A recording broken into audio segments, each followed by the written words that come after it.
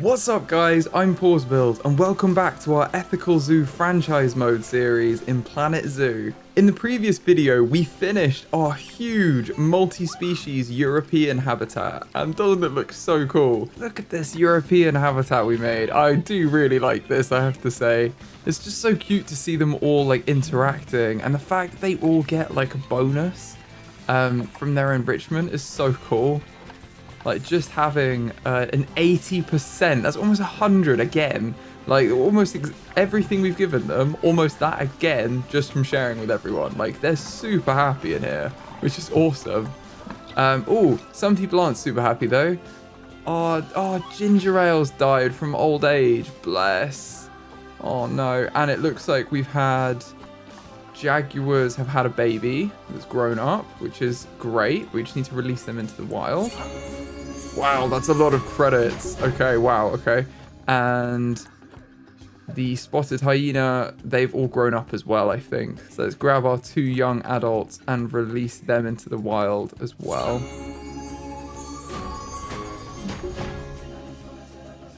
Oh, okay, Dot's injured. We need to send them to the vet, really. Let's just request quarantine on them. And they'll be moved, and then the vet will take care of them. Other than that, we've got protesters for some reason. Why is that? Oh, they're stuck. Oh, when we put all the when we put all the decoration in, they must have been on top of it, and they can't get out. Oh, poor things. We should have checked again that no one can break out, but I mean they can't, can they? Let's be honest. There's nothing we've put in that anyone can jump on, so I think everyone's good. Oh, poor thing. Oh, I'm going to pause. Do not inbreed, please. That must mean that you've grown up. Javier. Right, releasing you into the wild. I'm hoping that you are already pregnant, because that doesn't seem very long. 2 months. Oh, no, it's next year. Oh, dear. I think it's them. Oh, why? Stop inbreeding. The capybara are so hard to, like, keep track of. Look at all these babies. Oh my goodness. I do love them though, I have to say. Right, since we are building out this the European side of our zoo, and we have this great first habitat to start us off, I think we need to upgrade our staff building, and I'd like to do that by building the staff building and kind of integrating it with the animal that I want to put in today, which is the Hermann's tortoise, because it's so cute. And this is an exhibit animal, and if we go into the animal exhibit, I never feel that these are very large, these exhibit tanks, and annoyingly you can't really do much about that. You can't get bigger ones or anything. This is the size they are. And in this series we've already found a way to create a larger one like this by basically placing one exhibit in and then adding decoration and plants so that it looks like it's all one habitat. But today I want to show you another way of doing this. So I'm going to kick off by building out this staff building together so that all of these staff buildings can go under one roof.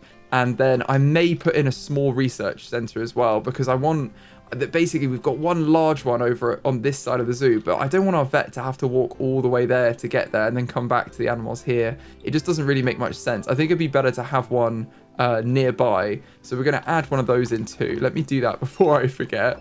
If I turn off blueprints, we need a small research center, I think. We don't need another large one. Just a little one will do.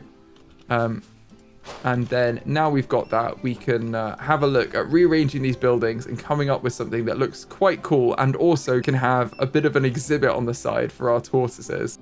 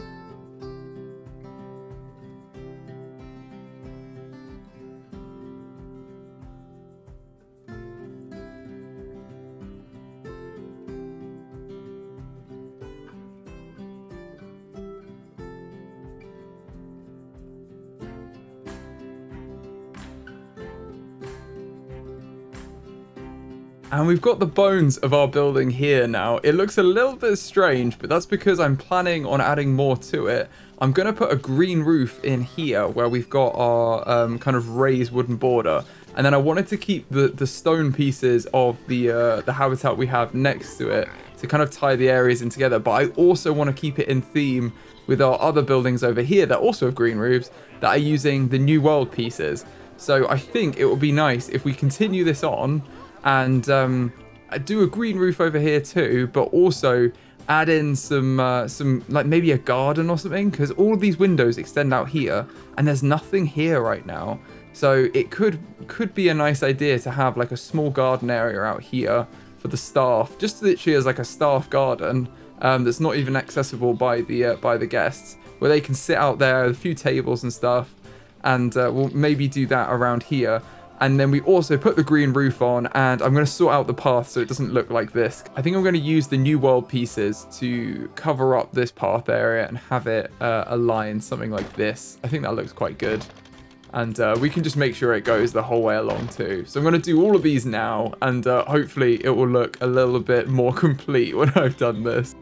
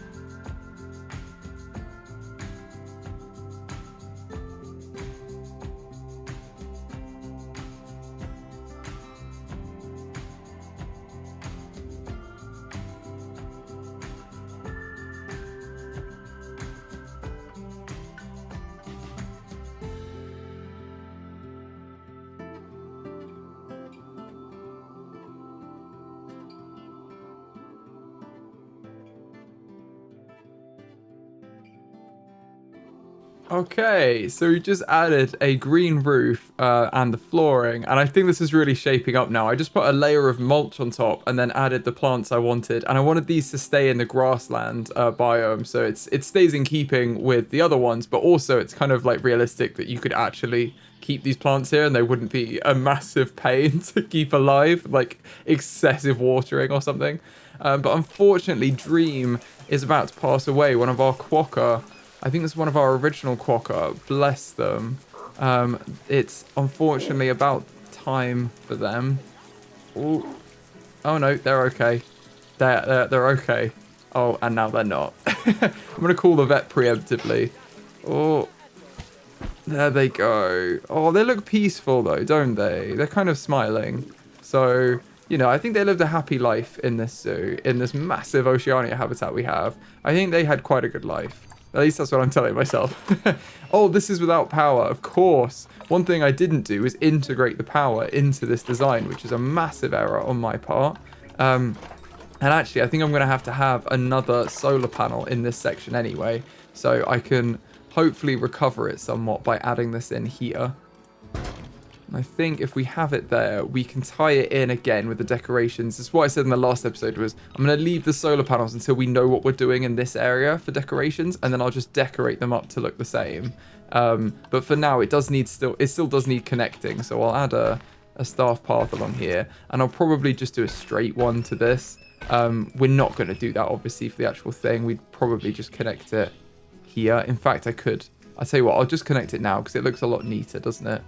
To be connected, and then at least our staff can access this bit. But we do need to do our staff garden, which I think I will do next. I'm just going to whack this in the work zone so our mechanic can actually look after it, along with the research building, so that our vets can use it and can do some animal research in the future. And we do need to tidy up the terrain here as well because it looks a bit odd where I've accidentally placed paths. I think I had a bit over here as well. Yeah, there's a bit over here that looks a little odd too. I'm just going to sort that out. And we need to switch this solar panel to be on maintenance every 3 months. Otherwise, it will definitely break. So this is good, though. Everything has power, which is what we want. Apart from this solar panel that's died, I think, because I didn't put the right maintenance on it. Yeah, okay. Well, I'll go through these solar panels and make sure they're all on the right level of maintenance. Because otherwise, they're not going to be very useful, are they? And then, yeah, we'll get some kind of standardized decoration across them all. But I think that works generally quite well. Oh, one other thing I missed as well was I didn't put any donation bins up here.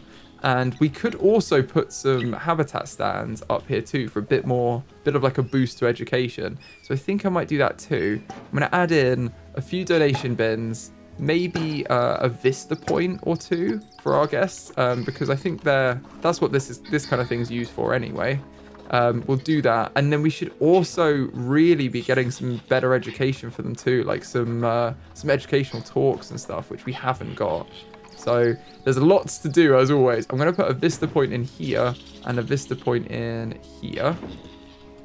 And then I think we'll put some education stands in, and we'll just do like one per animal for this habitat, because there's quite a few of them in there. In fact, I'm not going to add them in because we don't have any power up here, so that wouldn't be ideal. Let's not make it more complicated than it needs to be. They'll have the donations and they'll have the vista points. That's absolutely fine. We do need to put in some talks for them, though. I would really like to do that. But for now, let's make this garden for our staff, and we'll do things one at a time.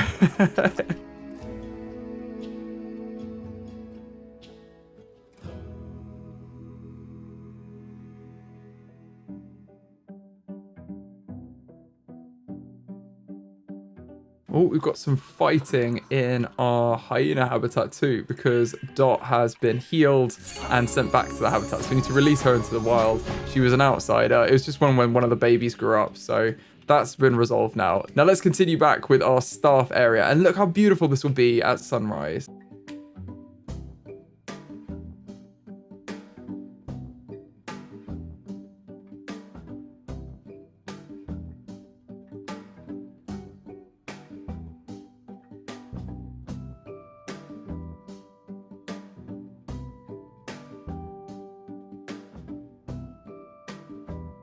I did debate putting in some flowers, like that's what I was thinking, but just having like the long grass here, if I make this all long grass again,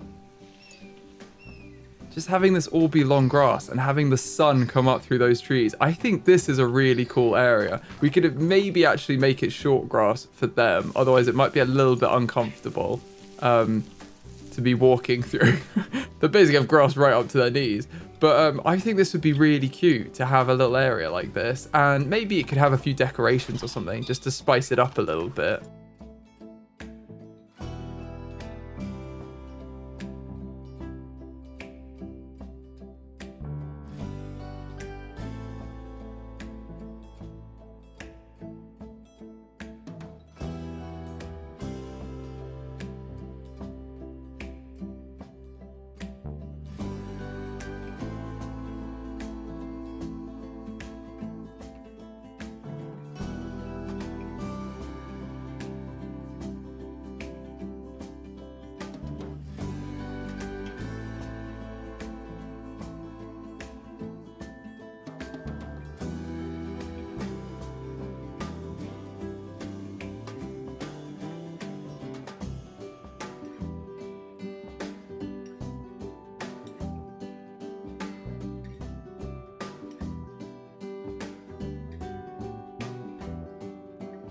There we go. I think that's good. I was going to put some plants around and have a bit more stuff, but I realized that none of the other area does. And it seems a bit more natural to just have it be like short grass in here. We've got a couple of hammocks we put in. They've got like a little fire pit with some seating, so they can sit down, and if it's cold in the evening or something, they can come out.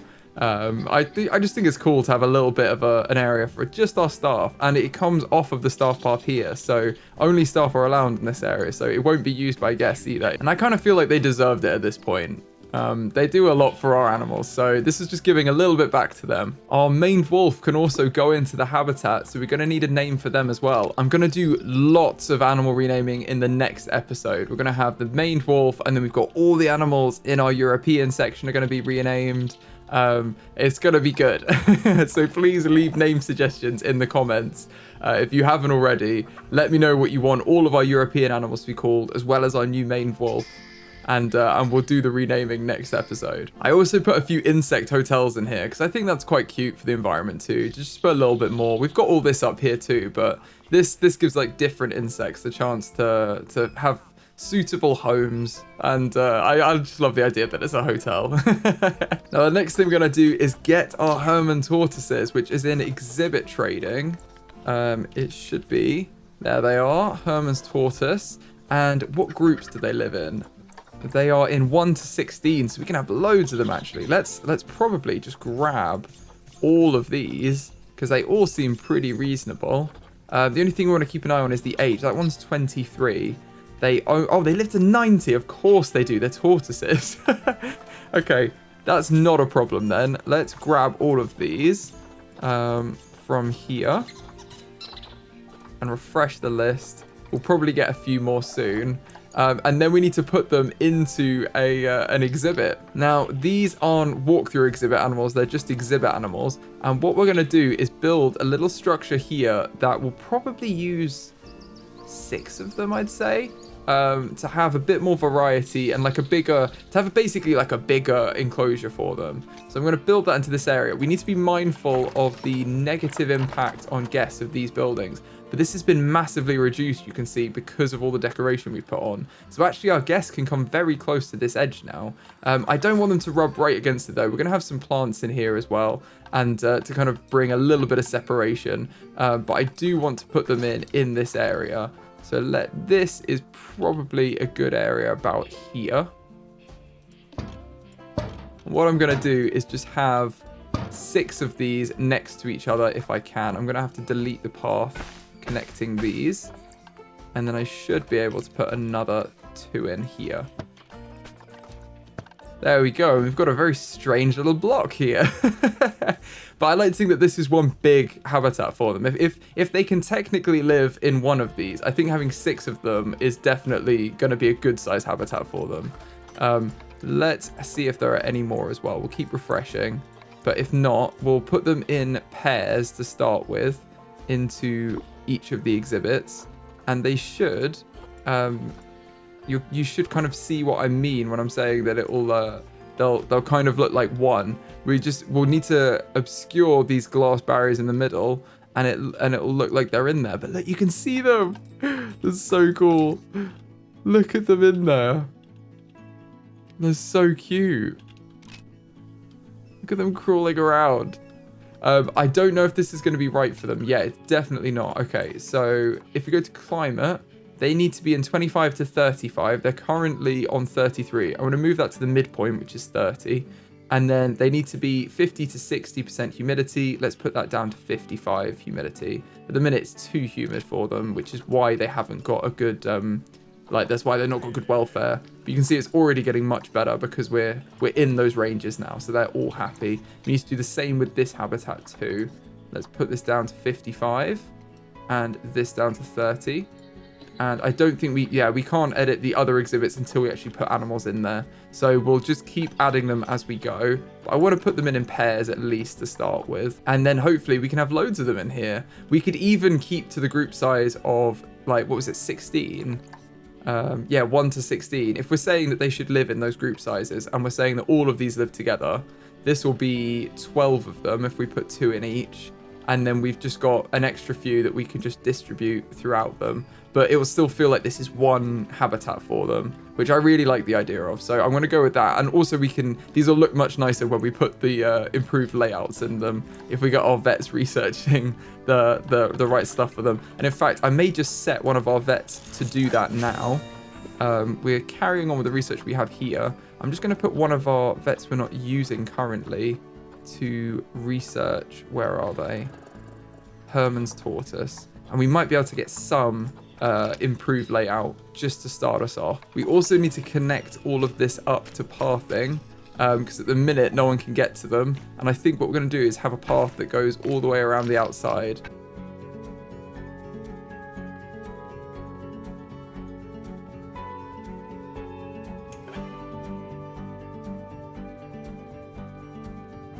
Got an alert that the meerkats are starving, which is really not good. I've called the keeper. Oh, the keeper's there. Okay, so the keeper's feeding them right now, but I don't like when this happens. I'm going to hire another keeper for our Africa section as well, and hopefully that will mean that we have enough staff around that we don't need to worry about it. We've got 13 keepers now, so we do have a number of them. We've got 3 for the Africa section, and 2 for the Europe section, and a lot for the central hub. So I'm hoping this is going to be good. We do also probably need more educators, but I do want to wait until we're a bit more financially stable before we get even more educators, because they're not directly focused on the welfare of our animals. They're more for the learning of our guests, I guess. I'm also going to put all of these exhibits into our Europe work zone, as well as these solar panels we put in, which is probably why they were all breaking down. Now I think about it, they weren't in a work zone, so now our staff could actually get on it. And I'm going to move all of these over very slightly, because I think it's just a little too close to the path. So I'm actually going to move them to the other side, I think, of this here.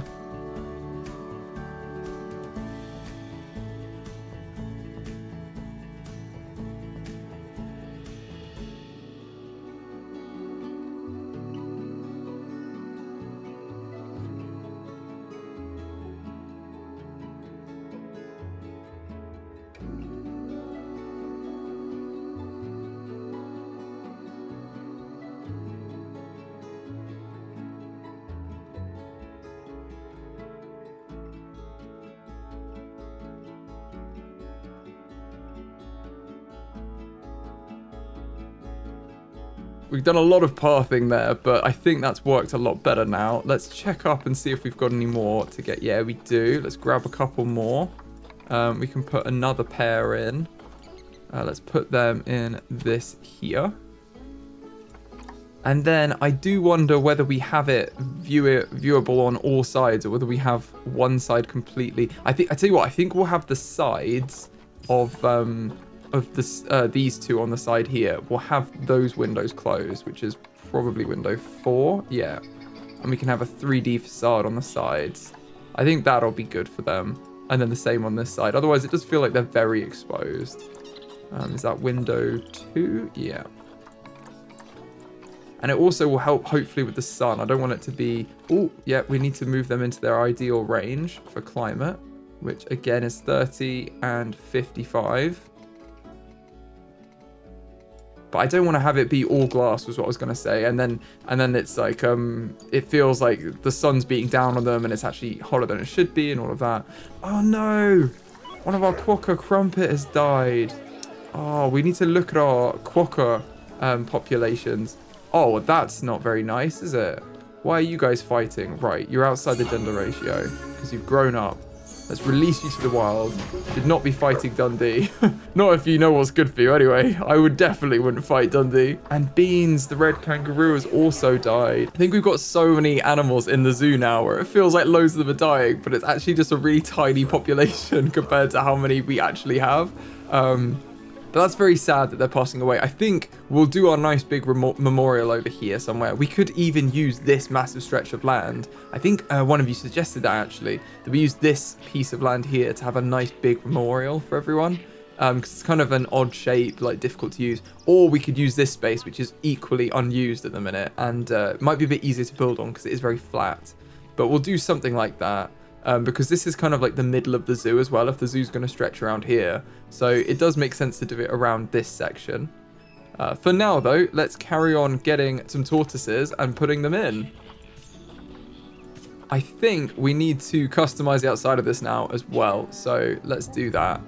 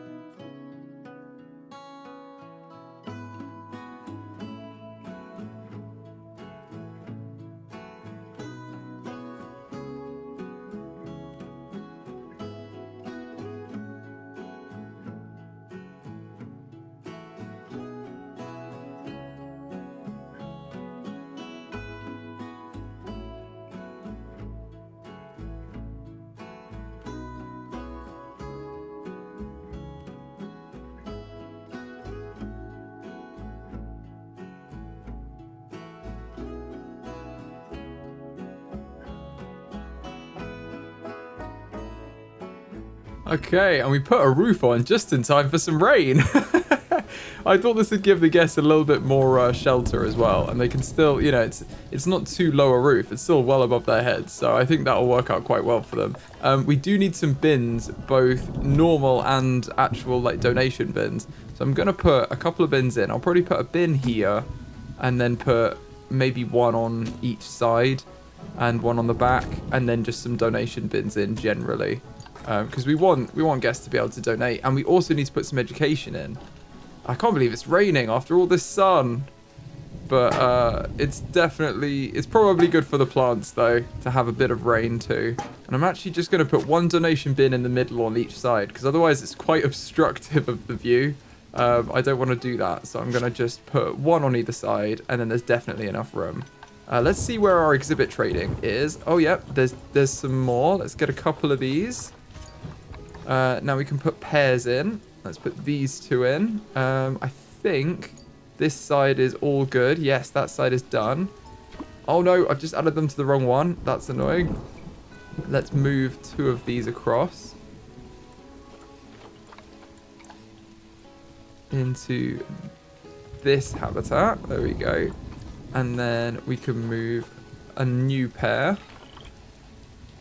into this one, and we're going to need to edit these so that they're in the right section. So 30 and 55 again, and the same for this one.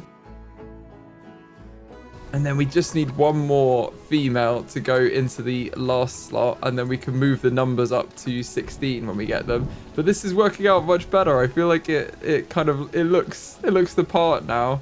And you wouldn't necessarily like be able to tell that it's there's glass between these. Obviously in real life there wouldn't be. It would just be one big habitat, which I think would be much better for them. Like looking at the size of it, I think it's a pretty good size.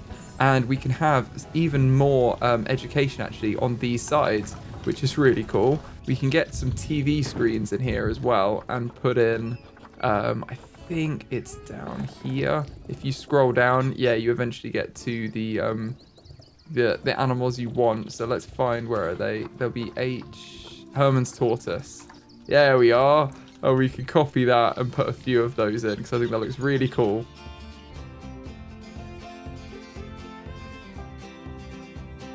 And we're gonna need some standard exhibit education boards as well, like these.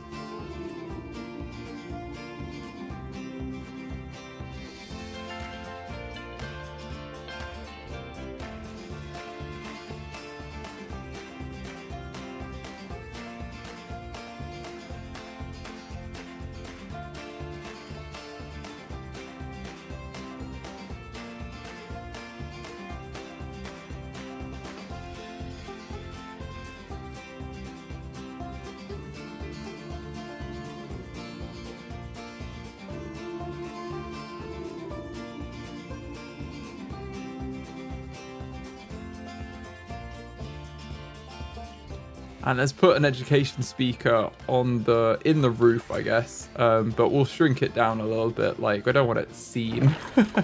It's going to be a bit strange if it is. And we can whack that on 20 and that'll cover the whole area as well. Let's just shrink this down so it's not visible. It'll just be in the roof, actual like roof bit. There we go. And now that's almost done. We can see we've got capybara about to inbreed, which is obviously very bad. I think it's it's this one's one of the babies, so we can release her to the wild, which is good. Get some conservation credits. That's very good. Our breeding program's going very well. And we're about to have baby boar as well. The European animals we've just put in there are doing really well on breeding. That's quite impressive. We should maybe check in with our vet research and see where we're at with that too. Oh, it looks like we've done a bit, and unfortunately we've got dangerous overcrowding. The capybara again. They must have had a whole like group of them that's grown up again. Right, let's go capybara. Yes, there's loads. Okay. Anyone that's a young adult, I think, just needs to be released. See, this is why, because it goes from like nothing to an insane amount, because they don't count them as babies. Unfortunately, that one is pregnant, but the rest of these young adults can all go. Look how many we're releasing into the wild. That's crazy. There's more than 6, I swear, that I just selected. Okay, I don't know why it's done that. I'll do it again and reselect the young adults. There you go. There's the other 8. That makes sense. All right, all of them should be gone now. Yes. Okay. Which means we're okay. There's not too many capybara. If you want to see capybara though, come to this zoo. We actually have an unbelievable amount of them. And look, you can see them in here. They're so cute. They're like the little yellow and black rocks. Look at them. It's hard to zoom in the exhibits. There we go. That's a bit better. And there's one right there. How cute are they? I think I'm going to put the last tortoise we have in this one because they are okay on their own. And then at least this is filled out and we can get the climate of it ready for them. Because we want to make sure that that's right. And then we can just add the rest of them. We need another female in the front left-hand side. And then the others can just have a few extras and we'll let them breed. Because we can set the population control as well on all of them. So if we say management, manage population, we want 1 male and let's say we'll have 1 female in this one. If there's 12 normally, that means we can have another 4. So maybe the corner ones will have 3 and the middle ones will have 2. We'll do it like that. So we're going to have 2 females in here and 1 male. We'll sell for cash. Annoyingly, we can't release them to the wild, but it's our only option. So we'll do that for that one. And then in this middle one, we'll just have 1 male and 1 female. It basically means whenever they give birth, they'll release the babies. So, well, we'll give the babies to another zoo if we're selling them for cash. And then this one will manage... Oh, we need to check out that wall because that doesn't look good with the wood. Okay. We're going to have 2 males over here and 1 female. And we'll sell for cash. Just mixing it up. And then we'll do basically the opposite as we go around. So this one is going to have 1 male, 2 females. Sell for cash, sell for cash. This one is just going to have 1 of each. And sell for cash. And then our final one, again, is going to have 2 males in this one and 1 female. And we'll sell for cash. And it's basically going to sell whoever's older, which makes sense. It'll keep the populations in here so we don't lose them. When we're just selling them for cash, it doesn't really matter as much as far as the conservation. We do need to put this window on though, which I think is that one, yes, with a 3D facade, and the same on this side here. But I don't like the wood is really showing, so I'm gonna have to edit that if we go to the construction pieces and try and move this wood around.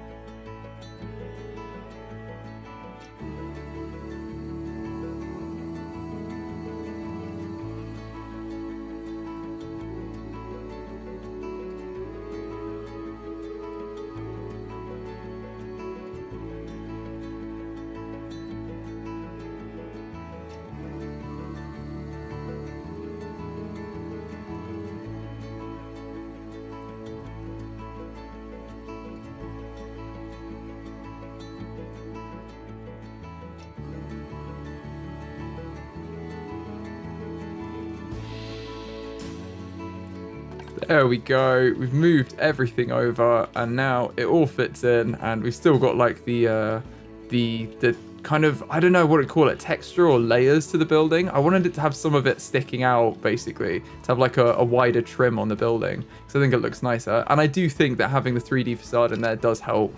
Like it makes it look, like for them, I'm sure, it makes it feel more like a real environment. And we've still got the rocks on this side as well for them. So it's not too far out of place either. Which is quite cool. I like how that's worked out. I think that looks really cute, this little hut.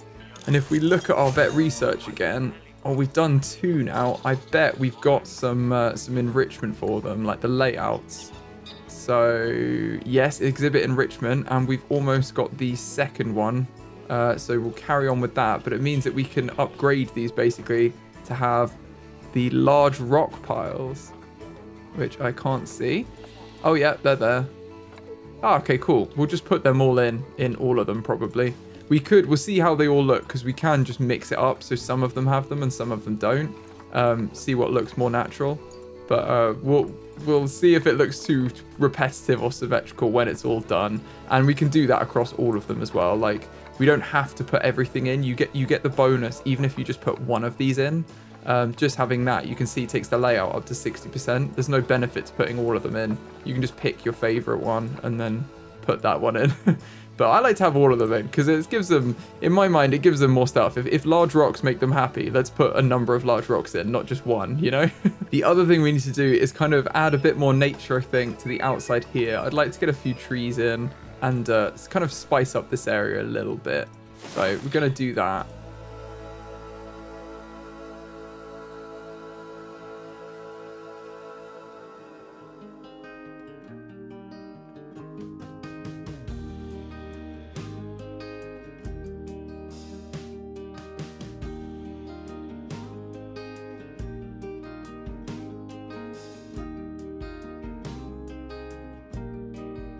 And it looks like we've got a male here, so I'm going to grab this male. We've already got a male there, and we said we were going to put extra... I've got to remember which one they go in now, because we've got... Some have extra males and some have extra females. I think this back right one here has extra males. 2 females in that one. Okay, so the back left will have extra males then. Let's move this male in there. And then they can start living happily together. I just want to definitely double check. Yeah, it's group size of 1 to 16. So even if there was just one on their own, like this one in the corner, they're absolutely happy on their own. And that's natural for them to be on their own. It's just I like to have them in little groups. If they can live in groups of up to 16, I'd rather they be together. And again, this is that in my mind, they're all living together anyway in this. We've got about to inbreed. Is that because... yeah, I think probably the young one is a baby that's grown up. So we're going to release this one to the wild. 180 credits. That's amazing. Must be because they're conservation status, but that's so good. And then I think we should learn a little bit about our Hermann's tortoise. The Hermann's tortoises hibernate for 6 to 12 weeks a year. So they're definitely sleepy ones. The shell of a Hermann's tortoise is made up of 60 interconnecting bones. How cool is that? The exact life expectancy of the tortoise is unknown, but it's thought to be up to 120 years. The Hermann's tortoises are the slowest growing tortoise species, and unfortunately, before their shell hardens, the young Hermann's tortoises are vulnerable to predation from magpies, wild boars, foxes, and hedgehogs. The Hermann's tortoise is a small species of tortoise found throughout the coastal forests of the Mediterranean. Sadly, the number of Hermann's tortoises in the wild have declined due to habitat loss through construction, wildfires, and herbicides, as well as poaching and the pet trade. Therefore, they are considered a near-threatened species. Road construction separates tortoise populations and reduces mating opportunities and genetic exchange. Because the Hermann tortoises take so many years to mature, they're particularly vulnerable to this, as they are often killed before having reproduced at all. Thankfully, captive breeding and reintroduction schemes are in place to help increase the numbers of wild tortoises, so hopefully we can do our bit in this zoo too. It looks like we've got another female here and another male that we could add in. I think that's all the males we were going to get, wasn't it? And I'm tempted. Let's move this female in. I think this one was 2 females. And oh no, this one hasn't even got a female, has it? In the corner. He's not got his female yet, it's just one guy. So let's move the female into there. And then we can move the male into another one that needs 2 males. In fact, this one may need 2 males over here. Yeah, let's just move them both into this one. And then we'll let the rest of them breed up to the numbers anyway, because they're going to keep breeding. So we'll let them breed and fully populate it how we want it. But we've definitely got a good number of them in there.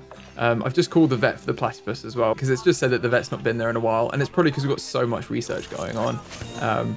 But it's going really well, you can see, for the tortoise. And actually, I think we've just unlocked another piece of layout for them all. Yeah, we've got the basking lamps. Oh, I think we should have all of these in all of them, because I just think they're really cool. So we could definitely spread these out. This is the kind of thing, though, where if maybe we should just have a few of them, like, randomly picked for each one, and then it will look far more natural. Because I can't remember which ones we put in which, but I think that looks much more natural when we just take some of them out, and they've got, like, a mix. Could even be that the corner one, that some of them have 3. Like, I'm happy for these corner ones even to have 3. Yeah, I think that looks good though. And then it look again, it kind of breaks the symmetry a little bit of them. Oh, we've got animal welfare. Oh, I think they're hungry. Oh, we've called the keeper. Yeah, they just need to be fed. That's annoying. Okay. Need to get on it, keepers. I don't know if we need another one. Maybe we'll hire another, because we've got quite a few. Oh, wow. Okay. Oh, they finished the research as well. Right. Well, our vets are done. Let's hire another keeper for the Europe section, and we can set them up. Let's go work zone, Europe. We'll train them up as well. We're training everyone up, but I think this should help us manage, because we don't want them to be hungry. That's obviously the opposite of what we want. Look at them. Look at how populated that is. Isn't that so cool? And they're all here as well. Look, we've got the babies here. That's adorable. With a deer. Oh, I love it. This habitat is like going after my heart. And we've unlocked all our logs, so I'm just going around and adding in a few random assortments so that they have at least a few logs in each of them, and it makes it look a bit more interesting and bring everything together a little bit more. I think I'll just take off one of them from here. Don't need 3 on both of those. It just looks so much better, doesn't it? Oh, I love it. I'm going to give this one another log because I feel bad only giving them 1. Even though I know it makes no difference, I think it just looks better to have both of them in. Right, and now you can see, I think this habitat is complete now, which is amazing. I'm super happy with this. And I'm also super happy with the staff building we made as well. I think this just goes together. And the little garden. I just think this all ties together so nicely. I like our little exhibit we've got here for our tortoise. Some of you guys had some great ideas for improvements for it. So I definitely want to implement them. And I think I'll kick off this episode actually by doing that. So a number of you pointed out that in this exhibit on the bottom left, that the females were set to 0. So we obviously want to put that to 1 to have 1 female, and we should probably try and grab there we go, we'll grab one here and send her into this exhibit. However, also you pointed out that a lot for this species, the males want to breed a lot more than the females, so it's probably a good idea that obviously we want to have them breeding, so we want to have 1 male and 1 female in each exhibit, but perhaps we should set all of the ones that have 3 tortoises in them to be 1 male and 2 females to give the females a bit of a break. Because I think, yeah, the males have a much greater desire to breed than the females, so we want to give them a bit of rest and let them have the peace that they need. So right, we'll go 2 females and 1 male for all of them. I think that's all of them. Max males, 2 females. Perfect. Another great suggestion that you had was to actually rotate some of these buildings, which I really like the idea of, to kind of give more, like offset the symmetry so it doesn't look the same. So I'm definitely going to do that. I'm just going to hit the Z key and I should be able to rotate them. There we go. Let's have that one there. We just need to customize the windows to make sure that the right one is showing and not the one at the back. There we go. And you wouldn't know, and now everything's been mixed around. I think that's going to help the symmetry a lot more. So I'm just going to go around and just rotate some of them, and it could probably mean that we can add all of the layouts into all of them, because it won't look the same regardless, which I really like the idea of. So I'm going to go through now and just rotate all of these.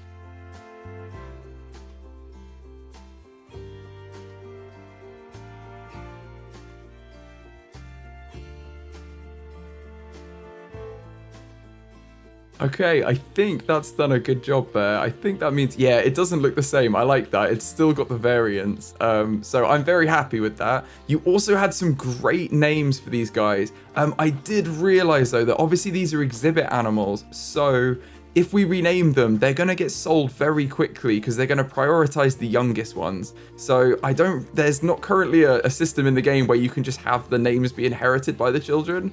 Or anything like that. So I think I'm not going to rename them because they could literally just be sold instantly as soon as we've renamed them. So we won't know that they're actually in there. But I really like how this habitat's turned out. I think it's very cute. And I like that it's not all symmetrical, even though we've added in as much enrichment as possible. So thank you for those suggestions. I really appreciate them. We've also got a few alerts here. Oh no, we've lost the capybara. Oh, in the water. Oh, that's so morbid. Oh no. Okay. All right. I'm gonna move on from that. Bless her. She's passed away. We will be doing a memorial for her. And the other thing is that we still have fighting between the hyenas. So I think that the ratio is off for these. I want to make sure it's for alpha status. I believe they're alpha females. Yes. So Shenzi's got it. So I'm gonna just release Giggles, the other female hyena. I'm gonna, I can't release her into the world, probably because we bought her with cash, but I am gonna send her to the trade center and we can sell her to another zoo. You know, we'll trade her with another zoo because I don't want them to be fighting. You know, that's not ideal at all, and I don't really know what to do about it. It does say that you can have 2 females, but maybe they're similar enough in age that they're constantly fighting. I'm not 100%. We've also got some rewards because we've released 3 striped hyenas to the wild, so that's brilliant. And we've bred 4 new habitat animals of different species. We've done 18, that's incredible. We're doing a good job as a breeding zoo, aren't we? I'm gonna go into animal trading and just sell Giggles now to another zoo. So we get a little bit of money. They'll go to Frontier Zoo. And look at all the little babies in here. The little piglets are so cute. Oh, there's so many adorable babies in this habitat. I love it. Look at the little cygnets as well on the water. Ooh, and it's going nighttime. And it's day again. I love the quick transition we have from night to day in this because our zoo is not open late. We also have a lot of babies in here. Look how many capybara babies we have. I just want to check on them that they're actually all okay because we keep having issues with too many capybara babies. But I think they are okay, actually. It's just, there's just a lot of little bubbers. But that's okay. That's okay. That's what we want. We're breeding, aren't we? That's all fine. We do want to do some renaming, though. So I'm going to go through and rename some of the animals that we've put in here. I believe we've got the male capybara and the bird's tapir and the Maine wolf males all need renaming because we've got new males. So our male capybara, we're going to rename to Felix. And as this is the Maine wolf male. That's brilliant. We are going to rename him to be Monty. And oh my goodness, they keep walking to the next one. This is incredible. We're going to rename this male to be Tango. I think we've also got too many platypus in here. Platypeople? I'm not sure what it is. But it's just because our babies have grown up and we've got an elderly female in here. So I'm going to release the 2 young ones to the wild. Hopefully that'll get, yeah, that's a decent amount of credits. Oh, that's just for the male. Okay, that's pretty good for one. And then this female we will also release and get 133. That's pretty good. Okay. And I believe the aardvarks have also matured. Where are they? I think they're here. And yes, they have. Oh no, we've had some fighting. Okay, so our female has been injured. Let's call the vet. That's not good. They'll have fought because of the overcrowding. Let's have, oh, that's interesting that the female's been injured when there's two males. However, we're going to have our baby, which would be the youngest here, is Bubbles. We're going to release them to the wild. 81 credits. That's pretty good. And everyone should be happy again. I'm going to check up on our vet research too. Hopefully we've got a bit more. Okay, the black rhino is doing quite well. So we've got this going on the black rhino and this striped hyena, I believe. Yeah, the striped hyena. So I'll leave them to do their thing and carry on. I'm also just going to train up all our staff periodically. Oh, everyone is. That's perfect. Oh, no, it's all just the vets. Okay, all the staff can be trained up. I just clicked the wrong button. And I want to check in on how everyone's doing. I think our educators have a very high workload. So we could probably do with adding some more of them.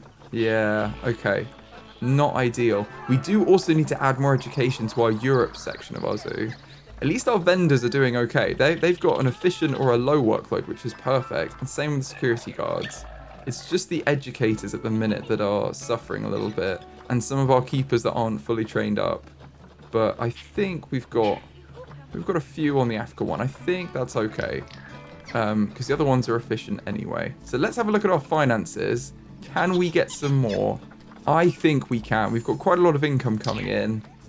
Yeah, and we're going to expand with some shops today, so we'll get even more income from that. I'm going to grab us a few more educators. Now, how many do we have here? We've got 1, 2, 3, 4, 5 educators on the central hub and 2 on the Africa section.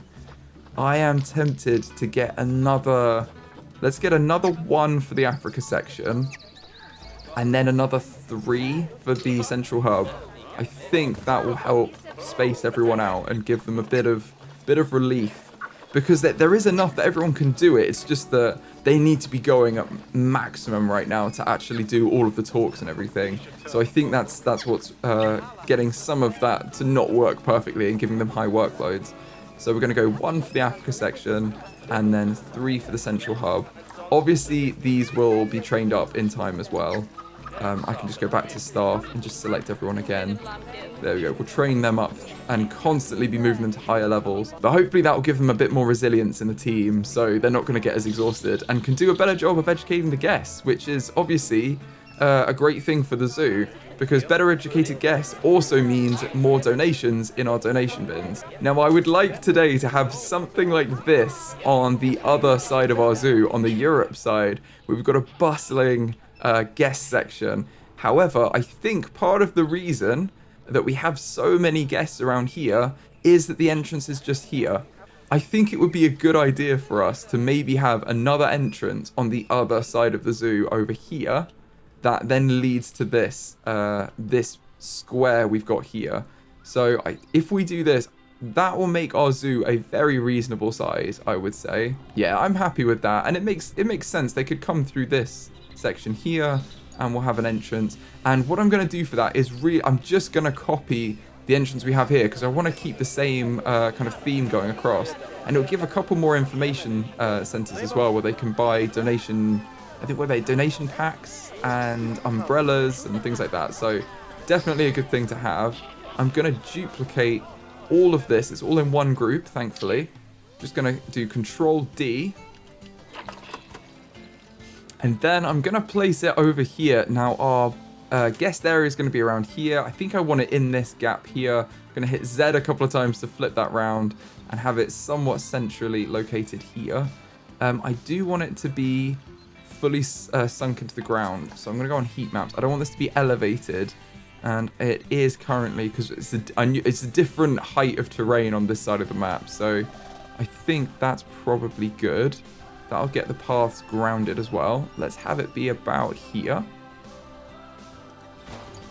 We've got our little entrance in there. Now let's link it up to the rest of the path network.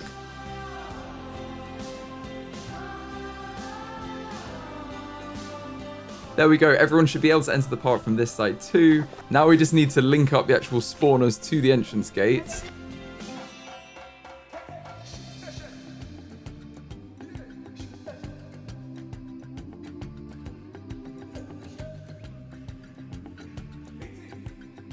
Unfortunately, I don't think I'll be able to get the exact same design on this side, but I still quite like this. I think it's kind of weird, but I like it.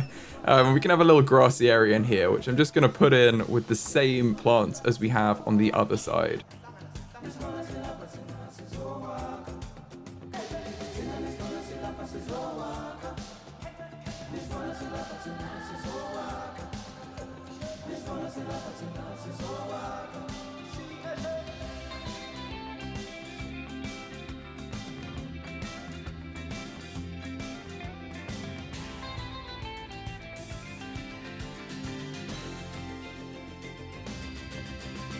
There we go, we've got our little entrance now. Now, we don't have any vendors here. I don't know if we've just got some new ones. No, we haven't. So let's grab another couple of vendors and we can start a new work zone.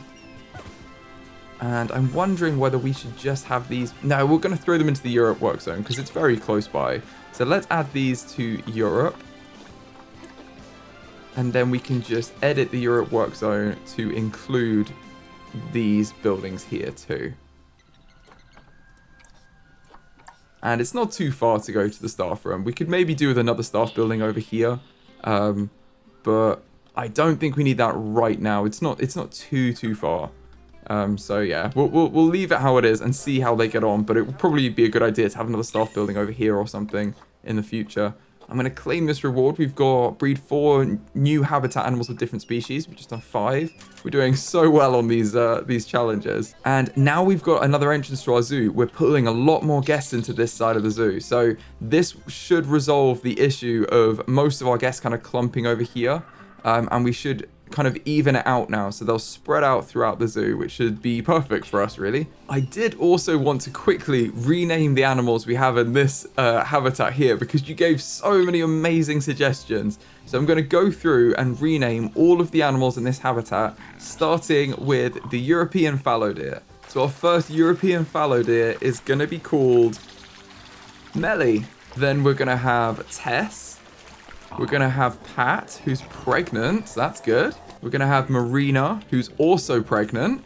We're going to have Taro. We're going to have Pudding, which is a very cute name. We've got Sammy and Lily, who's having a nice little nap in the grass. And then for our male fallow deer, we obviously had to have Bambi. For our mutons, we're going to have Bobbles, Willow, Zeus, River, who's checking out the little swan pool. How cool is that? Look at them splashing around. And finally, we're going to have Bianca. For our red deer, we're going to have Crepe. We're going to have Donut. Fawn, who was having a little nap. They've just woken up. Martha. And then for our male, we're going to have Prongs. Or James. Now, I think the pronunciation of this is Visant. So for our first Visant, we're going to have Sumo. Please tell me if I'm wrong in the comments. I probably am. We're going to have Red. We're going to have Oak, Maple, and Wisteria. Also going to have Fern and Bramble and Chunky. And then for our male, a few of you said you quite like the name Olaf, so I think I'm going to leave it because I like it too. I think it fits him very well. So he's going to remain Olaf. And then for the final animal, the wild boar, our male is going to be called Henry.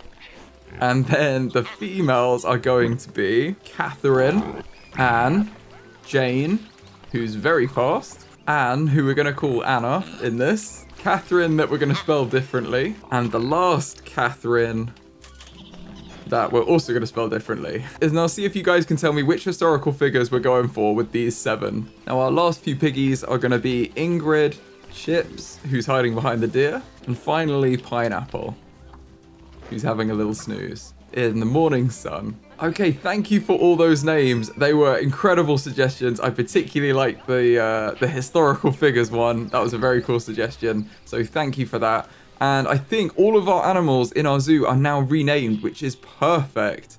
So it's probably a good time to build the guest. Look, all of them coming in. Oh my goodness, look at them.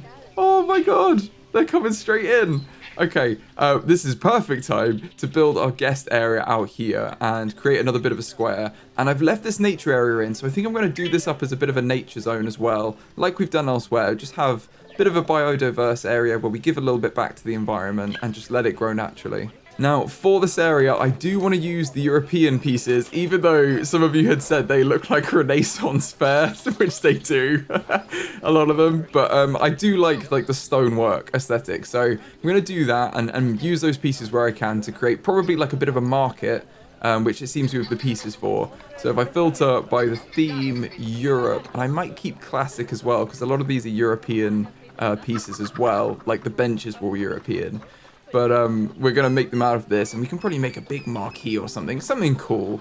I'm also going to utilize in the facilities, in our guest facilities, if I turn off the blueprints, we've got all the counters, which I think would be perfect for a market, rather than having the full unit that's got the background and everything in it. We can just have a little counter instead. So I think we're going to be doing that, and we can put them in. We've also got European food trucks. I like that too.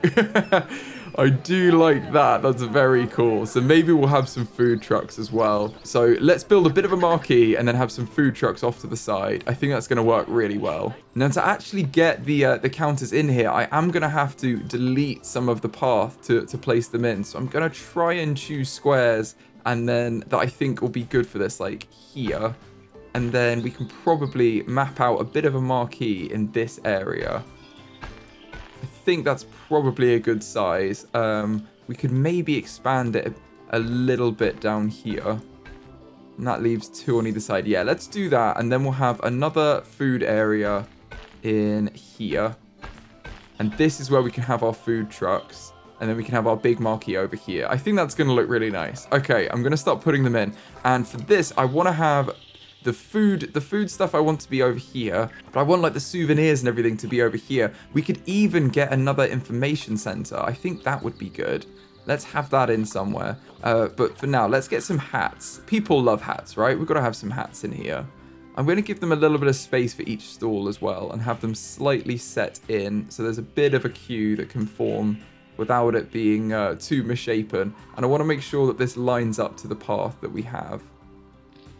So everything is somewhat symmetrical. So we're going to have hats. Then we can have just a memento, which is souvenirs. Then we've got Missy goods. And then I think we'll have our information center at the end. And annoyingly, it doesn't quite line up how I'd wanted. So I'm going to change the grid size to be 2 meters. And then I'm going to set them up so that they are symmetrical. So I'm just going to move this one over slightly. Got a slightly bigger gap in the middle, but I think that still works out quite nicely. I'm also going to duplicate them onto the other side, but I'll probably mix them up so it's not too obvious which one is which. Although we could actually, if we had them, I'll tell you what we'll do. Move everyone back 1 or 2. Maybe we'll move them back 2. We'll move them back 1, and then we can have another counter on the other side that's also set the same distance. Is that too much space? I wonder whether we even need all of this space here or whether we could have another... Yeah, okay. I think what we'll do is we will add back in the path on this side. If I align to grid, if we add this back in here, that will give us a bit more space on this side so we can have a nice habitat here. But also, I think this is still enough room for this. We can flip them over and have them run on the other side on grid 2 meters. I think that's going to be good. And then we've got like a double-sided stall. So, you know, they'd have a whole stall here. We can make it work. We'll make it look professional. But we're going to do this and duplicate them along. Okay, we've only got a few vendors for these as well. So we need to add in some more. Let's have a look at how many vendors we did get. We've got 4 shops. Do we have any more vending staff? Oh, yeah, they're all assigned there. Right, okay, so I'm going to edit the Europe work zone and add these all in. And then I want these people to just be assigned to Europe. So we've got 1 vendor, 2 vendor, 3 vendor, and 4 vendors. And then I'm going to hire 4 more vendors to do the other side as well. So this is going to be a lot of staff we're hiring, but we're going to earn our money back. I am very confident in that. So this should be a lot of goods that we have here. And then we're going to add all of these into the same Europe work zone. Okay, now we're going to need to decorate this up. So I'm going to try and turn this into something that resembles a bit of a market stall. So let's do that now.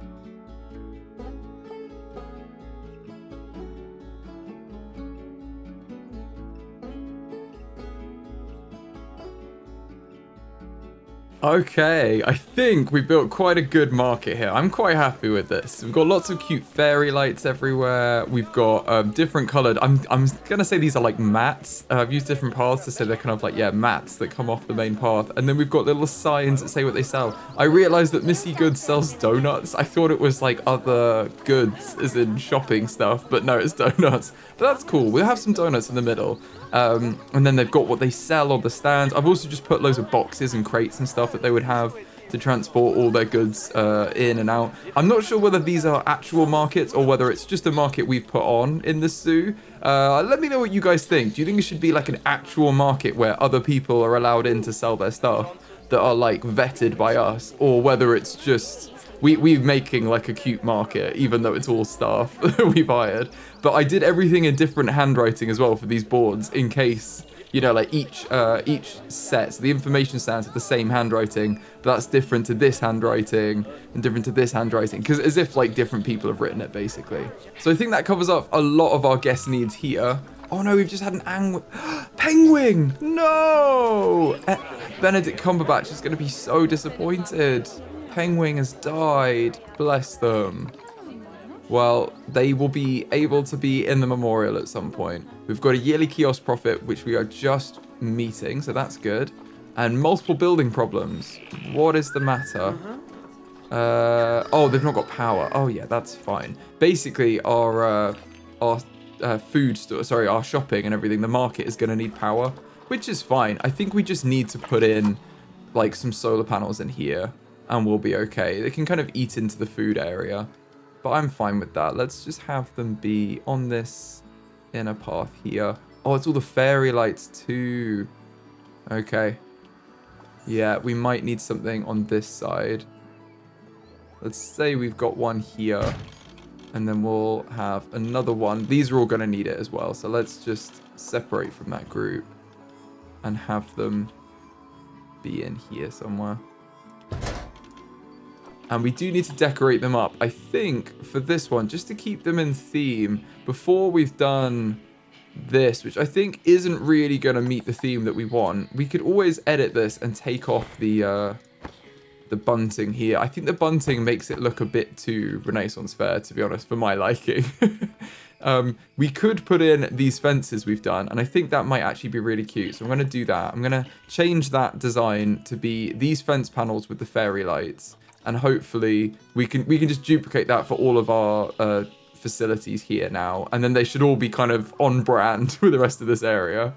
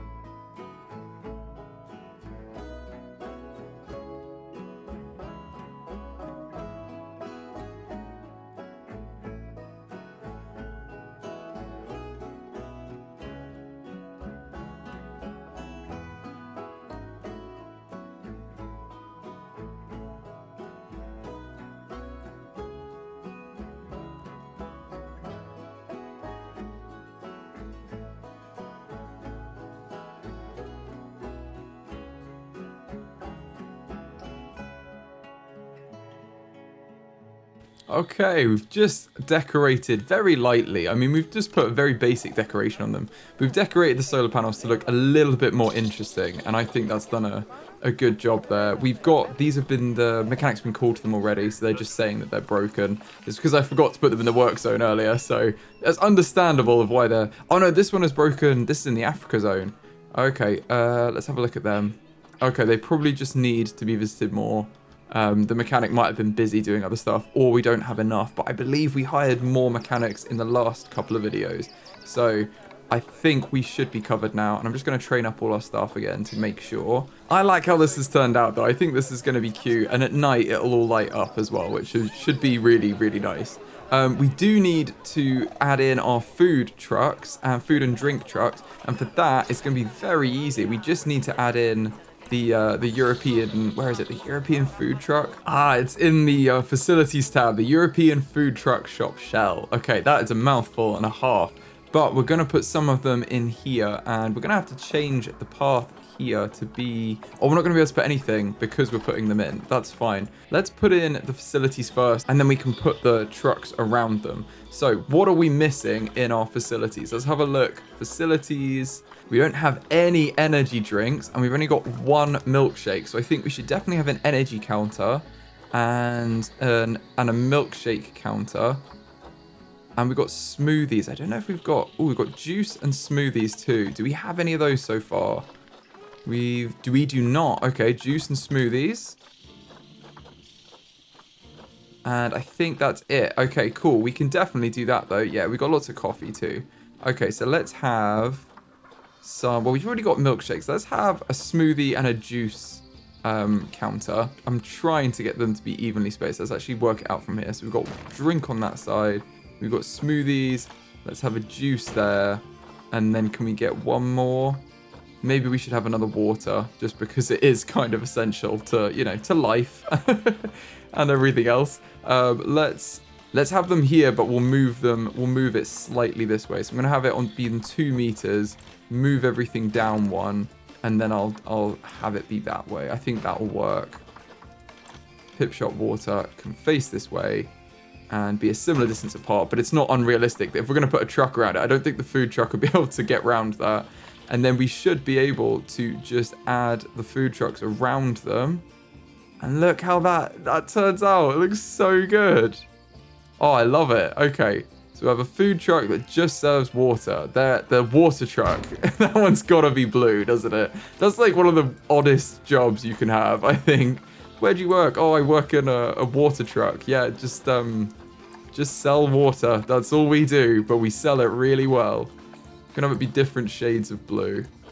There we go. I think we can make that slightly... Have that slightly darker. That's quite obnoxiously watery. I kind of like that. Let's have it be white. That looks a bit nicer. Okay, and we've got a little water truck. Now, I'm just going to do this with all the food stores as well. I'm going to find the ones that we don't have many of, and then I'm going to do a food truck that's in the rough color of that food or drink we've got.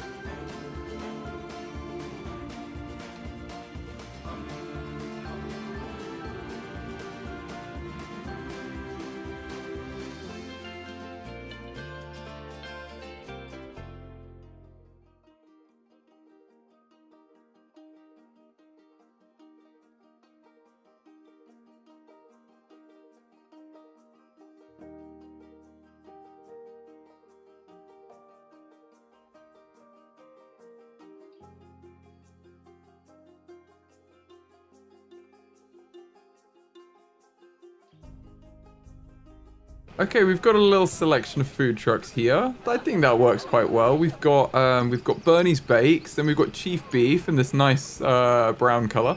Then we've got Monsieur Frite and Pizza Pen.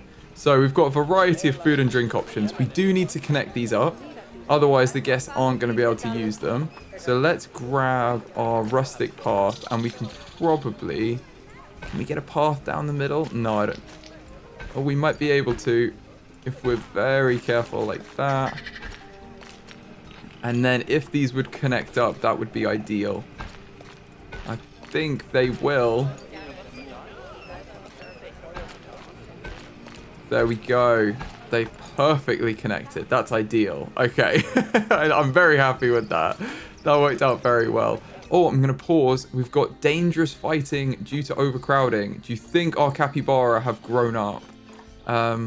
Yeah, giant anteaters, a no on that. They've just got babies. Oh, they've got babies. So it must be the capybara have gotten to be adults now. Yeah, there's going to be too many. Yeah, okay. Let's grab these, all of the young adults, and we will release them into the wild. Which is quite a few of them, it looks like. Wow, yeah, it's because they have such large like litter sizes that it just gets a bit insane when they all grow up at the same time. Let's release all of these animals to the wild. I don't think that's all of them. I'm going to release them. And then, yeah, there's still a few left, so we'll release these two. That is everyone. Cool. Okay, they've all been released. That should have resolved the problems we had there and reduced their numbers quite a lot, which is definitely a good thing at this point. I think I'm almost there for this episode in what I wanted to do, but I did want to add in some... we need to sort out their work zone first. Before I get on to the last thing I wanted to do, we need to add all of these into the Europe work zone, including the solar panels, if they've been missed. All of this needs to be in there. Need to be careful about how I select these. There we go. Is everything over here in? I think it is all in Europe now. Cool. And then we need to make sure that everyone is assigned to Europe, not just that stall. Because we want them to just float between, basically. And I'm going to hire another couple of vendors. Probably another 3. And just let them also enter the work zone, the Europe work zone, and float between, because we're going to have a lot of vendors here. We want to make sure that when they're on breaks, that nothing is like left on its own without a vendor. So this should add quite a lot of money to our zoo, because this is also very close to the entrance. Everyone will be swarming around these, and when we have more animals here, I think this will really, really draw people in and earn us quite a lot of money. At least I'm hoping it will. But it looks like we've already got some takers, so the market's already started, which is good. We do need more shade for them, actually. That's something we really do need for our guests generally in this area. But maybe we'll do that in the next episode. The last thing I wanted to do is just to make this a bit more of a nature area, and all I'm going to do is add a fence to the outside and then put some nature in to make it kind of a little biodiverse wildlife area like we have elsewhere. And I'm actually going to do this. I'm going to use the same fencing we have over here with some fairy lights, because I think that's going to be very cute.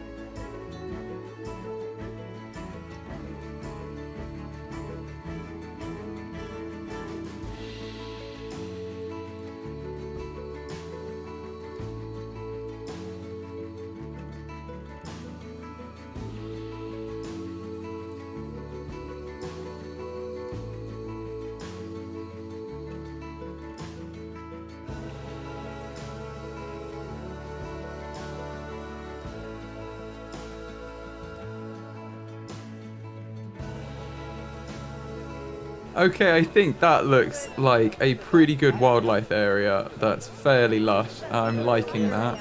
Oh no, why is it attracted welfare? What's wrong with them? Hydration? There's a lake there. Just drink. What are you doing, Fern? It's literally accessible. I could see you could swim in the lake if you want. I don't understand that. Right, well, we'll call the keeper and the vet and let them sort that out. But I think that's just the animal being a bit silly. Let me move it near the water and see if that helps. if I manually move them. These are doing well, which is great. That's really good to see. And we're going to need some more bins around here, I've just realized. So let's whack some bins in along here, because we do not want everyone to be littering, which I can see someone's already started to do, and they're going to get the frowny face from me. But I think this has been a lot of progress for this this video, and we'll sort out the rest of the bins and stuff in the next episode, I think. I'll just move these to the side here for now. It seems like our food vans are somewhat of a success, and our market stalls as well. We just need a few more vendors. It seems like everyone is on their break. I'm going to have a look at our staff panel and see what they're doing with this. So if we go to our vendors, everyone on Europe, yeah, there's not that many with a high workload though. Everyone seems okay. There's some that are really, you know, poorly trained up, but they're just going to get better at their job anyway. So I don't think we need more people. It's just an unfortunate time. It's like most of these food trucks are, are empty at the minute. Oh, there we go. They're filling out now. They're coming back to work. All right, well, we'll see how they go. That should be fine. You guys also pointed out that one of the solar panels, as this one, is going to stay permanently broken until we actually reconnect the path to the main path. So now it can be fixed. Our mechanic could actually go and we'll stop getting this alert. And it looks like we've also got a challenge. Yes, we've bred 2 new exhibit animals of different species. We've bred 4 of them, so we've definitely smashed that one. And hopefully we'll release a bird's taper into the wild soon as well, because we do have a baby, so we can get another one. And what's this one? Get a zoo inspection report with an overall rating of 5 stars. That is hard, but we could be doing it. I think it's the animal rating and the guest education rating that they take into account. So we're doing a pretty good job. The one thing we could work on in our zoo is actually our guest happiness. So perhaps we should do a little bit of that this episode as well. We've got power source failed. This one, we know why. This one has also failed, but I think it's just a bit further out than anything else. That's probably why. They could do with an easier route across here, but they're not going to get one, I don't think. It's not that far from the staff room, though, to get up here and round. So hopefully they'll eventually sort that out. And I believe we have a few extra capybara in here that have grown up as well, which is great. I'm going to release the young adults into the wild. Quite a number in here. Yeah, and then they're the adults. Okay, so let's release these to the wild.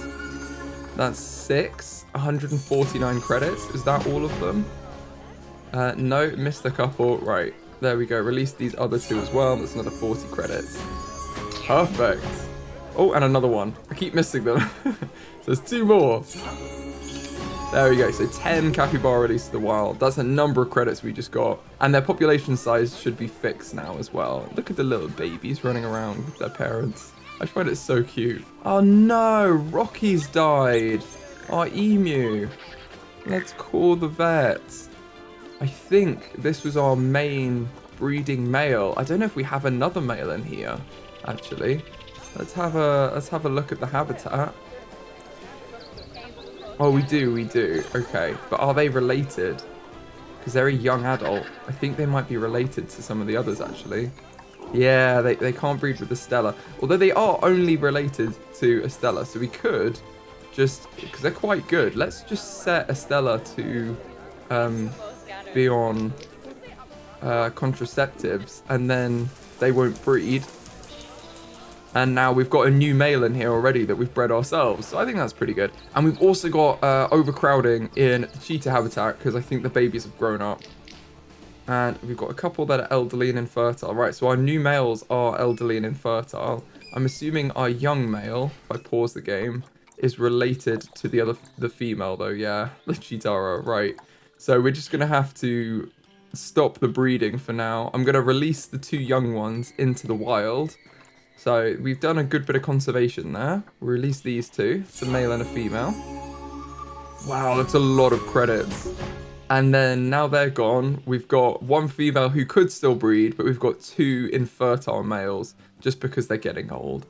So we can see how they go. I think if any of them pass away, we might replace them with a younger male who can still breed. But for now, they're just enjoying their lives, aren't they? Look at him. He's just having a little snooze. He's an old man.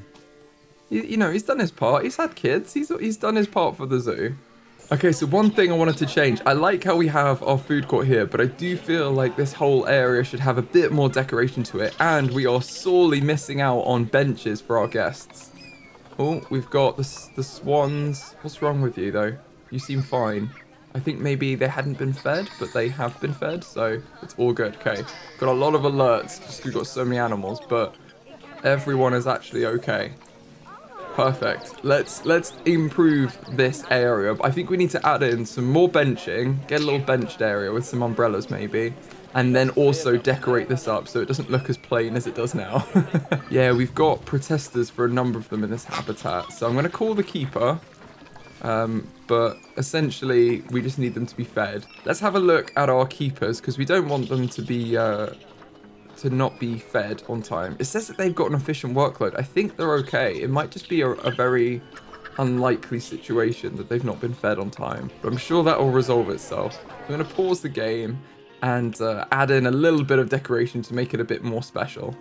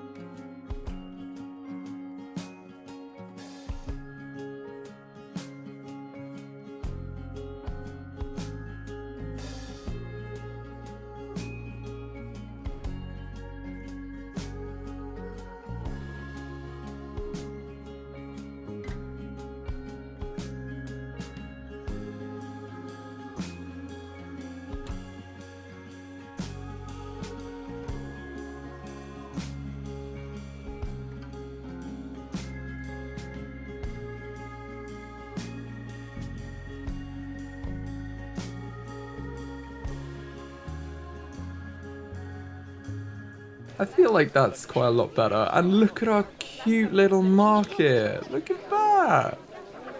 Oh, I think it's turned out really nicely. I do wonder whether we should have a different coloured floor under here, but it makes sense that it would be short grass, like you'd mow this down. It just looks a little bit empty almost.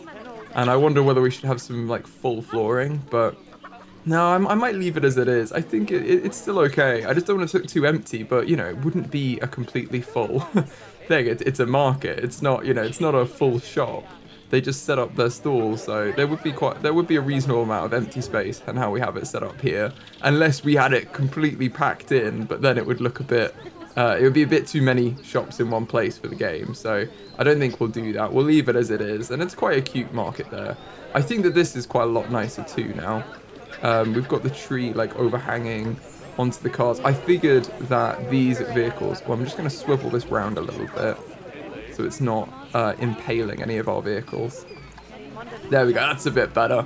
But I figured these trucks are just going to stay here anyway, aren't they? It's not like they're going to drive off. So we own the trucks and they're permanently parked here. So I've made the grass a bit longer. I put some trees in around them. You know, they're somewhat set in there. And now we've made some nice improvements to this area. I think it's about time we got the animal for this video. And today's animal is going to be the European badger. Look how cute they are. So these are adorable and a menace. But we're going to have some in our zoo. They live in groups of 6 males and 6 females. So it's 1 to 7, but you can have 6 of either. So that's interesting. It can be, yeah, they don't mind about male or female. And the males have a hierarchy based on age and size. So ideally, we'll have one male that's bigger and older than the others, and then we won't have any fighting for dominance. That would be what we should go for. Or we just have one male and 6 females. And how long do they live? That's the other thing I need to look at. They live to 17. Wow, okay. And they can breed from 2 years until death. So that's good to know. They're shy around humans as well, so we need to be careful about giving them enough space to hide. We want to make sure we do that. Okay, let's have another look around animal trading. We've got one female here. Let's sort them by appeal, actually. That's the first thing to do. Yeah, it's still this female. Let's get her. I know she's got immunity 0%, but other than that, she is pretty good genetically. So let's get this one. We'll get this female. We'll get this female. And this one. And this one. Right, that's 4 females. Now we can get our males. This one is only 2, so we want to make sure... Let's refresh our list. This male is 33% size and he's 4.9. Ah, see, this is where we're going to have an issue. Whereas this one is 50 and 4.6. So we could get... Ah, here we go. I think these 3 males, the best 3, might be okay because the oldest one is 75% size. We could even not get the other one the same age and just have this be our oldest male. Let's get this one. We're going to get Metin because he's 4.9 and he's 75% size. So he should be the dominant male. And then we can get this one because he's 50% size and 4.6. Hopefully that's enough that he's not going to challenge him. And then we could get this other male. Or let's refresh and see if any others come up. We can also get one of these young males. It's just that they're pretty big. They're on very good genetics. Or let's get these as we have them. Because we've got 1, 2, 3, 4, 5. That's 6 badgers. And they can live in a group size of 7. So let's send them to our quarantine. And they'll be moved from the animal trade center here into quarantine. So we can just check up if they have any injuries or diseases before we put them into our zoo. And now let's build a little habitat for these guys. I believe their requirements are quite low in that they're very short. So let's say we've got a full thing of 7 and they've got 7 babies or something. They still need less than 1,000 meters squared. Yeah, and they only need a 1 meter fence. So grade 2, 1 meter. That's interesting. Right, I'm going to pause the game. And we're going to build out probably using this whole area here, we can build out a nice sized badger habitat with 1 meter fencing, which is really low. And it means we can use my favorite habitat gate, which are these little ones here. So let's get this small metal habitat gate. And we can put this in here so our keepers can easily access it. It makes sense to put it on the end as well, because this is where our staff path is over here. So it's a little bit of a staff zone around here. And then we can put in some null barriers and then fill it in after with our construction pieces.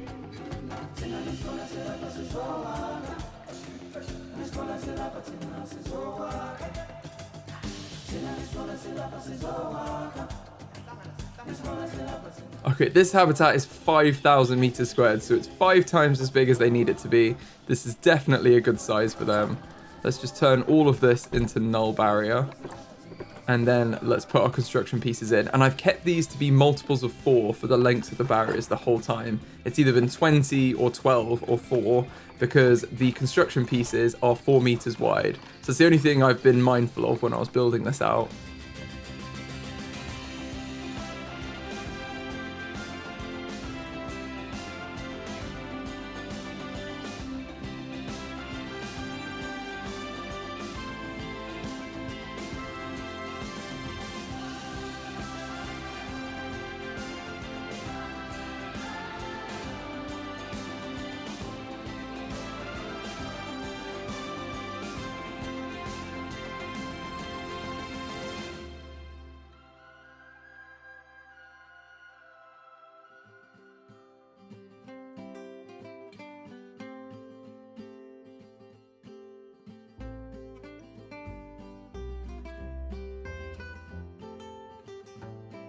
Okay, so our habitat is ready for our badgers now, so we just need them to pass quarantine and we can move them over. It looks like that solar panel needs assistance, so I'm going to request the mechanic that's walking away from it, and hopefully they can go sort it out. We are going to want some better visibility around here, so I'm going to make another path that comes off next to this solar panel.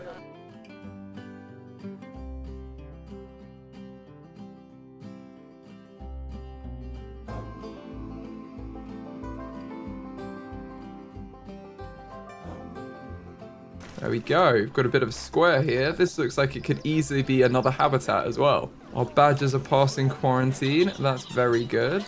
And I think where we've got this area here where there's not going to be anything now, we can just make sure this is all long grass in here. Because I think we messed up this terrain slightly when we were building these areas. Now we're also going to want some display boards. And seeing as these are very low, we are going to want to think about having them on stands. Because I don't think they'll fit on the wall. No, they won't. Look, we're going to have them. We can have them on the legs that come out of the wall. That might look a bit better. Let's do that. So we'll have them sitting just atop the wall like that. That looks better. Let's have one here, and then we'll just continue these. Have a few of them on each side so we can teach our guests about our badgers when they're in here.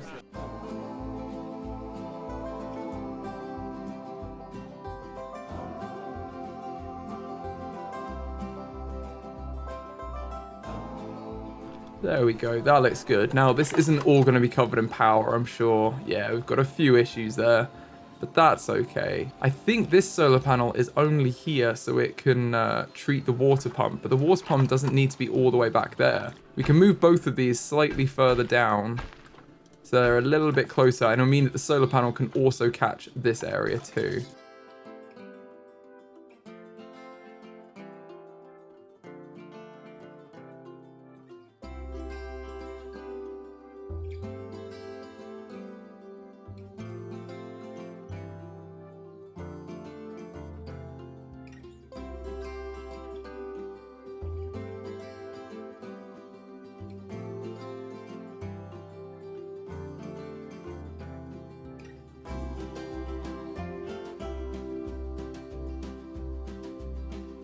Okay, everything is linked up, and now all of these are within the power radius. We just need to put another solar panel up here, which we can very easily do just by duplicating this one we've made.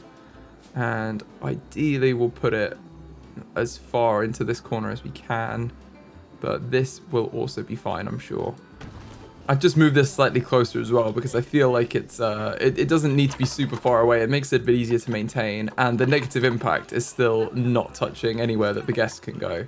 So I think it's absolutely fine. And they've just arrived, but crucially we've got an alert because we need to put this whole habitat into our Europe work zone. So let's edit this work zone and then add all of this in and this new solar panel. So everything over here should be in the Europe work zone, which I believe it is now, which is perfect.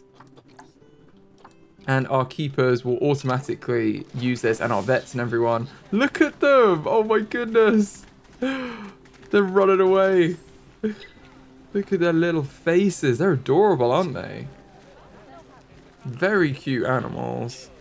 They're very mischievous though, and they are nocturnal, I believe. So let's set all of our education to be on the European badgers, and then we should probably put in some more education, like the speakers or something like that, just to really improve our education score. But look, it's drawing people over already.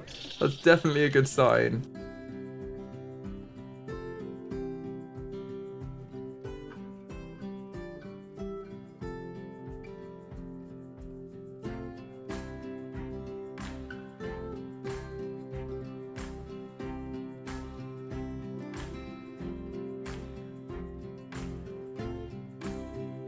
Okay, I think that's a good amount of education for now. Now let's have a look at their needs. There's too much long grass here, but they're happy with short grass, so we can probably do quite an easy job of just thinning out this grass for the whole area. And yeah, they're quite happy. That's quite easy. It shows that they can quite happily live in this environment as well, because we barely had to change the grass. We just need to cut some of it, and they're happy. They are going to need some hard shelter, and I believe these guys also burrow. So let's go into our habitat tab and filter by the species. We want the European badgers. There they are. And they do have an animal burrow. So let's put a couple of animal burrows in, and we'll probably hide them a little bit in the habitat. Put one over here and one over there. And then we can always put in some shelters if they just want to sit in the sun. Give them a bit of shade.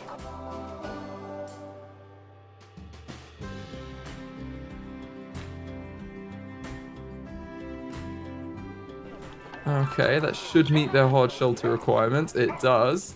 And now they just need their enrichment and nature. So let's have a look again at our enrichment. We're filtered by them. Let's go into our enrichment items. We've already got a number of them. Let's put a few of these in, and then they're going to need some food and water. I've just whacked a few enrichment items in there for them. Let's put in a food tray. Or what do they use for food? A food bowl they use. Okay, let's put a large food bowl in. I'm cautious as to how close we put them to the guest. I think I'm going to put it here, because we want our guests to be able to see them, but we don't want it to be too close. And let's put another one up here. And then we're going to put in some signs to tell our guests to be quiet, because these guys are shy. We don't want everyone being really loud. And it's under security here. Let's have a do not disturb sign. Tell our guests, remind them, we're gently reminding them to please be quiet. Where is this one? Security and crime, do not disturb signs. And we can see the effective radius of them. Right, let's put one in here. Turn off random rotation. And then this should keep our guests a little quieter, which will be very helpful for these guys. We don't want them scaring them. We are also going to need some donations. So crucially, for our zoo, we need to make sure we get some money in from these guys. So let's put in a few donation bins where the guests are clumping up. And that gives them the opportunity to donate and earn us some money. There's already no power on this one. Oh, it's because this one's being fixed. Let's set the maintenance for these to be every 3 months instead of every year, so this doesn't happen. And I think they should be happy with their enrichment. Yes, they're happy with all of these items. What's wrong with the social? Oh, stress. Okay, that will help when we put in some more barriers so they can't be seen all the time by the guests. Let's do that in the nature tab. So let's have a look at what environment coverage they need. They want Europe, and we're going to go for the grassland plants because they'd realistically grow in the African savannah. Let's put a few of these in, and this should meet their plant requirements and also give them a fair amount of hiding space as well to reduce their stress. But I've also forgotten, we need to put in some water. So let's put that in before I put in the nature, and I forget. Let's add in a couple of small lakes, I think, like a couple of small ponds.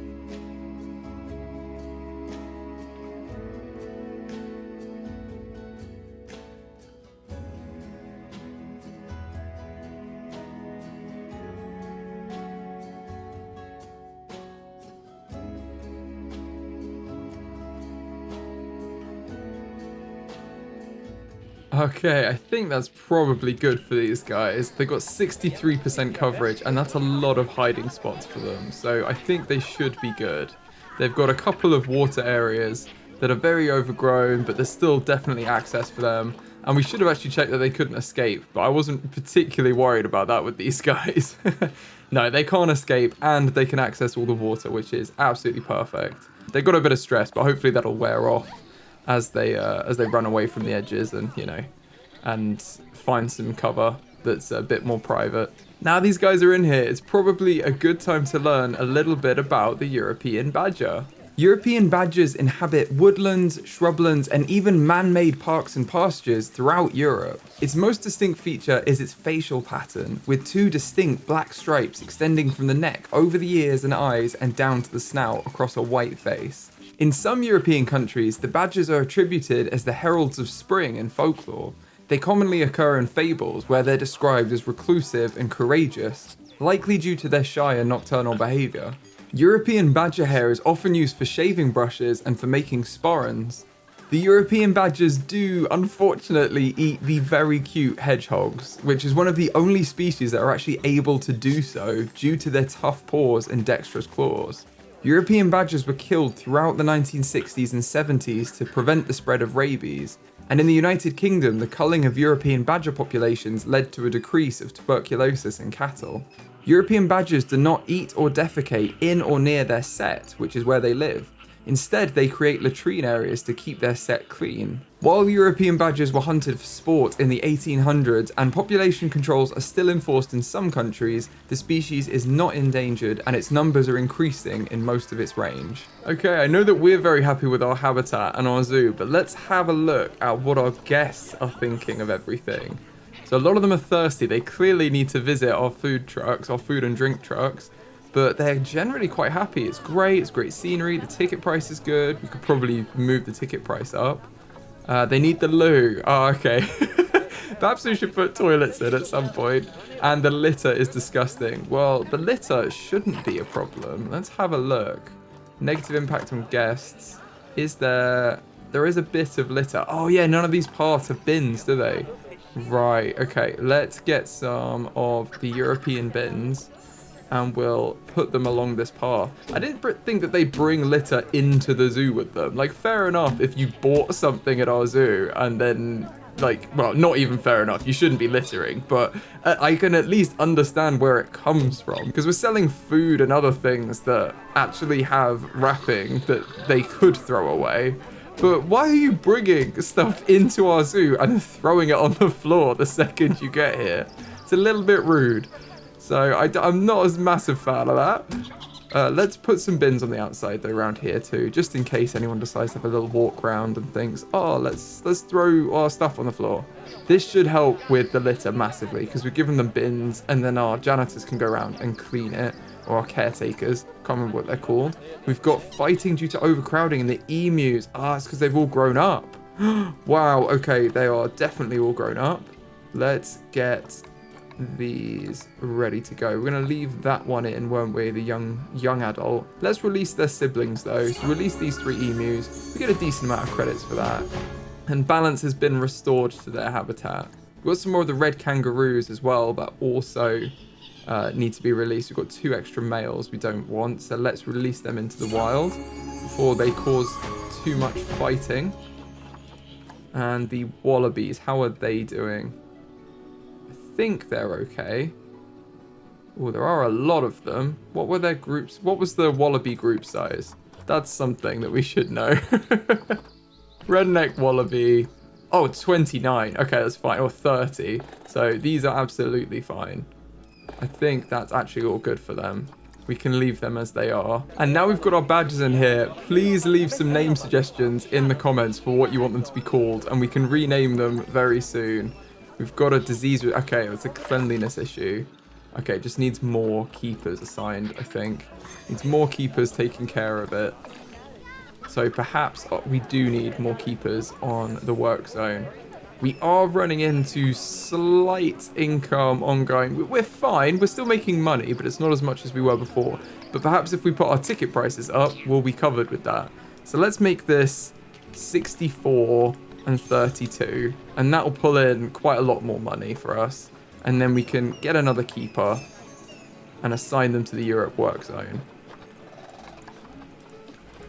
And we should probably just train up all of our staff as well. Just so they're constantly going through training and improving, becoming more efficient, and helping our animals out as much as possible. I think the next job on the list is to improve our guest happiness, which will probably involve getting a new toilet and checking out what their other needs are. And I would like to set up some guest education talks at some point for the European animals. We don't have any talks going on, and we've got ample space to set up some stands and have something really cool. So we should probably focus on those activities next. I think our European badgers have settled in very nicely and they're enjoying their new habitat. Look at them. They've got such cute faces, these little guys. Oh, especially when they do that. That's not weird. But I think they've got a pretty nice space over here, and the guests seem to be enjoying it and enjoying them, which is resulting in some very nice guest opinions of our zoo. However, there are a few problems. The guests aren't super happy with everything we've given them, so I do think we need to pay a little bit more attention to our guests in this video. And also, I realized that this habitat is having so many problems with like disease and stuff, or cleanliness, because the keeper hut, I thought we had a keeper hut over here, but we don't. We've got a staff building, we've got a vet, we've got quarantine, we've got the animal trade center, and we have a vet research building, but we do not have a keeper hut. So we definitely need a keeper hut in this area, and that will give all of our European animals much better care because there's a shorter distance for our keepers to walk when they're looking after the habitat. Look at this as well. I feel like this food area is going very well, the food and drinks area, and we have a decent amount of shade. It would be nice to have some more trees, but I think we're going to have to put them in kind of these areas, which we can do. I just know that we want to do some guest education around here, so I'm not going to do that right now. I think everyone's fairly happy with that. Let me check the heat. Okay, temperature is hot everywhere. It's very hot. But I kind of want to jump in one of these water areas. But I think our guests are managing. We have decent areas of shade all over the zoo. So, you know, there's definitely places they can go. In fact, this could even be a better place over here for our little keeper hut, because the door to the main habitat with most of the care is right out front, and nothing else is going to be that far away for them. So I think that's probably where we're going to put it, is out here, and we can integrate the solar panel into the building probably.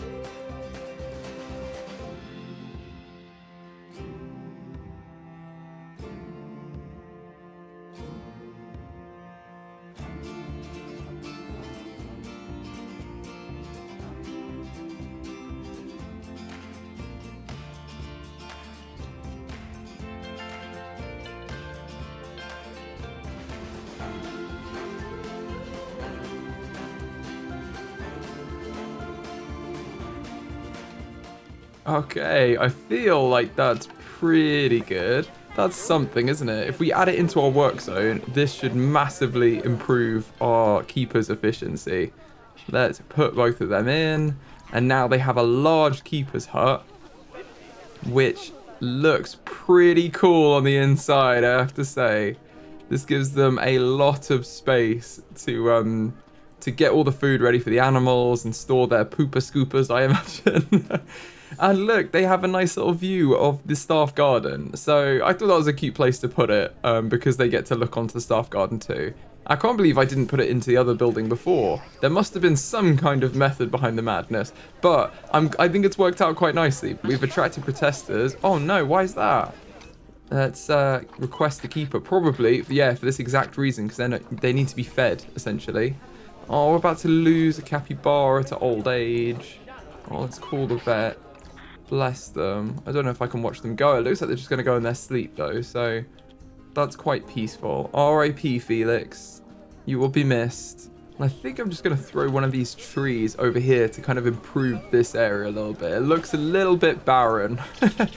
This won't overhang any of the adjacent habitats, so it seems fine. We can put a tree in there, and it just looks a little bit more interesting. Look at everyone crowded here. Oh, it's because they're watching them there. And this needs fixing. Why is that? Maintenance every year. That'll be why. You need to put these on every 3 months, probably, yeah, to get them fixed on time. We could also turn this into normal path, but the problem is I don't want them walking up here and then getting into the negative zone.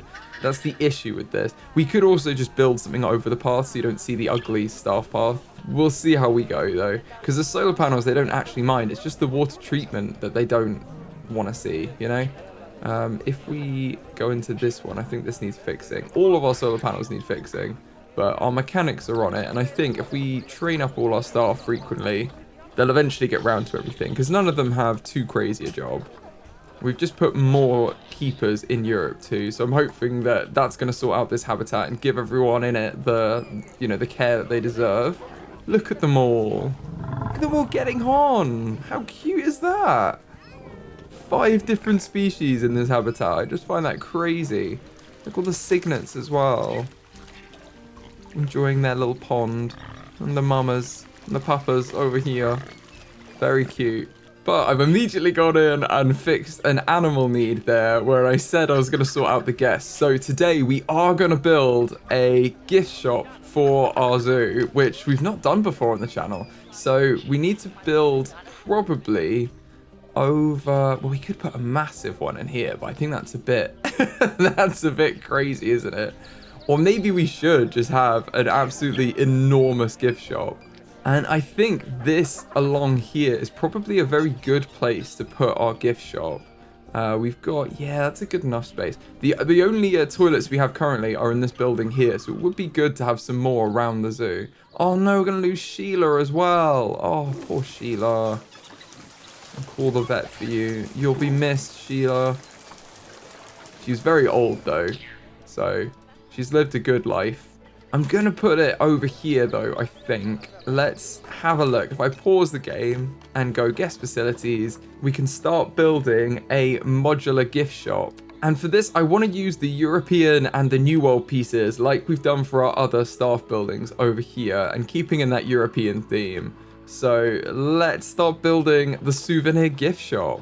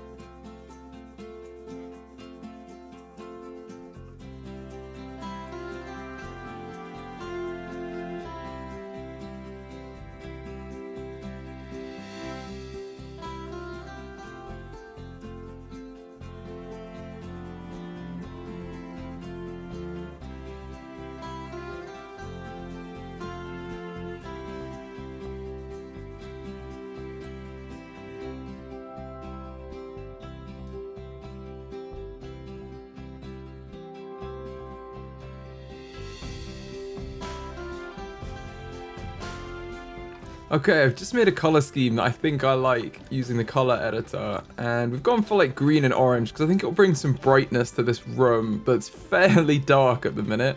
We've got some fairy lights in here, and now we've built the outer shell. We can see what this building is gonna look like, but it's now time to populate everything with items. This is gonna cost quite a lot of money, but I'm hoping it will bring in a lot of money, and it's on the main path into our zoo, so we should have really good foot traffic. So let's start populating this with stuff to buy.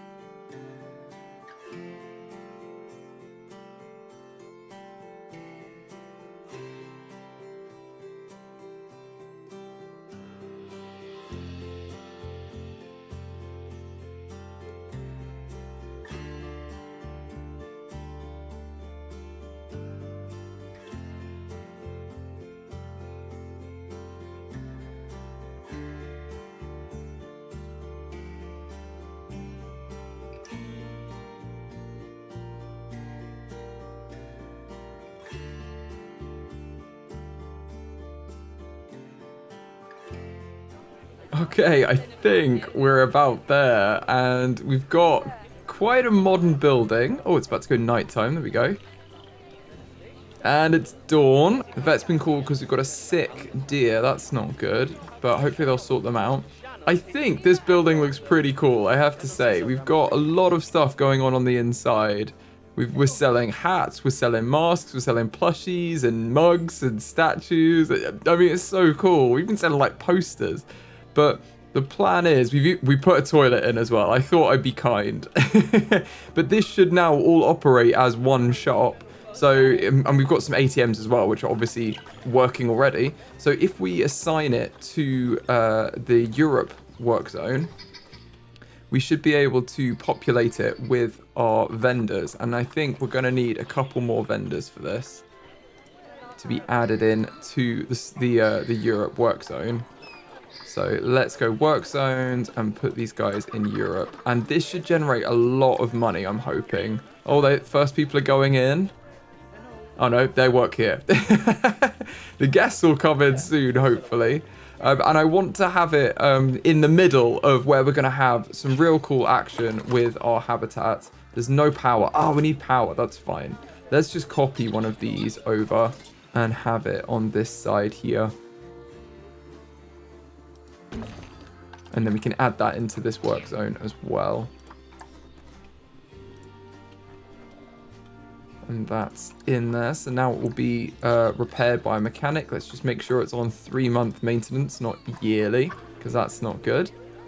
And this is now all functioning. Everything is ready for our guests to come in. So hopefully they will, and hopefully they'll start spending some money soon. And now we've built our souvenir shop, I think it's time to have a look at the animal for this episode, which is going to be the Eurasian lynx, which is going to be kind of a halfway house animal between our Europe area and our Asia area. And if we look at the species data to find out how many of them we need, it's 1 to 2. So we can have 1 male and 1 female, or we could have actually a group of 3 females if we wanted, or just 1 male. So the males do not like being around each other. Also note they live to 18 years old. They can breed from 3 years until 15. So we really want to make sure they're not, you know, like 13, 14 years old, because they won't have much breeding left. Okay, let's have a look at our animal trading and see if we reset our filters. Eurasian lynx, what have we got? Okay, these are a good age. All right, okay, so we've got some females. We've got 1 male there as well. Let's sort them by appeal. They're quite expensive. This one's 7. That's still a good amount of time. And they've got the best genes. So I think we're going to go for this one.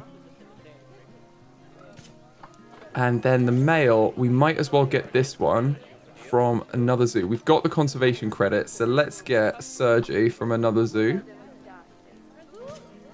And then we can send them both to quarantine. And our quarantine is over here in this building. So we're just going to send them to quarantine to check if they've got any illnesses or any injuries before we put them into the zoo. And now we need to make the habitat for them. And I think this is a perfect area for the habitat. And we can utilize the souvenir shop we've just built. So if we move this building, we could actually put it on this side and have a bit of an interesting habitat. I think I'll whack this here so it's still on the main path. And I'll just move the ATMs along. And now we've got this. We have a really cool viewing area at the back that can go straight into the Eurasian lynx habitat. So let's make our barriers, get the gate. Oh, I didn't check what barrier requirements they had. They need taller than 3 meters, which is fine. Grade 3, and how much area they're going to need. If there's 2 adults, let's say there's 2 babies. They need about 1,000 meters squared, so we're definitely covered in this area. So if it's taller than 3 meters, we're going to need our normal doors. What have we been using elsewhere? We've been using the glass door, I believe. So we're going to go with this. And let's put that somewhere close by to the keepers if possible. I wonder if we move our souvenir shop actually to be slightly further in. That might be better. Let's have the souvenir shop be about... Let's have it be in the middle of the habitat here. And then we can move these along as well. we should probably have a few more ATMs around the market area. Now I'm thinking about it. they're probably a bit like, where are all the ATMs? Why are they just here? Let's have some ATMs. Let's use this area here. They can be by the solar panel. Have a couple of ATMs there. And that's quite central to everywhere that they should be buying stuff from. I think that's pretty good. And then we've got a bit more space. Let's put the barrier in here. And I'm just going to build out the area of our habitat.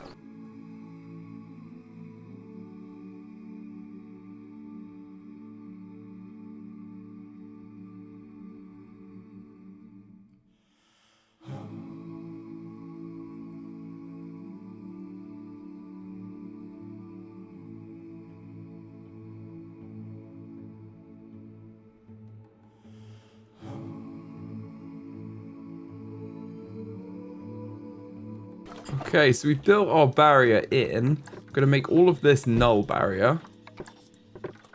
Okay, so we built our barrier in, and I've made that null barrier here. And then everything I've done, I've made sure is a multiple of 4, because we're going to be using the construction pieces, which use multiples of 4. Like, it's 4 meters for everything. So let's filter the theme. We're going to have New World and Europe again, because it's going to match in with this here.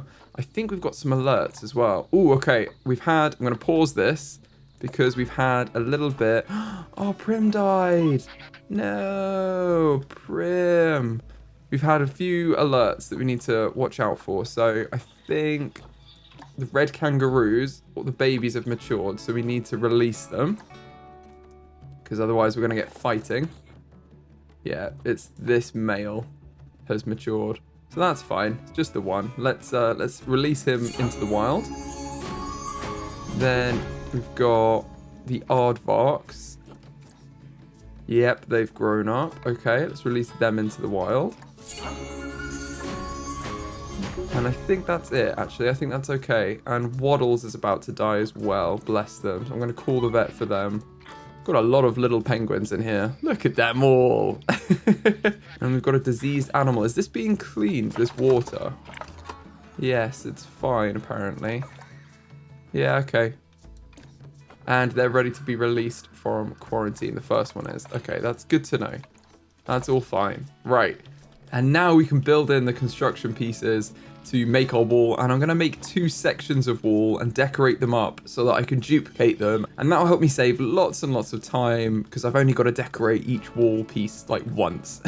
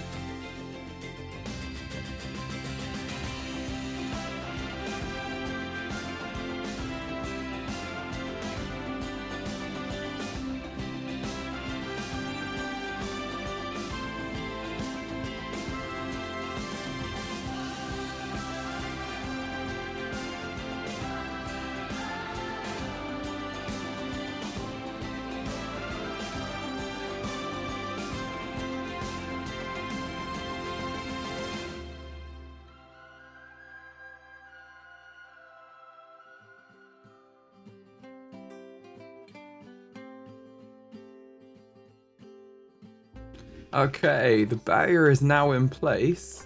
Our toilet block is now without power. That's a bit annoying. We're gonna have to get another solar panel. Oh no, we just move this one. That's fine. We'll just move this solar panel over here.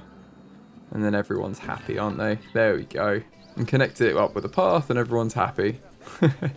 And look, our shop is here. And you can go in, and then at the back we've got what will be the environment, and it has, how big is it? 10,000. So it's like 10 times as big as it needs to be. This is going to go down a little bit when we put some water and trees in and stuff, but still, I wonder whether they're both ready.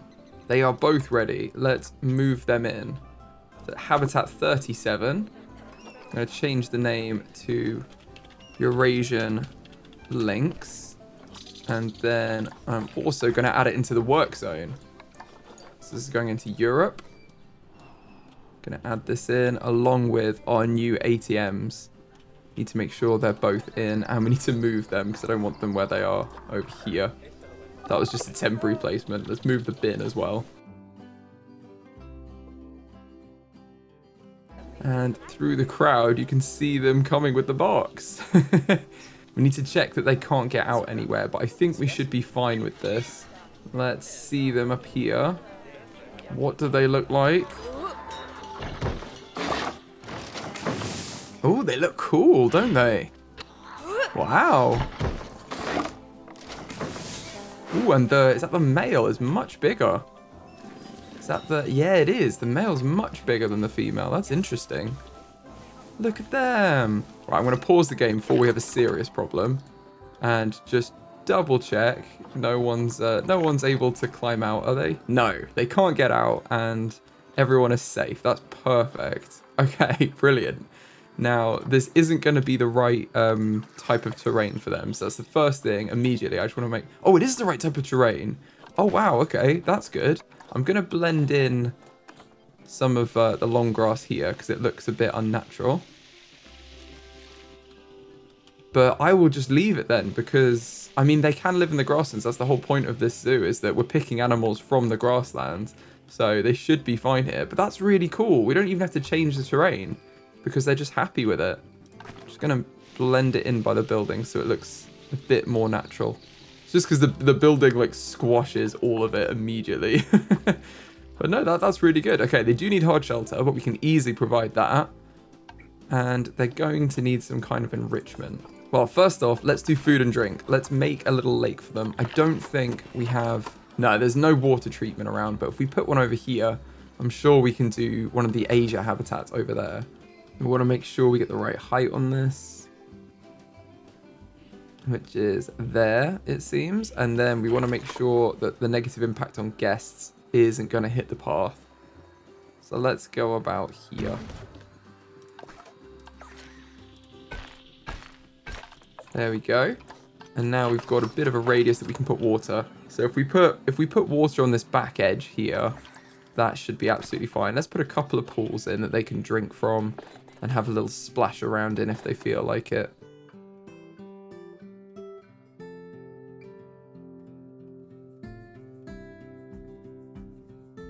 Okay, I think they're good, and they're both within the water radius, so it doesn't really matter where we move it. I'm sure we'll catch them here. Now we can play and just see that they're happy with everything. Cool. Yeah, it's definitely enough area, but you see how the navigatable Navigable. Oh, there we go. Land area is gone down from 9,000. Oh, here we go. Okay, there's the disease in this habitat. We really need our vet to get on that. I think they're treating them, but some of them keep getting sick at the same time. We could also change our vet research. And we haven't looked at this in a little while. There we go. We're done with them, actually. So no one's doing it. Let's get one of our vets to research the active disease. And then it will make it less likely that we'll get it in the future. So, which will be obviously very good for us. Now, I also think we should get someone, probably the last one, researching the fallow deer. Though I'm not going to do that yet, actually, because I want them to focus on healing everyone. When they've healed everyone up, then we'll research these animals from the Europe section. Yes, cool. We can work our way through. We've done all the research on most of them, so we're doing pretty well. But the diseases is definitely a problem. Now, I think these guys are going to need some different heights of terrain, because they are cats. I'm sure they're going to want to climb and stuff. We're going to need some enrichment, including climbing enrichment, I bet. If we filter by the species of Eurasian lynx, what comes up? Yeah, we've got climbing enrichment as well. So we'll put some climbing enrichment in, we'll put some shelter in, and we will we'll mess around with the terrain a little bit and maybe get some food in as well, just so we make sure we meet all of their needs. I'm actually going to put a large food tray in. Now, these guys are shy around humans, so I'm going to have a food tray here that can be viewed from this area. But I'm also going to put one in over here. Where do we want it? Yeah, I'm going to put it in over here. Just so they can have some that are a bit more hidden. They don't have to come out in front of everyone all the time. Because we can obscure this one a little bit. So now we put in their food and drink. Let's mess around with the terrain heights and put in some enrichment for them. Including climbing enrichment.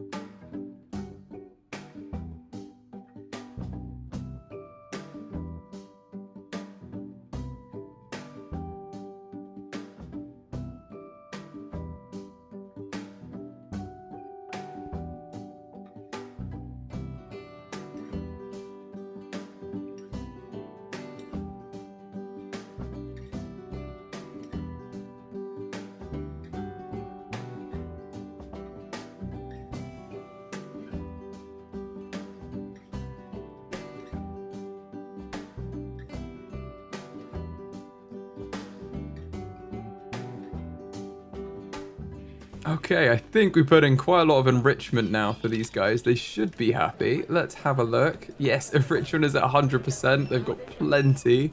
Got quite the climbing frame for them over here. And this should cover off their hard shelter too, because we put all the bedding in. They do have slightly too much long grass now, so I'm just going to paint in a little bit. Take the percentage right the way down. And put in a little bit more short grass in some areas. Just to thin it out.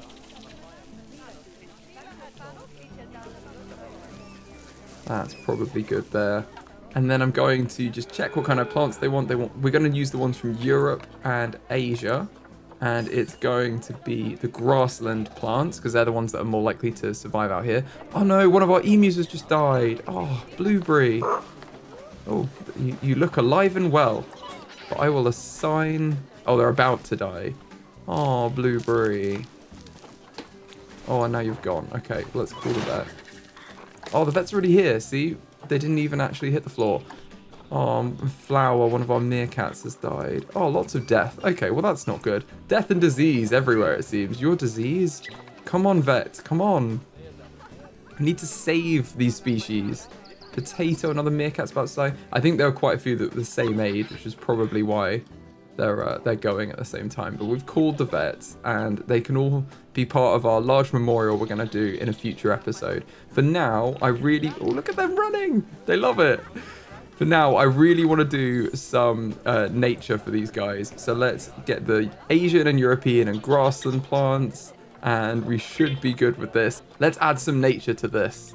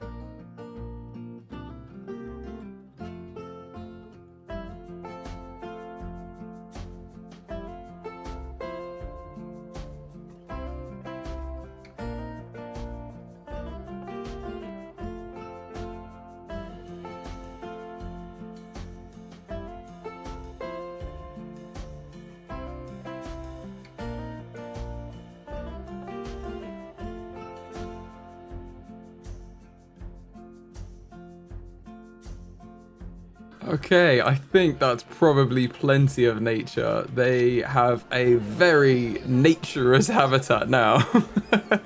And look at them in here. Are they happy with it? Yes, they are. They've got 52% coverage. It looks like they've got everything they need now. So it's probably about time we learn a little bit more about our Eurasian lynx. The Eurasian lynx, or lynx, is a medium-sized cat that's found in temperate and boreal forests and mountains of Europe and Asia. It is the largest of the 4 species of lynx and has one of the widest ranges of all wild cats. During the winter, the Eurasian lynx grows thick fur on its feet so it can move unimpeded through the snow. The Eurasian lynx is an extremely quiet animal except during the mating season, when they vocalize a lot in order to locate and attract mates. The Eurasian lynx is Romania's national animal. Due to the wide distribution of the Eurasian lynx, there are multiple described subspecies, although definitive subspecies placement can often prove difficult due to the overlapping ranges and similar appearances. The Eurasian lynx populations have been threatened in the past due to overhunting for their fur, but thankfully hunting this species is now illegal in all countries except Russia, and in the 1960s and 70s, the Eurasian lynx was reintroduced to areas of its historical range in Germany, France, Austria, and Switzerland. Today the species is not endangered and is classified as least concern. And now we know that they're all settled in. Our capybara babies have grown up and need to be released. I'm going to pause the game. A few of them have already bred, which isn't ideal. But, you know, it's hard to keep control of these guys. Let's release a bunch of these into the wild. We've got loads that have just grown up. Let's send them to the trade center, actually. You can see at the trade center, we've got so many. Right, okay. We bred all of them, so we're going to release them to the wild. 310, which is perfect. There we go. And we've got, yeah, the disease that we're managing, and the European fallow deer have another male that's grown up. So we need to release them into the wild, which is this one here. I believe he's being carried. I believe the vet came in because probably Bambi gave him a bit of a knock, so the vet's come in to sort him out. So when he's been cured by the vet, then we can release him into the wild. But that's good. The baby boy's grown up. And look at this habitat. I think this is really shaped into something now, like especially with the souvenir shop. I really like it. It does need some guest education, but we do need to do a big push for guest education in the next video. So I think we might leave the guest education for that. And it could probably also do with some do not disturb signs, given that they are shy animals. Our Eurasian lynx seem to be settled in very nicely. And look, we've got our souvenir shop right here, so they can be viewed from straight inside, which I think is so cool. Look at that. Oh my goodness, they were playing with the toy then. The food enrichment just exploded. But yeah, they're having a little snack now. Oh, this game is so cool. Just watch them eat. Right.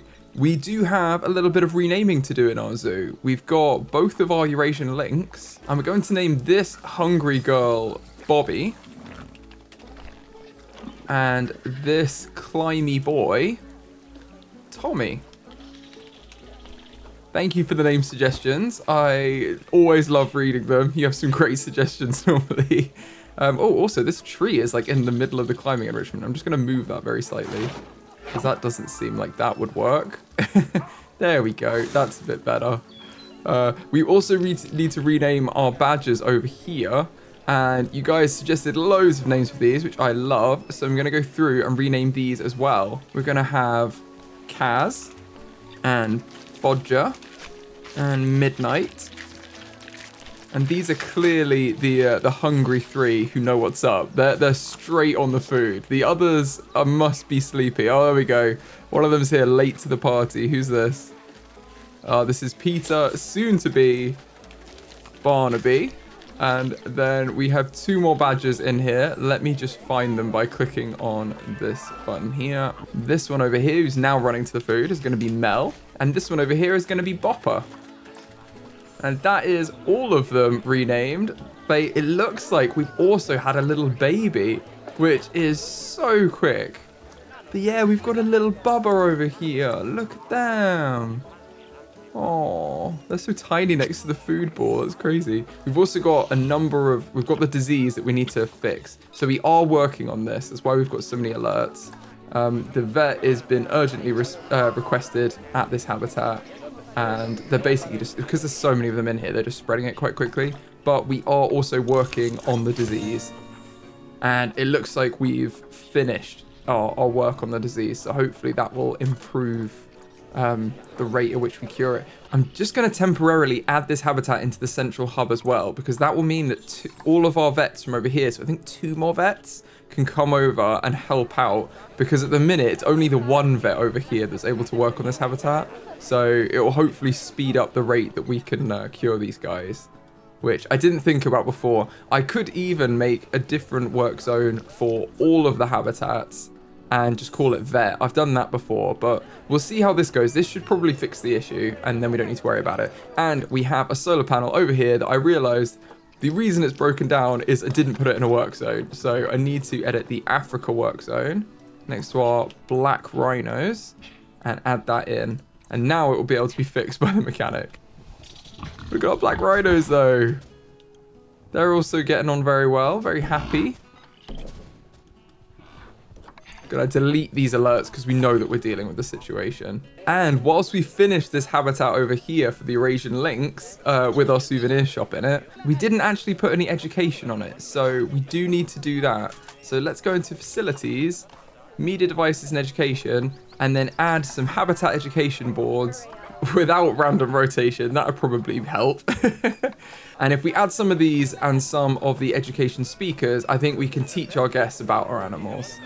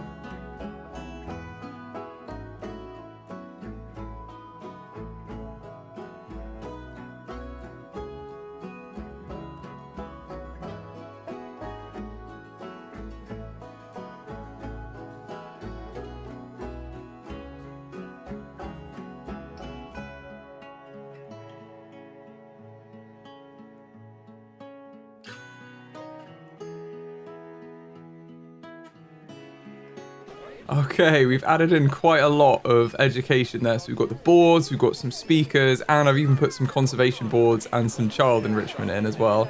And these are so cute, these little like child enrichments. I think they're really, really sweet. I don't think we've got any donation bins in, which is a critical flaw in the plan. So I'm going to add some of these in as well at all the key viewing areas, because otherwise our guests aren't going to be able to donate for their viewing experience. So we definitely want that. Once we've educated our guests on our animals and we've given them a good chance to view them, I think we deserve a small donation to our wonderful zoo. So I think this is probably enough donation bins. I could even add another one over here actually, because this is quite a big area. We move it a little bit further on each side. We can have a third one in the middle, I think. Which I believe is this panel here. Yeah. And then I'm just going to put them basically in the center of all of our viewing areas. So they should be close by to all of the guests, regardless of where they are. Do a couple on that one and then one there. Yeah, that seems good to me. I think that's enough donation bins. I've kind of just put them in the key areas around the habitat. So hopefully they should have access. The guests should have access wherever they are viewing to be able to donate if we feel we've educated them enough about our animals and they got a good look at them. I don't know if I've linked all of the modular souvenir shop though. I don't think I have. I'm gonna have a look at this because there's no one working here right now, which could be the problem. But also, there's no one in the shop at all. So I'm a bit concerned that there's literally no one here. I'm going to hire another vendor and see if they can help out with this. If I put them on the Europe work zone, I'm hoping... Oh, also, I should probably train up all of the staff. Oh, I'm going to pause. Okay, we've got a number of animal alerts here. We've still got the disease raging on, but we should be fixing this. Like, we've got our vet here, so I'm sure that is being resolved. And then we have an alert that I think our males have grown up. Yeah, we've got James and Romulus, another male here. Oh, he's been released. Yes, we just put him in quarantine. Right, I'm going to release our young male into the wild. And now we shouldn't have any fighting. We've also got a boar about to inbreed, so that means that one of the babies has grown up, which is good. Oh, I think this is a young adult. Right, we'll release him into the wild as well. Don't want that. I do hope they resolve this disease situation. I don't think there's much else we can do other than give them the vets that they need and hope that they resolve it. It's not to do with the water either. I can only assume it's to do with the habitat cleanliness. Which we have hopefully resolved now. by having the keeper hut there. You guys also said that I did put a keeper hut in here. I just then enclosed it in walls. So there is a keeper hut here somewhere. Trying to think how I'll be able to see that. Buildings. Yes, I think it's this one. I've just completely encased. But that's fine. I'll if I add a small door in here, if we edit this building, they can just have 2 keeper huts. There we go. So they can't get to it because of this. So let's add another staff path in there. And then we'll just add a bit more flooring to this section. And there we go. We've got another keeper hut they can use as well in this building. So there are plenty.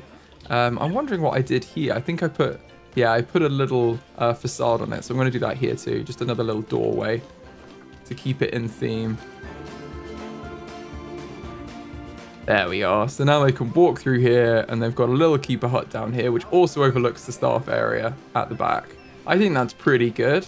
They've got access to it. It should be in their work zone. I'm just going to double check that. Europe. Yes, it is. And I don't know whether it's the work zone 4, which we have the modular souvenir shop. I don't know whether this wants to be its own work zone, but I'm going to make it its own work zone just to see if we... if that will resolve the issue. I'm also going to add these to the Europe work zone. So I'm going to take out the modular gift shop. And then we can delete this work zone. And then I'm going to assign some of our vendors from the European work zone to this instead.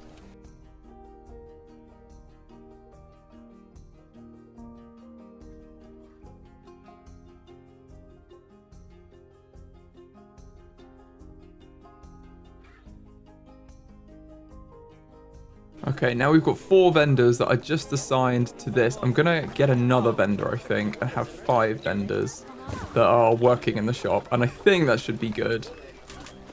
Souvenir shop. I'm concerned at the number of alerts we have here, but I think this will be fine. They'll just be working through them. We've got some outside of the work zones. We've got Bambi here. Oh, James is also a young one that needs to be released. I've got some animal alerts because all the babies have grown up at the same time. Right, I'm going to release all of the young adults to the wild. Release Janet as well.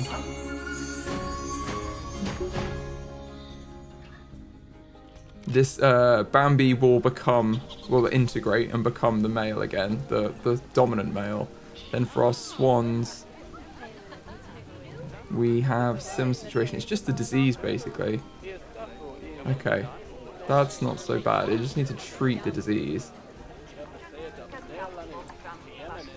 And we've got another male in here, it seems. Oh, but yeah, he's integrating. It's because we had the new male.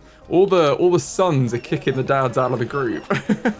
So we've released the sons into the wild for all these species, and the dads will slowly gain back their dominance again and become the alpha male in the group now that their sons have gone. Here we go. So we've got someone working here now. Can guests go in? Can they go and shop in here? Just want to check that it's all linked up correctly, because I haven't used these before. There's another worker in here. Can I tempt any guests inside? The shop has room for 91 guests, 10 from the base shop, plus 81 for expansion tiles. 1 counter is recommended for every 25 capacity. So we could have another counter, but it doesn't look like we're at that point yet, really. I wonder whether there were... I knew there were some issues with it when it started, but I hope that's not the case here. I think they've been resolved. I'm going to see if anyone will enter our souvenir shop. I'm going to see if I can move people inside, whether that will fix the issue. Yeah, so they say they can't get out. Okay, that's useful. So they can't enter the shop for some reason. I'm going to delete the path and see if I can reconnect this up and if that will help the situation. We're using the rustic path, 10 meters. I'm going to delete this as well. Connect that up.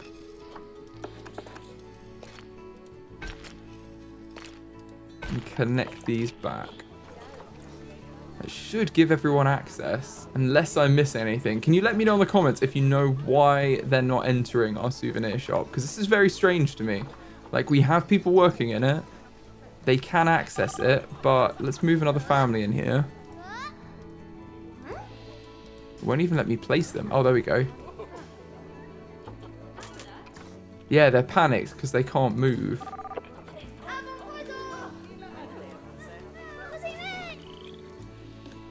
Oh, but these are coming in. And this isn't connected to a souvenir shop. Oh, we can change the balloons as well. I didn't realize that. Oh, that's amazing. Oh, okay, I'm going to mix these up. There we go. Okay, there are people in the shop now. They are shopping. Very odd. And they've gone right in as well. We'll see if this improves, because we've got people in here, but that just seems very odd. Right, water treatment has failed over here. Let's request the mechanic. This needs to be on every 3 months. That's probably why. Same with this. Request the mechanic. And in fact, I'm going to see if we can grab them and move them directly. Because water treatment's very important. I don't want anyone to get sick again. They are resting. Okay. Well, that's not good. I'm going to get another mechanic in this area because I don't want more issues with disease. And I'm going to assign them to... I'll tell you what I'll do. I'm going to get another mechanic. And I'm going to get another vet. And that's probably good. And another caretaker. And then I'm just going to make a work zone. That is the whole of the zoo. And we will... That was so much to select. It didn't like that. We made so much stuff here. I'm going to make a work zone that's the whole of the zoo. And then I'm going to assign a few... Like, just probably one of each job to the whole of the zoo. And then we've got kind of like a floater that can go around for each role. So the mechanic... If the mechanic for Europe is resting, which is unlikely when there's an urgent situation, the floating mechanic can go around and fix the issue. So let's do that. Let's call this zoo. And then I'm going to assign all of these. So we've got a caretaker, a vet, and a mechanic just working on the zoo. Now we should be able to call a mechanic. And yes, our new mechanic is already going to it. That's perfect. Oh, in fact, they've actually fixed this. I'm going to cancel that. But these need a mechanic, and there is no path here. So I need to fix that.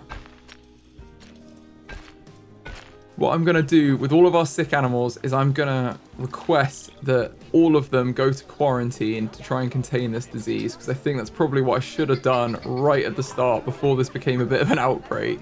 And then all of our caretakers and our vets will take them to quarantine, and then the vets will work through, because the vets aren't doing it quick enough in this habitat to like curb the issue. So we're just going to request quarantine for all of them, and then all the sick ones can be looked after one by one without infecting any more, because that's the problem, is they're infecting them before they release the healthy ones back in. So then it just never gets rid of the disease. Okay, I can't believe I haven't done this sooner, but this is what you're supposed to do if you have this issue, is to box up everyone. And I'm going to say cancel move on Olaf. I don't know why he's... destination not set, so we'll let them sort this out, and then we'll move him after. But yes, this is definitely the right thing to do, because now all of our staff pretty much can go in and take them to quarantine. We've got multiple quarantine buildings, so there should be ample space for them all, and they can at least not infect the others. It's going to be most of the animals from this habitat, it seems now, though, because I've left it way too late. I'm just going to put these final ones that have just been infected in as well.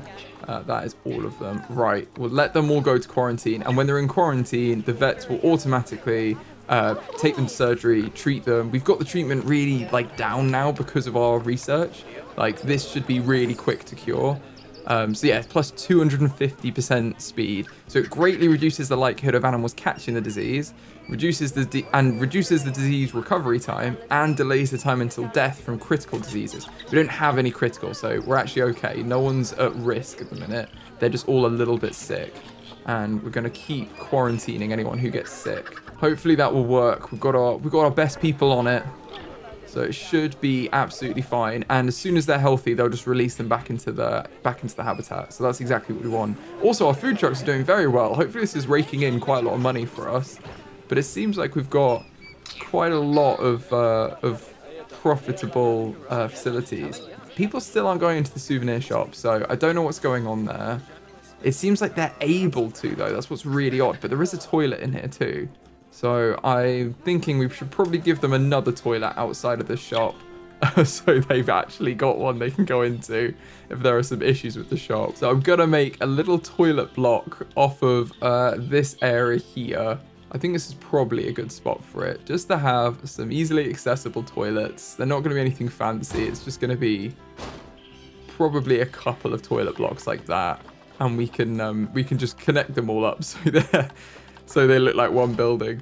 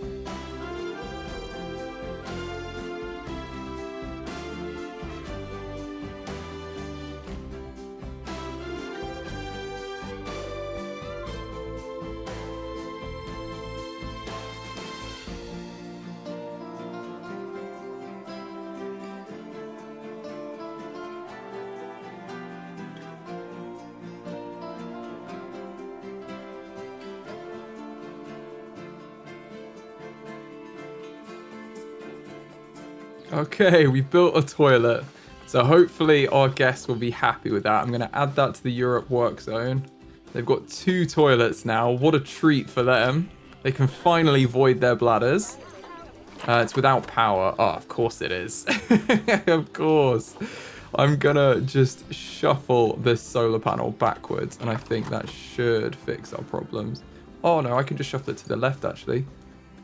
That's absolutely fine. That's probably best around here. And now everything's powered. Perfect. Okay. We've got another disease animal, but you can see this is far slower now. I think because we're doing quite well in treating them. We've got so many of them taken out to quarantine.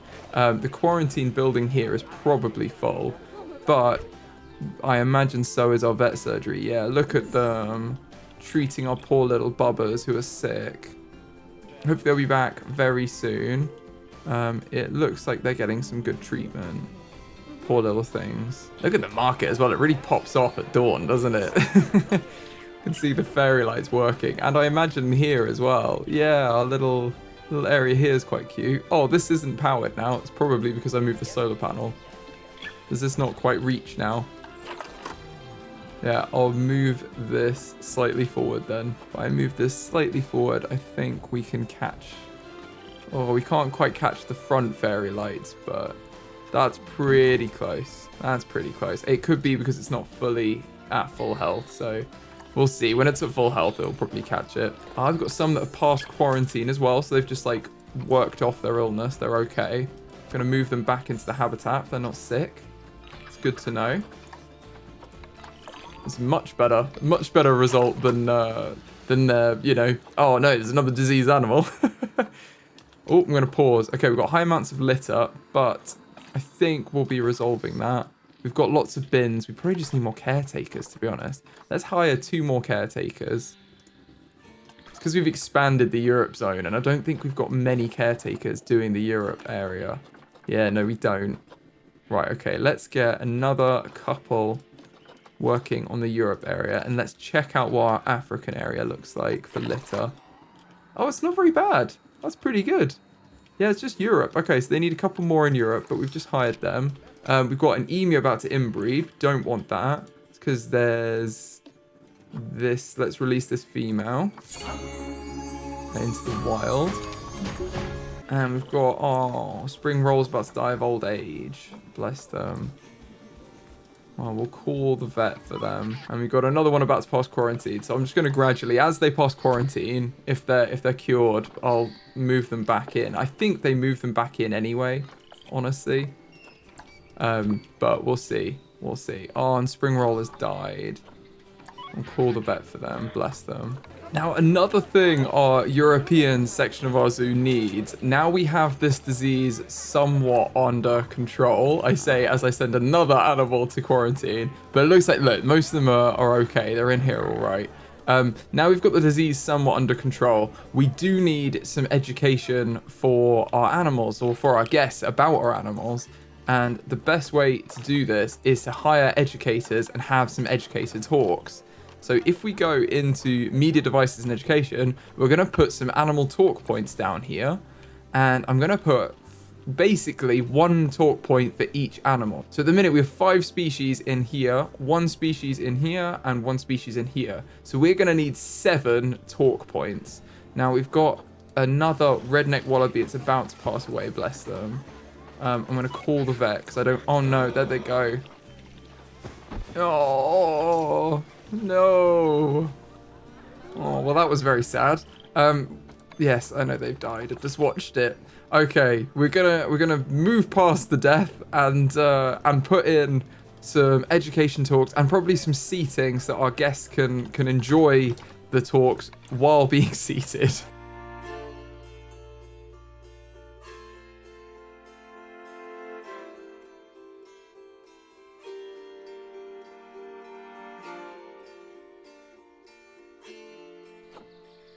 Okay, and now we've placed our talk points in. I'm going to link them to the animal that they're going to talk about and set a date for them. So this one is going to start in January. My plan is to have 2 educators, which I'm going to hire now. And these are going to do all of these talks. I'm going to put one over here and one over there. I'm going to assign them both to Europe. And if there are 7 animals, that means that they should have 3 or 4 talks each. But I'm not going to give them those talks individually. I'm just going to let them kind of work it out between them. So if we send them to Europe, whoever's on a break obviously won't be giving a talk and the other one can be. I'm going to try and schedule it so that they can do the talks anyway. Like there's no talks going on at the same time. So if we put this one to be January, then our European Badger talk, if we link that, can start in March. So it gives a month between. Then if we go to this talk over here, we've got, let's have this be the European fallow deer. That could be in May. Then our mute swan talk could be in July. Our red deer talk can be in September. Our wild boar talk can be in November. And then we can have the final talk over here, which is the Vicent, can be in December. Now, this is the trouble because this is the extra one. We don't want it to directly clash, but I think let's put it in for December because we've got a nice snowy background.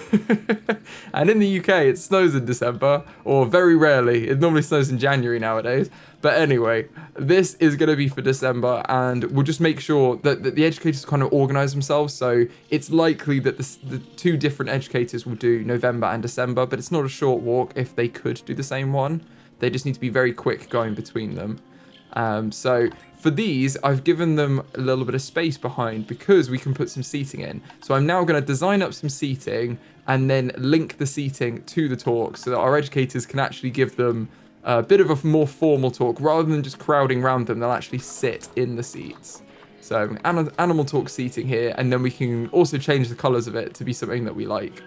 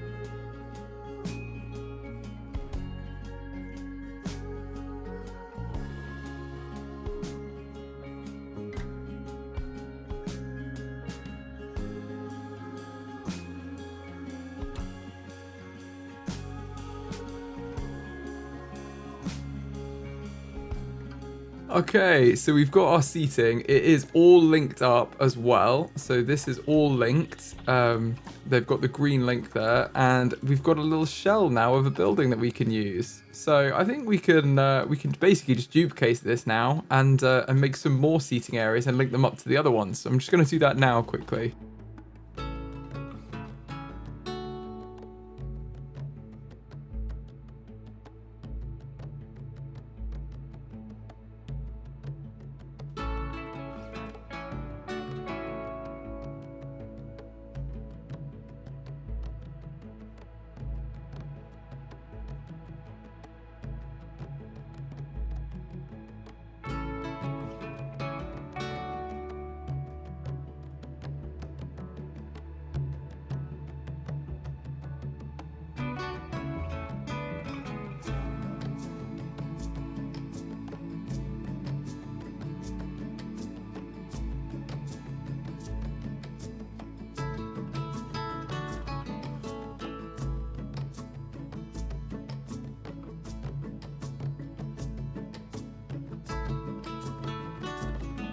Okay, all of them are in now, and I've hit play, so we should have some better education going on now. We'll be doing these education talks, and our educators will be able to do their talk while our guests sit in these little seats here and watch from the shade of the sweltering heat of the savannah.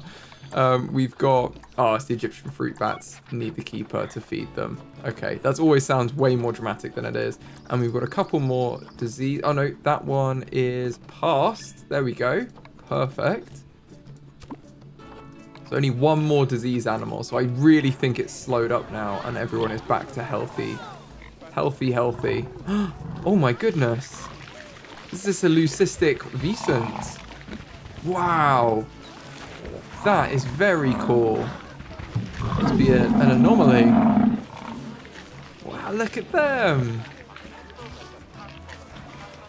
Wow, they're, we need a name for this one. This is going to be a special animal in our zoo.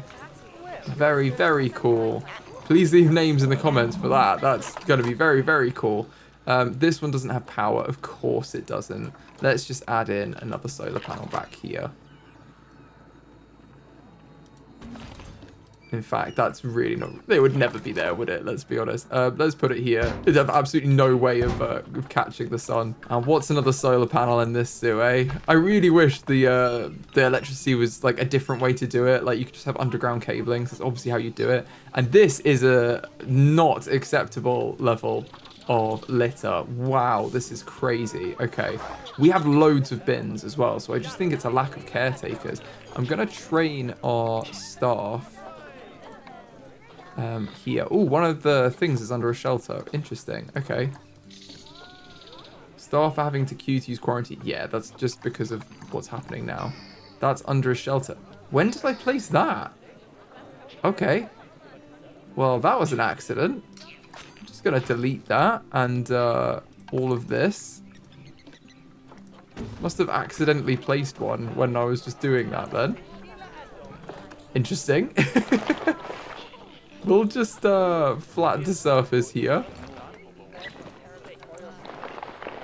And then roughen this whole area up. And there we go. It's like it never happened. Archie, one of our quokkas is going to die of old age. Oh no, there's both here. I don't think there's a female either. So we're definitely going to... Oh look, they're together for the end. They're like best friends. Oh, no, my heart. Okay, well, I'm going to pause and get the other quokka a couple of friends. I need to check what group sizes they live in as well, but it's definitely going to be one female, isn't it? And one male. Let's just have a quick look. 1 to 24. Oh, they live in big groups as well. Right, well, we need to get lots more then. Let's grab another male. Oh, I didn't actually check how many males. That is 23 males, 23 females. They're really happy. Oh, okay. Wow, right.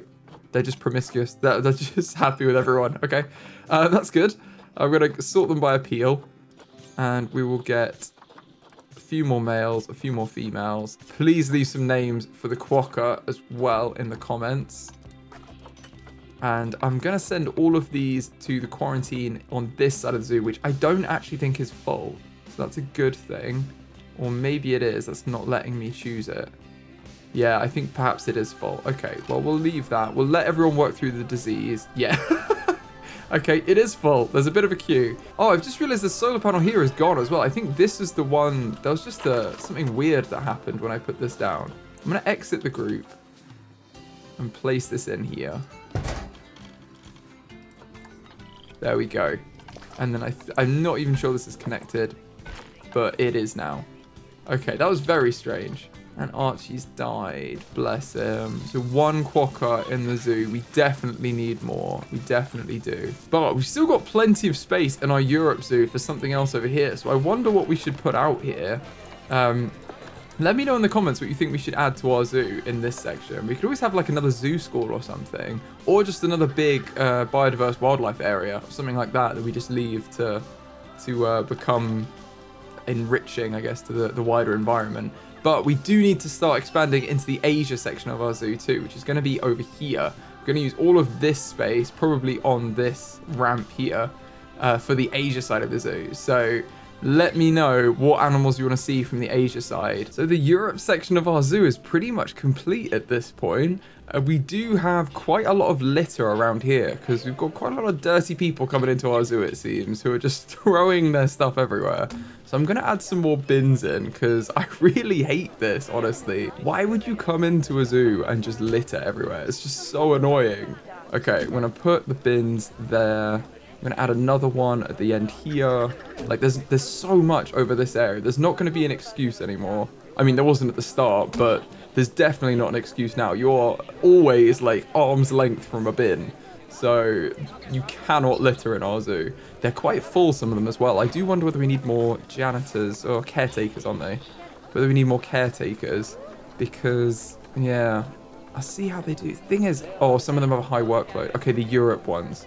That makes sense. Okay, let's get another couple of caretakers. I'm going to see another 2 because we've quite a lot of shops around here. And I'm going to put these in the Europe work zone. And hopefully they will have a much better time doing their job with more of them. We've just like doubled the amount of caretakers working here. Okay, perfect. We've got some people have passed quarantine from our diseased animals in the last video. Got a couple here. That's good. They can be released. I'm going to put them back into their habitat. And I think let's check this one as well because we might have some in here. Yeah, there's one there. So it's definitely working. Quarantining the animals is definitely helping us fight off this disease. Oh no, Matilda. Oh, the others are all gathered round. Bless you. Oh, okay. Well, we've had Matilda pass away. Other than that, I think there's another... Unless this is the same one, there's another swan that's passed quarantine. So we are treating them pretty well. Like, we're doing a good job of getting everyone back to health. I think that's okay. And it frees up space in the quarantine for the others that are sick as well. So hopefully we'll go through all of them. I don't think we need another quarantine building. We've got 2 quarantines. I think we'll be fine. Oh my goodness. It's like I start the video and then everyone dies. Brock as well. We must have got them all around the same time. Oh, poor Brock. We will do a memorial at some point for all of our animals. So they will, you know, gone but not forgotten. And everyone here is having a good time at least. Enjoying the sights. Just moved a couple more of them back from quarantine as well. And now let's start with what I want to do this video, which is to expand our zoo even more and come over this way into the Asia side of our zoo. So we haven't even started this. I want to start the Asia side of our zoo. I'm going to do that by expanding off with a path. Now, I've got to think about this water treatment because it's kind of in the way. It's going to have a negative impact on the guests. And where do we need it? Okay, I think we could move this whole thing left a little bit. The only thing I'm wondering about is the power from the solar panels. Ah, but it's not depending. I don't even think this one needs it. The only thing, this could even potentially be serviced. The water pump could be serviced by this solar panel if we do it well enough. I'm not sure it'd have the reach actually. So maybe not because that's needed all the way down there. Okay, but we can definitely move this whole thing all the way over to the left because all it needs to do is touch that water area over here. So this is probably fine. And let's check the negative impact. That needs to be like far enough away. Let's try it there. That's not gonna quite work. Move it slightly to the right. That is now touching. That should be absolutely fine. We can check it to make sure that it still does work. And the negative impact is still not impacting everyone. But at least we've moved it kind of out of the way a bit. Oh, and it's broken anyway, so that's good. Let's request maintenance on them both. And then hook them back up. Seems like everything's going wrong in this zoo right now. There we go. We'll go with something like that. That works. And now we can get rid of this. And everyone is happy. Now, we've got quite a few more past quarantine. That's great. Let's send all of these back into the habitat. Yeah, just one disease outbreak had a lot of animals very sick because it didn't get on it early enough with the quarantining. There we go. Okay, so we've moved everything out of the way. Now we have some space. Let's expand our area down here. So I'm going to use the 10-meter paths. I'm going to make sure it's far enough away from the pump there. That's absolutely fine. I'm going to have that there. And we can come this way. Now, I do want it to extend up to here eventually, and I want to link up this path. So I'm going to just add some paths in that link up this whole area and give us a bit of a framework to work with for our new zoo area.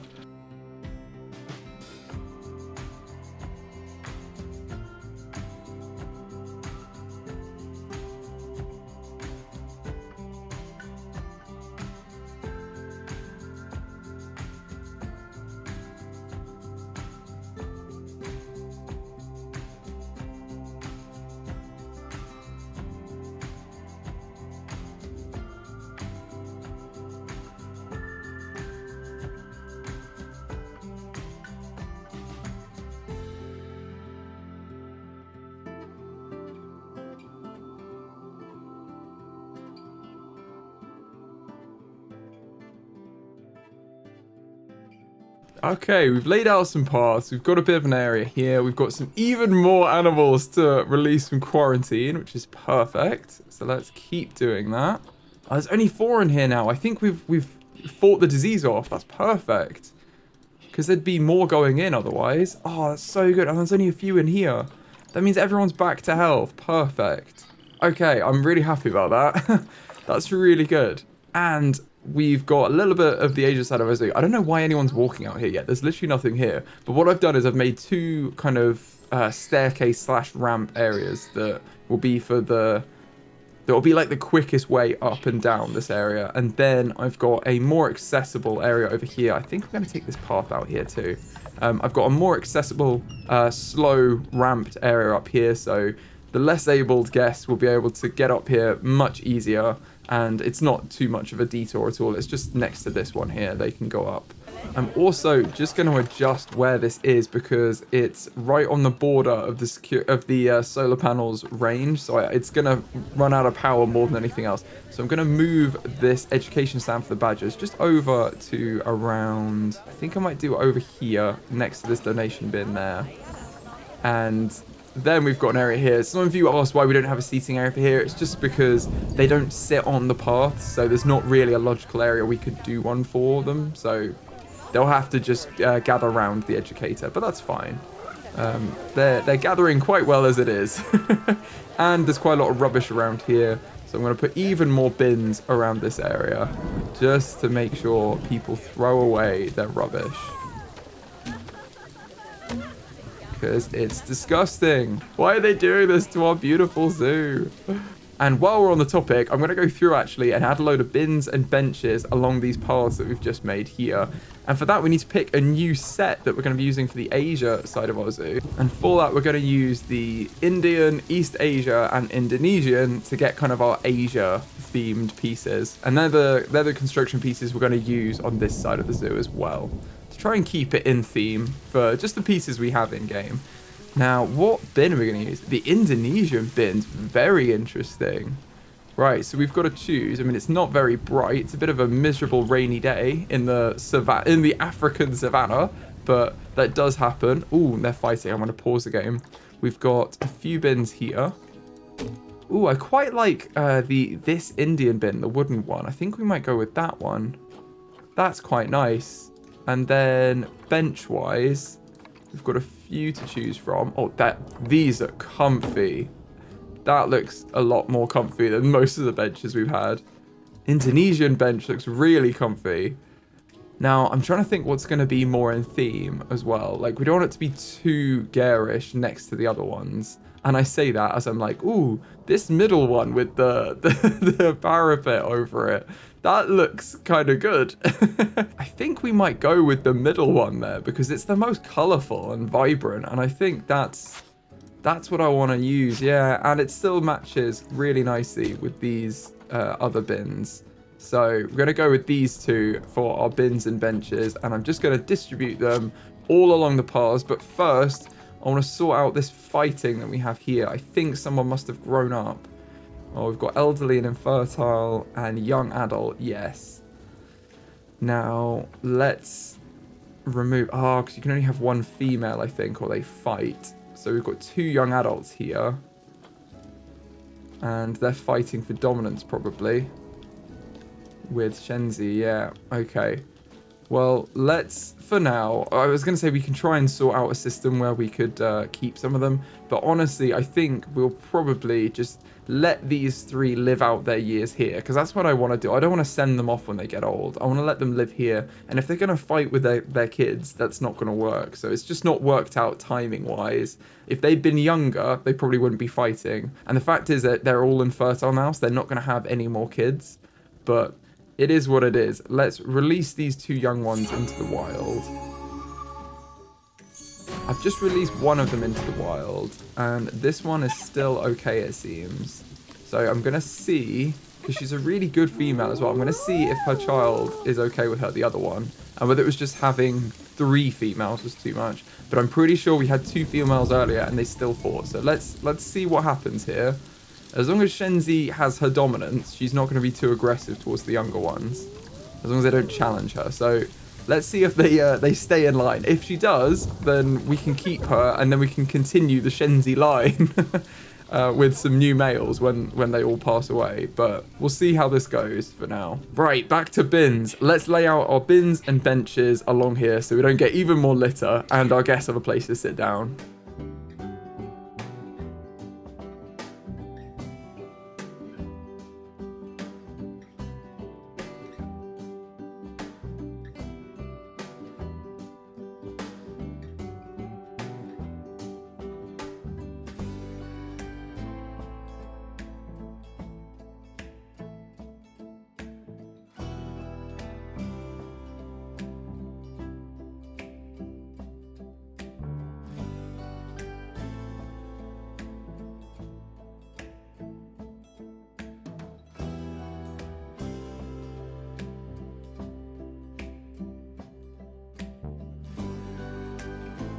Okay, that's a lot of benches and a lot of bins. I guess there's somewhere to sit down, and if we need to move them, we'll just move them in the future, but I'd rather that than forget to have them. In fact, I do think we might need some on some of these flat areas here if people need a rest.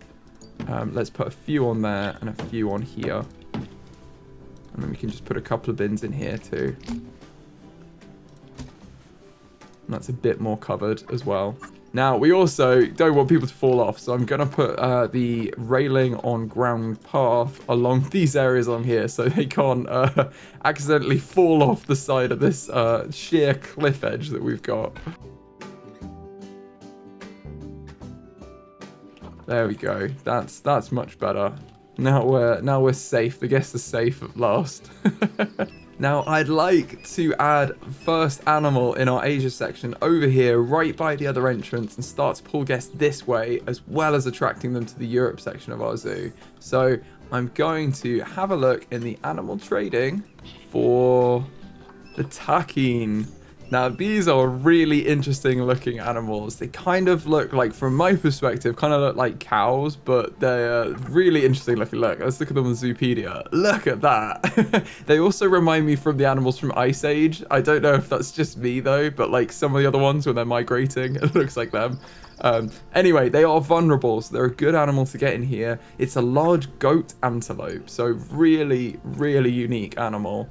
And what group size do they live in? 1 to 19. Okay, so a big one, but it's 1 male and then up to 19 females. And they need at least 2. Now, they live to be 18 years old. They can breed until death, and they can breed from 2.5 years old. So we need to keep in mind, we don't want any that are approaching 18 years old. I'm going to pause here because we've had an alert. No, we've got, I think, is it the main wolves have grown up? No, it's our birds taper. We've got our babies grown up. So they've actually fought their mum and injured them. So that's not very nice. Off they go. Not having that in our zoo. And this is really good. Our babies of our main wolves have grown up as well. So we're going to release them. Oh, I've missed that because they've gone to adults. Okay, well, that's not good. Oops. We're going to release them into the wild as well. They'll be absolutely fine. Let's release them both. And our capybara, okay, this is the habitat that always has issues because they have so many babies all the time. I think they're okay for now. Yeah, they are. And what are the last ones? Our giant anteaters. Okay, this one has grown up also. Let's release them into the wild. Wow, 212. That's amazing. Everyone should be happy in this habitat now. That's what we like. You can just see how many animals we have in some of these and how much it costs to run these habitats. £7,000 to run a European habitat because it has so many animals in it that with the feed costs adding up. Now, food is actually a really good point. We should have a see, yeah, and make sure everyone is on as higher food quality as we can. We need to get higher food quality by researching our animals. So that is the next thing I want to do. Now that we've sorted our disease out a little bit in the zoo, it seems like everyone's back to health. I'm just going to double check that our quarantine's empty. This one is empty. And the other one is in this building over here. This one's only got 1. Oh no, quarantine complete, but he's outside. Oh yeah, it's an additional male. Okay, well we will just release them to the wild then. So everyone's out of quarantine, which is exactly what we want. I believe we had our quokka in here as well, waiting to go in. So I'm going to send them to the quarantine over here, because this isn't where we are in the zoo anyway. And then they can be added into our habitat, because we've only got 1 quokka right now, which I feel very bad about. Poor little guy. Lost all his friends. And now we can get some more animals over on this side and put them into this quarantine.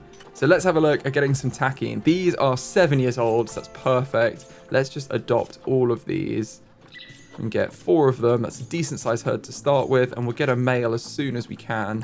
Let's send the 4 of these into our quarantine on this side of the zoo. And let's have a look at building a bit of a habitat for them. Now, what kind of space did they need? They need, let's say we've got a group of, let's say we have 20 of them, because that's what we want to build the requirement for, and 10 babies, or even 20 babies, which would be a lot. They need about 2,000 meters squared. Okay, they don't need any water or climbing, and they need grade 3, taller than 1.25 meters. So we need to use the full doors because it's more than 1 meter tall, which is how tall these are. Let's have a look at what pieces we want to use for this habitat. So again, with the construction pieces, I'm only using Indonesian, East Asian, and Indian pieces. And we're going to make some interesting habitats with these, I am sure. I've already got quite a lot of interesting pieces, so I'm very happy with that. Let's have a look through and find what we want to make these habitats out of. And then I'm just going to lay out a boundary for it. And once we've laid out with the construction pieces where we want the barriers to be, then we can actually put some null barriers along and turn it into an actual habitat. Oh no, it looks like one of our platypus has died. Oh, bless them. But in good news, our quokka have passed quarantine. I think this one's still under quarantine, so we'll leave her, but we'll move the other ones across because they're going to take a while to transport across anyway. And hopefully by the time they're done, this one will be ready anyway and they can move across. Let's pause the game and lay out the boundaries for this habitat. And what I'm going to do is I'm just going to have a couple of wall pieces that I've lined up to the path And then instead of just laying out the entire wall area and then adding decorations to it as I go around, I'm going to decorate up a couple of pieces and then I can duplicate them round. And this will save us a lot of time in doing that through duplication rather than decorating each wall piece individually.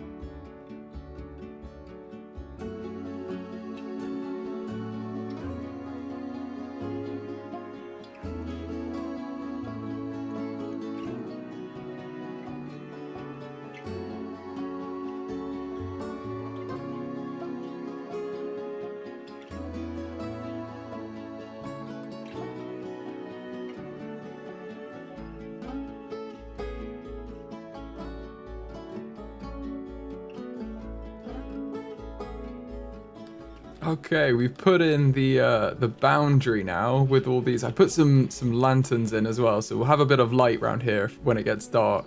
But we don't really need them on the back, so we're taking them off the back wall because no one's back there and the animals don't need them. So I thought it'd be nice on this edge still though, so it still looks nice from the side.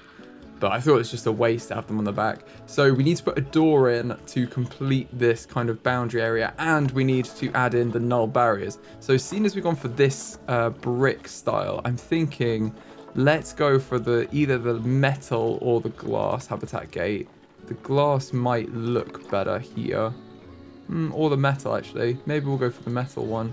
Yeah, let's go for the normal habitat gate, the metal one. And I'm going to put this as close to where our keeper hut is going to be as possible. And I'm thinking we're probably going to have the keeper hut up here. Yeah, so it's going to want to be near the stairs. So I'm going to put it around here, and then it should be in a good location. Like that. And then I'm going to set all the barriers to be null. And then what we want to do is just go around our habitat and put in all these barriers on the outside of where we've put our boundary in.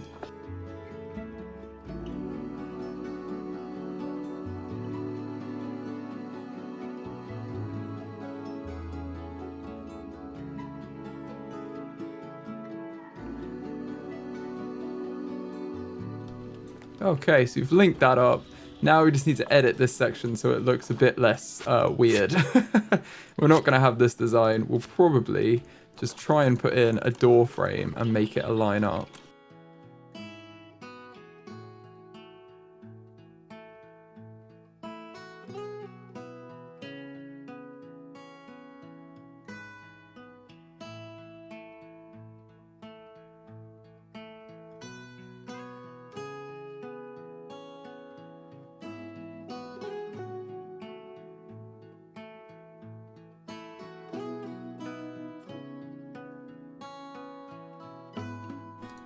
There we go. I think that's about right. That looks good to me.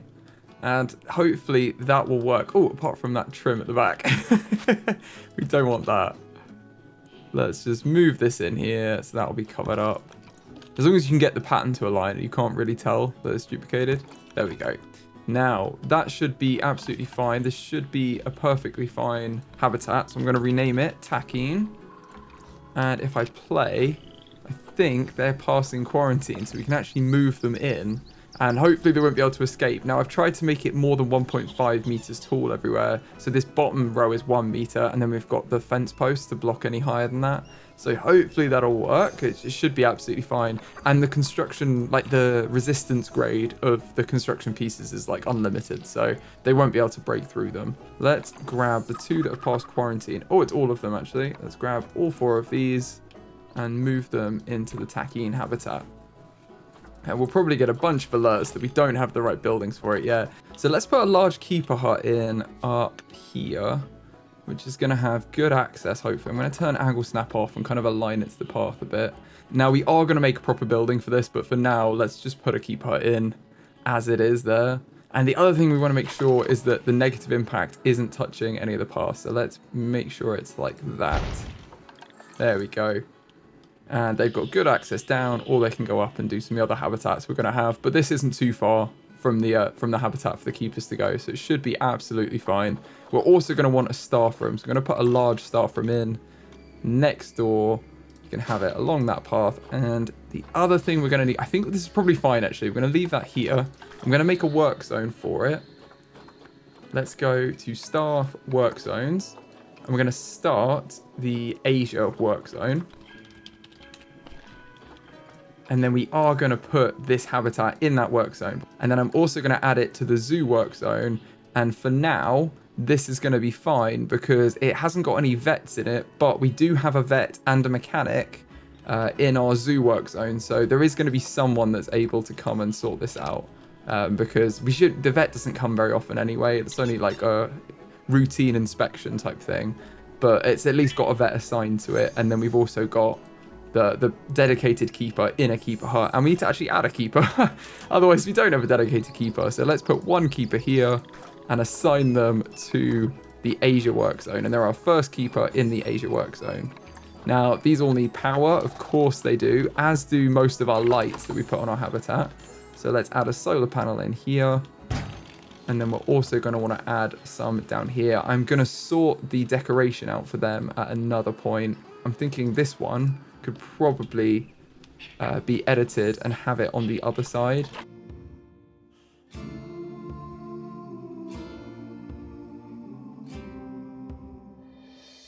There we go. Now that should reach more of them. Yeah, that's got most of the lights there. I think we can probably play around with the other ones. In fact, we can probably just very slightly move this closer. I'm trying to think where the negative impact is. Yeah, these can both just move a touch closer. And I think we will then... Oh, we're not going to grab it. Okay, I'll cancel that move. This light is going to be annoying, but we can see what we'll do about that for now. For now, we'll leave it. It could be we reduce the amount of lights and we can take that one off or something, but for now, we'll leave it as it is. And this should be able to just connect in here quite nicely. Oh, we've got some dangerous fighting. We've got the red deer has grown up. Who have we got? We've got Lewis. There's a big boy now. He's going to be released to the wild. 37 credits is not bad. And, oh, final quokka. Yeah, of course, they've passed their quarantine. And they need to be moved into their habitat. Please keep the names coming for all the animals as well, including the quokka, and we'll do some renaming soon in our habitats. Oh my goodness, they're here! Look at them! They're so strange! Look at them, wow! Okay, well, first things first, let's go on habitat and check that they can't escape. Oh, they can escape here. Right, that is good to know. Of course they can. Okay, so what we want to do is probably raise this fence up.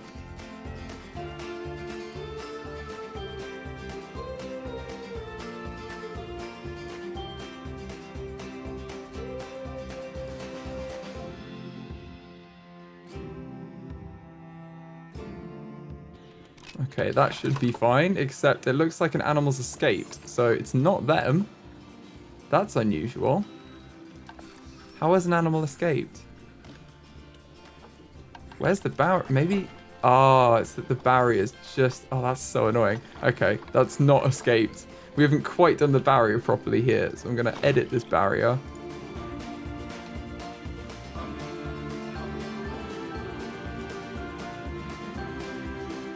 There we go. That should be fixed now. And the barrier's a little bit better. It's just they walked right to the edge. And there's also an animal alert. What's that for? The red deer. I think that's just our guy who's grown up now. I think he's okay. Oh, he's injured. Oh, bless him. Right, let's take him to quarantine and he can be seen by the vet. Because he got in a fight with the sun before we fix the situation. And you can see we need some solar panels over here. So let's add in some more solar panels. Let's maybe have one here and one over here. Now no one should be able to escape. Everyone should be happy. Oh, they can still escape up here. How is that? I'm gonna have to reduce this this mountain area just a tiny bit around here.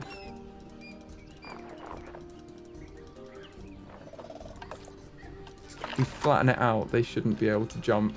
It's because basically they can climb up here and then jump. Oh, it's probably through here. They can jump over that area. Right, okay. It's all fun and games when you've got an animal that knows how to escape. Let's have it like that in a kind of a tiered wall. That should be far more secure. Oh, they can still get out. How? Is it there? Oh, it might be there.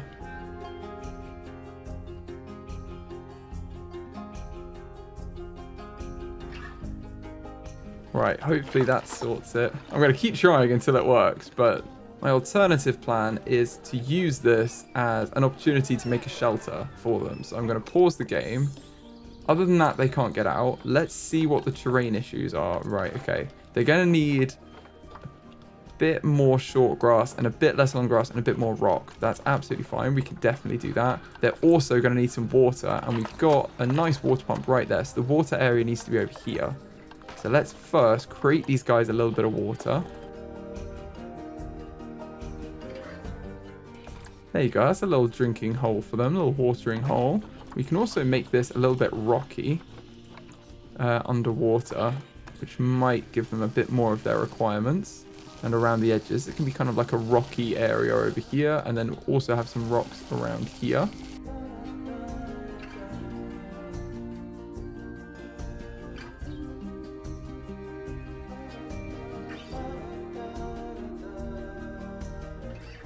There we go. They've got rocky and short grass, which looks very weird, but it's what they like. So I'm not gonna get on their backs for that. They also don't need any hard shelter, so perhaps we don't need to provide. We'll provide something, so they've got a bit of cover in case it rains, because I imagine they don't want to be out in the rain.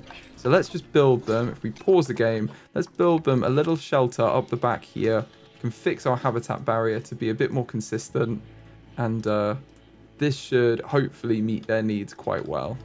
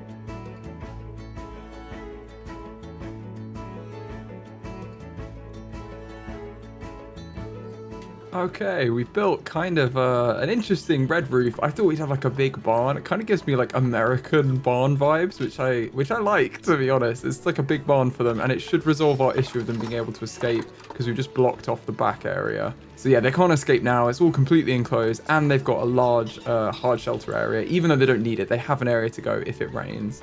And I think these guys, let's have a look at how big this area is. It's one thing I didn't check, but I know it's going to be bigger than 2,000 meters. Yeah, it's 8,000, almost 9,000 meters. Probably with some nature in here, it's going to be about 8,000 square meters, which is, what, 4 times the maximum that they're going to need? I do think we should maybe have a look, see if we can get a male. There's still just females here, so I'm going to leave it for now because we've got 4 of them. They seem quite happy. Let's put in a little bit of bedding for them and then add in some enrichment too.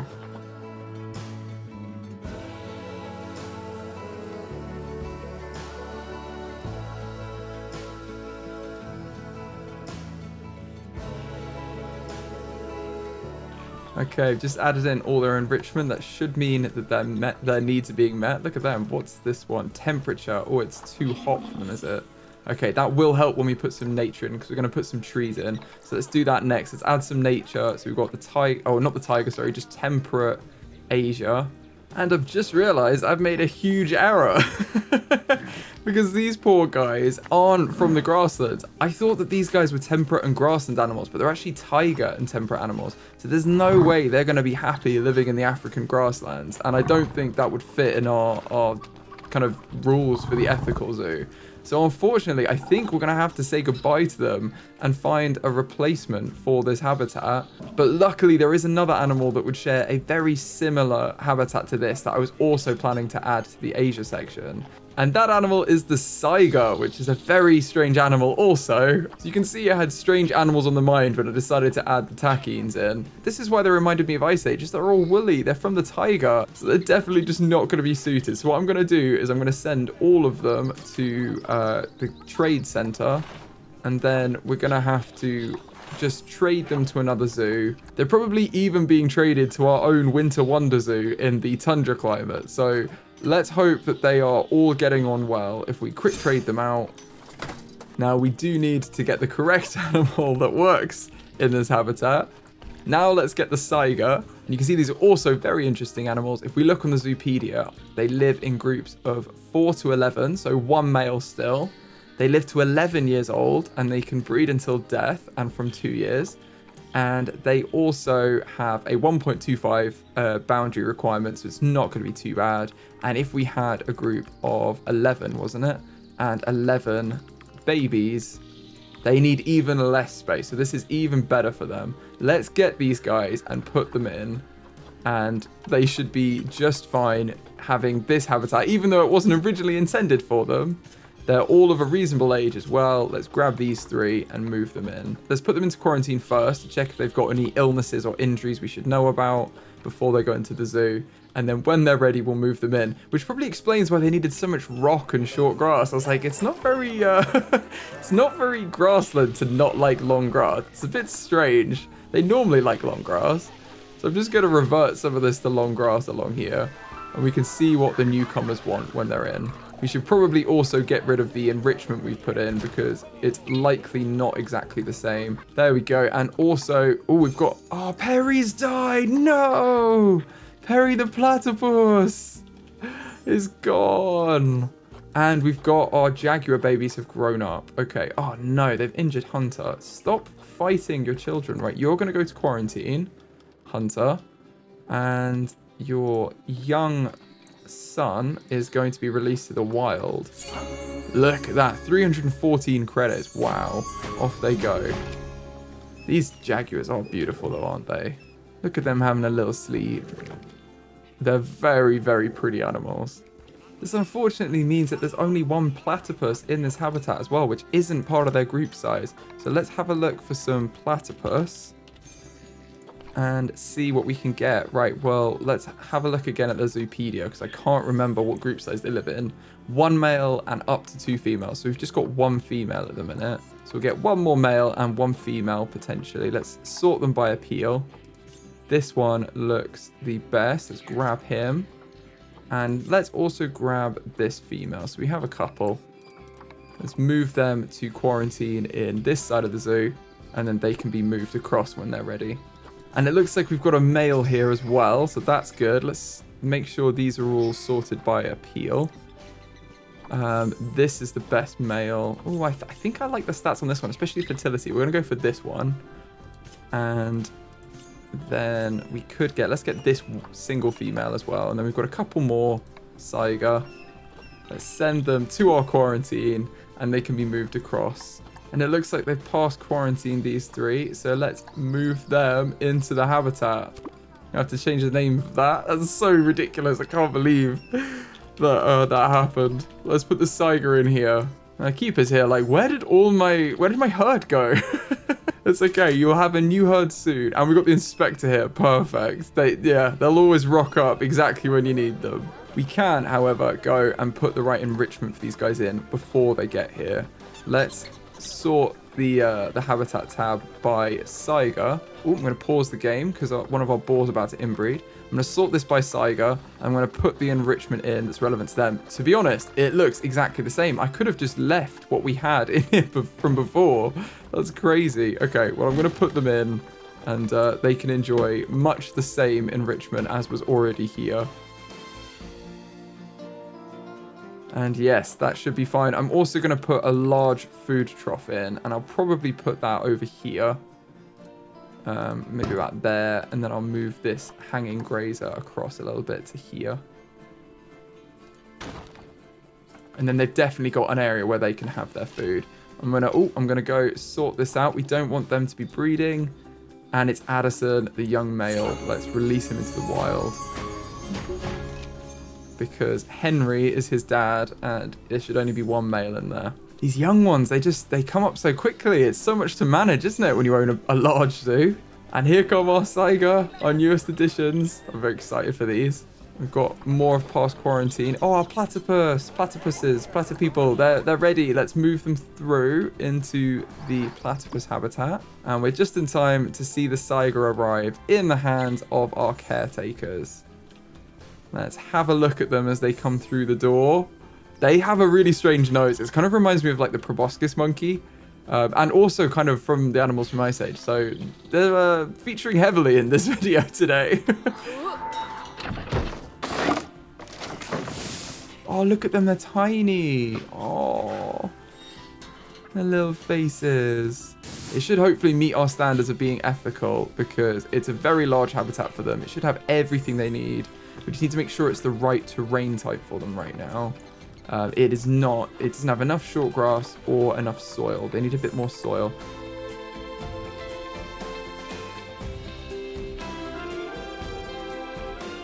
And we've got the other two have passed quarantine. And the other two have passed quarantine, so we're going to move them in also. And then they're all in here. We should have 5, I believe. 4 females and 1 male. And that looks to be everything they need other than nature. And these plants are going to be from the Asian grasslands. So these are the plants that be compatible with both of these regions. Let's put them in and they can hopefully enjoy a bit more coverage. So, I mean, they're going to be better with handling the heat, aren't they? The temperature is actually fine for them, but this should give them a little bit of coverage. They don't want too many though. So I'm not going to put too much in here, just a little bit to add a bit of plants in, a few rocks, and it should be good for them.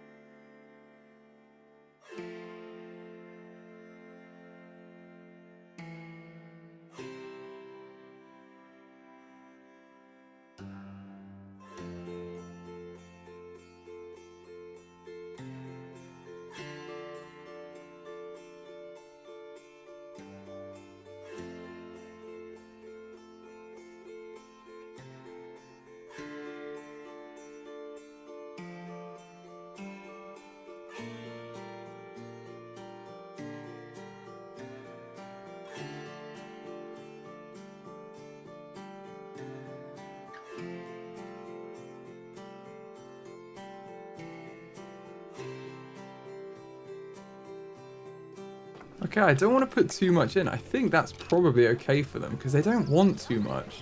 So I'm kind of left it as like I guess a grassland oasis type situation. Because they are like desert grasslands, so I don't want to put too many plants in.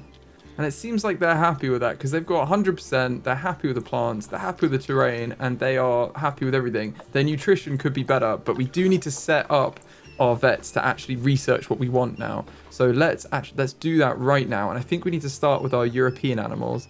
Let's get one. Oh, which are the vets that work on their work zones? That would be easier to see, wouldn't it? Let's get our staff and work zones because they're going to have to go to those habitats. So who is the vet on the zoo? That's Susie. And on Europe, we've got, it's Lorna.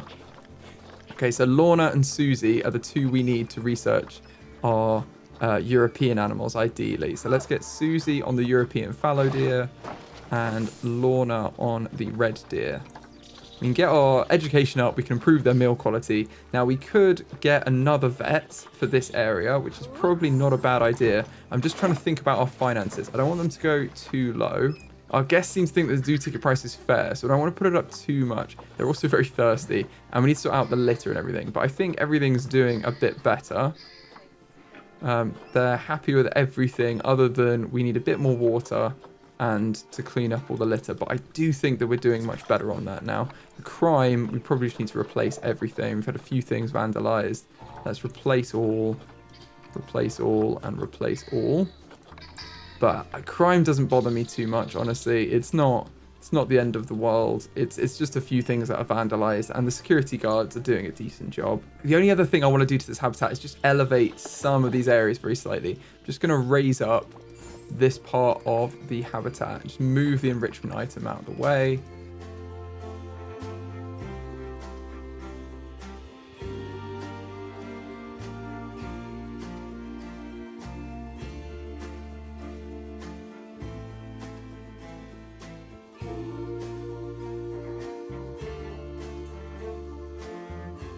And they're happy with all of that. They seem happy.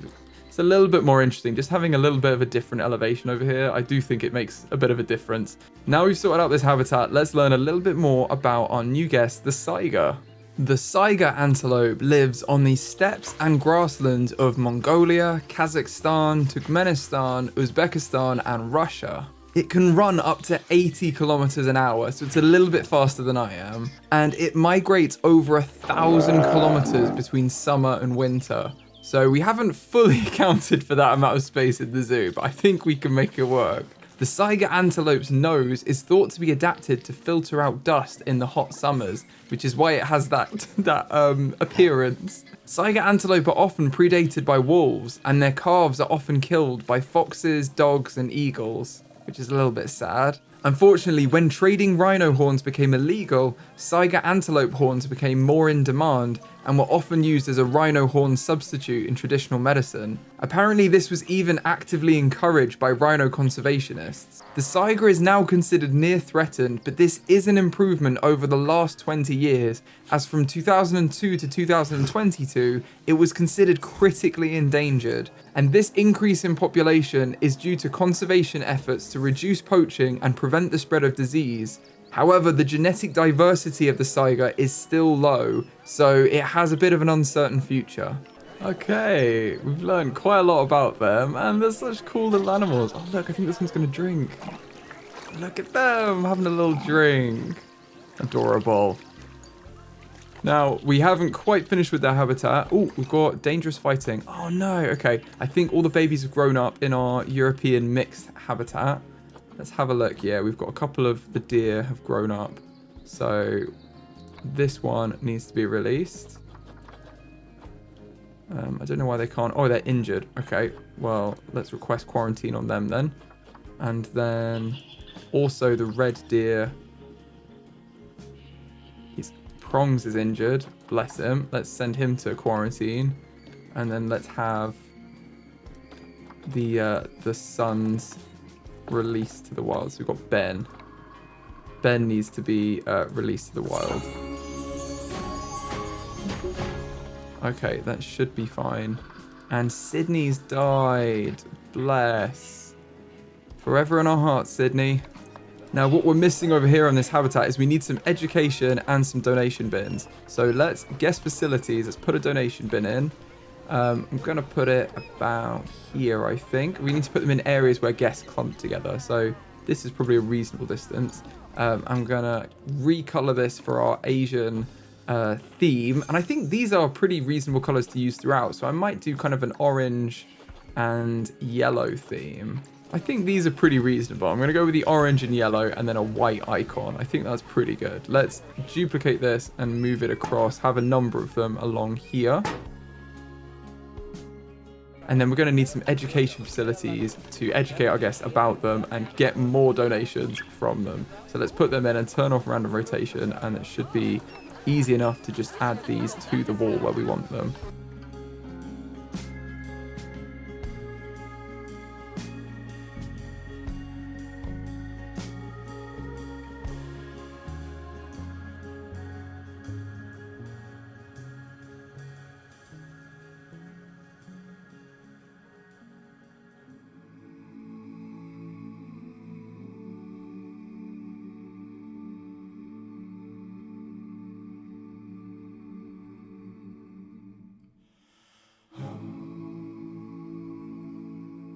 Okay, we've added in a bunch of education. We've also had one past quarantine, so we're going to release him into the wild. This is the sun, and then prongs we can move back into the habitat where he's going to be the alpha again.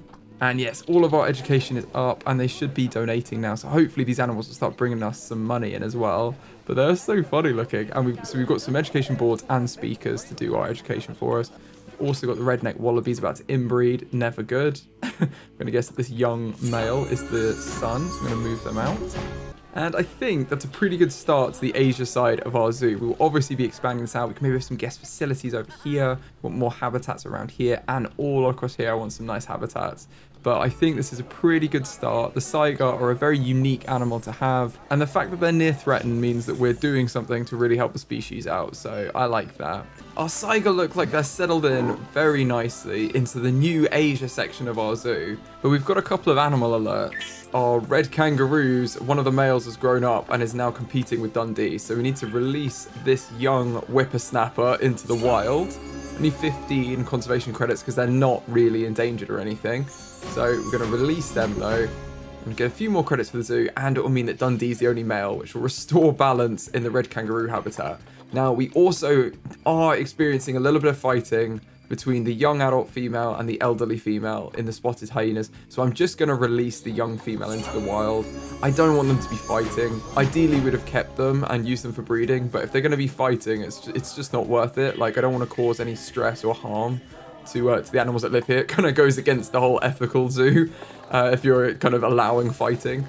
And I believe Tim has also grown up, or another young buck. So Bambi is the main buck here.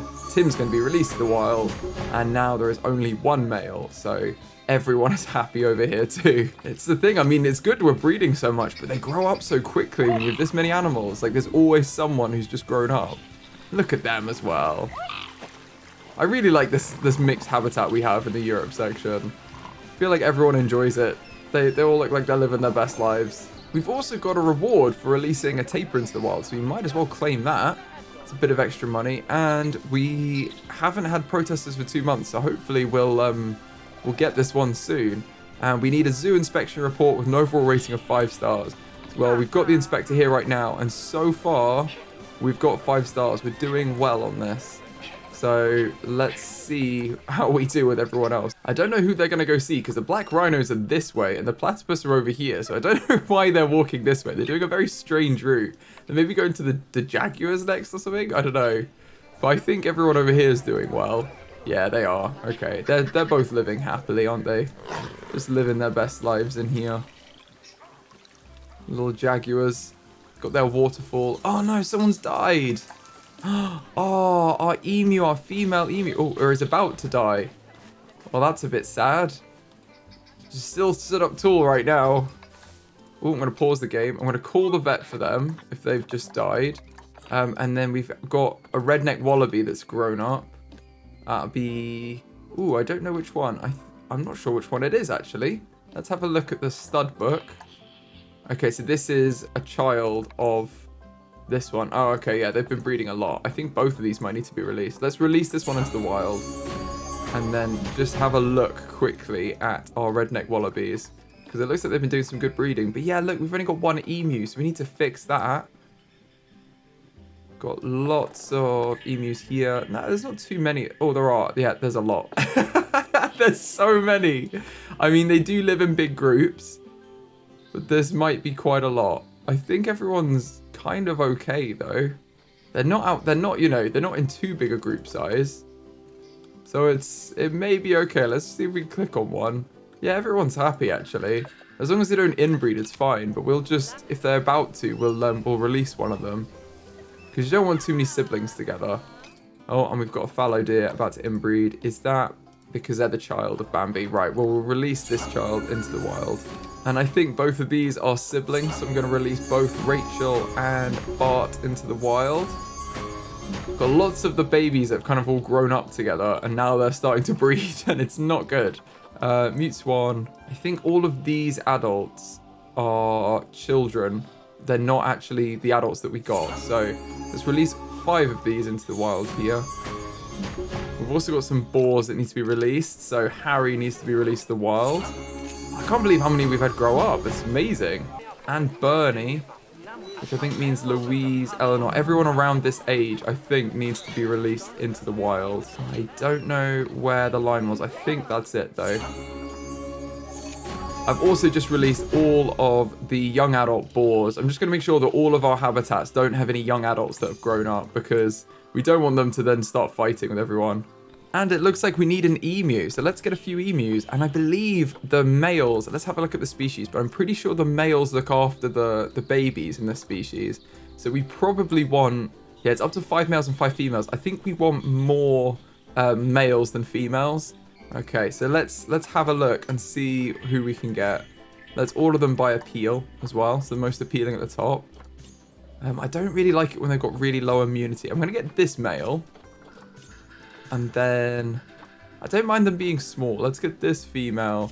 And then ideally we'll get some more come in. I'd rather not have to buy them with credits. I'd rather just buy them with cash. Well, we'll maybe see whether we get any more in a little bit. But I'm going to send these two to quarantine. See if they've got any illnesses or injuries or anything before we release them into the habitat. But then at least there's going to be 3 emus, which will be a bit more of a normal group size for them. I don't want them to feel like they're on their own. Okay, I think everyone there has been released that we want to. And I want to carry on with the actual expansion of the zoo into the Asia section. So I'm going to start by... I do want to have some guest facilities over here, but I don't want to do that just yet. I think for now, we will... Oh, we've got the report. Every time I'm about to do something. Okay, we've got the report. 4 stars. Our education could have been a bit better. That's close. We wanted the 5 stars to get this challenge, but... that's close enough. You know, hey-ho, things don't always work out. Let's put this maintenance on every 3 months as well. And then we want to make sure all of these are actually in a proper work zone. So if you go to staff work zones, are they in the Asia work zone? It is not. That's why. Okay. And that's these solar panels as well. So they're all just going to break down. Let's make sure they're all set to 3 months maintenance as well.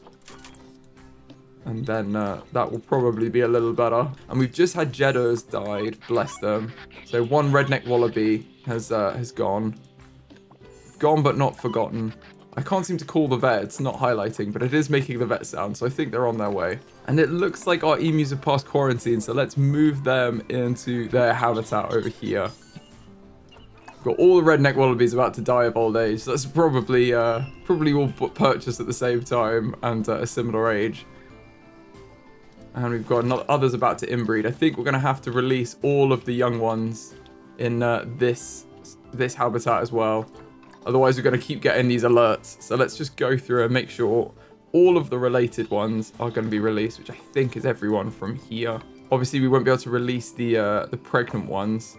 Okay, I've just released all the males apart from the adult Gilbert, apart from like the elderly ones. So I think that was all the young males we had. I don't think we had any males left that we'd bought. Otherwise, we wouldn't be able to release them into the wild either because we bought them with cash. So I think these are all just females now. A lot of them are pregnant, but that's fine. We'll once they have their babies and everything, we can potentially release them. We'll probably let them raise their babies up, and then we'll release them into the wild. But we don't want them breeding if they're related, so we do need to make sure we do that. Oh, and just to do that, Gilbert's passed away from old age. Okay, well, we don't have any males in here, but we don't need any males right now. It's just an all-female redneck wallaby habitat, because there's loads of females. Let's let them raise their babies, and then we can go through and decide who's going to be staying and who's going to be released as like a batch release into the wild. And then I'd like to build a staff building over here. I mean, I want to put in all of the staff buildings, like the surgery and everything again. So I'm going to turn the blueprints off. I want a new vet surgery. I want a keeper's hut and a staff room that we got here. And then probably a research center. Just a small research center is probably good. And maybe just another quarantine as well. We could even get a large quarantine just in case we need it. But a small one's probably fine because we've got a couple of small quarantines already. So I think I'm going to do that and kind of design it. I'm going to be using the construction pieces. I want to use the Asia ones we have. So they're going to be from the theme of East Asia, Indian, and Indonesian, and see what items we have in this theme. I also, again, because it's the staff building, I want to have some continuity between them. So I am also going to use the New World pieces. And we'll build across as we did. Probably put a green roof in for the building again, just to keep it in that theme of the other ones. But then the other buildings can be however we want, like we've done over here. I just like to have the main staff building kind of stay in keeping with the rest of the zoo a little bit. So we'll have a mix here of Asia and the New World pieces.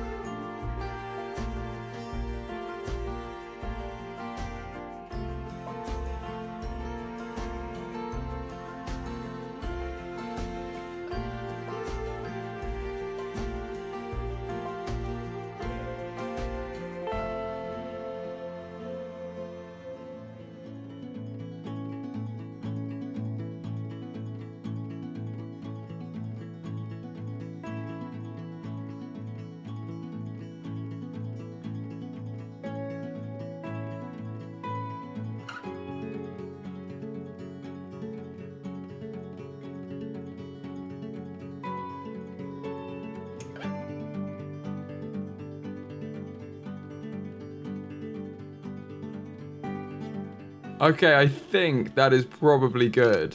I'm going to hit play. We basically made a nice outdoor area for all this. Oh, that definitely needs fixing. Let's call the mechanic for that.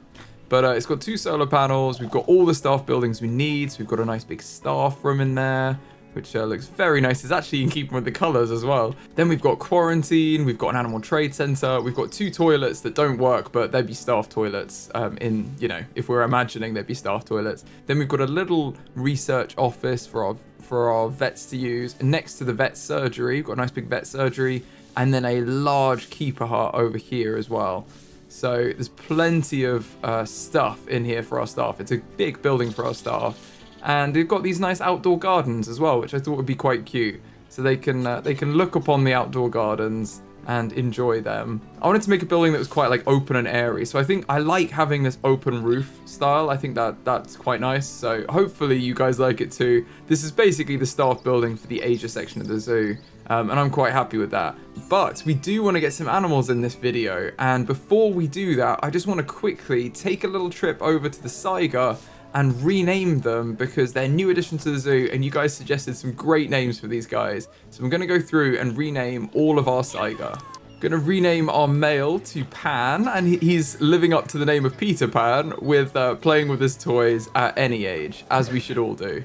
Oh, we're going to have a little penguin inbreed. That's not good. They must be... One of them must be young. Oh, they're brother and sister. I think they're brother and sister then.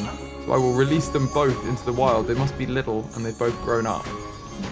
So that's good. Got lots of little penguins in there, so we don't need to worry too much. Then this one is going to be called Nelly.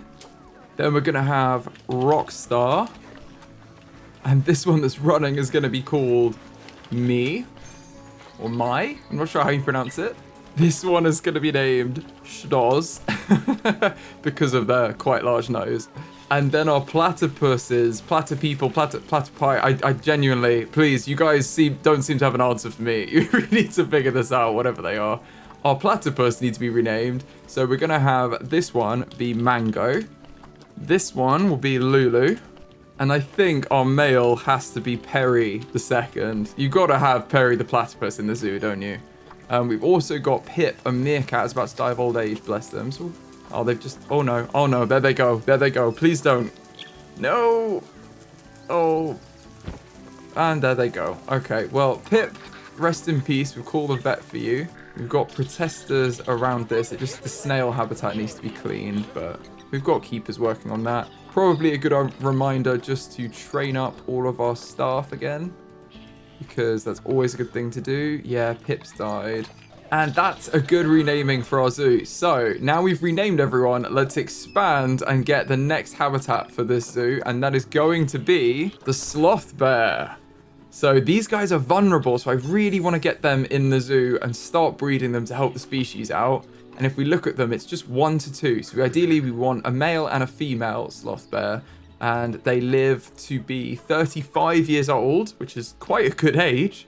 And they can breed until death and from 3 years. So that's good to know. Now, how many do they need? Let's say they've got 2 adults and then they've got like 4 babies or something crazy. They need 1,000 meters squared. We can definitely do this. And they are going to need grade 4 because they are bears, remember, and taller than 3 meters. And climb proof. So we need to make sure we're probably using like the bricks that we have over here on the sloth habitat too. And I really love the idea of using this section. Oh, it's just gone dark. Just I'm trying to show you this section here, because we've got this cave in here and there's 2 bears I want to have in the Asia section. So I think it'd be a good idea to block off this tunnel halfway, and then we can use it for both of the bear habitat. I think it's going to be really cool just to give them like a little cave each. So they can have a bed in a cave. So all we're going to do is just pull this in from all angles until it closes off.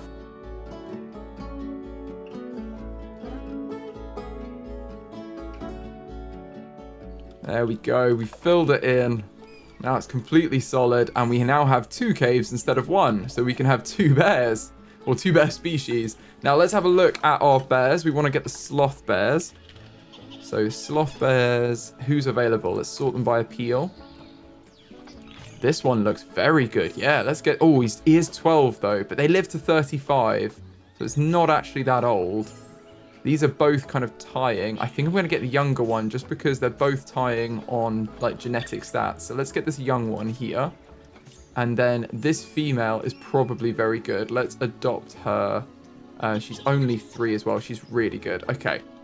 We've adopted her. So we've got both of them. Let's send them to our new quarantine we've just built to check them for injuries and things before we put them in. And of course the capybara are fighting because all the babies have grown up. Okay, the giant anteaters are fine. The main wolves are fine. It's just the capybara. The bird's taper we looked at already. Yeah, the capybara. Yeah, we've got loads of them. Okay. So, plenty here. Let's just grab all of these. It's because we've got loads of males grown up at the same time. Anyone who's pregnant, we won't release because we're not able to. But I think most of these are able to just be released. Are there any more? There's one more. Okay, that's fine. And everyone else is pregnant, so that's fine. Okay. Which is probably a bad thing, because I think it means they've bred with their dad. But we're going to move past that. The capybara are a nightmare to look after. They just breed insanely quickly. I'm going to hit play and let them move the sloth bear from the trade center into the quarantine building here. And we can start working on the habitat. So let's filter our construction pieces by East Asia, Indian, and Indonesian, as we've done before. And then we can try and come up with a nice barrier. We'll probably do something similar to we have over here to keep a good like consistency between the habitats. But it's not going to be able to be the same because of the fact that like this is bars. This would never work for a bear habitat. They would just climb over it and eat everyone. So we're not going to do that. We're going to make it a bit more secure for our guests. And I'm going to design up 2 wall pieces that we can then replicate to save us time rather than decorating the wall. After like we build the whole wall, we're going to build a couple of pieces, decorate them up, and then we can duplicate them to make the rest of the wall. And it just saves us loads of time.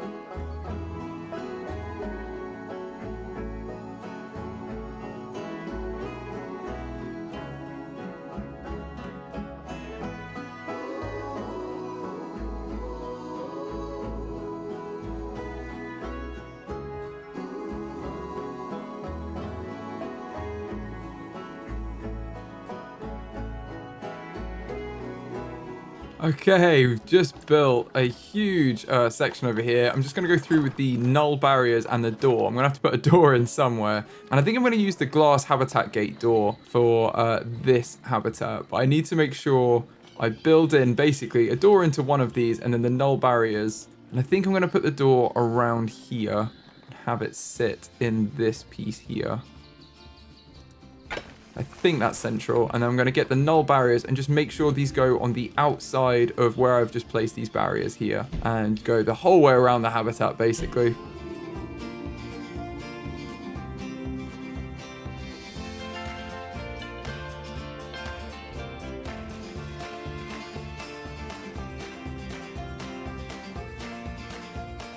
Okay, that is now in. We just need to edit this so that there's not a massive, wall covering the doorway.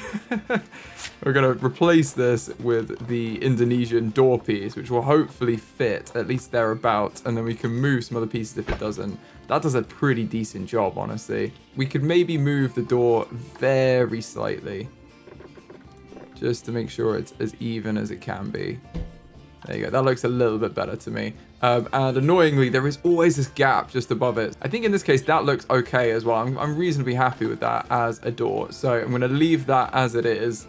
And I believe the barriers went through the right section here. Yeah, it's on the other side of the wall, I believe. We'll have to find out when they're in here, because it will tell us. But I don't think they can get out. So I'm going to hit play and let these guys go through quarantine. But we've built the outside of the habitat, and this should be a massive area. Let's just check the terrain. Yeah, it's 7,500 square meters. They needed 1,000. We've given them 7,500. Now, they can't navigate all of it super easily, though. So I am going to edit this, because this area, it does include this, and I want them to be able to use kind of as much as possible.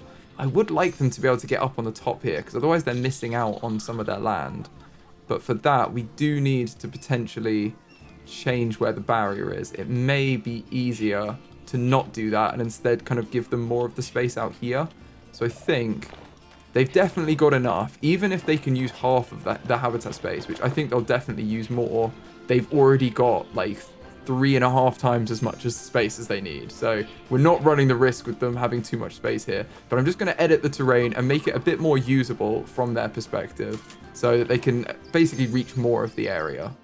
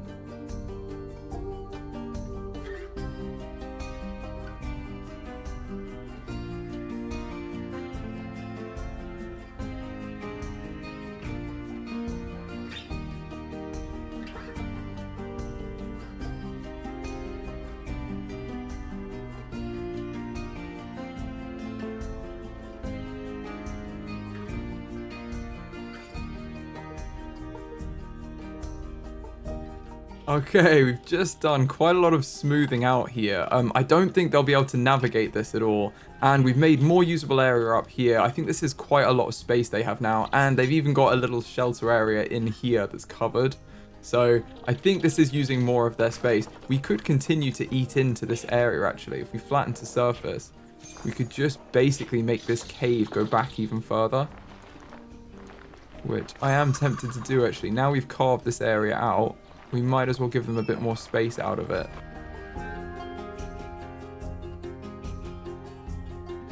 Yeah, I think this is a lot more room. I'm really happy with that. Okay, so the capybara are fighting yet again. Is that seriously the case? Or is it someone else? Have we got like giant anteaters? Anyone grown up? No, it's just the capybara.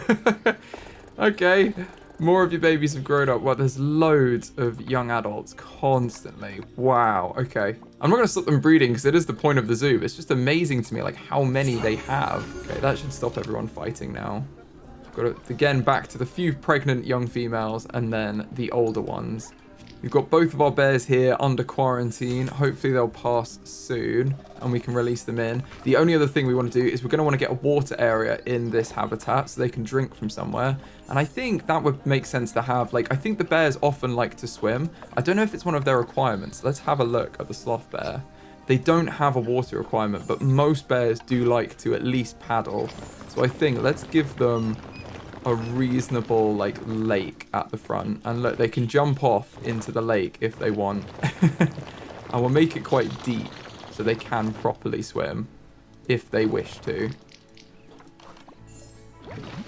There we go. They've got a decent sized lake there. They've passed quarantine too, and we don't have a water pump for this area, but we could probably move. Oh no, this one's capturing that. Okay, we're going to need a new water pump for this side, but that's absolutely fine. Just for now, we'll just put it down, and we can always move it later when we have the other habitats in, but I just don't know where they're going to go yet, so I don't want to do that right now.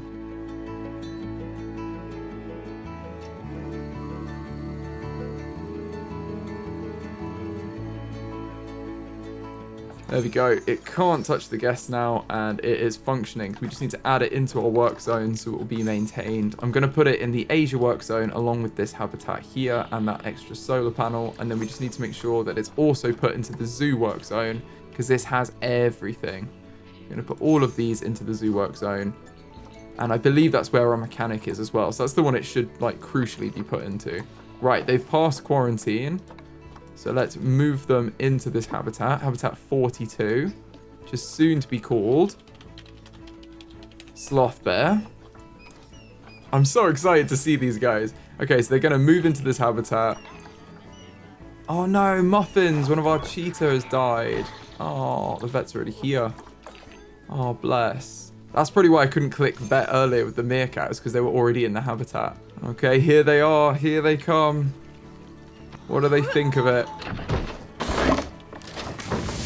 Look at them! Oh my goodness, they're like shaggy little bears, aren't they? They're like really scruffy things. I love it. Oh, cool. Right, okay, before we do anything else, especially as it's a dangerous animal, let's just check. Okay, habitat. And by dangerous animal, I just mean it has the capability to harm a human if it wanted to. Okay, perfect. It's allowed in everywhere. It's got a huge area it's able to traverse. And we know that this habitat is massive for its needs. It's probably got around 4,000 square meters. I don't know whether it's met its climbing needs with this. It has met the climbing needs. Okay, cool. Because it has got all these posts as well. But we could maybe give it some extra climbing enrichment. And for scale, this is how big these areas are. Like, it's a small bear. So this is a huge area for it. Oh, this must be... Oh, this is the male. This is much bigger. Wow, okay, cool. But they have some swimming area too. Now, what else do these guys need? They're going to need food, aren't they? It seems like they're happy with the terrain makeup, which is actually really cool. I'm happy about that. I'm going to do some slight blending around here so it looks a bit more kind of blended in. But they seem pretty happy with that. I'm going to even take out some of the long grass because they're not as keen on the long grass. There we go. That seems good. They seem quite happy with that as well. So everything is happy. Oh, look, they're swimming. See, I knew the bears love to swim. Got a nice deep pool as well if they do want to come in here. There's a huge area, so they can enjoy that. But they don't have everything they need. They don't have enrichment and they don't have food. So what was the welfare issue here? Oh, it's just enrichment. Okay, okay. That's fine. The habitat doesn't have enough plants and yeah, they don't have enough like food and everything that they need. So we need to do all of that now. Let's go food and water. And if we filter by the sloth bear species, it will reduce it to just the ones that are appropriate for this animal. So we can put a large food tray in somewhere. Now, where should we put this? I reckon that's a reasonable thing to have in front of this one here. Could be a little feeding area down there. There's a food tray there. And then they've got water through this. It's just going to be enrichment, basically, that they get everything else. And it looks like they use the beaver pool, which is cool.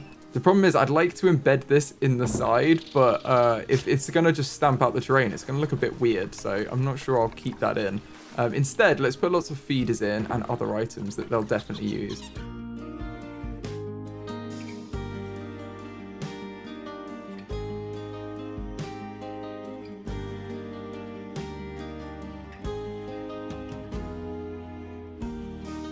We could do with a little bit of climbing enrichment. So I'm just going to build a really simple thing. Maybe just something over the water that they can climb a bit. And for that, I'm going to combine the shelters and the climbing enrichment just to get something that seems like a bit of fun for them.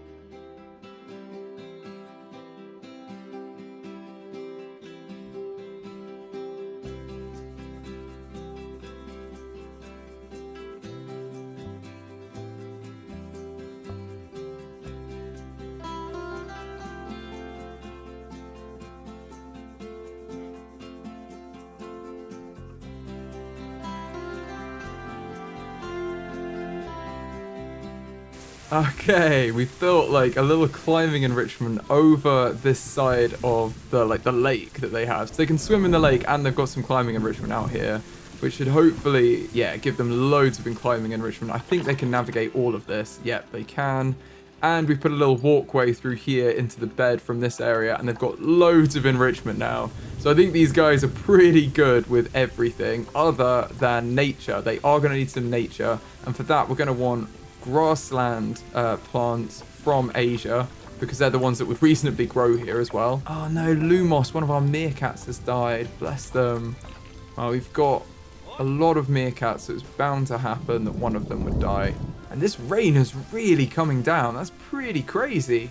They are going to need some plants though. So let's go through and add a little bit of nature to this habitat. I'm going to add a few rocks and some plants. But I don't think they need loads. Oh, they do. They need quite a lot. Okay, so we'll make this area kind of planted up.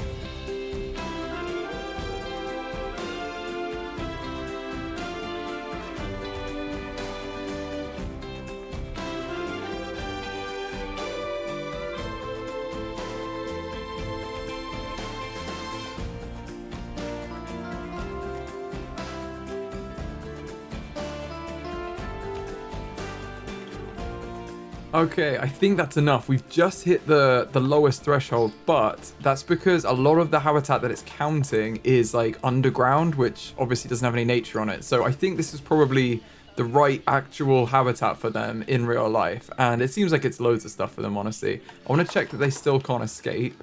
They can't, which is great. For some reason, they can't access down here. I think it's maybe the fig tree here is too large. So maybe we need something else a bit smaller in here. Like the Aleppo pine tree or something. That's probably better, isn't it? Let's have a look and see whether they can still walk in here. This is why you want to check it, though. Is you want to check that they can actually navigate everywhere. Yeah, they can. Okay, cool. They can reach all of the areas of the habitat. They can't get up here, but that's because that's outside of the habitat. We can also just amend our barriers to go in here. And maybe that's what we should do to try and create a more accurate image of what the barrier is.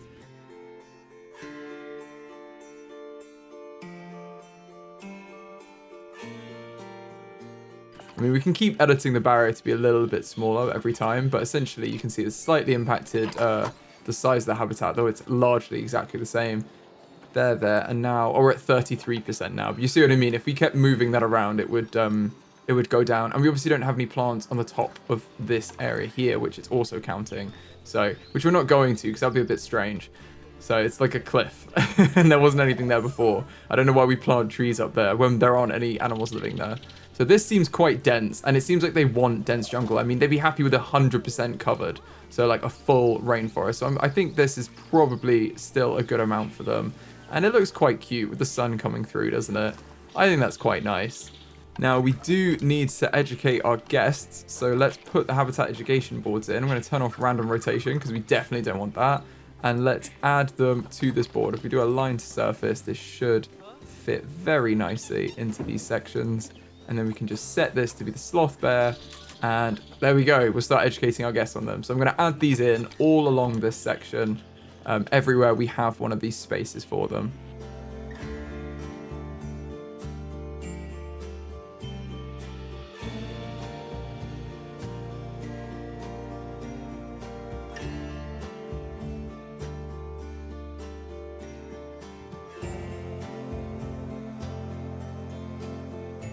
And you can see we're running out of power. Now we put them in. We do need to add some solar panels in. And we need one next to this water treatment plant anyway, or it's not going to work, actually.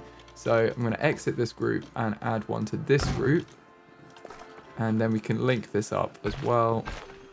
Let's have another one up here as well. I think, yeah, they'll still fit on this area.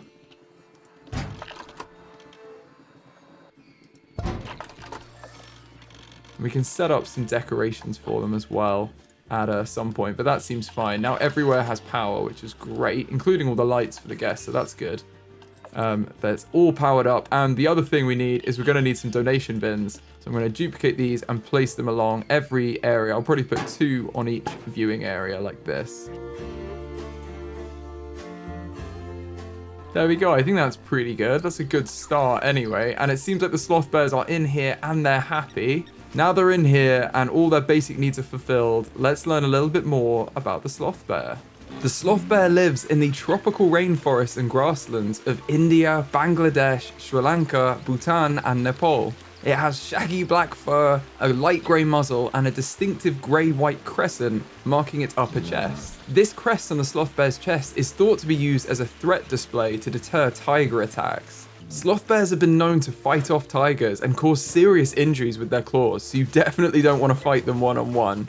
After a mother sloth bear gives birth to her cubs, she won't leave her den for 3 to 8 weeks, just making sure she takes really good care of them. Sloth bears are able to completely close their nostrils, which protects them both from dust and when raiding beehives or termite nests. Unlike other bears, sloth bears have no front teeth as an adaptation for sucking up insects. Unfortunately, the sloth bears are considered a vulnerable species. They're mainly threatened by habitat destruction through deforestation and agricultural land conversion. They're also indirectly threatened by the removal of termite mounds, which are a key food source for them. Additionally, sloth bears are killed by poachers for body parts, which are sought after for traditional medicine, and they're at risk of being captured and put into dancing bear shows, which is really cruel. Conservation efforts include protecting areas of their range, seizing captive bears, and educating the communities who live alongside the bears about their natural history and how to coexist effectively with them.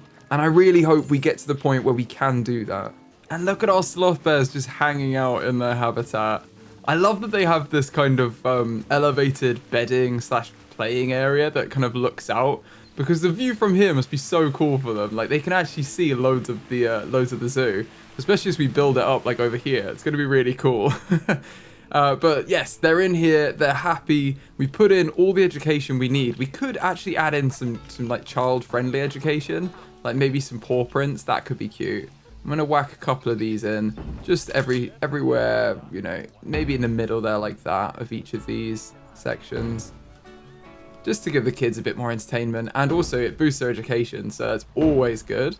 And let me know again in the comments what you want everyone to be called. We've got the sloth bears. We're going to have some more animals today, so please do leave comments letting me know what you want to name our animals, and we will rename them. We've also got our beautiful new staff area here, and I do want to decorate up this area and put some plants in around here. But, oh, I want to set this to be repaired as well. Every 3 months, please. Not every year, that could be the problem. And this every 3 months as well. There we go. The mechanic's on it, so it's fine. It's absolutely fine. I do want to build a little guest area down here because we've got this empty space, and I want to start filling in the empty spaces around our park. Like, we have this in the Europe area. We've got this area, although we might do a bit of a memorial in here. We're not quite sure yet. Or maybe we'll do the memorial out here because it is kind of a large space. But I do want to start filling these in. So I'm going to terrain paint this back to long grass because that looks very strange to me. This will be long grass, and then we need to leave a bit of a gap because of the negative impact of this water treatment. But then we could start to build a little guest area over here. And I think if we set in some paths, we can see what we're working with. Let's align to this grid. Yeah, as long as the paths are about there, we're absolutely fine. Cool. Now we know that. Oh, also, oh no, we've got an animal die. Pineapple, little penguin. Oh, rest in peace, little one. Rest in peace. And I've seen we had a challenge. Success. Have no protesters for 2 months. Perfect. Done a good job there. We're still going for that 5-star inspection report. These look so orange every time I see them as well. I kind of like it though now. Like, I hate it and love it at the same time because it's really silly. Right, and over here, I don't want to leave this as the rustic path we have here. I think I want to put in an area like this with wooden logs. I think that's really cute. Okay, we're going to do this. We're going to align to grid and make a bit of an area. Or perhaps delete this one as a bit far. But I think that should be good. This should just be a bit of an area where we can put some seating out here. Guests can sit in here and have a good time. I think we can, yeah, we can paint this as well to be long grass or short grass. I think we'll have it just be short grass. There's no need for it to just be mud. We might as well have it be grassy because it looks a bit nicer. So let's just paint this in as short grass. And then we can start putting some guest facilities in.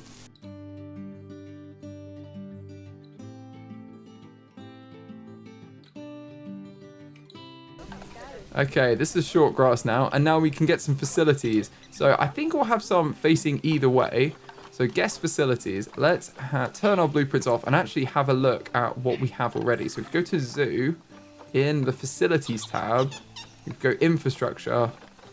In the guest tab, if we scroll down, you can see how many of each type we have. We've got 2 slushies, 2 sodas, 1 milkshake. And then we've got a few waters. Now, water is important, but we've got only 1 smoothie and 1 juice and 1 milkshake. So maybe we'll have, just as far as drinks, let's have another water over here, because you really do need water. I'm going to align this a bit more with the path, like that. And then we're going to have 1 water in here. And then we can have a milkshake maybe going on the other side. And then down here, we're going to have some smoothies, probably about here. And then we can have some juice on the other side. There we go. I think that works like that. Let's connect this up as well. It's not quite connected.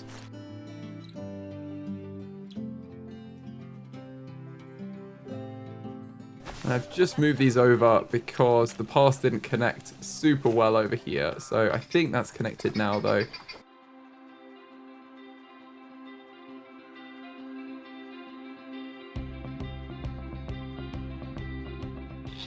Okay, and it looks like we have an animal alert. I'm going to pause. We need to call the keepers. They're hungry. They're really hungry. That's not good. They're starving. Oh, no. Okay, that's really not good. I think they must be being fed right now. But what's going on with our keepers? Let's go by work zone. The keepers in the central hub all say that they're doing, like, a great job. So I'm a bit confused by that. I don't know why that would be the case. Everyone's fine. I'm going to train everyone up as well. Well, that's a bit alarming. I don't know whether there's too many of them as well, but I don't think there were too many. It was just all the females, wasn't it, that we had? Oh, it looks like we've got some baby emus as well. That's good. Yeah, there's quite a few babies, so maybe that's the issue, but they should just be feeding them properly.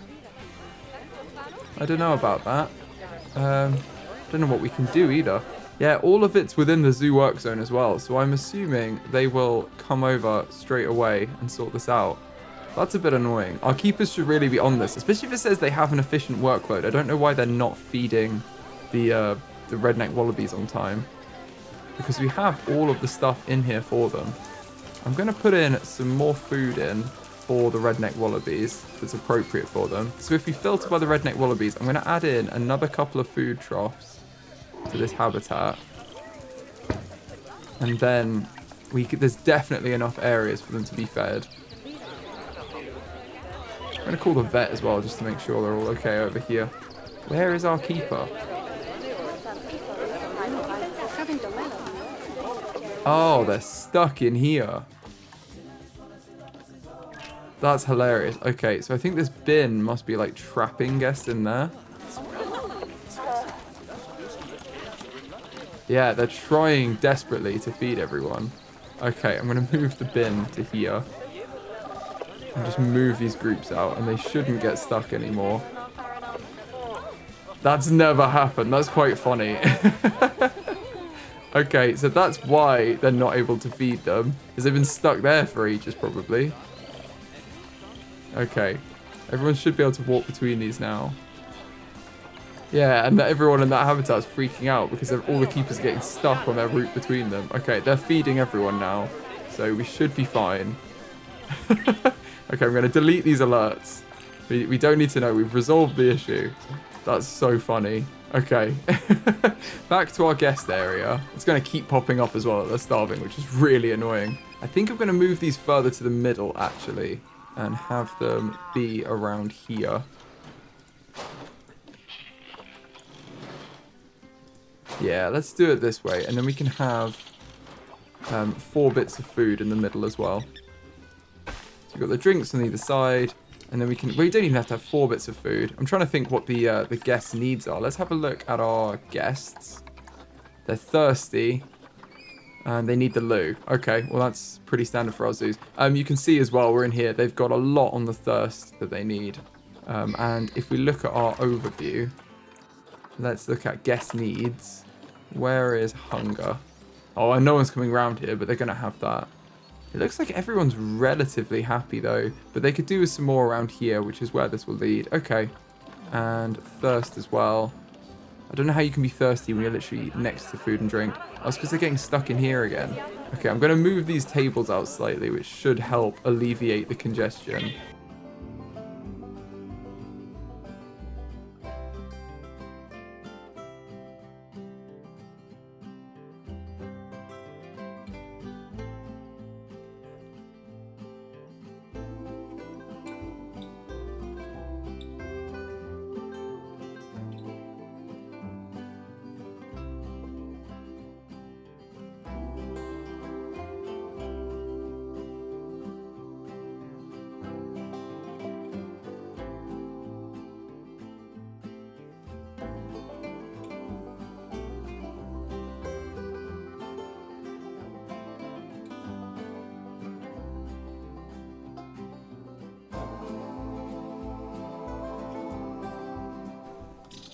Okay, that should have resolved everything.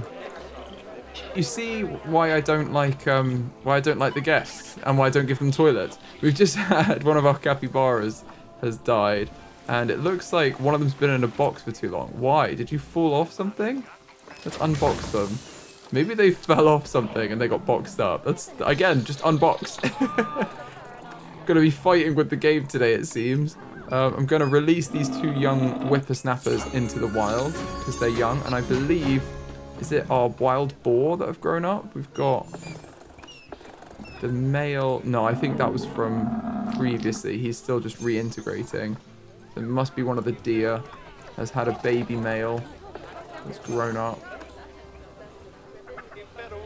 Obviously, it's the last one I check, or it could be the Vicent. Yeah, it's maybe them. There you go, Alexander and Tatiana. Oh my goodness, there's a few of them. Okay, there's 3. Let's release all of these into the wild. I don't know why it's not releasing the male. Oh, he's injured. Okay, that's fine. Right, well, let's get the male into quarantine. And then once he's been... He took on Olaf, and he did not do very well. He's been injured by Olaf, so he needs to go to quarantine, and then they'll take him to the vet surgery. And then when he's done there, we need to release him into the wild. We don't want him in the zoo anymore. Let's also turn this back into short grass along our little guest area. And you can see it's already being used, so that's a good sign. We should probably get some food in here, though. And again, actually, I want to check in the facilities how much, like what we've used before, how much of them we have already. Bernie's Bakes, Chief Beef, hot dogs. Okay, so we could do some Mexican food and maybe some pizza or some Monsieur Frites, which I think is chips. Oh no, there's 2 of them. Okay. Okay, we're going with Mexican. Oh, there's a couple of pizzas already. We're definitely getting the Mexican one. What was it? Mexcelente. Let's have that here. And I think if we have the food on this side, that makes more sense. Now, I don't know what else to get. Seeing as we have an even number of everything else as well, let's just get another pizza pen over here. And then we can have some other shops on the other side. Like ones that sell like hats. Let's have some hats in here. We're going to have hats. And we're going to have souvenirs, just a memento. And now we need to move all these benches out of the way because that would not be very good.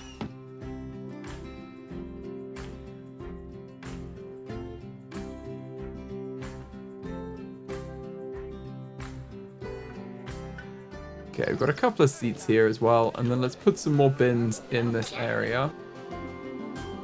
And we also want some benches in here, so let's put some guest seating in. And for these, we want to make sure everything we do is from the East Asia, Indian, and Indonesian packs or themes, because we want to have it to fit in with the Asia side of the zoo. Oh, these Indian ones might be cute. I like the idea of the cushioned ones. That looks really comfy. More comfy than that as well. Yeah, let's have these little cute cushioned ones. They seem nice.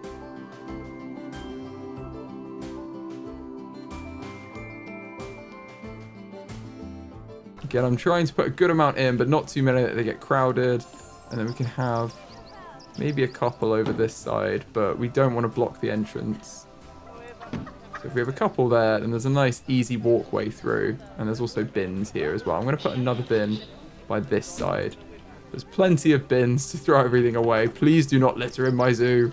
And then I'm going to put some canopies on. These pink ones are quite cool. I also like these though. I don't know which ones are supposed to go with them. I think either. This might be a bit less garish if we're going to have loads of them. So let's put these white ones on. I think they're quite cute. And if we're around these areas, we're going to want to have some ATMs just to make sure everyone can pull out money in case they run out in our zoo. So we should probably, actually maybe this is a better area to have the ATMs be. I don't know. I think maybe actually we should repurpose these 2 seats over here to be for the ATMs. And we'll put a little building in and we'll put some ATMs on the side over here. So let's filter by these themes that we had, the East Asia, Indian and Indonesian. And let's make a little building. I'd like it to be a bit different to this as well. I don't want it to be exactly the same. So I'm going to use some of the different pieces on this one.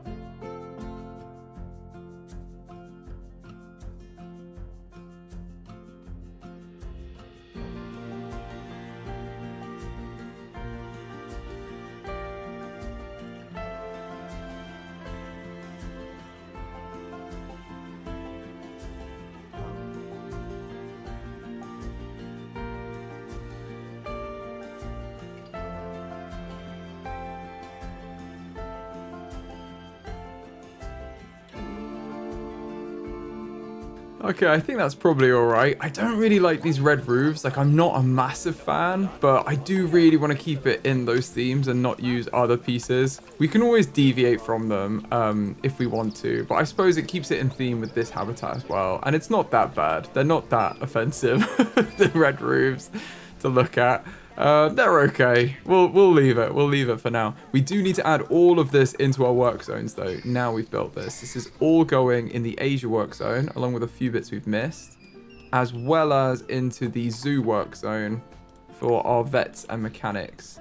So again, all of this is going in. Anything yellow, everything must be blue, which I believe it is, apart from that there.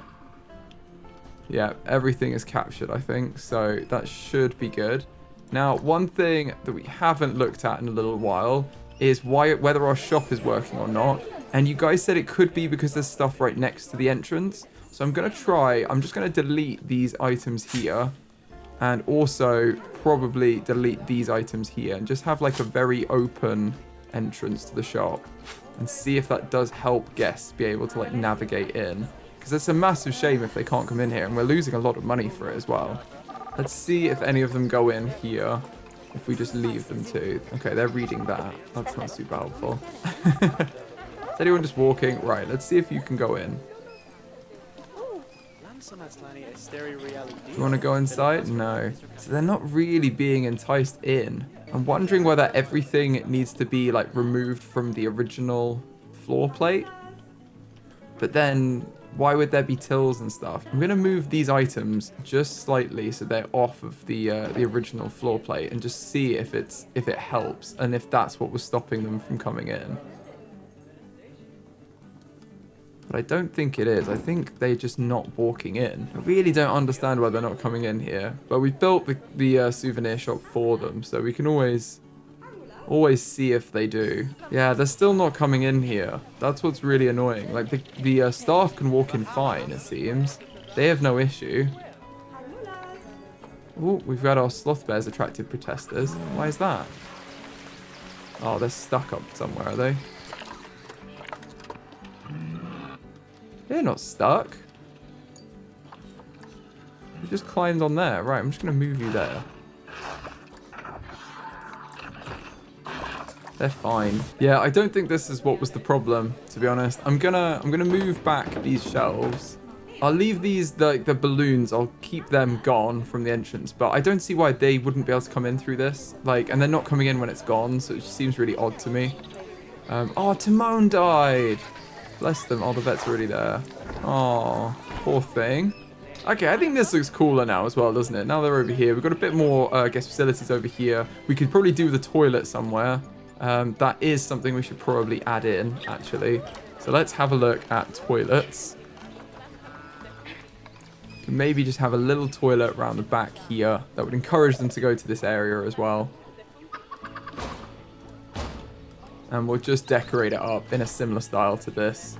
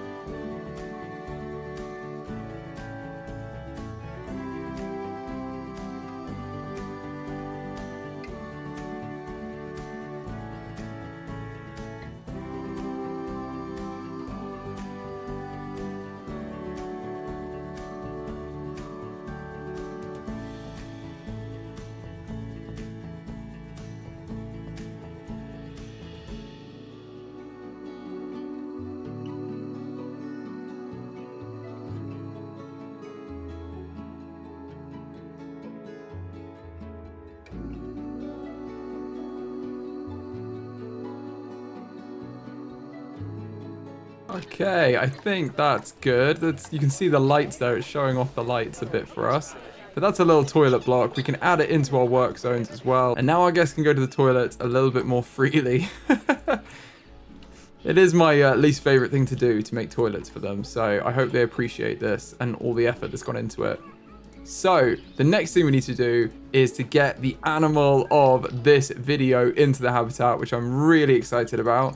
And this animal is a weird one. It's the Babirusa, or the North Sulawesi Babirusa. It's a very interesting animal and it looks very strange. It lives in groups of up to 1 male and 4 females.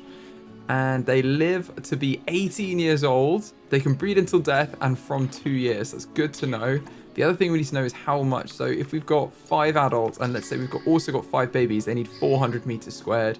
We're easily going to be able to do that. The other thing is we need at least grade 2 fencing over 1.3 meters high. I'm planning on doing, well, let's do 2 meter fencing in that case. And the grade for us is going to be 4 because we're using the construction pieces. Now, unfortunately, we've lost one of our European fallow deer, bless them. And we're about to lose a little penguin over here, which I'm not sure I can bear. Oh, Huckleberry's going. Oh, not in front of the guests. No. Why are you so happy? My goodness, what's your psychosis? They're just, what? Look at them. They're laughing. Okay, I can't stand to be around these people. All right, let's move on. Let's move on. We've got our mechanic fixing broken down things. I like that. And we've got a warning that one of our kangaroos is about to inbreed. I think that's because this is one of the babies. So let's release them into the wild. We don't want them breeding with their dad. And balance is restored. Now we're going to put our Babirusa over here because we have this big stretch of land that we're not really using much. And I don't think they want much in the way of hills, or they're not going to want any climbing or anything. This long flat area is pretty great for them, honestly. And the other thing is we're going to want a slightly thicker wall. So we'll probably put a barrier between. Let's just do that now because we want some space to put our actual barriers in. So we're gonna have a wall section like this, and then we've got space to put our other barriers in between there.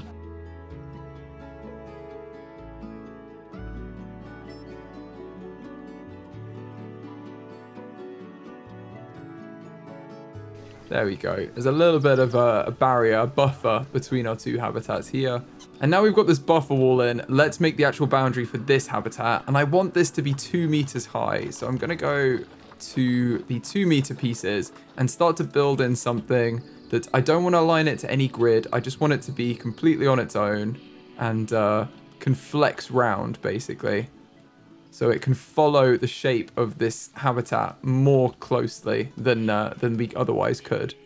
But again, I'm just going to make a couple of pieces and I'm going to decorate them up and then I'll use them to make the actual habitat.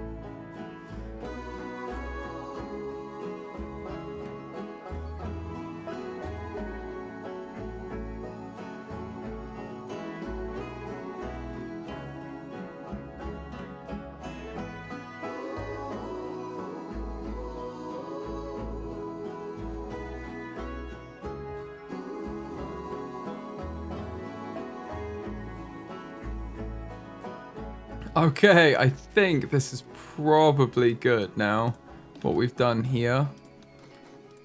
Can see that these walls are very slightly higher, but that's okay. I don't think that's too bad.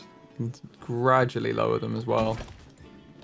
But generally, other than small finishing touches, I think we're there with this now. And it's definitely going to be above 1.3 meters, which is the goal for this habitat. Let's have that about there. I think that's pretty good. Now we've got all of these areas where we can add education boards as well. I am actually just going to go duplicate that and add that into these also, because we could probably have them on these too. I'm just thinking where power's going to be. So we're missing power here. Let's see if we could get, I think we could get all of these with one power actually. Let's have one solar panel over here. Ah, the lights. I didn't think about the lights. Oh no. Okay. Well, some of the lights won't turn on. That's fine. The zoo is never open at night anyway, so it's not the end of the world. We could always go back later and take them out and put something else in that makes a bit more sense. Oh, I don't like it there though, the solar panel. Let's put that in there. That's a bit better. And now we can have a little staff path even over here that kind of connects this bit up. But this can all be changed anyway. We need to find a decoration for the solar panels. But this lays out the general area where they're going to be. And now we can go in with a null barrier. Oh, I can delete these as well. I just had these for easy duplication. I can go to make a null barrier and have this run the whole length of the habitat just on the outside between the path and the barriers.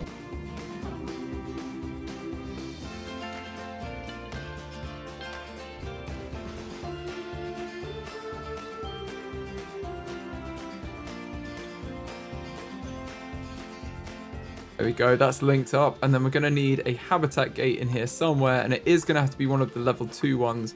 So I'm going to put a glass habitat gate in, and we want this really to be as close as possible to our keeper area. So I'm going to put this right over here on this side, about there, and hopefully this will align in okay. We just need to edit this wall to take out these pieces.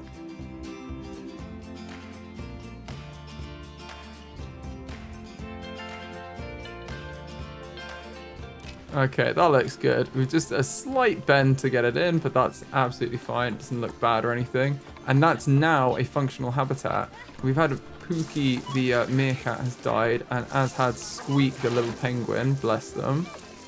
But they're being taken away by the vets, and they're going to be very looked after. And now we have a habitat over here. So this is going to be the Babirusa habitat. And we can actually get them and put them into the zoo now. If we go to the animal trading tab, North Sulawesi Babirusa, that's the one we want. And we've only got some females, but that's fine. Let's sort them by appeal. They live to be 18, so 6 isn't too old. I don't really want any with 0% immunity though. We'll just get 2, maybe 3 females. Let's just get, what minimum group size do they have? That's the real question. 1 to 4, so they're happy with 1. I tell you what, let's just get 2 females right now. We'll start off small, and then when we get a male, we'll add the male in as well. But let's send them to quarantine. And then they can be moved across into the habitat. But this habitat border is up and running now, and it's probably huge. Let's see how big it is.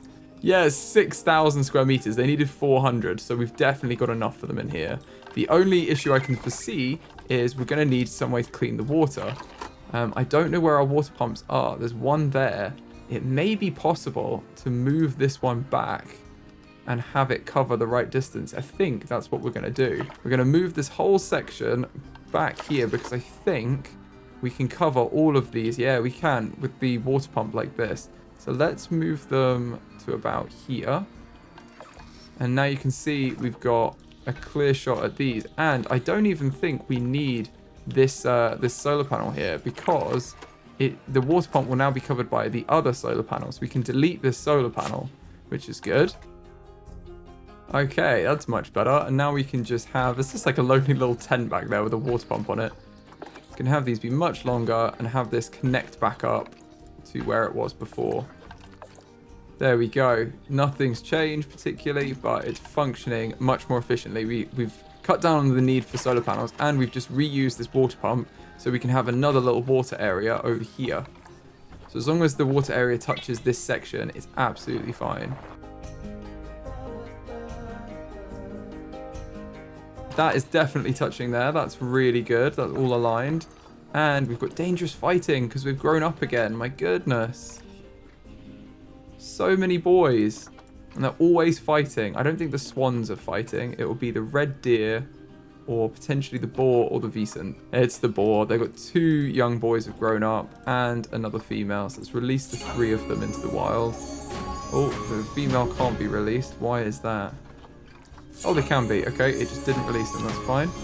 Look at them in there having a little feed. Enjoying living their best lives. And if we look at challenges, it looks like we've got one here for breeding a new exhibit animal. So we've bred 3. We're doing really well on that. So it's a little bit of extra cash. That doesn't hurt us, does it? And it looks like our aardvark baby has grown up. So we're going to release them into the wild and make this again be 2 aardvarks in here, which is the right ratio. Let's also just do a little check-in on our rhinos. Look at these guys. The babies are all growing up still. Look at the little trot. They're growing up though. They're 7 years old. They must live a really long time. Wow. And the mum and dad are just watching over them, having a good time, enjoying all of this space that they've got. I think they've got a nice little area down here. And it looks like there are some more Babirusa available. There's a male here that I think I'm going to get because, let's remind ourselves, it's 1 male and up to 4 females. And they live to be 18 years old. So I think that's a good age for our male, 4.8. Let's grab him, send him to the zoo, and let's put him through quarantine as well. He's going to be a little bit behind the females, but that's fine. I don't really think we need any more than that because they're going to breed and everything as well. So it's probably fine just leaving them how they are. And it looks like they've passed quarantine here, so I'm going to move them, the 2 females, into the Babirusa habitat, which is very cool. Very excited about that. And where are they going to come in? They're going to come in over here. We do also need some education boards in these spaces, so I will put those in. Oh no, they've attracted protesters. Why is that? Oh, space. They keep getting stuck, but they're not stuck. Yeah, now they're fine. It's whenever they climb these posts, the game thinks that they're like stuck. Because they can get on the top of these by climbing the logs, but then the game seems to think that they have no space because they'll get on the top and then it'll be like, oh, they can't go anywhere, but they can. They could just climb down the same way, which they just did. So if we see that, that is why, but they seem to be enjoying themselves. They're in their little area down here. Look at them. And I had to name the male bear Baloo because that is the bear that Baloo is in the Jungle Book. They are a sloth bear. So, oh, look at them. It does seem perfect for that. And obviously, because they're also sloths, look at them. Bless them. They're like, I think they might be mating, actually. Is she going to be... she's pregnant. It worked. Nice one. Well done, Baloo. And the female is going to be called Sid because we have to have Sid the sloth somewhere. So we've got Sid and Baloo, and Sid is actually pregnant. Perfect. Oh no, one of our Vicent died. Oak. Bless them. And our jaguar died. Oh no. One of our 2 jaguars from old age. Bless them. We've lost 2 animals to old age. Oh, well, we do need to replace the jaguar at some point. So we've got Hunter is the male, so it's Mango is the female. So Hunter could raise the babies, I imagine. Let's wait until they get older, and then we'll release them. I'm going to put Hunter on contraceptives. I think they're elderly anyway, but I don't know whether they can breed until death. I think they can. Let's do a quick check on the Zoopedia. I believe, yeah, they can breed until death. So we put him on contraceptives. He can look after their 2 babies. And then he'll eventually pass away as well and join Mango. And then when the babies are older, we could maybe keep one of the babies and breed them with a new male or female. That would be cool. And then release the other one to the wild. So let's do that. And it looks like we need to add this habitat and the solar panel here, or both of them, to the Asia work zone and then also to the zoo work zone so that everyone can use them or interact with them. Or in the case of solar panels, repair them. So hopefully that's all working now. I think these are our caretakers come to get the Babirusa. Well, it looks like this needs a bit of a fix. Oh no, it's not too bad. We'll let the mechanic do it on their rounds. Could be worse. But yeah, they're gonna come from quarantine. And there they are, they got the box. Let's follow them to the habitat. Here they are. Let's see what they look like. Oh, look at them. I think the males are the ones with the horns, and the females have, like, they just kind of look like this. They look really strange, though, don't they? Because they are pigs, but they look like a mix between a pig and a hippo or something. They're just really odd. But like their long faces as well. It's almost like a mix between a crocodile, a pig, and a hippo. That's what they kind of look like. This is why I shouldn't have been one of those explorers back in the day that used to actually identify animals. Because I'd just be misidentifying them like this the entire time. I'd be like, I found a new species of hippo. And they're like, no, it's a pig. But it looks like this is not the right terrain for them. They need a lot more soil and a lot less long grass. So let's edit this. Let's put a bit of sand in and a bit of soil in to make it exactly what they need.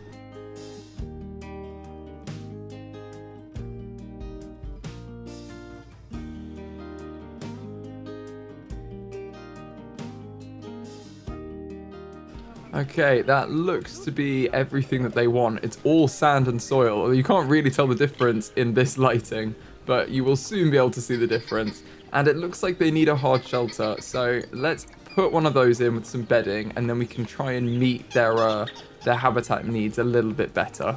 So for this, we're in the habitat tab. We want to filter by the North Sulawesi Babirusa. And that will give us all of the bedding and the enrichment that's relevant to them that they can use. So actually, we need to put some food in as well. Let's just add everything. We're going to put a medium food trough in here. And then probably another one over on this side somewhere. There's a nice big viewing area over here. So let's put one over here. Then we're going to have forage box, another great place for feeding. What I'm going to try and do is put all of the food enrichment along the edge of the habitat. And I'll probably put the bedding at the back to give them a bit more privacy. And we'll kind of work around it like that.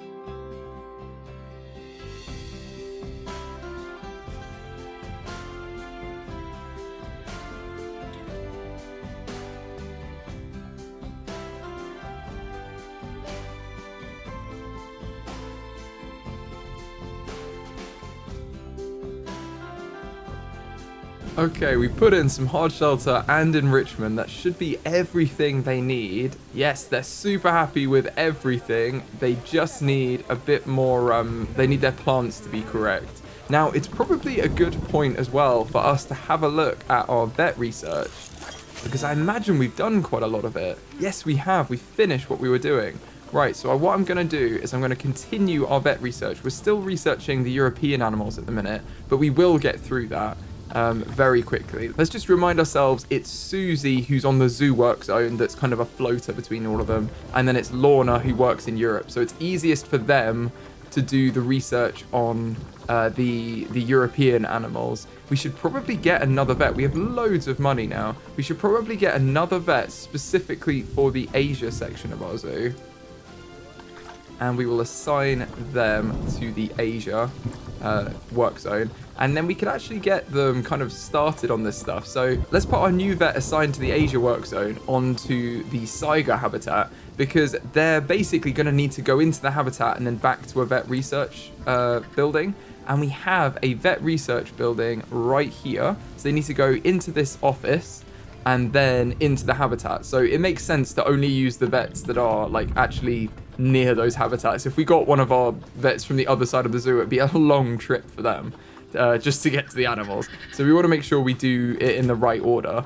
And let's have Lorna, who works in the Europe work zone, to be working on the mutes one. Let's research about them. And then we can have Susie, who's kind of our floater vet. She could go and research the wild boar. And then we only have the Vicent and the European badger, I believe. And we're done with the Europe section of our zoo.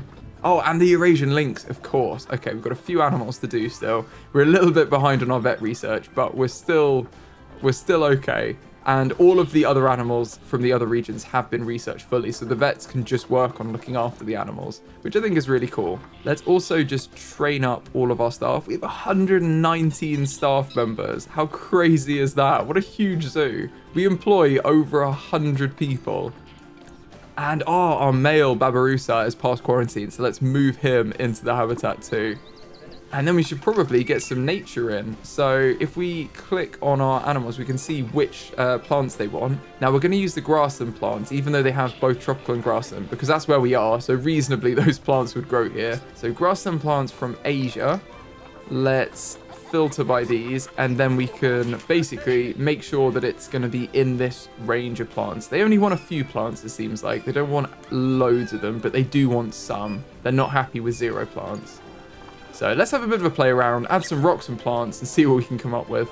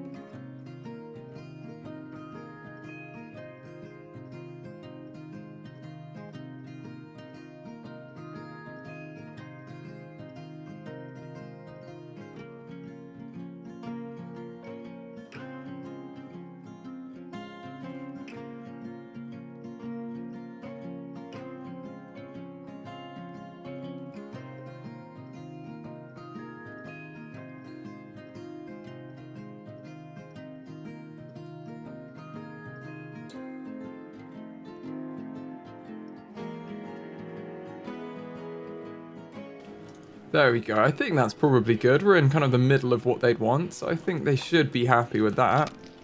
And then let's let our male come in. Oh, we've had 2 animals have died. Pip, bless them, a little penguin. And we've also had wallaby pass away, the redneck wallaby. Aw, poor thing. This habitat is... Oh, no, that's not good. One of the kids has grown up. It's released into the wild. We just watch them kick them so hard. They keep breeding. That's the issue. One thing that one of you suggested in the comments is actually where we have species that aren't particularly vulnerable, like the kangaroo, we could even just stop breeding and like have the animals in here, but it's more of like, I guess, sanctuary for them rather than a breeding program, because a lot of the animals here don't actually need it. They're not at risk. The species isn't at risk of extinction or anything. Like the redneck wallabies are least concern, and I think we just have a female group of them now. It might be worth just having a look to see if like the emus and the red kangaroo, like whether we really need to breed them or whether we just have a habitat of females, because let's let some of them breed, because I believe that these aren't related to Dundee. Oh, they are related to Dundee. In that case, let's leave Dundee in here, but we're going to put contraceptives on him, because if we release him, he's not got much fertility left. So there's not much point in doing that for like the reintroduction. I think he's a bit old to release into the wild, really. But everyone else we can leave in here and maybe just put the males on contraceptives and just have them live in there. Like, to be fair, the female here, there's one female. We could put the female emu on contraceptives, because I believe that these guys are also least concern. And then the redneck wallabies, we don't have, we only have females. And then the last one is the quokka.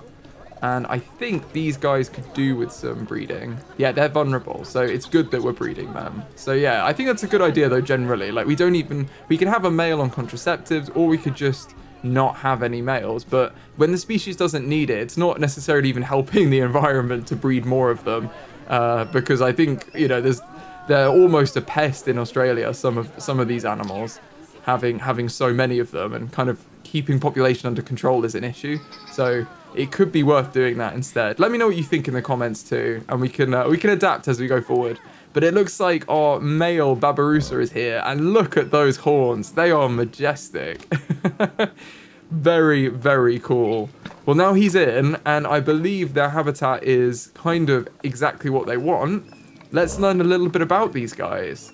The North Sulawesi Babirusa is a species of pig native to the Sulawesi island of Indonesia and several small surrounding islands. The animal is mostly hairless with grey skin, and the males have 4 large tusks that curl back towards their skull. And these 4 tusks continue to grow throughout the animal's life and can even grow into their skull. The name Babirusa means pig deer in Malay. Babirusas have a 2-chambered stomach, more like that of a sheep than of other pigs. Babirusas are also missing a bone in the snout that other pigs have, so they don't engage in rooting behavior typical of other pigs. Babirusas are excellent swimmers, and it is thought that they are found across various Indonesian islands because they swam to them, which I love the mental image of. Unfortunately, the Babirusa is a vulnerable species due to overhunting for its meat as well as habitat loss. They are also often attacked and killed by domestic and feral dogs. Babirusas are a protected species in Indonesia, but continue to be at risk in spite of this. Oh, and it looks like this solar panel here needs replacing. Yeah, it needs repairing every 3 months, not every year. I'm gonna set this one up to be the same. Otherwise, we're gonna have these like dark patches where they're not working. And this is probably the same, yeah. Let's put them for repair every 3 months. We want them all to be repaired frequently. And crucially, we need them because we're going to put in some education. However, we've got our Vicent fighting for alpha status. So another male has grown up. Wow, okay, let's pause the game. A lot of these babies have grown up. The Vicent is near threatened, so we do want to continue breeding with them. However, we need to get a handle on this situation. So, we have quite a few in here. We can only have 1 male. Annoyingly, we've got we never even renamed this guy. But he's the one that's actually fighting with his dad at the minute, which isn't good because he's grown up. But look at him. How cool is he? That's amazing. Wow, really, really cool. But we do unfortunately need to release him into the wild because Olaf is not going to tolerate another male in his territory. So we will release him into the wild. And then we are going to need to release probably a number of his brothers and sisters because I don't think we can even support the group size of all of them grown up. So... oh, it looks like it was just 1, and then these are juveniles. I thought these were all adults as well. Okay, that's fine. It was just him then. It was just that one. And then everyone else is just a fully grown adult. That's okay then. That's not too bad. We've also got high amounts of litter. I wonder where that is. Oh, around here we've not got enough bins, it seems. We do have bins, though. Just perhaps not enough caretakers. Oh, they're right here. Maybe it was a temporary thing. Oh, and we've got fighting for alpha status with the black rhino, which means our baby has grown up. The baby we looked at only just recently has now turned into an adult, so we can release them into the wild. Look at that. That's why we do this. Breeding zoos are for that purpose. We've released a black rhino back into the wild. That's amazing. Let's see if we can breed more and continue with the conservation effort, because they really need it. It looks like the high amounts of litter as well is only on this little strip here. So it's not too crazy. And what's confusing is there are quite a few bins here. That's the odd thing. You can always put some more in. I'll just put another couple of bins in.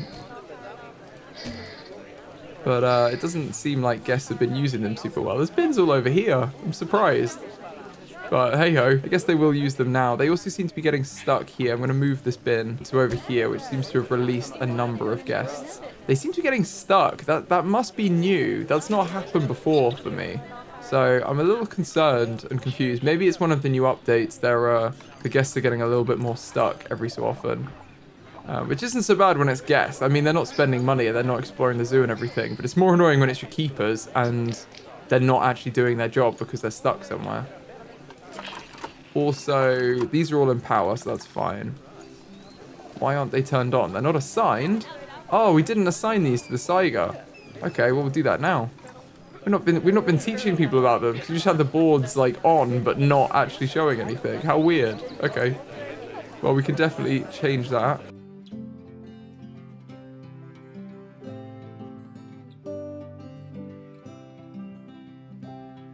And now let's add in the same education for the Babirusa.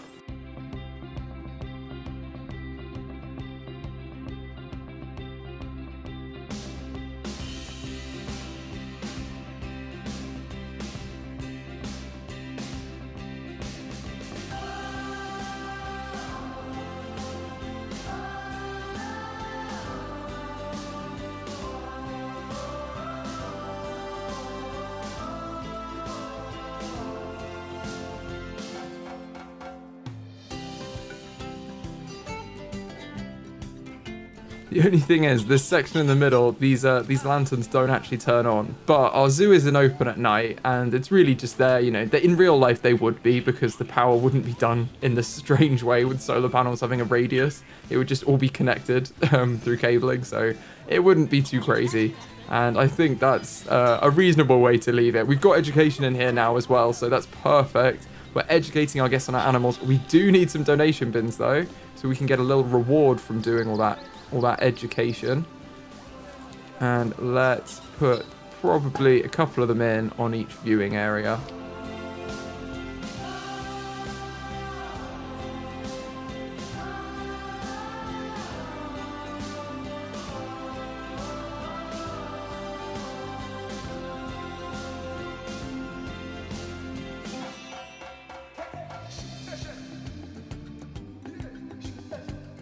Okay, I think that's probably good. We need to change these bins as well to be the Asia ones. Now this is the Asia section on this side. So we can have European bins on this side and Asia bins on this side. We have a couple of alerts. Sid, unbox him. He's fallen off something. They're a menace, these sloth bears. They keep getting into places they can't get out of, and they're getting stuck. And it looks like our capybara have grown up. This is another one where really we don't need to be breeding capybara. They've caused us more problems than anything else. So I'm actually just going to release all of the males, because none of them are elderly. Let's release all of the males. Now we've got 21 females and 3 males, which are baby males. So that should be good now. They can't breed anymore. That's probably solving that issue for us, so I'm happy with that. And these guys seem to be nicely settled in here now. Look at them. Oh, Babirusa. They still look so strange to me. They remind me more of hippos than pigs. You know what I mean, though? They look very hippo-like, I guess, with a very interesting face. And don't even get me started on the tusks on the male. They are kind of legendary, to be honest. Look at that. That's crazy.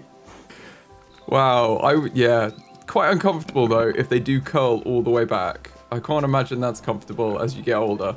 However, we're going to move on from this habitat today and get the next habitat built in our zoo, and that is going to be the Asian water monitor, which I'm super excited to get. Now, they are a least concerned species, so I think what I'm going to do is carry on what we've said we might do, and if they're a least concerned species, we'll just have like a same-sex group rather than a mixed breeding group, because we don't need to be breeding them if they're not vulnerable or anything. And it looks like we've got a challenge as well. Keep crime below 4 incidents for 3 months.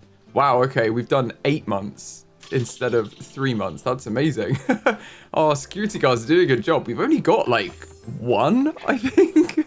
We haven't got many. Anyway, let's have a look. Security. Oh, we got 3, but still 3 security guards is not bad. We should actually get one for the Asia section of our zoo. I'm gonna hire another security guard. What's your name? Laurel Kavanagh.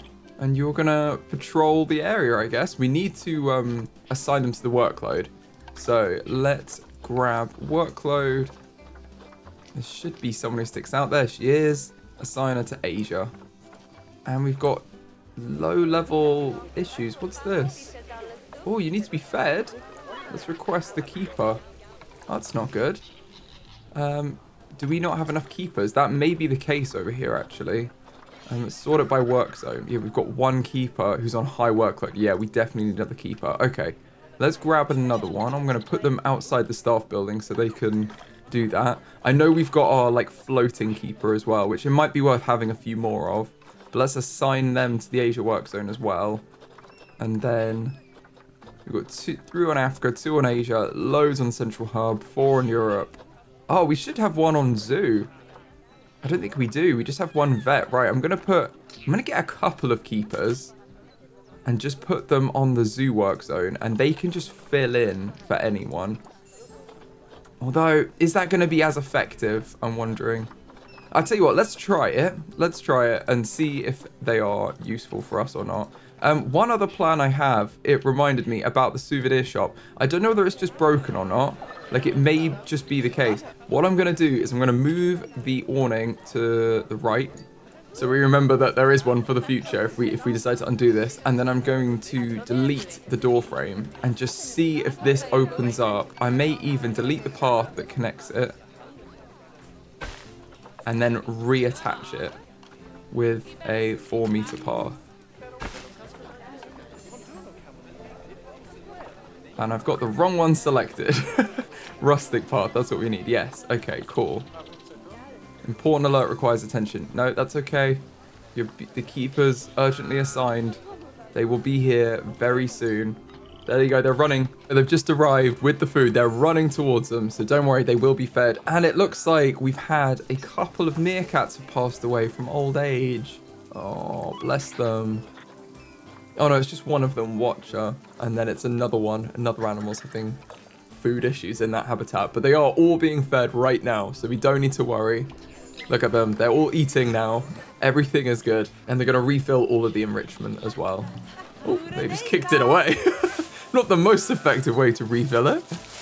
That's a trick though, from that distance. And it looks like guests are still littering despite the presence of bins everywhere, so that's nice.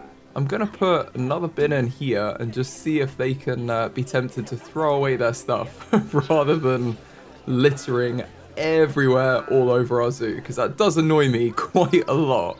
Now, if we look at our guest education coverage, I've also realized that we're missing the section because I removed the solar panel down here. We do need one down here, so I'm going to just add in a solar panel here. And this will service this whole area, so it's all online now. We've got a nice big area. It's going to cover it all. And this needs to be set to service every 3 months, and then we need to add it into the work zone. So let's go staff, work zones, and it's in the zoo work zone and the Europe work zone. And Mochi, the little penguin, has died. That's not good. Oh, good. We've had a spot fine because of the protesters for these, so that's not fun. The inspector's here, and they're not happy that they've seen protesters. Oh dear.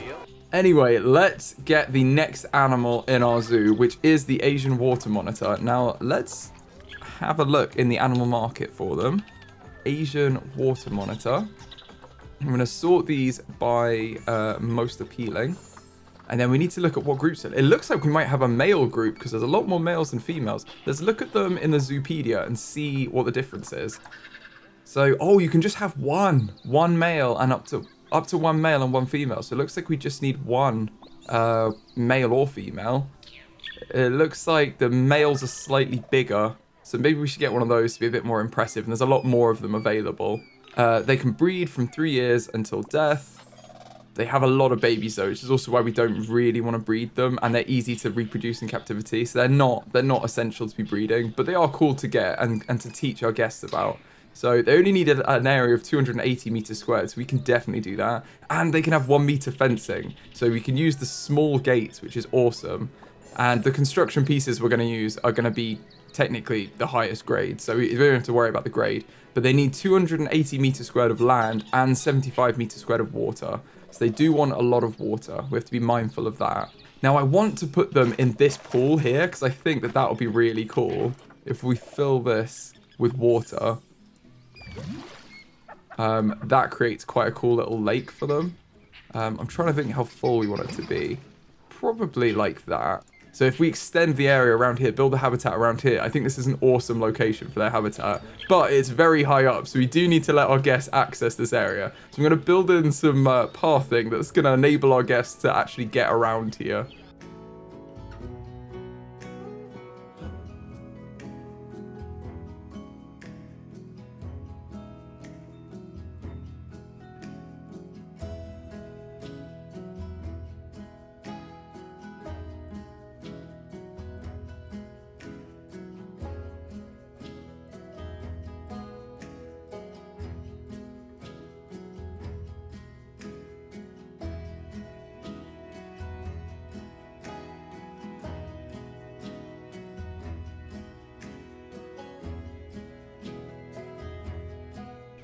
Okay, and we've just had some dangerous fighting due to overcrowding. The capybara, I think the babies must have grown up. Yeah, everyone's grown up. Okay, so all the babies we're just going to release, including all of the males. Just 7 of them. 206 credits. I think this resolves the issue. Yeah, because you can have 19 females. So we've got 16. That should be perfect for them now. And we shouldn't have any more capybara issues, which seems crazy to say. They've been quite an eventful species in this zoo. I will say that.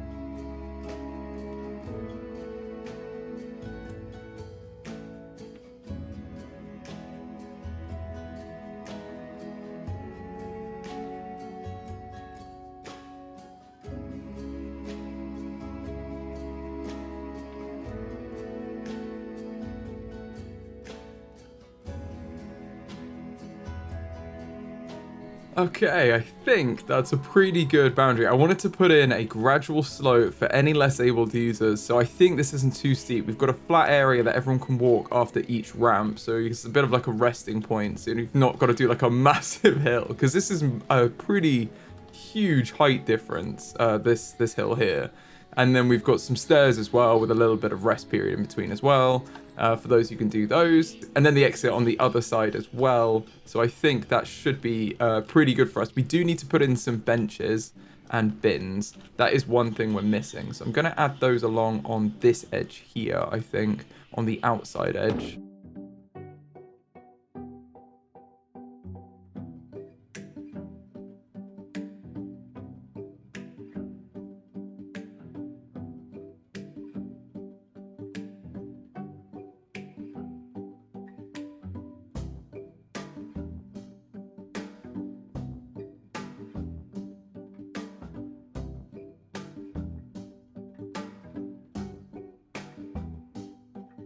Okay, I think that's pretty good. We've got lots more benching and bins in there, so they should be able to access this area just fine now. Now let's see if we fill this with water. That's all good still. I like that. And we do need to put some fencing in, some barriers in. So we're going to do that. We're going to use the little fences for this. So I'm using the small habitat gate, and we really want it. I'm trying to think where we want it. The issue is this is quite far from the keeper hut. I think we might need another small keeper hut area over here to deal with this this habitat, because I don't want them going too far between. So I'm going to put in another small keeper hut and staff room, but just the small versions of both. We don't want them to negatively impact guests. Oh my goodness, that bin's had a bit of vandalism, isn't it? There we go, that's better. We can make the staff path instead as well. And then we're also going to add on the keeper hut, the small keeper hut. And we're going to link it up like that. And then add these into the work zone. We are going to decorate them up, but just not quite yet. So let's add the Asia work zone. Let's add those in. Let's also add them into the zoo work zone. Just because there's quite a lot of area around here. And I think it's going to be quite a long time for them to walk. Especially because the entrance is like over here. They have to come out this way. And then go all the way back. And then up the hill. I think it's just too far. I don't think that they won't be very productive. So this should save us a lot of time. I mean, we need fewer keepers to do the same amount of work. And now we've got that. I think let's put the barrier in over here. The small wooden habitat gate we can have on this side. Can connect to it about here. And this is where we're going to have our habitat. So I'm going to build in with construction pieces, just a 1 meter fence the whole way around. And I don't think we're going to do much more than just having a similar style than we've had already with these 2 meter fences. I'll probably just build a very simple fence using the same pieces. And we can just map out the area we want and then go through and put null barriers all along the outside. So it's a real habitat in game.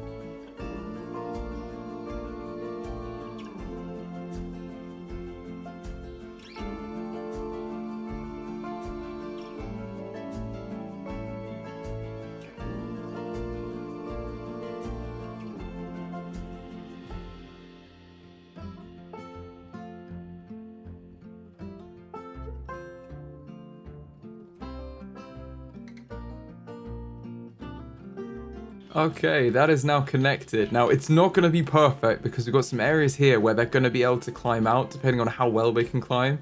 But I think this is such a gradual slope, that's going to be easy for them to get out. But I want to patch those areas when we put them in so we can see where they can move and make a better call. But I think this is a huge swimming area for them, considering like if we make this water a bit clearer as well, if we make it kind of 1 point... I think we've made the other water 1.8 so you can see the swimming a bit more. Like this is a huge lake. It's gonna be pretty good for them, I think. So let's hit play and get one of them in our zoo. Now we've got a few here. How old did they live again? That's the real question. They live to be 18. They live to be 18. So the ones here, like, sorted by appeal. This is the best male. That's the best female. I think I want to get one of the males because they're a bit bigger. These have very similar things. I kind of think that I don't really mind the fertility as much because we're not breeding them. I'd rather go for more immunity, longevity, and size. So I'm going to go for this one here, who's 6.7 years old. Send him to zoo. And we're going to send him to our quarantine. Now, let me know in the comments what you want us to name our Asian water monitor. He's going to be a big boy, hopefully. And he's going to need a good name. Now, we do also need to sort out this door because that's not going to work, is it? So let's replace this with something a bit more fitting.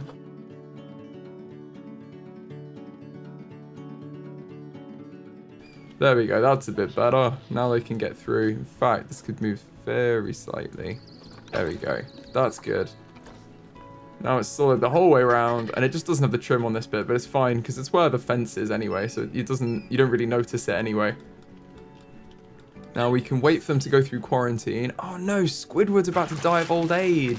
Oh, not in the water, Squidward. No. Oh, don't do this to us. He's having a last swim as an old man. He's 26.8 years old. Wow.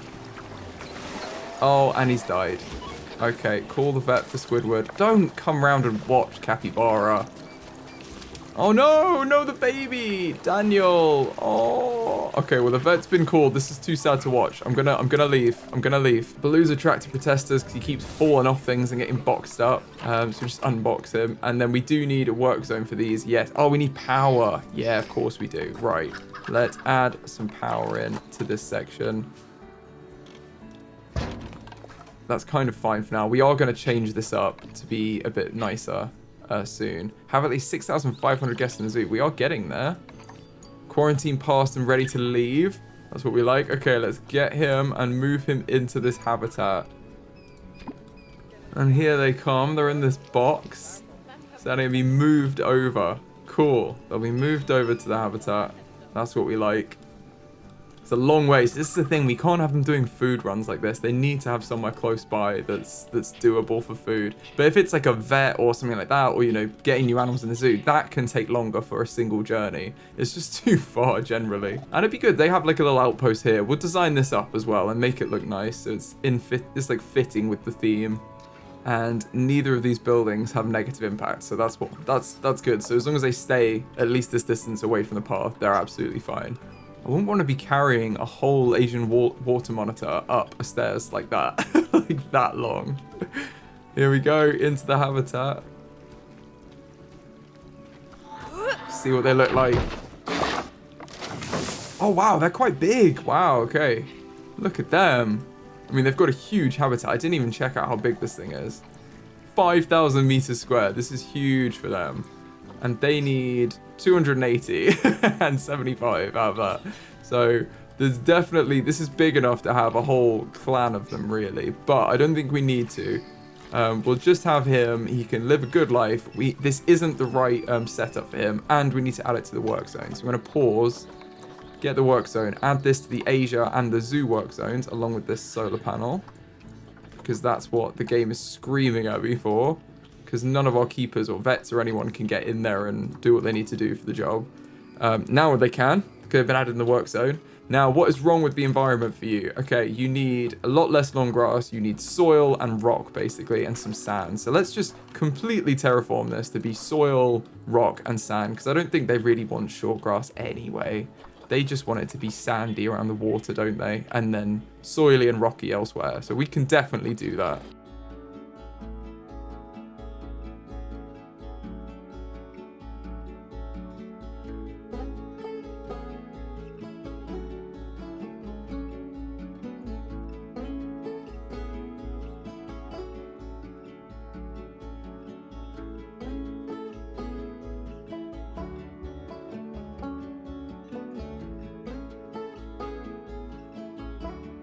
Okay, I think that's pretty good. That's quite blended across for them, so hopefully they like that a lot more. And it's hitting all of their needs. So they can do deep water as well, which is cool. So, but it needs to be at least 2 meters deep for them. And look at them, they've started swimming. Oh, they look so cool. Love how the front arms aren't really doing anything. They're just like letting the water glide through their fingers. Love it. Very, very cool. They are going to need food as well. We need to do all of that. So let's get all of the bits that they need, like food and enrichment, and whack them in for them. They're also going to need some kind of shelter. I don't know what kind of shelter these guys have. They don't actually need any hard shelter, so maybe they use jetties instead. Let's filter by the Asian water monitor and see what it says. Because I imagine that's what it does. Beds and shelters. Yeah, it's got the jetties. So I think we'll build them a jetty instead. We'll maybe give them one in case it like does some kind of weather here that they don't like. But, you know, they can have the option. But generally, they'll probably stay on the jetties. And we can give them all the enrichment they need. And they can do underwater feeding. That's perfect. Okay, we'll definitely do that.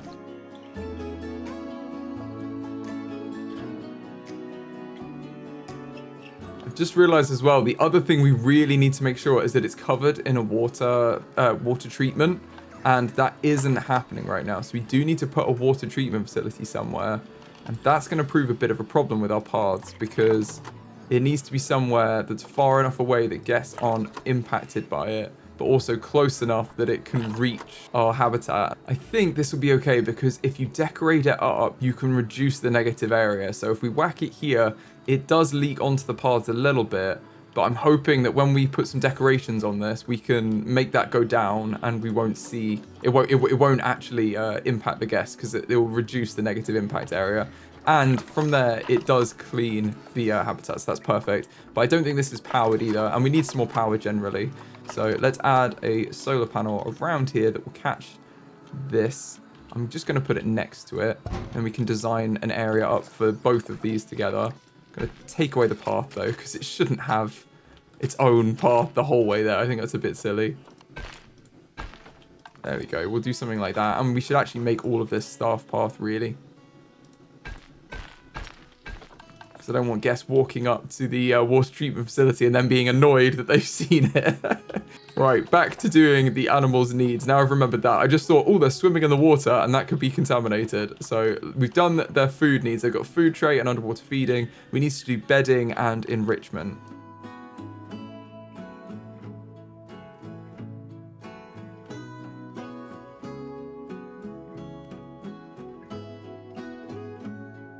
Cool, I think that should be good for them. If we hit play, let's have a look. Yeah, they've got 100% on everything. They just need their bedding. So let's add that in now.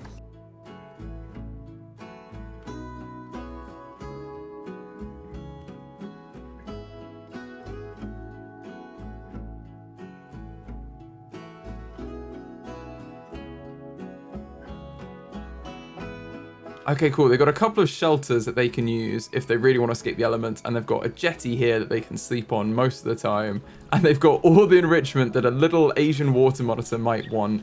So I think they are basically at 100% of everything, apart from plant coverage. Look at their little face, just chilling.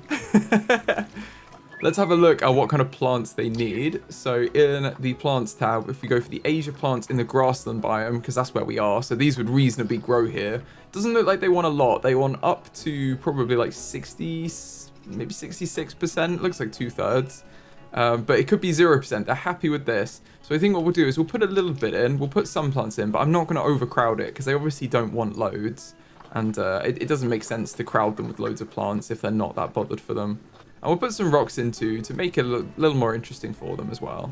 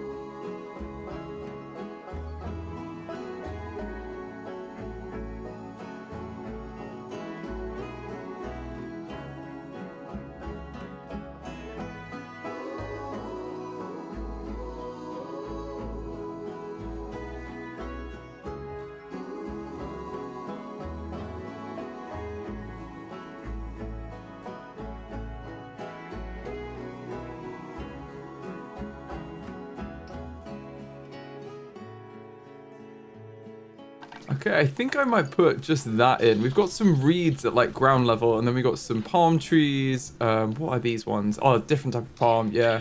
And then olive trees.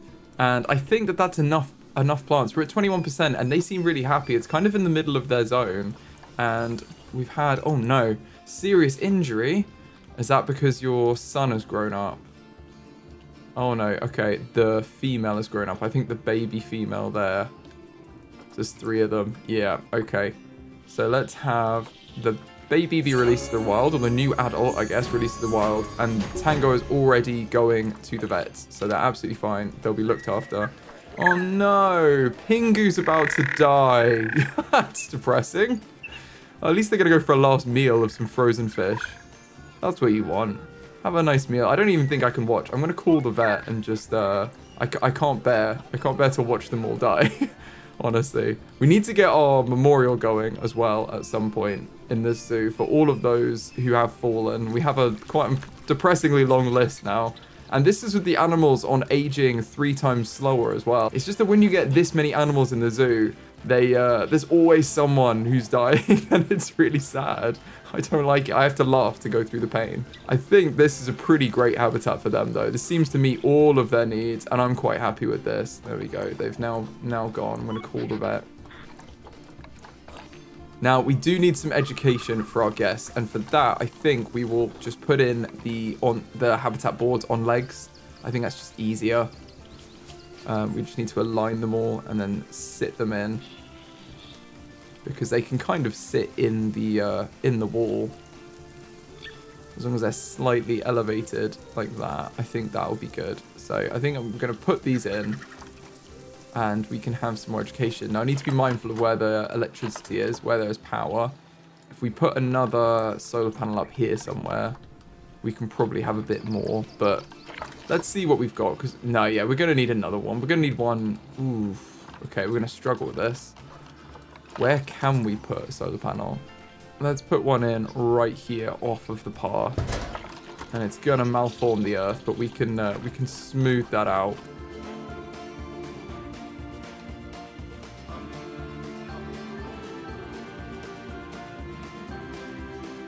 There we go. We've got a bit of power over here as well, so we can have some education, which is exactly what we want. Let's do this and put them all in now.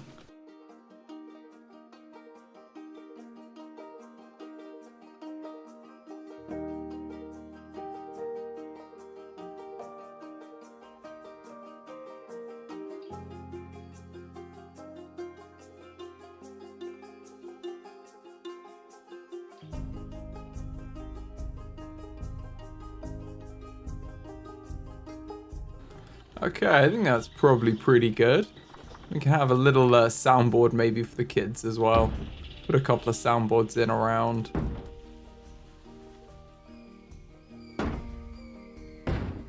And I think that's probably good. I mean, everyone should be able to see over this fence as well. It's only 1 meter high, so hopefully everyone can see over that. The kids can always sit on their parents' shoulders if they need to, but most kids will be above 1 meter, I think. So I'm trying to think now. I'm like, yeah, a lot of kids are, I think. And if they're not, then they'll sit on their parents' shoulders. The other thing we need is, now we've got the education in, we do need donation bins as well. And we want to take them from the right place. This is the right place here. Get the Asian bins going, the color scheme we have. And then I'm basically just going to put these in at key viewing areas around the habitat. Kind of sporadically placed in. So we can collect as much money as possible, ideally. I think that should be good. That's basically complete now. I think this habitat is done.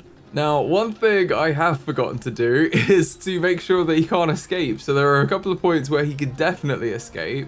And he's started to make a run for one of them, I've seen. So what we're going to do is just change this habitat. I think I'm just going to build it up on this side.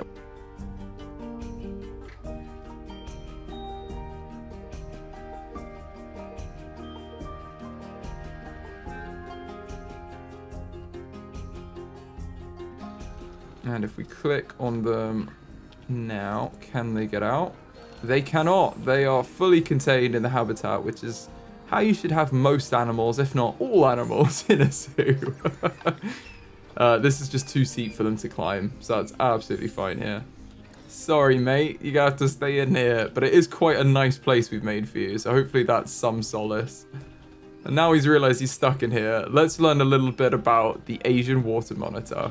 The Asian water monitor is a large reptile native to the rainforests, swamps, and mangrove forests throughout much of the warmer areas of Southeast Asia and the Indian subcontinent. And it's one of the heaviest species of lizard, second only to the Komodo dragon, and that's a big boy. The bite of an Asian water monitor is very strong and mildly venomous, due to the presence of venom glands. While the bite is reportedly very painful, the venom is not lethal to humans, although I still wouldn't want to get bitten.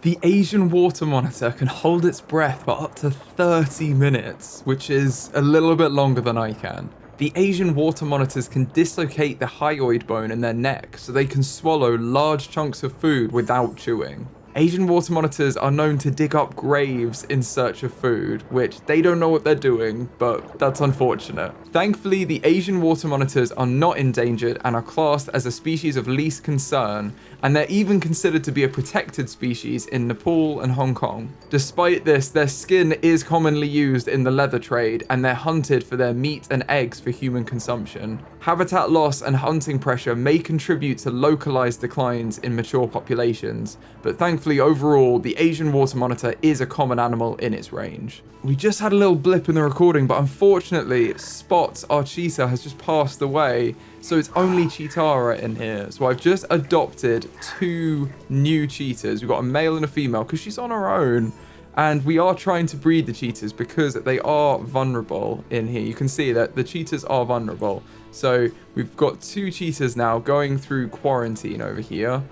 And they're both very good. So hopefully they're young cheetahs. They can go in. She can make some friends before she dies. She'll probably be the leader of the pack given her age.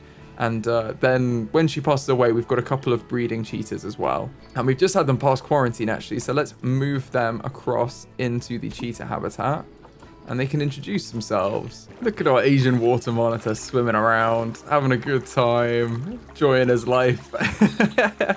he's enjoying himself. And I can't blame him. This place looks great for him. It's got a lot of space for one dude. So I hope he's enjoying it. Now we do want to decorate up this little staff area we've put over here. And in fact, the solar panel is broken on it because I think we didn't change the maintenance. So it's going to be every 3 months instead.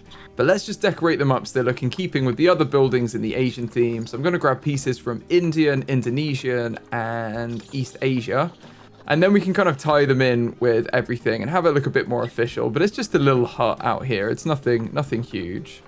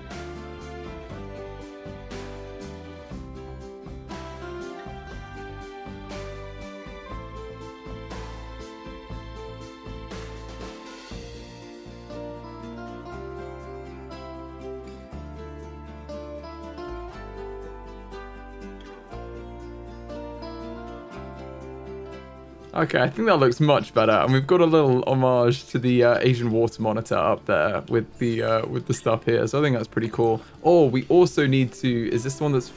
That's not the one that's failed, right? Okay, let's repair this and repair this. Why are these so low? Because they're every year. I keep doing this. I think every year for the water's probably okay generally. I say after it's just broken. But I think that's okay. But the solar panels do seem to need a bit more repairing. So I put them on every 3 months.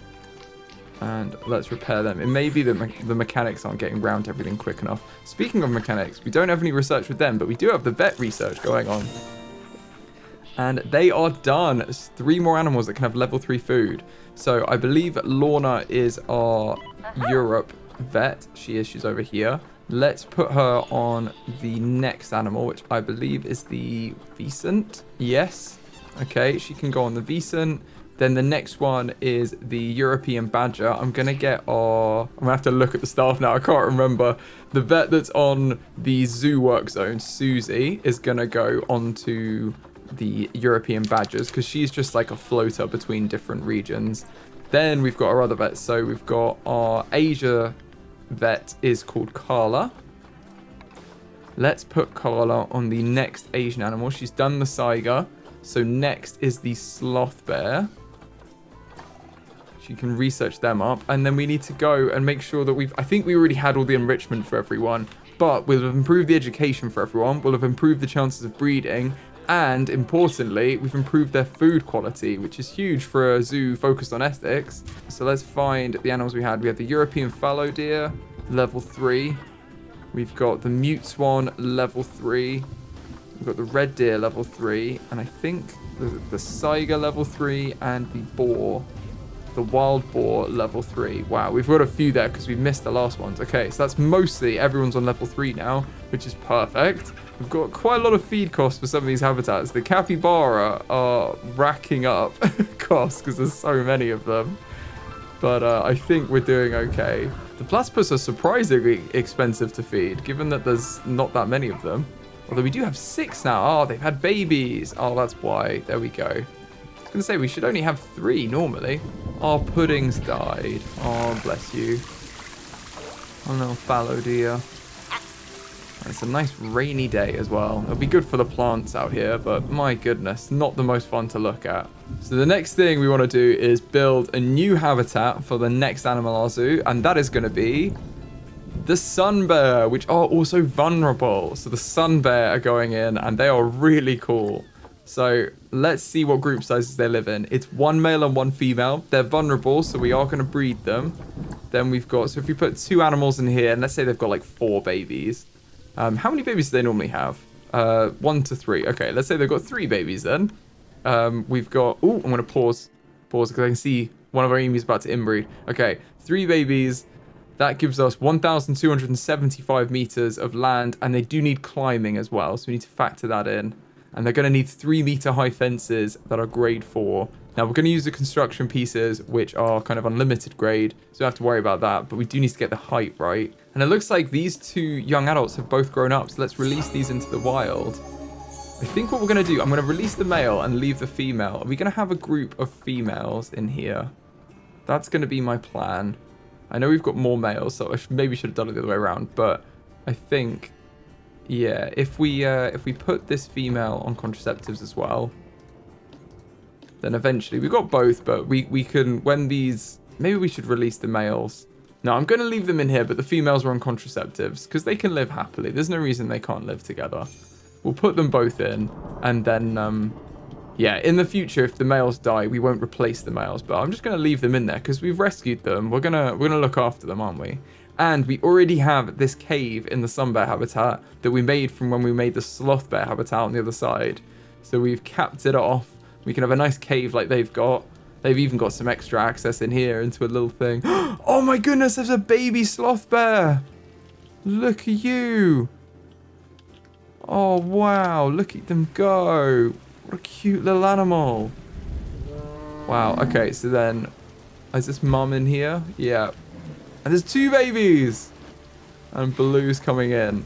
But you can see it gives them a good area to shelter from the rain as well. So that's why we want to do over here as well. Something like this. And what I'd like to do is make a nice big water area around here too. So with that in mind, I'm going to build some glass barriers along this section. I think this is going to be too much water area because they don't actually require any. So what I'm going to do is I'm going to pull the ground up in here and have a water area over here because I think that will reach the water zone here if we stretch it. Yeah, I think we can make this work. Or where's the next water area? No, we're going to need some more water treatment, but that's fine. Oh, we've got one here. It's just not working. Okay, of course. Okay, so we'll want the water on this side, really, then. Let's put in a fresh one to see what the range would look like. Ooh, okay. We're going to want that to be around here. Oh, my goodness. The main wolves have grown up and are fighting. So let's grab them. Main wolves. Got 2 babies have grown up. Let's release them both into the wild. Now they won't fight. Okay, it's a slight problem because of where everything is, but I think we can probably move this along slightly. This water is a disease risk now, which isn't good. Let's move this to somewhere where it's going to still hit that. Let's have it there and move this one as well.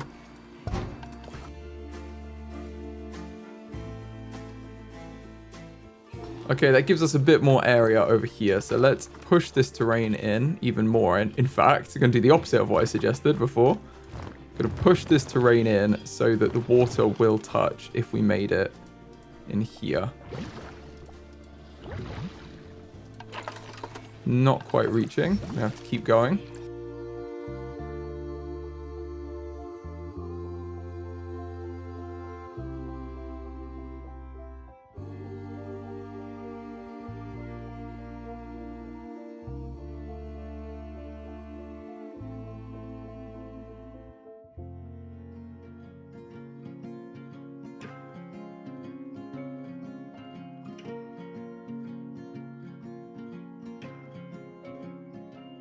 Okay, let's put these barriers in. And for this, we're going to need the full-size habitat gates. I'm going to put this over here for the keepers to enter the habitat.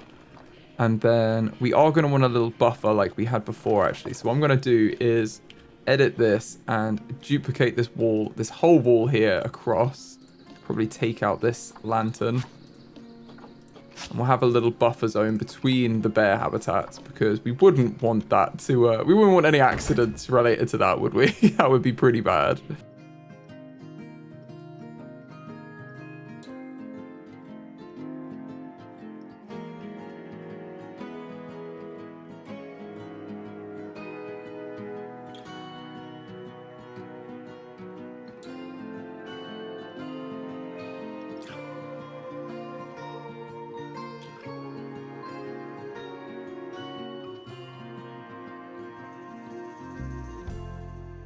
Okay, let's put the new gate in over here.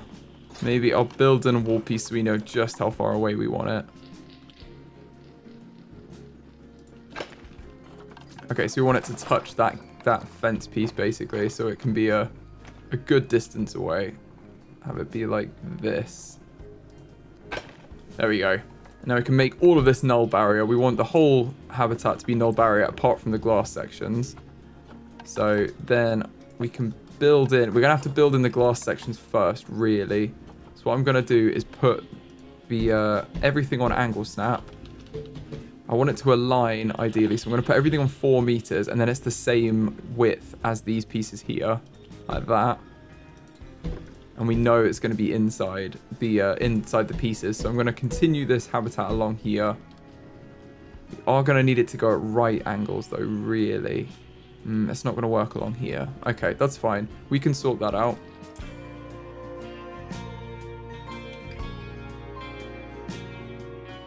We need glass along here. So glass is resistance grade 3, which I'm pretty sure they needed. Oh, they're resistance grade 4, so we may need some stronger alternative to that.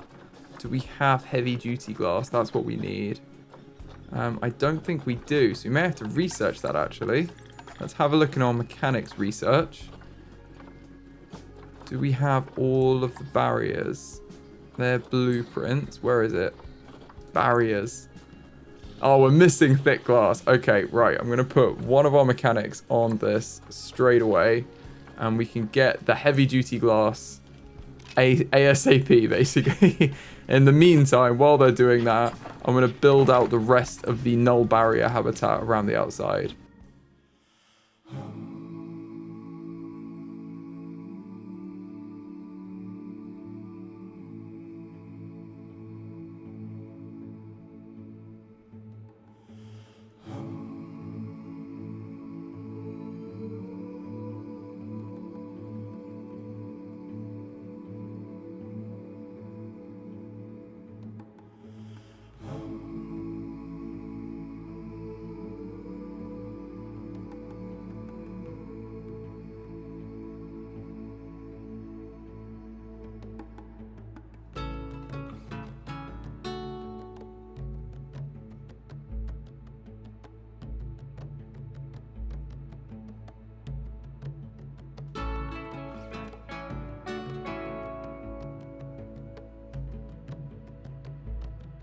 Oh no, Riddler's made a mistake with the cheetahs. I put another female in. We actually want 1 female and 2 males. Okay, so the new female I'm going to have to release into the wild.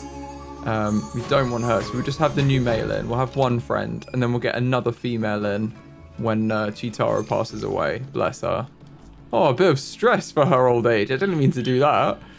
This barrier is proving a little difficult, but I think it'll be okay. Look at that. Look at the sunrise. When we've got the glass barriers in, I think we'll be able to see it much clearer because we've got these here. I think what it might actually, the next thing might be, oh, Hunter's about to die, our Jaguar. The best thing is probably that we build in the barriers with the construction pieces and then build the actual in-game barriers around them. I think that's going to be the easiest thing to do, just because we're going across such a massive, like, different heights of terrain. Overcrowding in the Eurasian lynx habitat as well. I think that means the babies have grown up. Yes. Baby female has grown up. I'm going to release her into the wild. Wow. Oh, no, that's trade. I'm going to release them into the wild. I was going to say, wow, that's an insane amount of credits. No. Okay, releasing into the wild. Perfect. And Arthur's about to die, bless. But he's got his little baby right next to him. That's very sad. Hunter's died. Why is everyone dying? Oh, Hunter the Jaguar. I think it's just it's brother and sister in here now. They were quite young. Yeah, we're going to have to look after them ourselves. Our keepers are going to have to kind of raise them. That's a shame. Both their parents have died. That's a real shame. Right, let's build in this habitat. We're going to need construction pieces. I'm going to use these types of construction pieces, I think. And then we can build along, kind of map out where it's going to be. And that will massively help us. I'm going to use 2 types of walls. I'm going to build a straight wall like this, and then build a glass wall, just like I did here. In fact, probably just going to use the same design, actually, because it's going to be touching this wall. So look, it's going to look a bit silly if we don't use the same design. So we're going to grab one of these pieces as our window wall piece. And then one of the straight pieces here with a lantern preferably. Like that. And then we've got both of these. There we go. We can use these and split them from the group. Split them from the same group. And now we've got 2 different types of pieces. There we go. Then we can duplicate these and make exactly what we want, basically.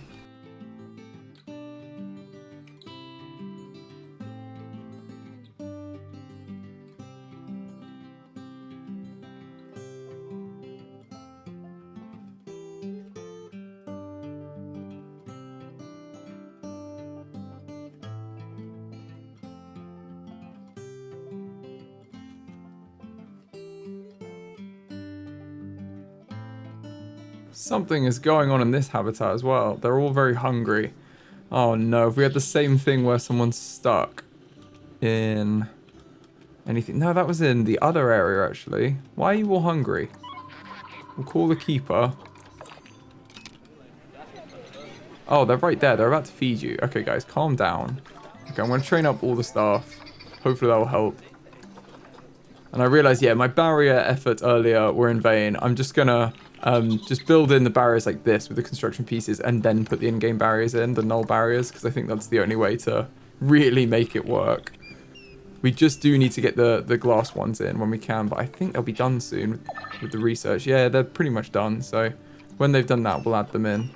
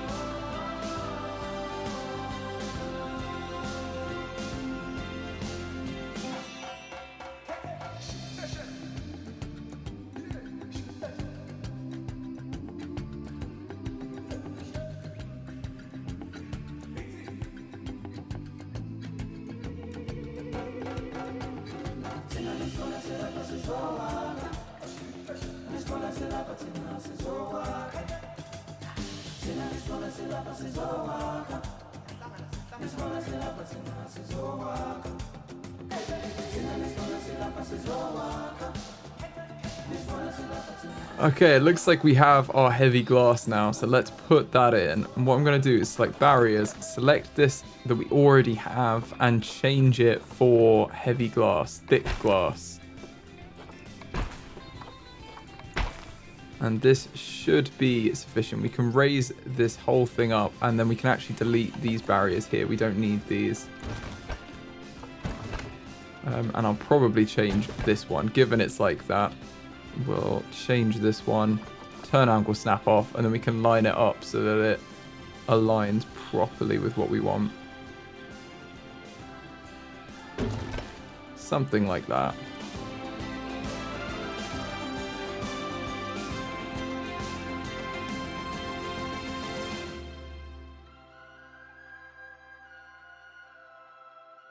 There we go. I think that's good enough. And that means that this will be watertight as well. So we can put water in here and hopefully it will align. We just need to build up these parts here, the walls here a little bit. That's the only thing, which the barriers normally don't like. So we may have to delete them and then do this. This is always the issue with the water and the barriers in this game. Is that, yeah, I'm going to delete this barrier, build up this terrain.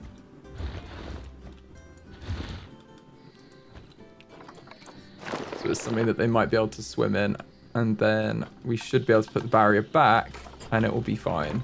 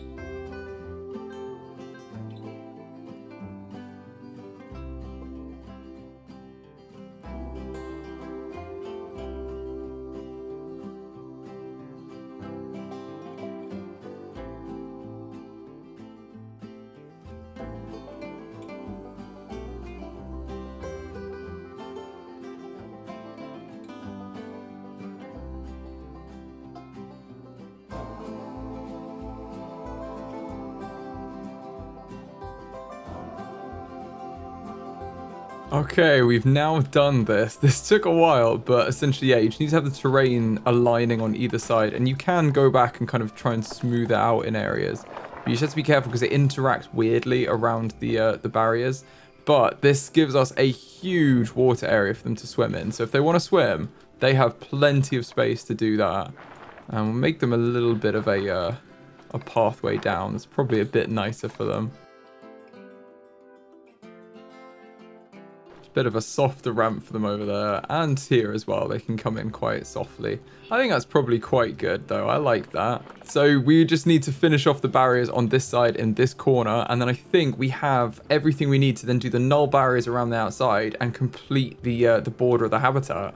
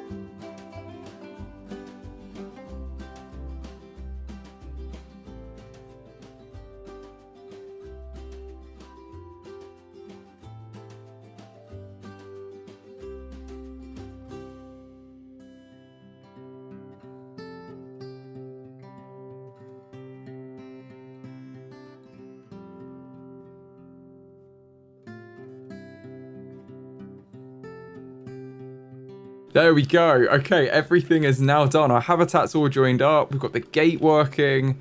This habitat is pretty huge, I think. Yeah, about 9,000 square meters. That's pretty big. I want to check that the cave is... Yeah, okay. I did wonder whether this would fill through. I'm just going to pull this cave back a little bit. Painting on soil heavy. Oh yeah, it's gonna mess it up. Okay. In that case, I will pull it up from here.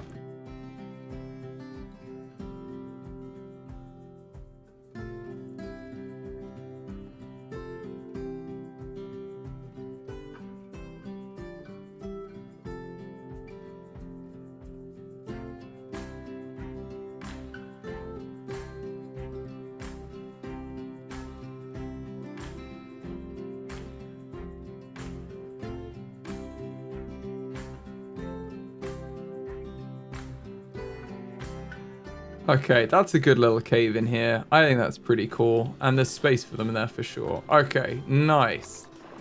That's all how we want it to be. So this habitat is probably ready for them to go in. Let's actually get some sun bears. So let's reset the filters. We want sun bear. And who are the best ones? I need to remember, I think it's one of each. But let's have a quick look at sun bear. One male, one female. Okay, they live to be 27.5 years old. They can breed until death and from 4 years. So 27.5. Wow, they live a long time. Okay, who have we got? How old is everyone here? So looking at the ones for cash, they're about 10. That's not that bad. Oh, this female's not that bad. Yeah, I'd probably rather have this one with the great fertility. And this male actually isn't too bad either. Okay, let's get these two for cash. And then we're going to send them both to quarantine. And they will pass quarantine. Just check if they've got any illnesses or scrapes or anything. And then if they do, they can go straight to the vets. And then we can put them into the habitat after. I'm going to repaint this habitat all the same texture. I think this area here is going to need another wall up here, otherwise they're going to be able to jump out. Oh no, we've lost Marina. Oh, bless them. And we've had a solar panel die. Oh yeah, there we go. Happens all the time. Don't know why it's not getting fixed. Let's check it's in the work zone, but I think it is. Yeah, just too much stuff. Okay, I'm going to add in this habitat to the work zone. And then, see, they almost crossed. It's really funny. I'm going to add that in to the zoo work zone and the Asia work zone. Along with these bits need to go into the zoo work zone. Because our mechanic handles the zoo work zone. We have all of the mechanics on the zoo. I am going to put it into the Asia work zone as well, I think. Because it's just good practice to have stuff grouped in case I want to switch things up in the future. But this should be good. And the water should be, yeah, it's reached by this water treatment pump here, which is perfect. Oh, I can delete these as well. We don't need these. And we don't need to talk about the sloth bear over here, but we'll set them when the sun bears are actually in here. This seems a cute little place. They're going to come in here, and then they've got a little run up here. Oh, they're going to be able to jump out here, though. That's the only thing, I'm sure. Sure, you're probably screaming at me in the comments about that. Like, oh, is he realized? They're just going to be able to run and jump out. I think what we're going to have to do is have double height here along this edge. And also raise this barrier up. But that's okay. We can definitely do that. Where the barriers are really high, we can definitely double them up.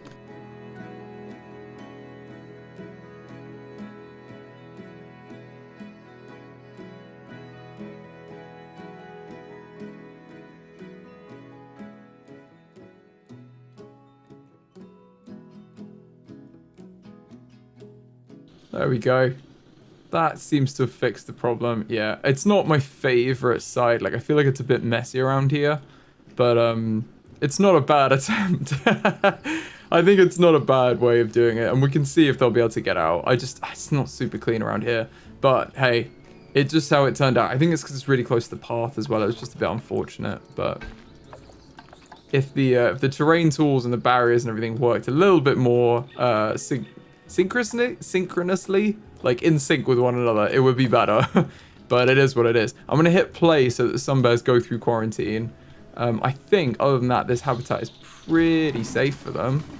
Maybe I will duplicate this one up. But other than that, I think that's about it. That's all the changes I'd want to make. So we get that into position, and I think it's pretty secure for them. The good thing is as well, we do have this keeper hut here, but I think we'll have them go from this one because I want to have another habitat over here, and I don't want too many people to have to run through this small keeper hut we built here. I think we probably need some more mechanics as well. I'm going to get 2 more mechanics, which I think will help us out.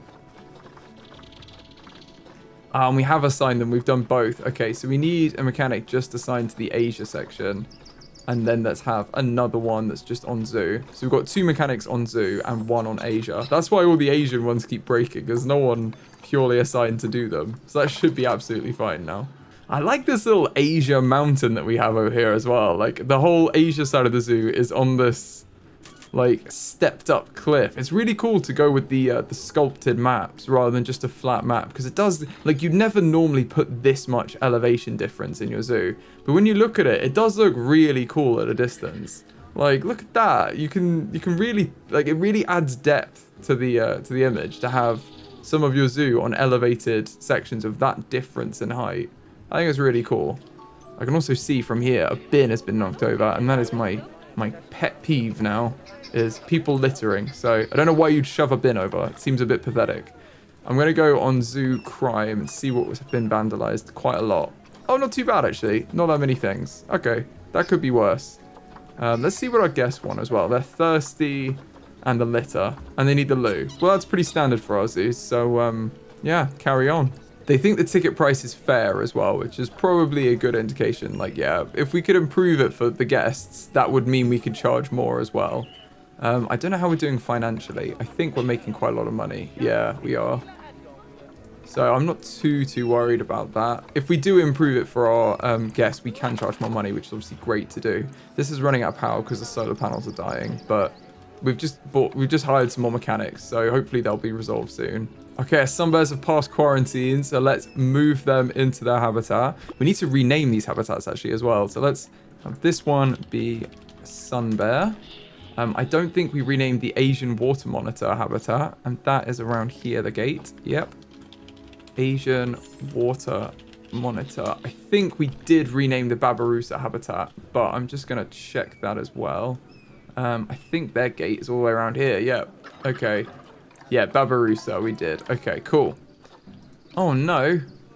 Disease. Right, quarantine. We've had this before. You're in a huge multi-species habitat. Quarantine them urgently, please, before everyone else gets sick. And I'm already going to set someone in a different region. One of the other vets. Oh, I've activated this now. One of the other vets is going to research that disease that's not actively doing anything. Foot and mouth disease. We are on this now. We know what to do. Okay, disease, quarantine. Disease, quarantine. Everyone will be quarantined. Okay, they are being quarantined now, so they're not actually infecting anyone else, which is perfect. Cool. And we will have our sun bears very soon. Where are they? Oh, they're here. They're coming in a box. Imagine carrying a sun bear.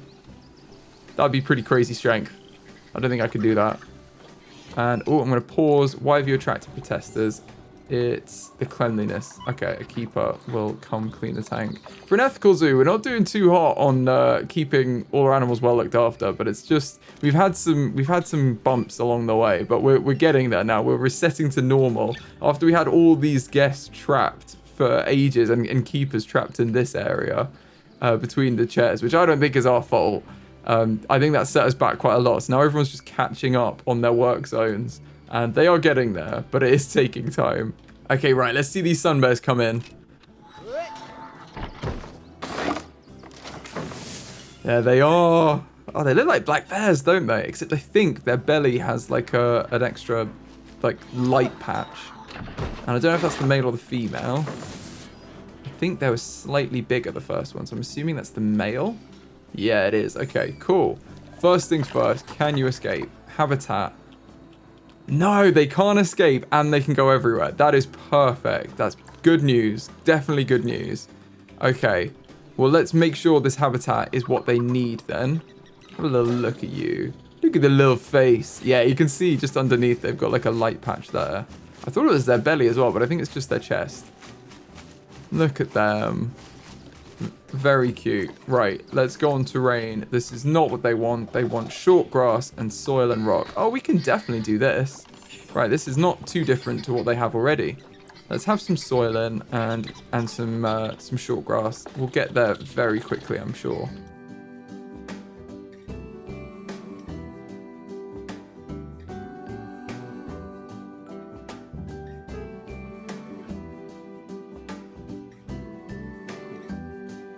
Okay, that seems good for them. They've got enough grass. Maybe put a little bit more short grass over here for them. But we've basically got kind of soily grass everywhere, which is kind of what they want. So I think that's pretty good. And now the next thing we need to sort out is they need climbing area. They also need bedding and enrichment. So we can do all of these in one fell swoop. They actually don't need bedding because we've got the hard shelter. But I am probably going to put in another area for them that's suitable. So let's filter by the sun bear species to find all of the stuff that's relevant for them. So we filter sun bear. We can see under beds and shelters, these are the ones that are available. Apparently they could use the jetties. That's quite cool. Maybe we should have a little jetty. I think I might eat into their swimming area a bit too much. Oh, we'll see. No, if they can use them, let's give it to them because they might enjoy it. Let's put one of these in here. And then they've got access if they want to. They can have a little sunbathe as well. And it annoys me that the poles for this aren't completely down. So I'm going to do this. I'm going to finish off the poles, make them longer. And then we're going to add in some more bedding, some enrichment, and some climbing area for them.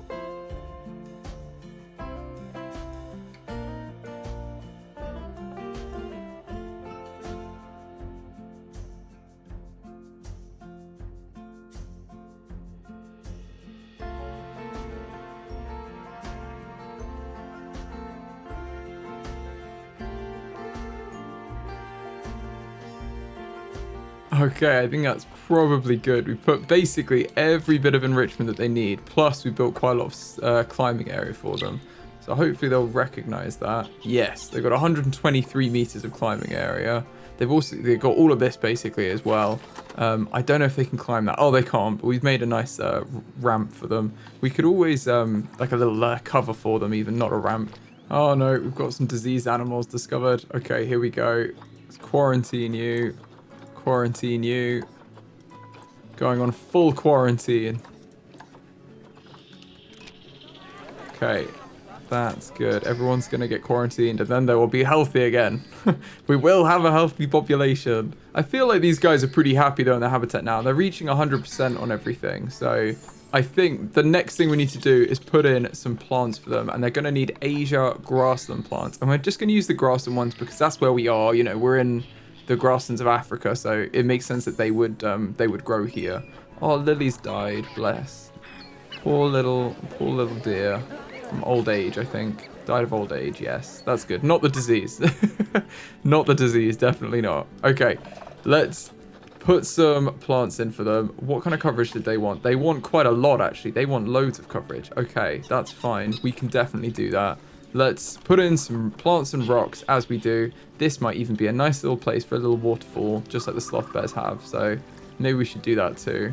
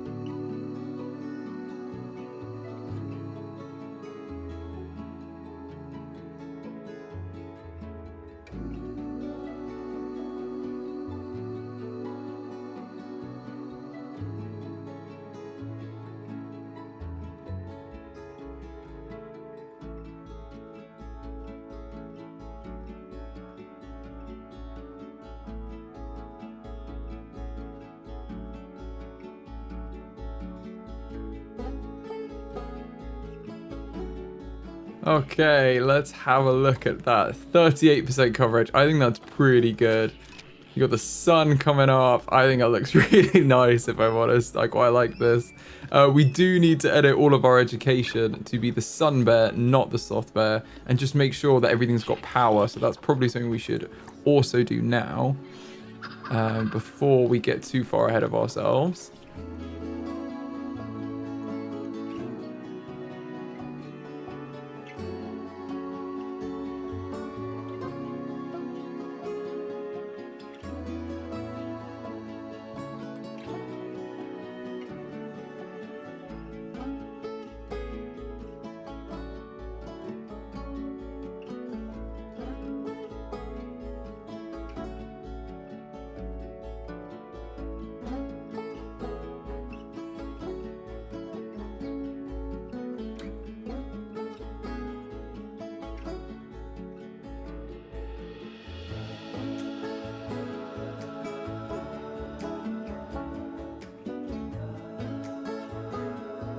Okay, and we've got the education in. Let's also just put some donation bins in while we're here.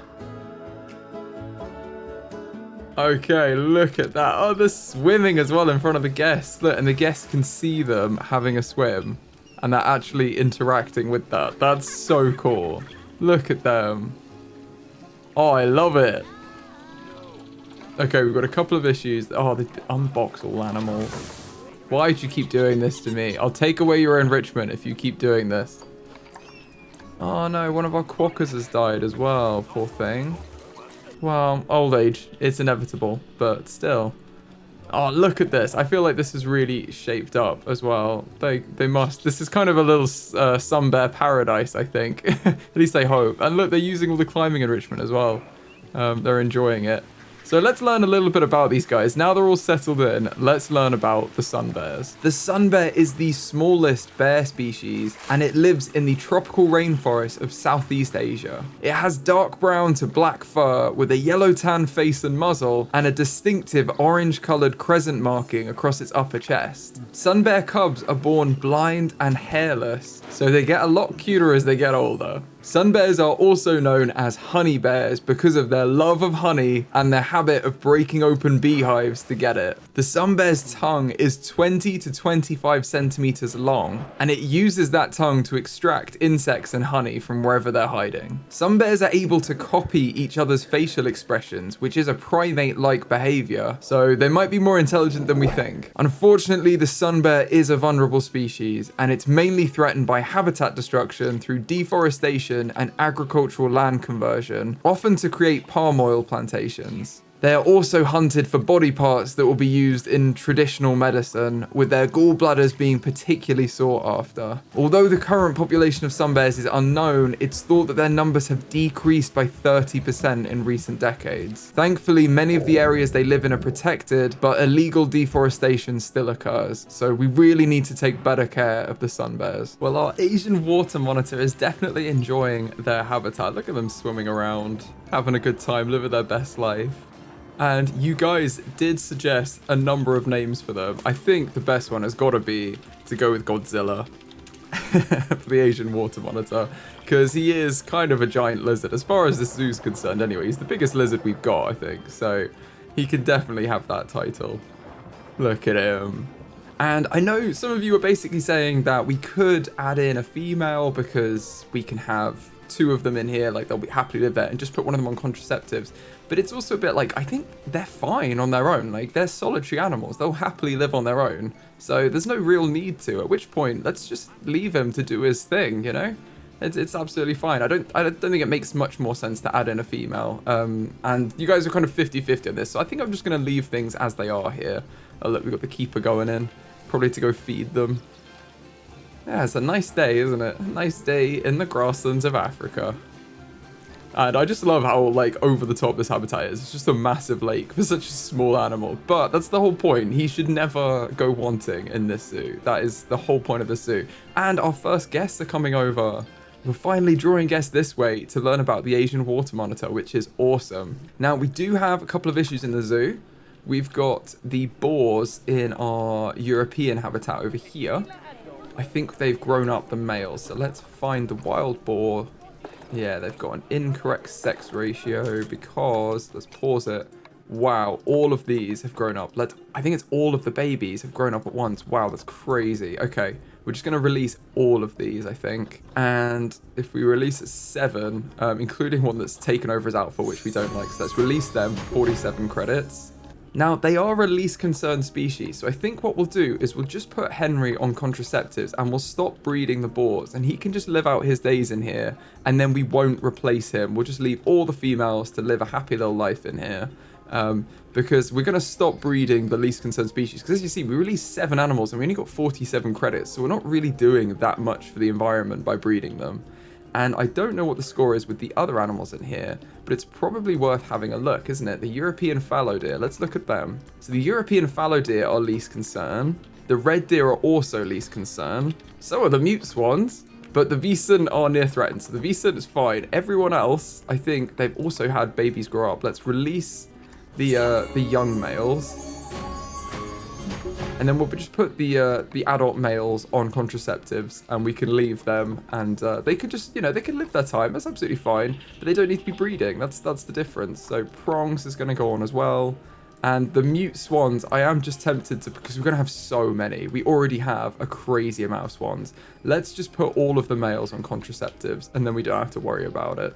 And that's probably easier, given the volume we have, to go into the animal tab and do it from here, and just filter by the species.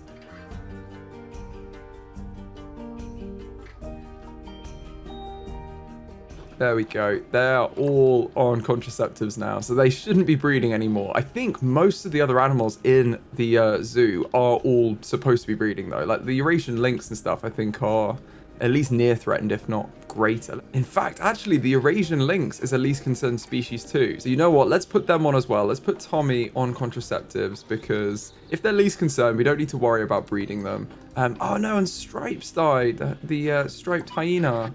Bless them. Oh, poor thing. We call the vet for that. Now, I think it would probably be a good idea to put in another entrance to the zoo, because we've already got one here and one here. I think it's probably a good idea to put one from the south and one from the north. So let's put in our northern entrance. I think this is all one group. It is. So I think what I'm going to do is I'm going to duplicate the entrance we already have and whack it over here. And then we've got another entrance coming in from this side, and we can have maybe a little bit of a guest area around here or something. Let's have this go here. And then we just need to connect it up with paths and put in some flowers so it looks like the other one. Oh, this is all very elevated. We need to lower that down.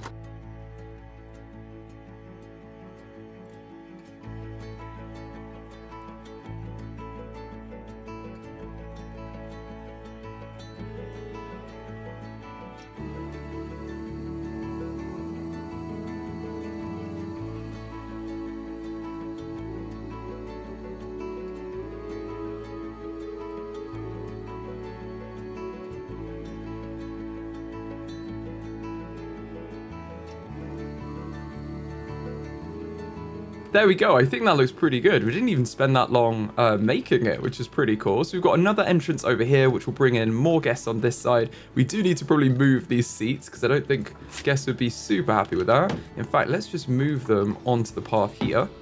And then if they're already tired by this point, I suppose if they're leaving, they might use them. I was like, if you're arriving to the zoo and you've been sat down on that truck for ages, and you finally get here and you're like, whoa, I need to sit down. But, maybe people who are leaving, they might use it more. Let's put this on 100% intensity and just neaten up the grass areas around here so it blends back in. That's going to be much better. And there we are. I think this is looking pretty good. Now we have another entrance over here. I'd like to have some guest stuff over here that they walk past. They've already got the information booth there, but it's probably a good idea to have some guest facilities. And I'd like to build a habitat over here. So I might build the habitat first to know where it's going to go, and then work on the guest facilities. So let's do that first. And this habitat is going to be for the Caracal. So here they are. They're another least concerned species, but we are going to put them in the zoo. We just won't breed them probably. And they live in groups of 1 to 2. So again, we may pick one and have them live solitary, or we'll have two. It means you can see both animals as well when you go to the zoo. So it's not too bad, really. So they live to be 18 years old. We need to look at their barriers as well. They have, if there's one of them, let's say there are two of them, it's only 645 meters squared. It needs to be grade 3 and climb proof, taller than 3 meters. Now, we're definitely going to be above grade 3 because we're going to use the construction pieces, which are like grade unlimited, but we need to make sure it's taller than 3 meters and climb proof. So they also have a climbing requirement, so we're going to need to put in some climbing enrichment for them. But for now, let's just kind of map out where we want this habitat to be with the construction pieces, and then we can build null barriers all the way along the outside. And I'm going to filter by the East Asia, Indian, and Indonesian pieces to have it fit in with the rest of our Asia section, and probably use something quite similar to what we have here, but for 3 meters.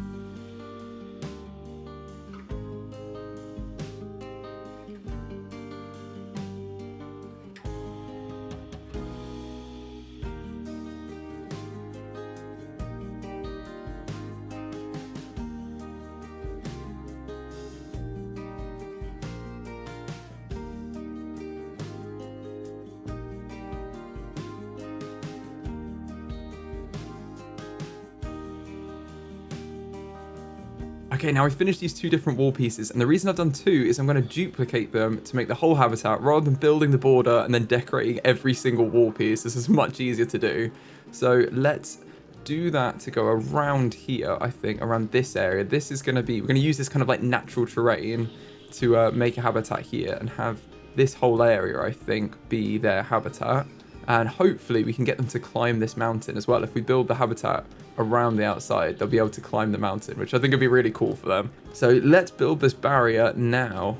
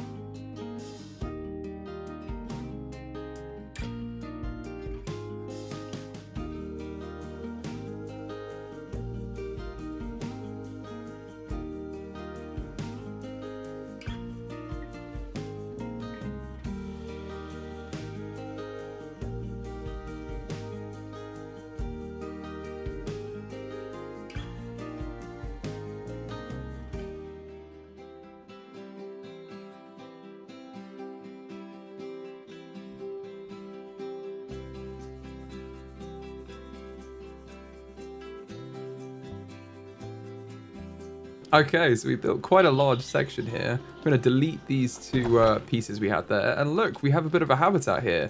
Now, I do want to put a path in, but I don't want it to go the whole length of the habitat. So I'm going to start it off probably about there. And then we can just have the path kind of go alongside. It could even join up there, actually. But yeah, let's do that. Let's have it kind of curl onto the entrance there. And we can maybe have some flowers in here. But I do want it to continue up here as well, like this. Something like that seems good to me. I really kind of wish it's different. Kind of want it to be different here, though. That would be ideal, but it's going to go into the habitat, which we do not want. So let's have it be a little bit further away. That's kind of perfect. Although I think we're going to struggle now to get our barriers in, but we can see if we can do it. That would be ideal, though, to have it hug the habitat like this. And yeah, let's duplicate these flowers as well, because we can definitely make this work in this space.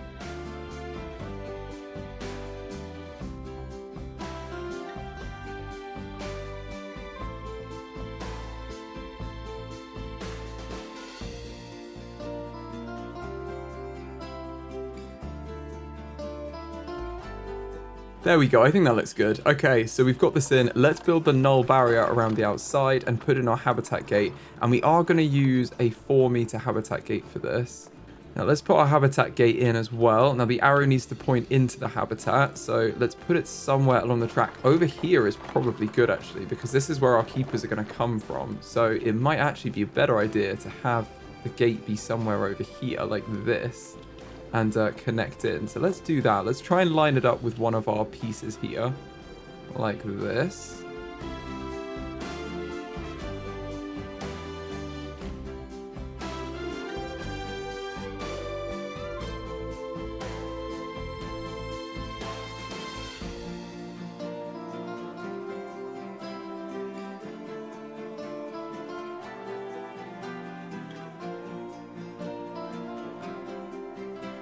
And then let's build the null barriers all the way along the outside. So this is where the actual barrier will be for the habitat.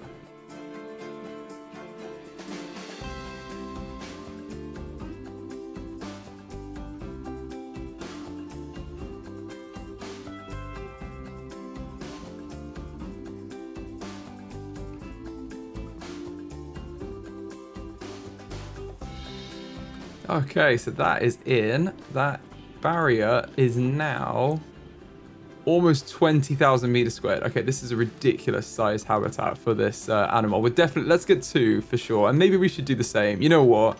Let's get another Asian water monitor as well. And we'll just put them on contraceptives. And then we'll get our Caracals too. If we filter them by appeal, there's a really good female here. Let's adopt her and send her to quarantine in the Asia section. Quarantine over here.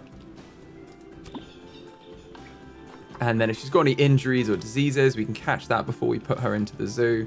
And then let's also connect up our path over here to where I want to have a bit of a guest area. Now, I do have to be mindful of this impact on guests that's going to come from this water pump, but we are going to decorate it up. So I'm not too worried because that area is going to shrink. I think if we have it like this, then we can confidently say that it's not going to impact anything. And maybe if we reduce this, we can have a more natural curve. I kind of want them to have space though. Let's have a little rest there at the end and then it can just connect up.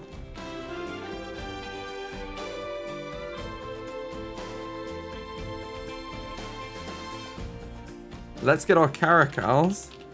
Now that we know our habitat is built and suitable, let's sort them by appeal as well. Have the most appealing at the top.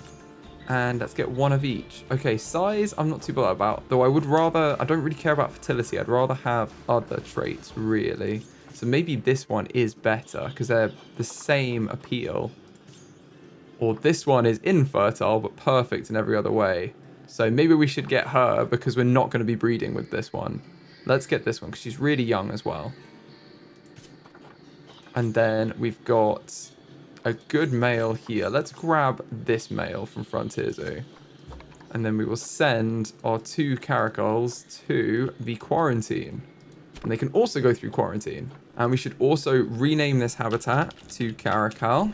And then I think while we wait for that, we should probably decorate up this area here a little bit. So I might add a little bit of a nature area, have another biodiverse area that we'll just leave to kind of do wherever it wants. And then maybe have a little guest area over here. I'm just seeing whether we can move our water treatment at all. Because I think this is kind of ideally located, really. So I'm going to leave it there. But I might build it into the biodiverse nature area and have kind of a biodiverse area around it that the keepers walk into. But other than that, we just leave it. So it's untamed, but it's nothing that's going to impact this. And we do have to be mindful of that solar panel, otherwise that wouldn't work. In fact, we could probably move the solar panel out and it would still catch the water. Oh no, but we need it over here. Okay, that's fine. We'll leave it where it is because it's doing a good job as it is. Everything seems to be functioning. Let's just decorate this whole area up. And I'm kind of thinking that maybe a guest area would be better on this side because there's not too much space over here. So I think maybe we'll just decorate this whole area over here up to be a large biodiverse wildlife area. And we can even move the guest path through here to be like over here or something. That might make more sense. Something like that would probably be better.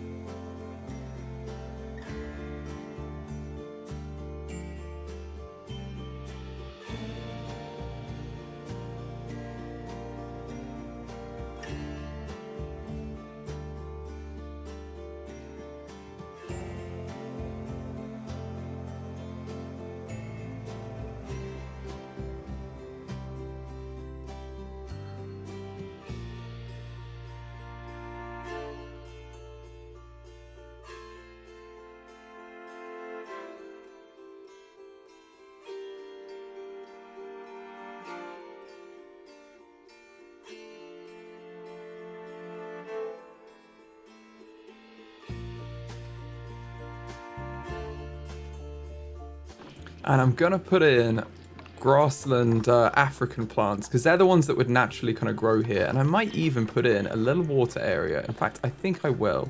I'm going to put in a little water area over here as well, which is actually going to be clean, that we don't need to be. But it'll give it a little bit of a lake on this side, or a pond, I guess is a better word for it. Just a small pond that we can terrain paint a little bit to be soil, because I think it's a bit weird to have grass underwater. You know, but there's a little bit of a pond in there, and or it should probably be heavy soil for a lot of it. And then we could, yeah, just put some plants in. And this is just an area that we won't maintain heavily. In fact, I'm going to change this as well because I don't like that section. I'm going to change this wall as well. But then I'm just going to finish up this border, put in all the plants, and that should be good to go.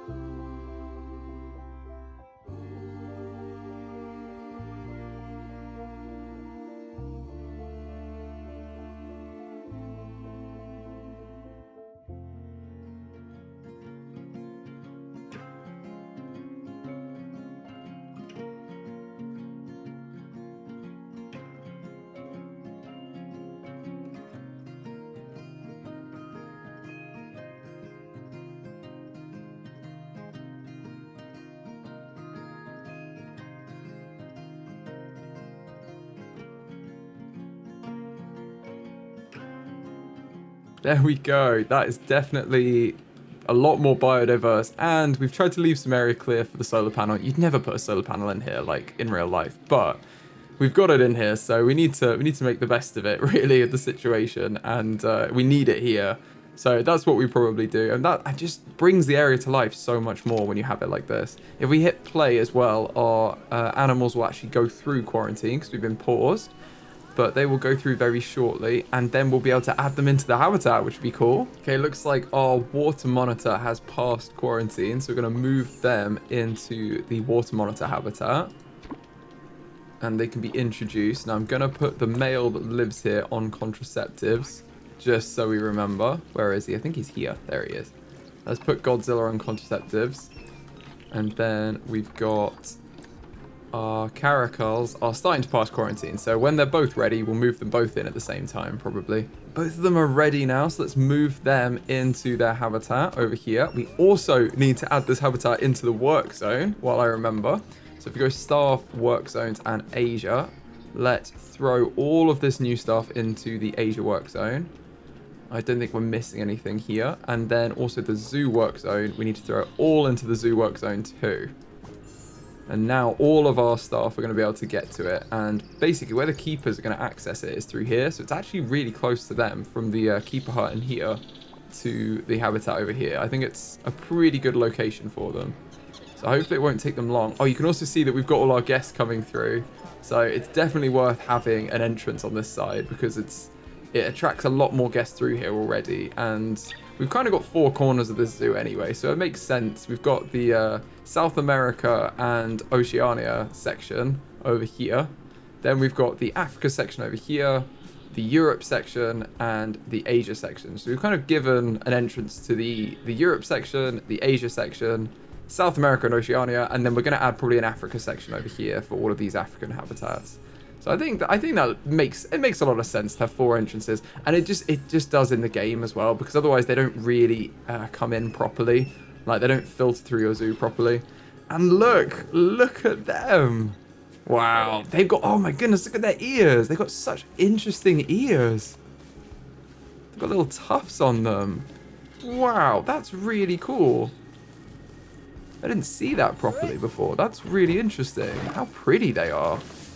So this is our male that needs to go on contraceptives, and this is our female who looks very similar, honestly. Are they just a little bit smaller? Now the main thing we need to do is pause the game, go on heat maps, and just check that they can't escape anywhere. They can't escape, and they can climb this massive mountain, which I love. I love that. So they're enjoying climbing the mountain currently, but I doubt this is the right makeup for them. So yeah, it's definitely not. They've got way too much long grass. They need more rock and soil, basically. So let's repaint this terrain. I'll probably add in the water area while I'm here as well. So we can have a nice little pond over here. Can we fill it any higher? Yeah, that makes more sense. Let's have it at this height. So we've got a water area over here.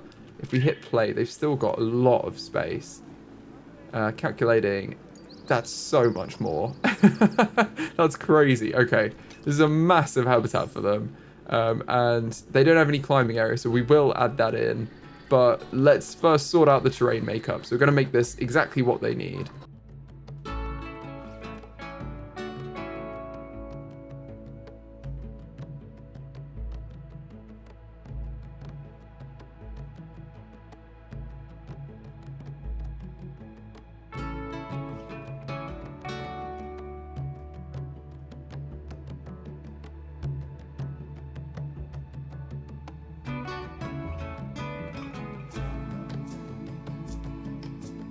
I think that looks a lot better and it's meeting all of their needs. So I think they're fairly happy with that. Now we do need to give them some hard shelter and some climbing area. And we also need to give them all of their enrichment. Now, what's wrong with them? Space? I don't think you do have space issues, actually. I think of everything, you don't have space issues. I think you've got an abundance of space.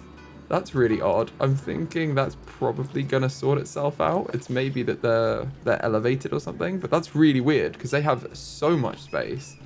Look at them just walking along the waterline. That's really cool there, with the sun hitting it. This game is very beautiful, I have to say. It has some really cool moments in it like this. But yes, let's put in everything they need. We can also start teaching our guests about them. So let's make sure we don't miss out on loads of money. Let's teach our guests and put some donation bins in before we put in the enrichment, actually. Let's do all that so we can fund this habitat.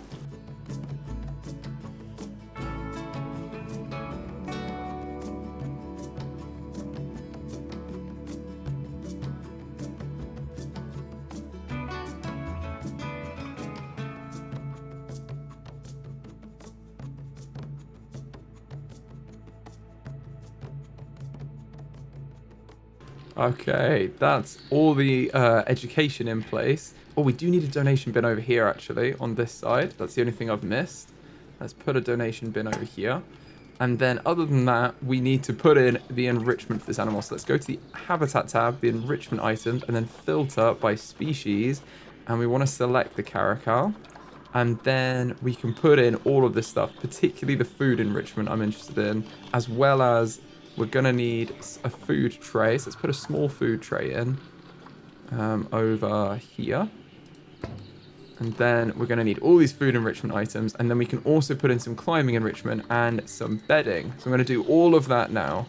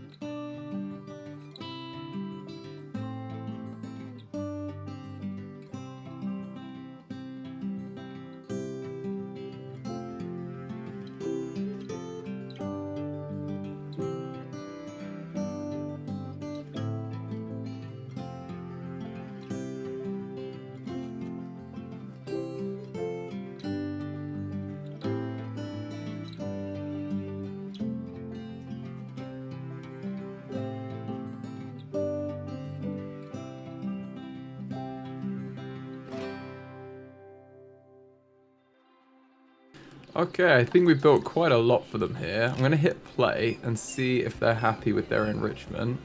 The social still says they haven't got enough space. So I'm just going to move them and just see if moving them kind of sorts that out and they recognize that they have loads of space. I'm hoping it will. Yeah, okay, that's just worked. Okay, that was just a little glitch, I guess. But it seems they've got quite a lot now. They should be happy with this, hopefully. And we built them kind of a fort into the mountainside, which hopefully they're going to like, because they can access it. So they've got quite a lot of stuff around the whole of the mountain as well. They've got like a little bit of climbing enrichment and another bed around there, along with the enrichment spread out. So there should be quite a good area. And obviously most of the food is around here. So yes, these habitats are massive. It's the same with the Asian water monitors. The habitats are big, but all the stuff that they're going to want to do is around here, including all the drinking water. So they are going to come around here frequently where guests can see them. And we've got some protesters that need to leave because they're fine. We didn't even do anything wrong. Like, we didn't even have to fix anything that we did wrong. It was just that the game didn't recognize it. I'm going to move the sprinkler here as well, so it's a little bit further away from that enrichment over here. But I think this is pretty cool. I like this little area for them. I think that's doing a good job. So the next thing to put in is some nature, and we need to make sure that this matches their needs. So I'm going to delete these filters we had on here. I'm going to select one of our Caracals, go on environment, and then, oh, it's basically the same. They need stuff from Africa or Asia. I'm going to put Africa, grassland, and Asia grassland, because as long as they're grassland plants, I'm happy. But we can have a mix of these and basically have fun. They don't really want too much, so I'm not going to put too much in, but I am going to put a decent amount in so that we can meet all of their needs. Oh no, we've had a dangerous animal escape. How did you get out? Let's emergency capture you. It's because I put this too close to the wall. Right. I'm going to move that in. And then make sure we've not done the same over here. Probably need to rotate this so it's further away from the wall. I'm going to hit play and see if we go on our habitat tab. Let's select one of them and see where they can go. Because if they can escape, we need to fix that. No, they can't escape now. Everything as well. It was just this one. Did a great job. Seized the opportunity straight away. Okay, let's get back to doing the nature.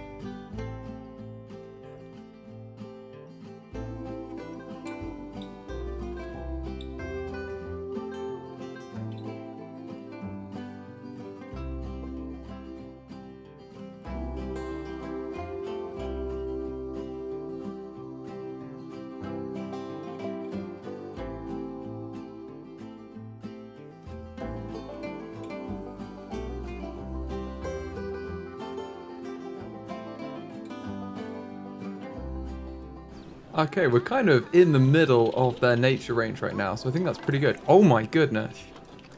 I would not want to do this job. Okay, you really can't be scared of heights to come up here and just walk with no railing or anything. That's an interesting one. But you can get a good view of the whole zoo from here. It's actually pretty cool. This is quite an interesting habitat. And it seems like our guests are liking the habitat too. We do need to add in some education stands at some point as well. We're going to need some of those. The education talk points, so we can do like talks, and like here they'd be able to throw food in, which would be really cool. Yeah, I think they're enjoying it. Look at them playing with their cardboard box in a mountain. That's pretty cool, isn't it? Oh, they freaked themselves out. That's so cute.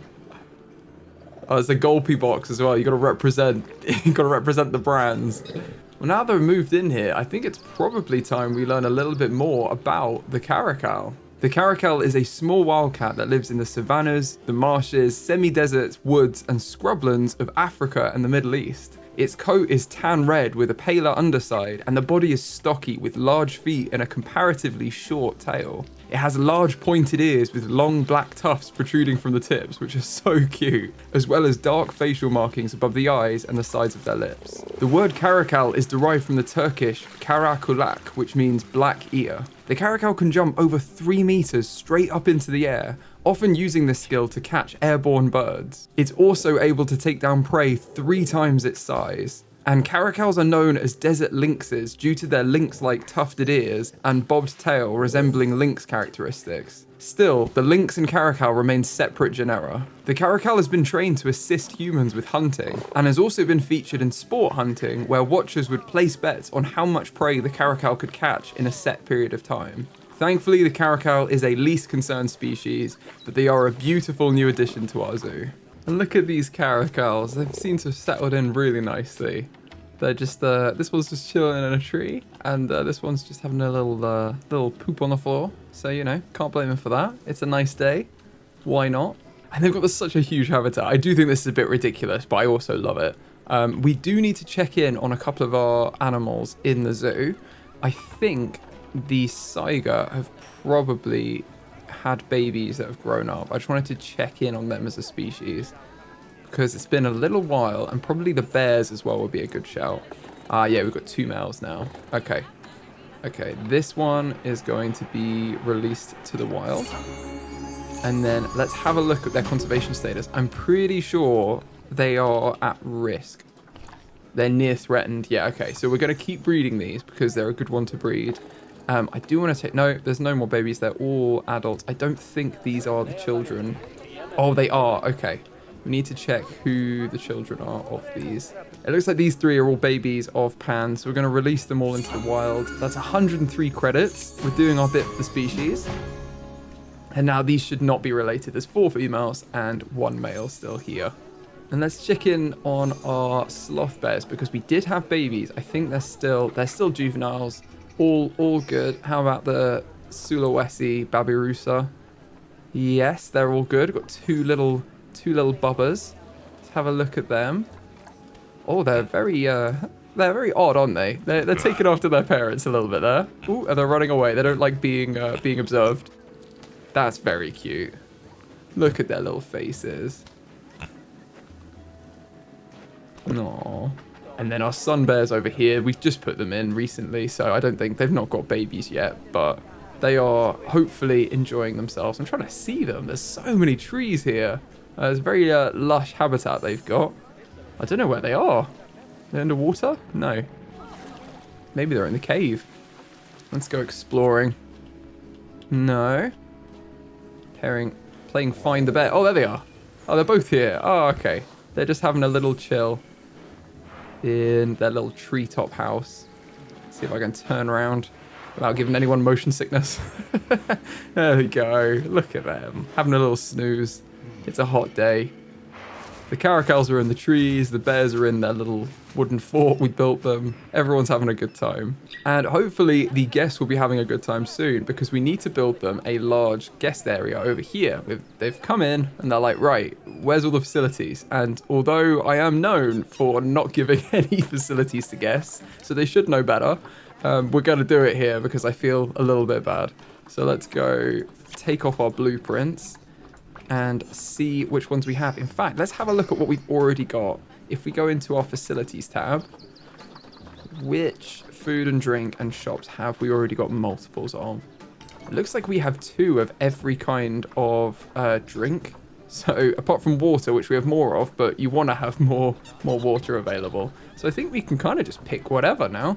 Let's go for a water. And I'm thinking maybe we just have like 3 here and then 3 on the other side. Have like a little shack area in the middle. So let's leave a bit of space for them to queue in.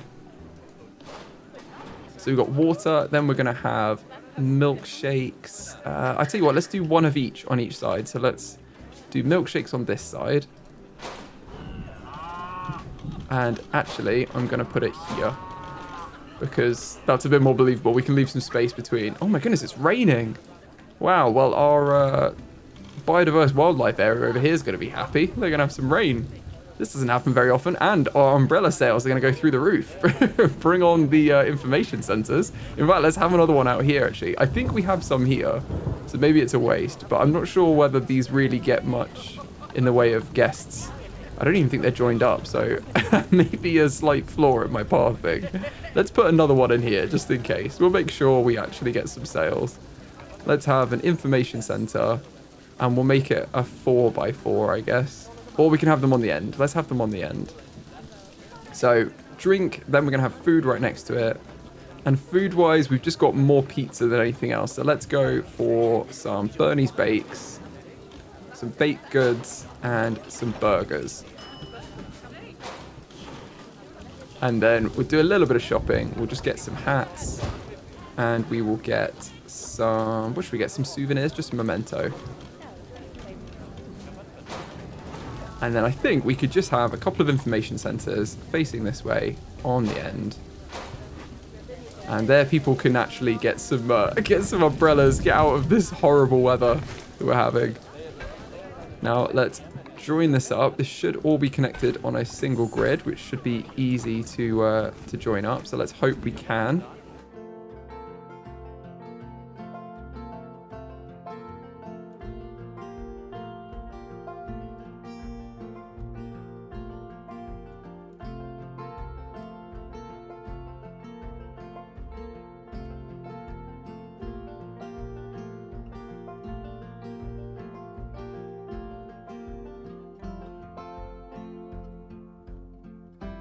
Okay, we've joined up all the paths here, so that should be good. The guests can walk all the way around, and now we just need to decorate this area up. And I think we're going to build a nice garden area around here with pathing that the guests can walk on. So we've got quite a large guest, like, kind of garden, dining area. I don't know, something for the guests. We'll do something for the guests, and we'll throw in a couple of toilets as well, because I always forget that. So let's do that now.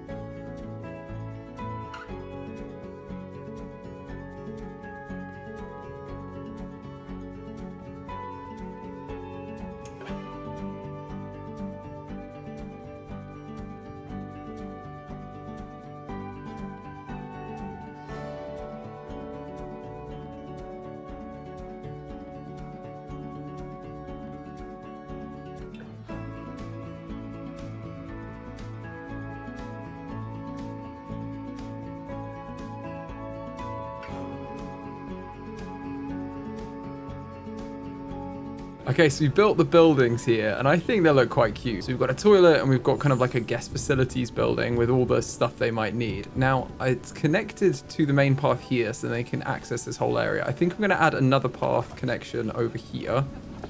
And then I'm going to turn this into a bit more of a garden area down here. So hopefully that'll be a bit nicer for them. They can, you know, sit out here and enjoy. We'll have a little nature area. So I'm going to do that now.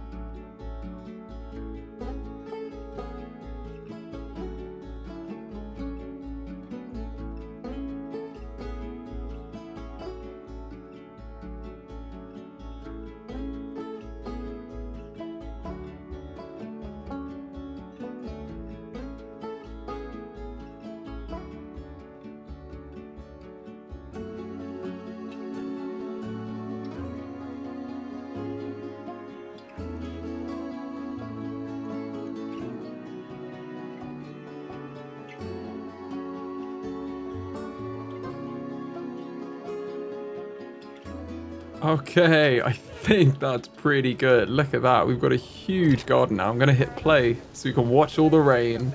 But it's quite a nice area. We've got loads of seating they can sit out on. It's all short grass in here. And then all the facilities they can access.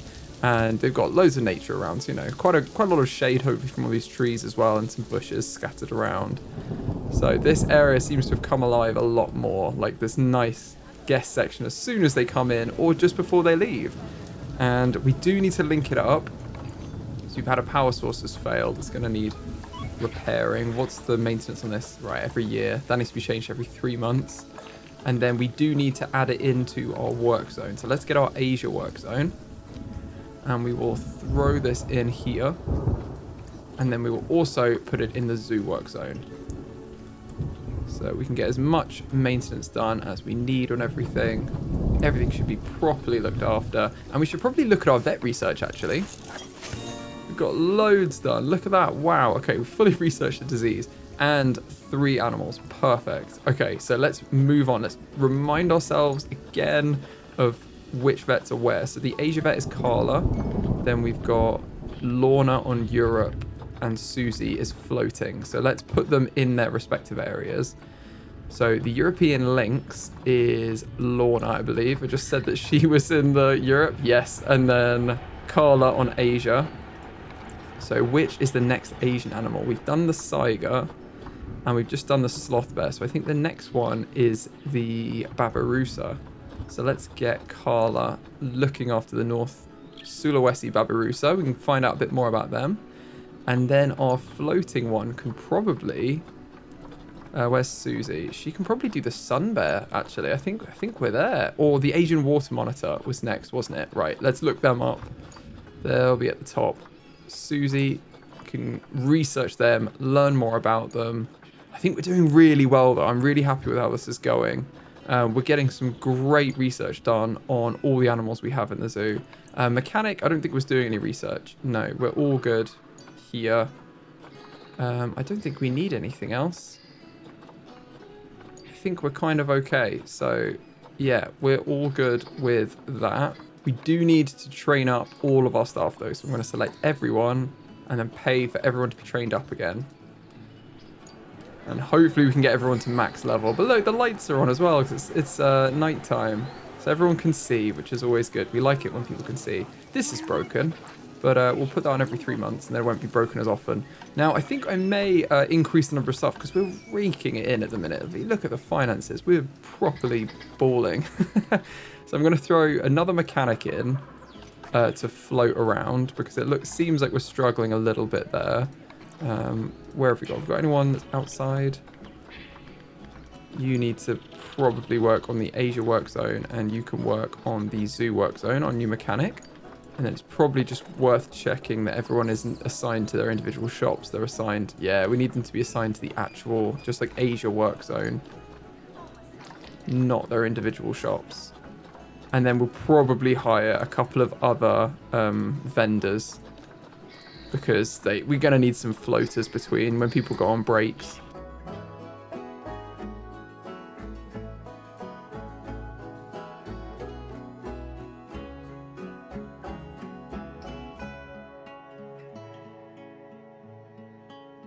And it looks like a couple of our keepers are having high workloads. So let's sort that out. Let's throw another keeper on the Europe work zone.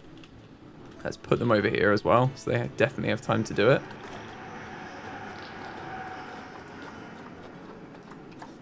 And then we can probably have another keeper go on the zoo work zone.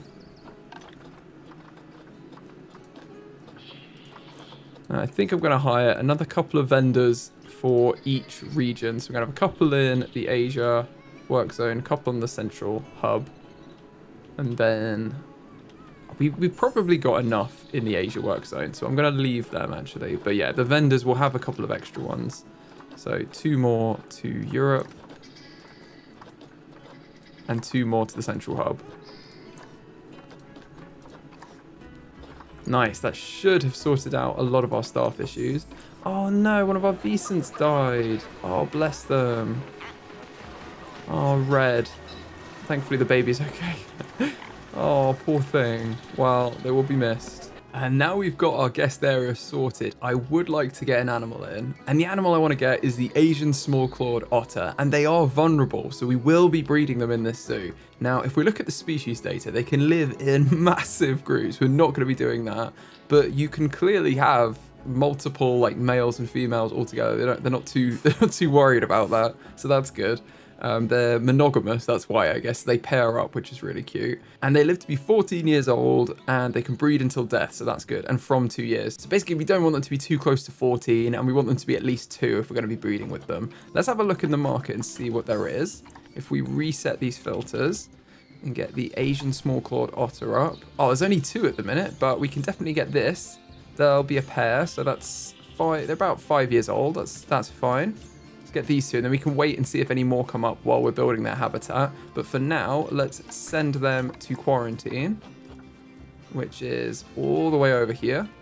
And then we can check them for any injuries or diseases before we put them in the zoo, and they should be good to go by the time we built our habitat. Now, it looks like one of our quokka is about to die of old age as well, which I don't really want to watch. Oh, he's just died, apparently. Oh, okay. Oh, I'm going to watch it anyway. Oh. Oh, no. Oh, no. Oh, bless you. Okay, you will be missed. I'm going to call the vet. That's not fun. So, I want to build the habitat for the otters over here, where we've got this kind of natural lake area, or at least I'm going to make it a natural lake area, because you can very easily fill this with water, and it's a bit of a lake. So I think that's pretty cool. Now, these guys are going to be sharing a habitat with a couple of other animals from the Asia side of the zoo. So I do want to make a very large habitat over here, but I'm just going to put in the otters right now. So I'm going to edit the terrain a bit to make this a bit more accessible through here. And I'd like to use the natural terrain walls rather than putting in barriers. Like, this is a natural blocker. I'd like to use that where we can, so it's a bit of a natural cornering off. If we just raise this side of the mountain here and cut away some through here, I think that'll look really good. So I'm going to edit the terrain now and see what we can get.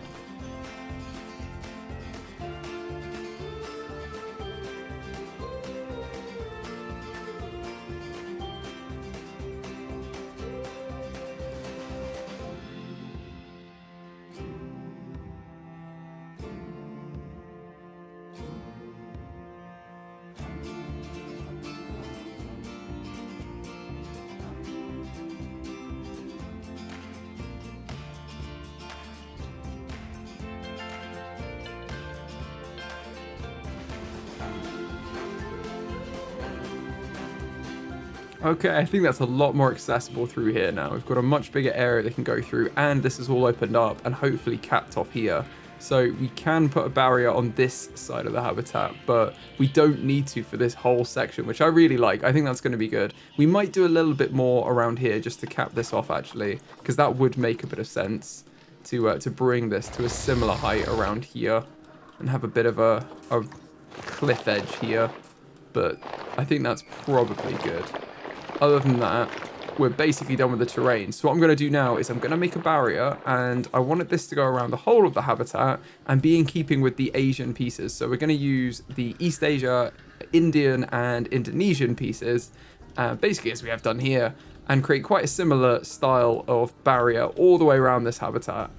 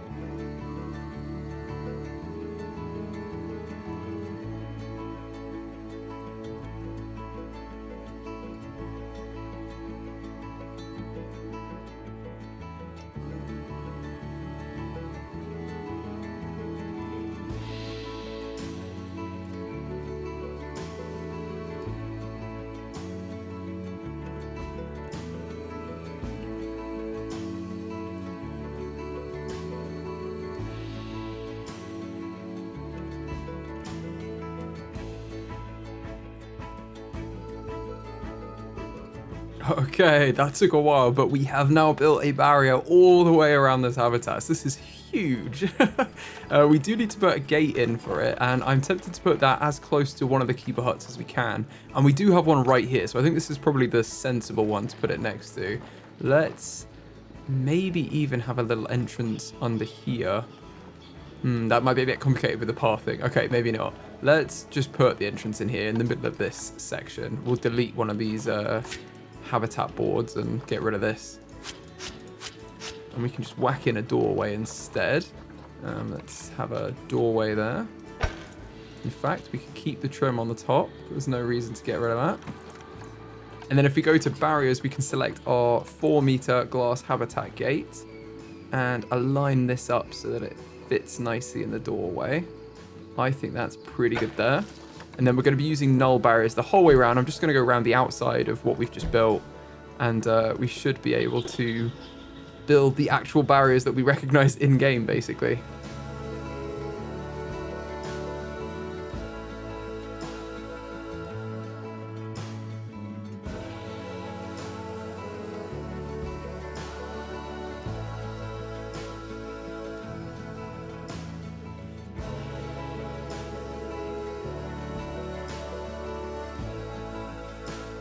Okay, that took a while, but we have done it. And now this barrier is complete. We can see the habitat is a huge one, absolutely massive. We didn't actually check what the Asian small-clawed otters require on their own. But if we've got a family, let's say there's like 10 adults and 10 babies. They need like 630 meters squared. They do need some water area, and we do have that. This is going to have a load. So the water area, we've got much more than they need. And the same goes for the deep water. We have a average depth that is below the deep water, so they've got plenty of deep water. This should be good for them. They only needed a 1-meter fence, but I have a feeling that the other animals we're going to put in here are going to need taller ones, so I'd rather be prepared. Now, they are actually fit to go in, so I'm going to hit play so our animals can go through quarantine, and then we can put them into this habitat when they are ready. I'm going to rename it right now to Asian small-clawed otter, just for the time being. I'm going to add it into the work zones as well. So we need it in our staff work zones. It's going to be in Asia. Oh, I'm going to pause the game. It's going to be in Asia and zoo. And then we've got some fighting capybara again. What's going on with these? I think the babies must have grown up because we had an all-female group. Yeah, so I'm going to take everyone from the first male down because they must be the young ones. Oh no, it's a few above that. Right, let's grab all of you and see if we can just release them all into the wild. Okay, it's 13. Wow, okay, let's release them. Now it's just a group of 10 females that are pretty chill. They'll all get on nicely. And one of our otters is past quarantine. So I'm gonna hit play and wait for the next one to pass quarantine. And it looks like the other one's just passed. So let's send both of them into our habitat over here. I'm excited to see them as well. And here they are, they're coming in. Oh my goodness, look how small they are. We're gonna have to get the little camera zoomed in on them. Look at their little faces. Oh, they're very cute. Very, very cute. Oh, and they're running. We'll let them explore. And it seems like there's quite a few others available. So let's get a bunch of these. Let's get 1, 2. I'm going to tell you what, I'm going to order them by appeal. And I'll go for these from here. Okay. So how many is that? I think we've got 1 male, 1 female. Then let's get... I kind of want to get pairs, to be honest. We'll get another female. These are the best ones, actually. Oh, well. We'll get that one. I ordered it the wrong way around. Ordered by auction time, not appeal. Okay, it's fine, it's fine. We'll see if there are any more males that come in and we'll get them. Well, let's get another female. We just know that we need to get more males. So we've got 3 females and 1 more male. So there's 2 females that need a partner and we'll get them as soon as we can. Also, I left this little gap here so that our staff can see in because I think that'd be cute if you're like on your lunch break or something.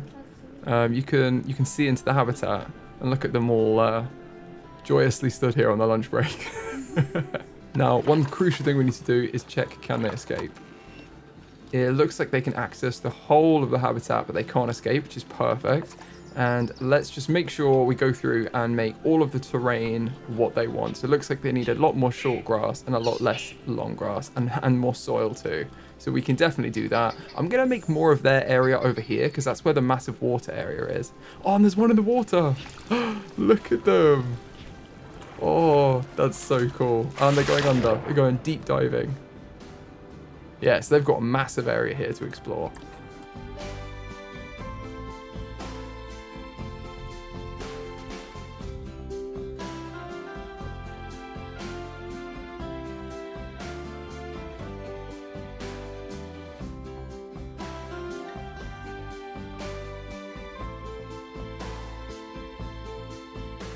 Okay, that looks good for them. They seem happy with that. Now, we do need to get them some enrichment too. And I wonder if the other one's coming in yet. Probably not yet. Also, just checking the listings again, and there's another male, so I'm going to grab him and throw him into quarantine as well. Oh, did I put them straight in last time? I think I may have done, rather than putting them through quarantine. That's not ideal. Let's check. Yeah, we've got no one in quarantine, so I am actually going to quarantine these new ones.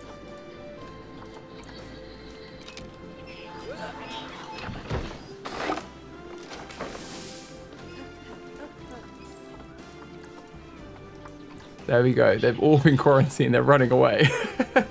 And they're being chased now. Okay, cool. They've got this massive water area here that they can enjoy. Now, I'm going to go into habitat, click enrichment, and then filter by the Asian small-clawed otter, which should be here somewhere. Asian small-clawed otter. And then we've got all the enrichment, then food and bedding and like shelter and everything that's relevant to them. So I'm going to go through, add some bedding, add some food stuff, and add some enrichment.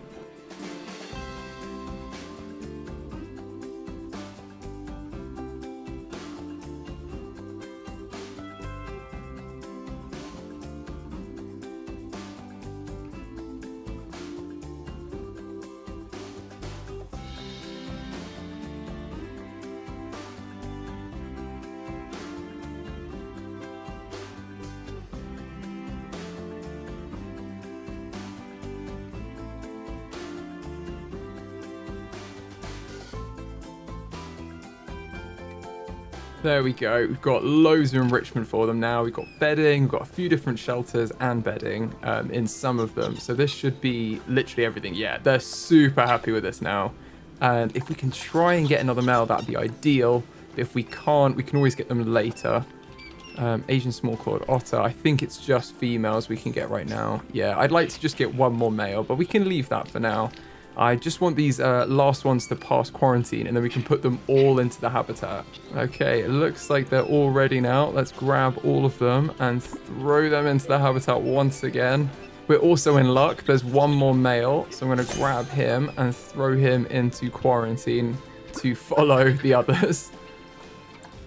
But these guys are going to be entering the habitat now, which is awesome. So now the sun is rising, and these guys are pretty happy with all their needs. Apart from nature, we do want to do up the environment, but I want to wait until all the other animals are in here to do that. So now they've kind of got everything they need other than nature. Let's learn a little bit about the Asian small-clawed otter. The Asian small-clawed otter is native to the rivers and streams of Central and Southeast Asia. It is also the smallest otter species in the world. Asian small-clawed otters are monogamous, so they mate for life, which is probably the cutest fact about them. And they can close their ears and nostrils when swimming, which I really wish I could do because I'm not good at swimming underwater. Despite living in groups, Asian small-clawed otters generally hunt for themselves. And the species of otter is extremely dangerous in comparison to other otter species due to its short claws and incomplete webbing between its toes. Grooming is extremely important for the Asian small-clawed otter as it traps air between the hair follicles, keeping otters insulated and dry while swimming. Unfortunately, the Asian small-clawed otter is considered a vulnerable species, and as such, it is protected in most countries of its native range. Like many threatened species, they suffer from habitat loss and poaching. Thankfully, there are several captive breeding programs in place which facilitate conservation and research on the species. Now it's started to rain a lot, and our otters don't seem to mind that. They're still enjoying splashing around in the water. And I know we do have a fair bit still to do for this habitat, but we are going to put in 2 more animals, and we need to sort out all the education. Oh, it looks like Cheetara, our old female cheetah, has passed away. Bless her. So we can remove her from the habitat, and I think we've got 2 cheetahs here, still. So we've got a male here. I believe there's another female, or maybe there isn't, because there's just one, because she can only have 1 female cheetah in at a time. So let's find some more cheetahs. Let's get a female cheetah in to breed with this male. Sort them by appeal. And this one seems pretty good. She's young as well. Let's get this one. And we'll send her to the zoo. Let's send her to quarantine. And then we can check if she's got any injuries or diseases before she goes in the zoo. And then hopefully she and the new male cheetah can start breeding and carry on our little conservation program. Because look how beautiful and majestic they are. Oh, and they run away as soon as I try and look at them. Look at them. Very, very cute. It also looks like our final 2 otters have passed quarantine, so let's move them into the Asian small-clawed otter habitat, which is huge. And we are going to finish this up now. I think we need to do that next, because this is enormous for just these animals. And it's not supposed to house just these animals. It's also going to house the wild water buffalo, which are endangered. So we definitely want to be breeding them. And these guys live in groups of 3 to 30, so we need a good size habitat to support them. And I don't think we're going to have 30 necessarily, but we will get a good number of them. So the other things to note are they live to 25 years, so we don't want to get any that are near 25. And they can breed until 20. So actually, we want to make sure they're younger than 20 if we're going to be breeding them. And they need to be at least 3 to breed. Oh no, we've had another animal died. Oh, one of our quokkas has died. Bless them. We will do a memorial for all of the animals soon, but I do want to carry on, and we'll probably do that near the end of the series. So wild water buffalo, we have a few actually. Let's sort them by appeal. Let's check actually again how many males. It's 1 male and 29 females. Okay, I thought it would be. Let's just see who we have then. There's a few females here that are a reasonable age. Let's grab all of these.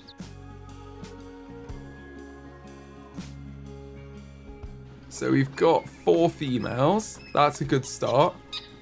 And then males-wise, we can get one of these. There's some really good ones here. I think I'm going to get this one, this male.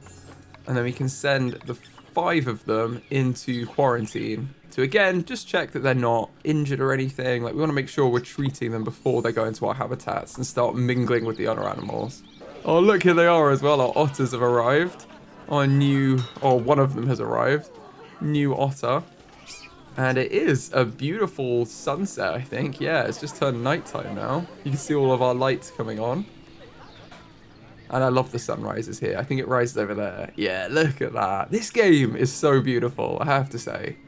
Look at that. Now, another thing we really need to make sure we do is this water cleaned over here? It's not actually clean. Okay, so we need to have another water treatment area somehow that can reach this. Maybe we need to extend the water to reach an existing one. I think that might be the easiest way to do this. I'm actually going to move this shelter to over here. And I think we're just going to have to extend the water out here, because otherwise we could do it. In real life, it'd be fine. You just put another water pump in. But because they have like a negative impact on guests, it's going to mess up where we want to put it effectively. Because we could just put it in here somewhere, but then none of the guests are going to be happy because they're going to go for their educational talks and they're going to be too near a water pump. Which is fine, you know, it's fair enough. But it's okay, because we can make this a bit of a shallower water area that's a bit more accessible for drinking by the wild water buffalo, and then it's not an issue.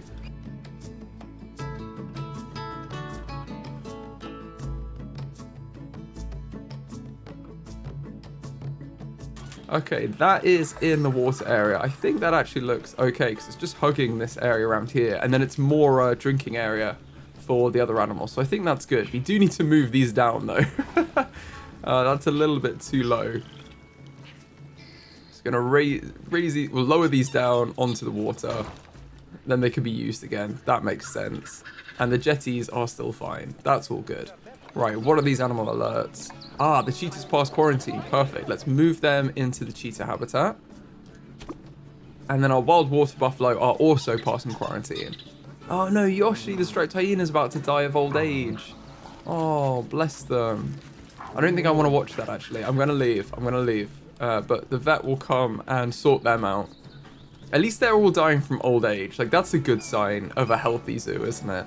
And there we go. Yoshi's gone. Bless them. 19 years old, though. Not a bad age for a hyena. And our otters are tiny. Like, the guests are never going to see them unless they come up close. But that's why we put all the feeding here. So I'm expecting that they'll play around in the mud bath and, like, get all their food from here. And that's where the guests can see them. And then they've got all this private area where they can play and do whatever they want to do. And they don't have to be watched the entire time. And I do think that's kind of more of like an ethical approach to it, where the animals aren't being watched by humans the entire time. Because if they don't want to be, even if animals are generally okay with humans, they may not want to be watched all the time. Like, they might want some areas of privacy, so we're just giving them that, basically. We're giving them some areas that are chilled out, they can't be seen, and then we're giving them areas where they're gonna be seen, and they can show off if they want in front of the crowd. All of our wild water buffalo have passed quarantine, so I'm going to do a massive delivery from our quarantine to the habitat. And we're going to have to change the name of the habitat. So this is going to be otters and buffalo. I also love that the guests can see everyone from here. Like, you can see into the habitat. And look, they've got a good view of the otters, so I think it's going to be okay. We do need to amend all of our education as well, actually. So let's do that. We're going to have Asian small-clawed otters here. Then we're going to have wild water buffalo. I don't think it'll let me do this yet because they're not in the habitat. So I'm going to leave 2 blank. And then I will do the Asian small-clawed otter again. Because we're, as well as having the wild water buffalo, we're going to have another animal in here too. In fact, I'm going to do it a bit more stylistically. We'll have the otters on the end, then the water buffalo, and then the final animal in the middle.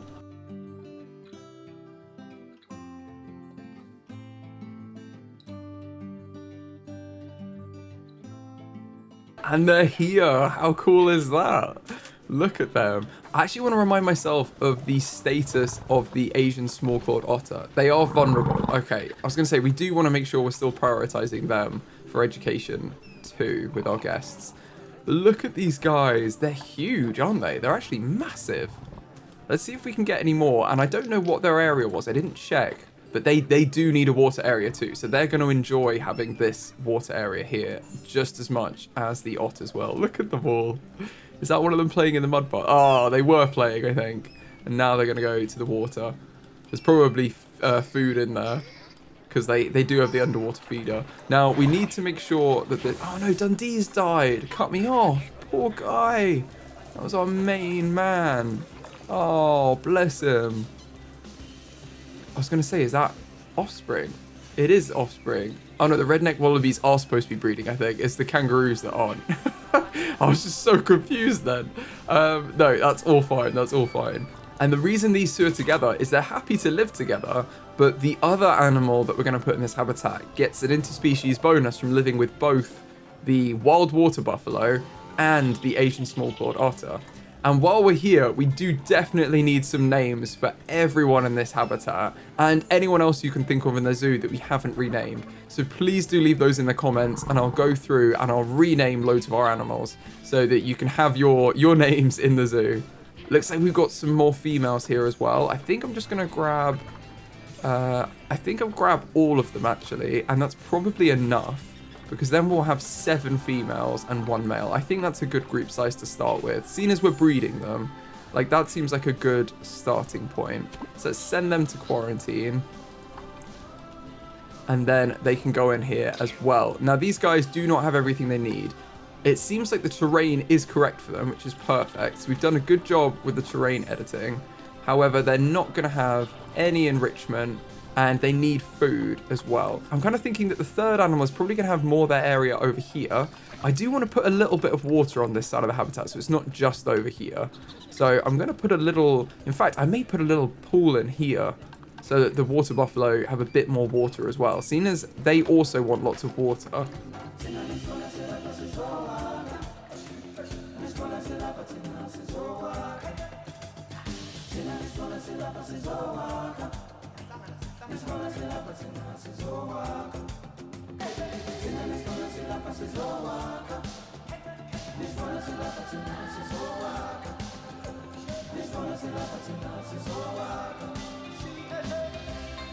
There we go, that's better. Now it is captured by that area, and they've got 2 pools of water, so that's definitely good for them.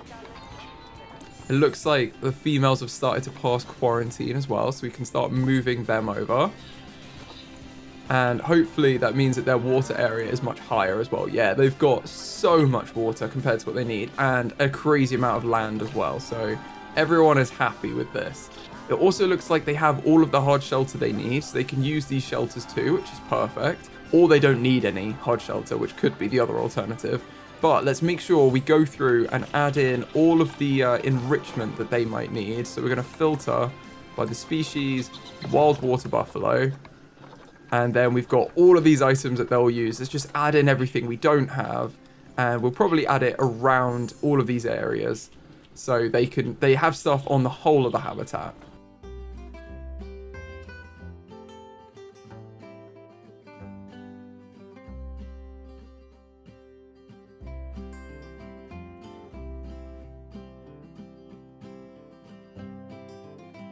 Okay, I think that's probably good for them. We've got lots of toys throughout now, so their enrichment should be at 100%. Food enrichment, they could do with a bit more. Okay, that's fine. We can add some more food enrichment in. Oh, I don't think we put the large barrel feeder in. Let's add one of these over here. Well, that's almost taken us there. Or we can also have a large ball and a large snowball. Why not? We'll have loads of toys. And then one more food enrichment. Maybe we'll have another large barrel feeder on this side. There we go. That's taken them to 100%. So they're basically perfectly happy. They're fine with the small amount of plants we've got. I think the otters did want more plants, so we can... Oh, look at them all swimming. Yes, they want more plants, but the wild water buffalo are happy with, to be honest, happy with nothing, but they'll have a bit as well. They're quite relaxed. The other thing we want to probably do is make sure we have enough keepers. I'm just going to hire another keeper and add them into the Asian work zone because I want to make sure we have enough people on everything. And I'm also going to train up all of our staff so that those with lower skills can get better at their job, basically. It seems like everyone's doing okay. It's just the lower skilled staff that are struggling. So I think when we train them all up, they're going to be absolutely fine. And let's put these 2 final females into the habitat.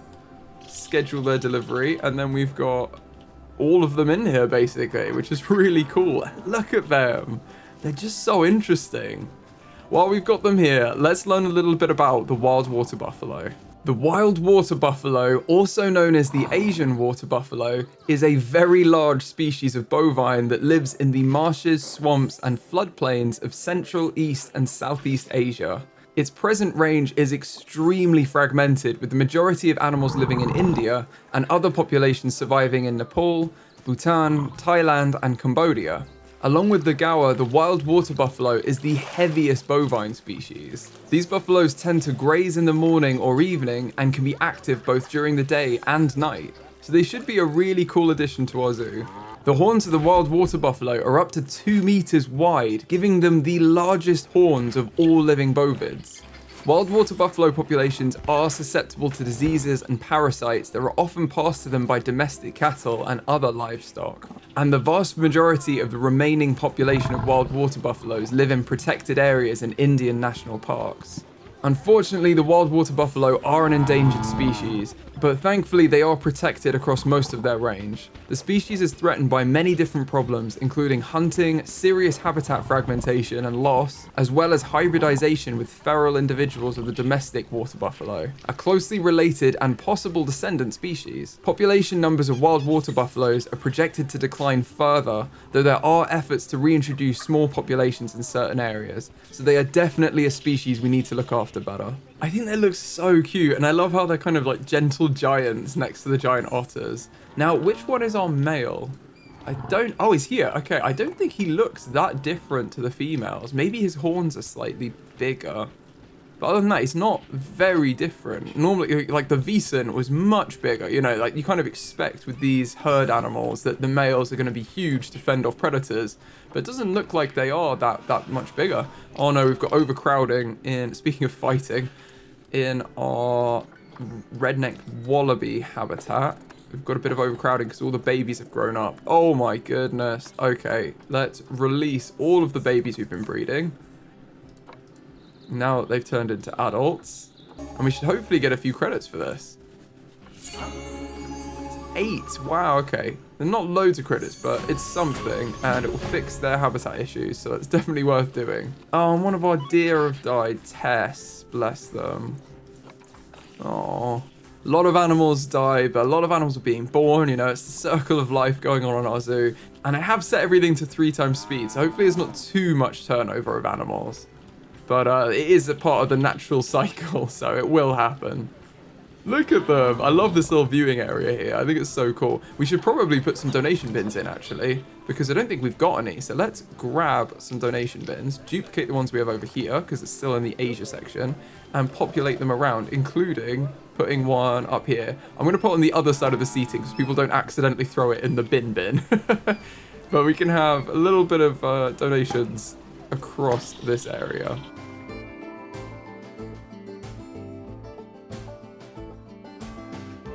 And our aardvark has passed away, bless them. But it looks like everyone's getting on well in this little mixed habitat. Meerkats are doing well. That's always good. This habitat is huge as well. When you see the scale of it, it is enormous. Although all of our habitats are massive in this zoo. That's kind of the point. We did want huge habitats, didn't we? Look at them. They kind of just like stand. They just kind of sit. Oh, there we go. They are going underwater. But they don't do much underwater. They just kind of walk around a bit. I'm sure they can swim. I don't know why they'd be water buffalo if they couldn't swim. They might, but maybe they just walk through. Oh no, we've got fighting for alpha status with the Wiesens. I spoke about them earlier, so I've made this happen. I've tempted fate. They've had a baby boy, and we've got a few young adults actually we can release. That's good. Let's release the 3 of them. 200 credits is great. Okay, wow. Because, yeah, we don't want any competition with Olaf. He's our main man here. And would you seriously want to go up against him? Look at that. Oh, he's got a couple of scratches from the fight. I would not want to take on Olaf for any kind of money. That would be crazy. Now, while we're on the topic of boosting the education of our guests, let's put in a few education stands across our Asia section. We haven't got any educators, so I want to add an educational talk on all of them, and I don't think we're going to have any seating just because of where the habitats are located, but we could definitely get some education being done. So I'm going to put a talk on each place, and then I'll probably align it so that the talks are every 2 months and we've got a bit of space in between. Oh, I'm also going to pause because it looks like our boars have grown up as well. But I'm going to set them to a species, and then let's start this one in January, and then the next one we'll do will be March, so our educators have a chance to walk between them.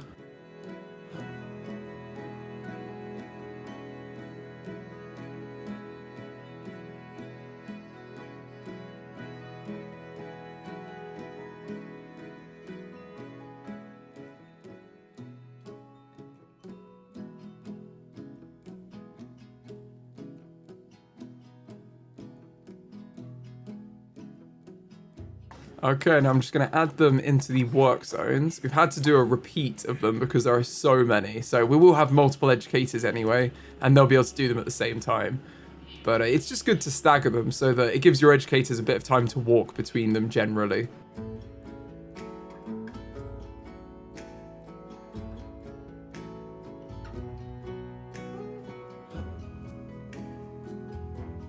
And now let's get a few educators. I think I'm going to get 2 to start with, and we'll see how they go. And we can assign them to the Asia work zone and let them start educating our guests. I'm also going to just put everyone to train up again, so at least they'll be level 2 when they have a break. And oh yes, our boars are about to inbreed. We do not want this to happen. I think Sally has. Oh no, it's Alexandre has grown up. We should not have a male there. And I think this is a young adult as well. They both need to be released. We've got 2 children in here. Let's just make sure that all of the babies are being released for the wild boar. Henry is on contraceptives, so we shouldn't have any more babies coming in. But I think they were already from mothers that were pregnant. So we're just going to make sure the other babies are also released. And there we go. We can release these two. And then all of the babies have been released. And it's just everyone that's on... I think they're infertile anyway now because of their age. He's on contraceptives. Everyone... In fact, I'm going to take him off contraceptives just in the sake of ethics. There's no need to be on them if everyone's infertile now, including him. But yeah, they can let them live out their lives happily, the wild boar, and we'll get some more boars in when they all pass away as well. Now, another thing we should look at is our vet research, because we've done it for a couple of them. The Asian water monitor is still going, but that's fine. So I think we've researched all of the European animals now. I think they're fully done, which is perfect. Yeah, we've just got some of the Asian animals now. So I'm going to get I think Lorna is our Asia vet. I'm just going to check again. Based on staff, vets, who works on zoo? It's Susie. Oh no, Lorna's our Europe one. Okay, so Carla and Susie are the two we want. So Susie's already working on something. Let's get Carla working on the Sun Bear, I think is next. And she can research those up, and then, yeah, we can get a lot more research done on all our animals. We're really getting there. We've almost researched all of them to 100%, which does give you bonuses. So it's definitely worth doing. Like, you can see, if you go in, you get more food enrichment, you get more toy enrichment, you get more education, like, you get a boost to education, you get better chance of breeding. It's definitely worth doing. So, yes. And obviously higher food quality, which is also really important. So let's go to the animals food and make sure that everyone who can be on grade 3 food is on grade 3 food. There we go, a few changes, but that's definitely worth it. We spend a lot of money on food in this zoo. But it's, again, definitely worth it. It's an ethical zoo. We have to prioritize the health of our animals. Now, I don't want to leave the habitat here. I do want to get one final animal in this habitat. And that animal is the Indian rhinoceros. This is such a cool animal, and they are vulnerable. So again, definitely worth breeding. You can have one male, one female, so we'll have both so that they can breed. And crucially, they get a bonus from sharing the habitat with each of the two animals that are in here. So that's definitely a good thing to get. And life expectancy on these guys is almost 40. Wow, they're 39 years. And they can breed until death and from 6 years. So we really want to make sure we get some with good breeding age in them. And my goodness, look how heavy they are. That's crazy. Weighs over 2 tons. Wow, okay. I'm going to see which ones we have available. And then hopefully we can get a breeding pair straight away. Oh, it looks like there's quite a few. So let's sort them by appeal. We'll get the best 2. We don't want them to be from the same zoos. But it looks like this male is pretty good. So I'm going to grab him. And I also like this female from Frontier. So I'm going to grab her as well. And then I'm going to send both of these to quarantine. And then after they've done all their checks on them, we will put them into the habitat, which is now going to be the otter, buffalo, and rhino habitat. That's a lot of animals in here. We've got 3 different species, all sharing this area, but it looks like they're happy with it. Now, I do want to check, because we did quite a lot of terraforming. Everyone is still happy with terrain makeup, I think. And I'm just checking, because we did a lot of like terraforming where we were making the water. Everyone is still happy with the terrain makeup. I'm going to tidy it up, because I don't think it looks amazing around here. So I'm going to kind of blend things through, but I want to wait until the rhinos are in there to see what they want. And then we can do the final terrain painting when they're in. Oh, Shenzi died. Or hyena, bless them. Lots of fatalities today, unfortunately. And this isn't assigned. Yeah, that's fine. Oh, it's also out of power range. Let's move that into here. This is going to be for the Indian rhinoceros. So we can hold that there until they get here. That is absolutely fine. Now, it looks like they're both ready. So let's move them into the habitat. And then we can wait for them to arrive. Very exciting. Oh, we've got a bit of overcrowding in the Sloth Bear habitat. And we've got an injury. Oh, no. Right, we're going to call the vet for Baloo. Because I believe his son has grown up and started scrapping with him. He's got a daughter and a son that have now grown up. Let's release them into the wild. Look at all those credits. We're doing some great conservation here. I wish I'd caught that sooner though, but he will be fine. He'll just go to the vet surgery and he'll be back to normal in no time. Now, let's watch our rhinos arrive. I think they're just here. They are. Ooh, let's look at them. I'm very excited for these guys. Wow, they're huge. Okay. Wow, look at them next to the human. That's crazy. Wow. Very cool. And who is this? Is this our male or our female? This is our male, so he's the bigger one. Wow. Over 2 tons of rhino right there. And look at that. His skin is like... It looks like he's wearing armor or something. Look at him. It's amazing. And yeah, the female is quite a bit smaller, actually. But she's also very, very cool. Very interesting looking. And obviously the horns are really interesting too. He's got a massive horn on the front of his face. Oh, and they're greeting the wild water buffalo. And they're going to get on great with everyone. So it looks like they've already got 100% enrichment. So I'm interested to see what they're missing. Ah, nothing. They're happy with all the same stuff. So I'll tell you what, let's just put a couple of extra bits of enrichment in over here that are exactly the same as what we had. And I thought they would use the large feeding trough, so I put a couple of them in as well, just to make sure that they have everything they need. But yeah, we're going to whack a couple of bits of enrichment, just so there's no one's squabbling over the same toys or anything. Should have plenty of stuff. Plenty of things to play with. And obviously plenty of food. That's also crucial. Cool, and it also looks like their hard shelter's fine. We put in this massive one over here too. Which, yeah, the wild water buffalo can definitely fit under, and so will the rhinos. They'll be fine under there. But they've also got loads of these around, which I'm also confident that they can fit under too, and a massive one over there. So plenty of space. In fact, I think there are some buffalo under it now. There are. So yeah, there's loads of room for them, loads of shelter. They've got everything they need basically, and they're actually also happy with no plants. So it won't be difficult for us to add in a bit of nature so that the otters are happy. They're the ones that are missing a little bit of plants right now. So let's do that now. Let's add in a bunch of nature to this habitat and kind of beautify it a little bit to make it perfect for the otters.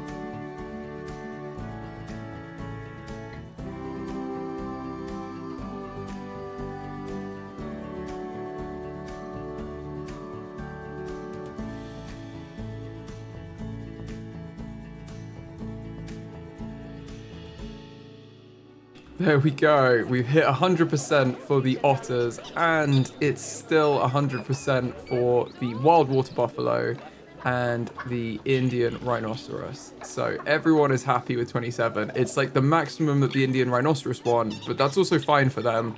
Like this is the habitat, I guess, where the three of them would cross over in real life, so it makes sense. Like all of them are 100% happy with this level of plants.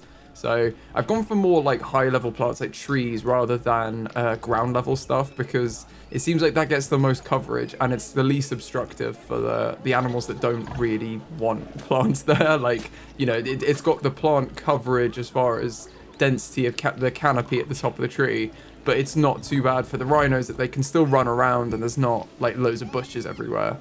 It's just some tree stumps or tree trunks, isn't it, when they're full. So yeah, it seems like this is basically what they were wanting. The water treatment's having a negative effect on guests. We do need to sort that out. For some reason they hate it, and it really annoys me, but they don't like this water treatment here. So we'll probably spice that up a little bit. What area has it got right now? Negative impact area. Let's see if we can add a little bit of construction pieces to it, and if that will sort it out, because it's really annoying.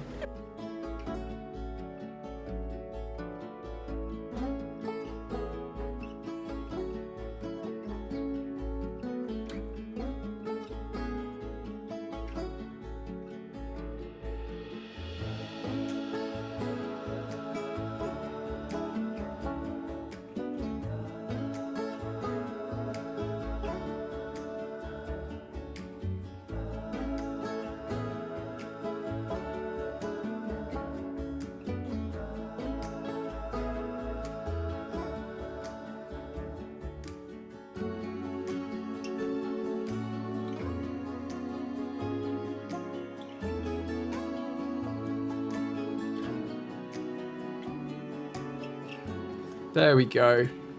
And its radius has been massively reduced by 60%, and now it's not on any path. So I guess I'm finally happy with this little machine down here. It's quite cute actually as well. I might put them in little huts in the future. I do quite like that.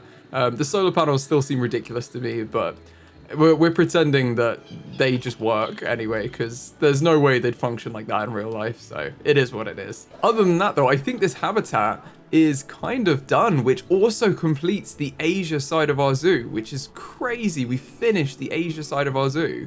We're not done though. We do still have the Africa side over here with the blinding sun that we left part finished, so we will be completing that. But yeah, I think there's nothing left to do on this side of the zoo other than learn a little bit about the Indian rhinoceros. The Indian rhinoceros is also known as the greater one-horned rhinoceros and is a large grazing ungulate native to the river basins of northern India, Nepal, and Bhutan. Interestingly, rhinos are actually closely related to horses and zebras, although they don't look alike. The horn of the Indian rhino is made of keratin, which is the same material that our fingernails are made of. Rhinos like to cover themselves in mud, not just because it's cool, but it protects their skin from the sun and insect bites. Indian rhinos can run at 30 miles an hour for short distances, so you don't want to get on the wrong side of one. Female Indian rhinos make whistling noises to attract the males. Unfortunately, the Indian rhinoceros is a vulnerable species, and throughout the early 1900s, the Indian rhino was almost driven to extinction through a combination of sport hunting and their habitat being converted to farmland. These acts reduced the numbers of wild Indian rhinos drastically, and while the threats have decreased in the modern day, poachers are still a constant danger to them, seeking to sell their valuable horns as a sought-after ingredient in traditional medicine. There are newer threats to the rhino too, including invasive plants overtaking their grazing plains and their competition with livestock for food and space. Because of this, rhino populations exist almost exclusively in national parks where they're well protected, which is a very sad fact when you think about it. But on the flip side, the success of these national parks and conservation efforts have led to an ongoing increase in the species numbers. So hopefully things are looking up a little bit for the Indian rhinoceros. One thing I've realized I didn't finish off was to add in the education to be the Indian rhinoceros as well. So we need to add that in as well as the talk.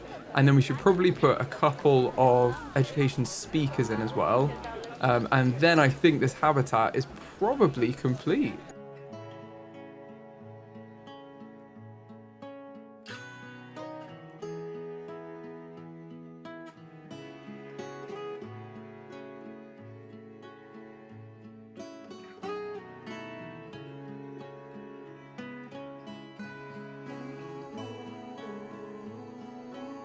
I'm so happy with how our Asia section's turned out. Like, look at this. We've got so many different habitats in here and loads of animals. So it's definitely a cool side of the zoo. Possibly my favorite side of the zoo so far.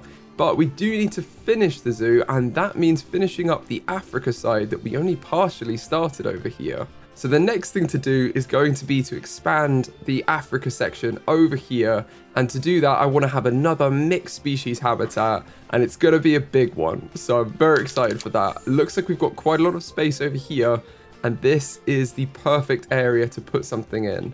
So let's start over here. It seemed like we had an alert. What was that? There's high amounts of litter. That's fine. And I think the inspector's leaving, so we can look at their report. Oh, we're doing pretty well. We're doing pretty well. Okay, wow. It's just the education we're almost there on, but everything else is pretty good. And right next to the black rhinoceros habitat, look, they've got a little baby in here. Right next to this habitat, we're going to have a new habitat, and that is going to house the hippopotamus. Now, this is a vulnerable species, so we are going to be breeding them if possible. And if we look at the species data, they live in massive groups. So 1 male and then up to 29 females. I had no idea it was that many. Wow. Okay, so the males are dominant, so we do only want 1 male. And they are confident around people. So don't need to worry too much about the habitat for privacy. Other than the general stuff we always do, because we always like to give them privacy anyway. And they live to 51 years. I had no idea they lived that long. Wow, okay. They weigh so much as well, so you wouldn't pick one up. So if they live to 51, they can breed from 6 until about 40. So that's what we want to know as far as how old to get them. And it looks like we've had a capybara pass away. Bless them. Let's call the vet on this little one over here. Poor Esmeralda. And the vet will come pick them up. For now, though, let's start setting out the barriers for the hippopotamus habitat. And because we're in the Africa section, I'm going to use the same barrier design that we have over here, so it keeps the same theme, which does make it very easy to create, because I can just copy a straight fence panel like this one, and all of the bits on it, and then duplicate it, and we will have exactly what we're looking for. So if I duplicate this, we've got one panel here. And then I can do the same with a glass panel, and again we'll have exactly what we want, and we can just duplicate these around to create the actual border to the habitat. So if you have these as like our copyable ones, I'm actually going to move them over here, I think, so they're easier to copy. Oh, I'm going to pause. Got some, there's an adult that's grown up in the red deer. What? I thought we'd gotten rid of all the males. Must have been one baby. Okay. Right, do not do this. We do not like this. Okay, Bernie, you're going to be released to the wild. Get 19 credits. Are you okay?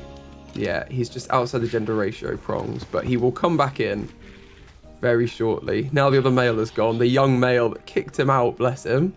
Okay, so let's build this habitat in now. I'm going to pause the game and start building by duplicating these.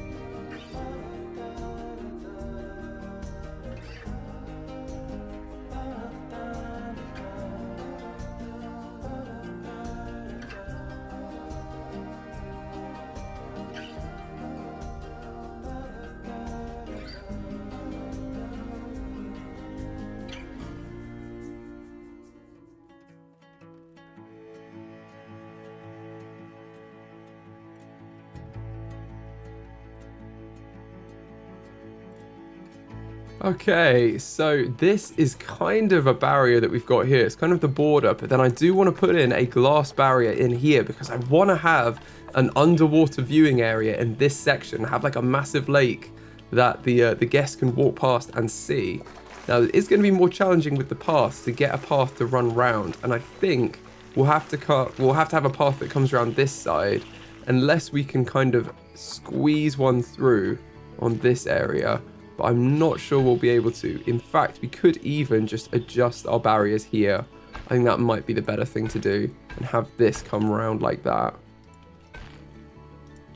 So I'm going to put this path in here, and then we know where we want to have the barrier go to. And I think this is probably the right area we want it to do. So let's put this path in already, and then we have a bit more of a framework to adjust this for.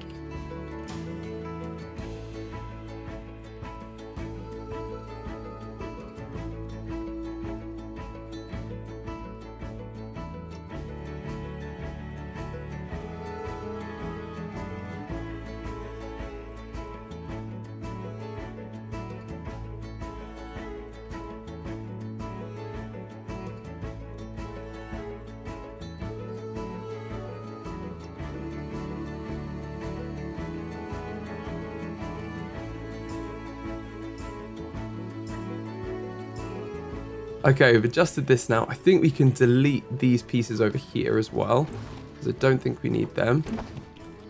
And then this is an enclosed barrier apart from this section. Oh, I've not made that quite the right length there. Just realized I need to move this one out a little bit. But once we move this one forward, it's almost ready. We just need to edit the terrain to put in a water area, and then also put the glass barriers between these. So I'm going to do all of that now.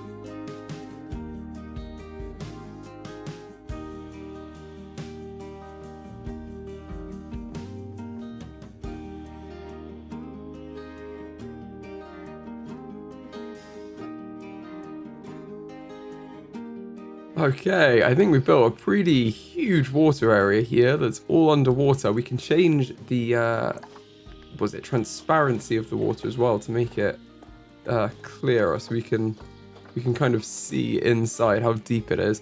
It's actually could probably be quite a lot deeper, so I'm gonna take away the water and just push down here a little bit to make this area here a bit deeper. But I think we're really getting there now. There we go, that looks much better. Cool. We've got a hyena about to die of old age. Oh no, we've also got some overcrowding. That's not good. Let's quickly check up on our quokka. Were they overcrowded, or is that an old alert? They seem to be okay. And the same with the platypus. I think oh no, these are overcrowded. Okay. Well, let's release the 3 young ones into the wild. It's just their babies have grown up. Wow, we get loads of credit for platypus. That's amazing. Okay, cool. And then this habitat is definitely getting there to be habitable. We do need to sort out all these trees because they're definitely not going to be there. But it's probably about time we get the hippopotamus to put into the habitat. So let's have a little look at what's available. Okay, got some reasonable ones. Oh, that's not a great one. That's a very good male though. In fact, let's adopt this male. He's a very expensive one, but he's definitely gonna be a good addition to the zoo. And then we can, hopefully there'll be more females. Let's get this female here. We could probably get both of these females. Doesn't matter that they're related. That's okay. And if we refresh, are there any more? There's no more right now. Oh, there's more females here from Frontier. Yeah, honestly, I think all of these are okay. Let's just get these 3 females as well, and we can have a bigger group. And then send all of these hippos into quarantine. And I'm trying to think where the closest quarantine building is. I think it's all the way over here in the central hub. So we'll send them over here, and then we can just check if they've got any injuries or diseases or anything, or whether they're actually okay. I'm going to hit play so that alert stops coming up. Also looks like we've done this. Yeah, an overall rating of 5 stars. Amazing. But I do like this. We just need to check. Now, it says that the hippopotamus need a barrier size of 2 meters or more. And I think this will still be 2 meters high, the fence. So I don't think they'll be able to get out, but we'll have to check that when they enter the habitat. And to do that, they're going to need an actual habitat as well. So I'm going to pause the game again, get the wooden habitat gate, and over here, instead of this glass panel, I'm going to put in an entrance to the habitat.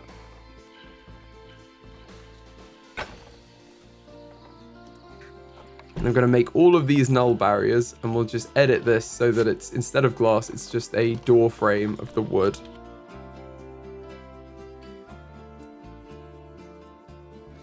And then we need to put our barriers in. So I'm going to do this around the outside.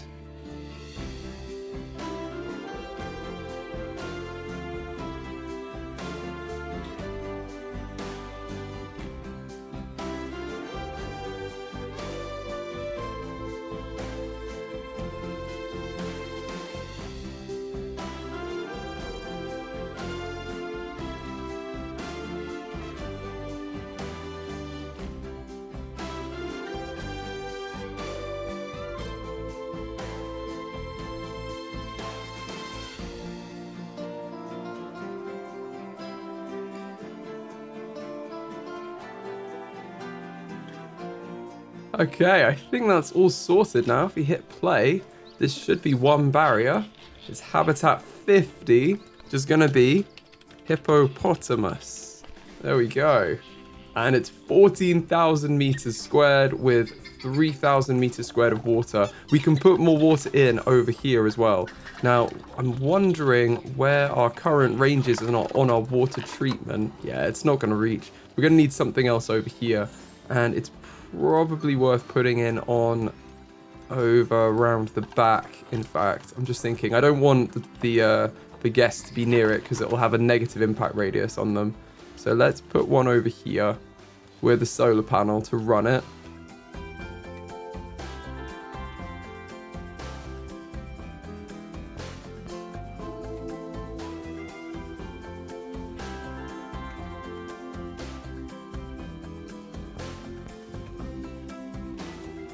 There we go. That should work, and that will clean the habitat for them. Now, all of them are past quarantine, so let's grab all of them and move them in.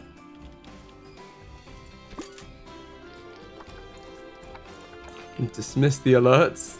And then while we wait for them to move in, let's just double check where this water is going to reach to. It's going to reach to over here, so we could probably get another water area down here somewhere. We just push the terrain down and get another little pool going. Gives them a couple of areas to enjoy a bit of a swim, because we know they love their water, don't they?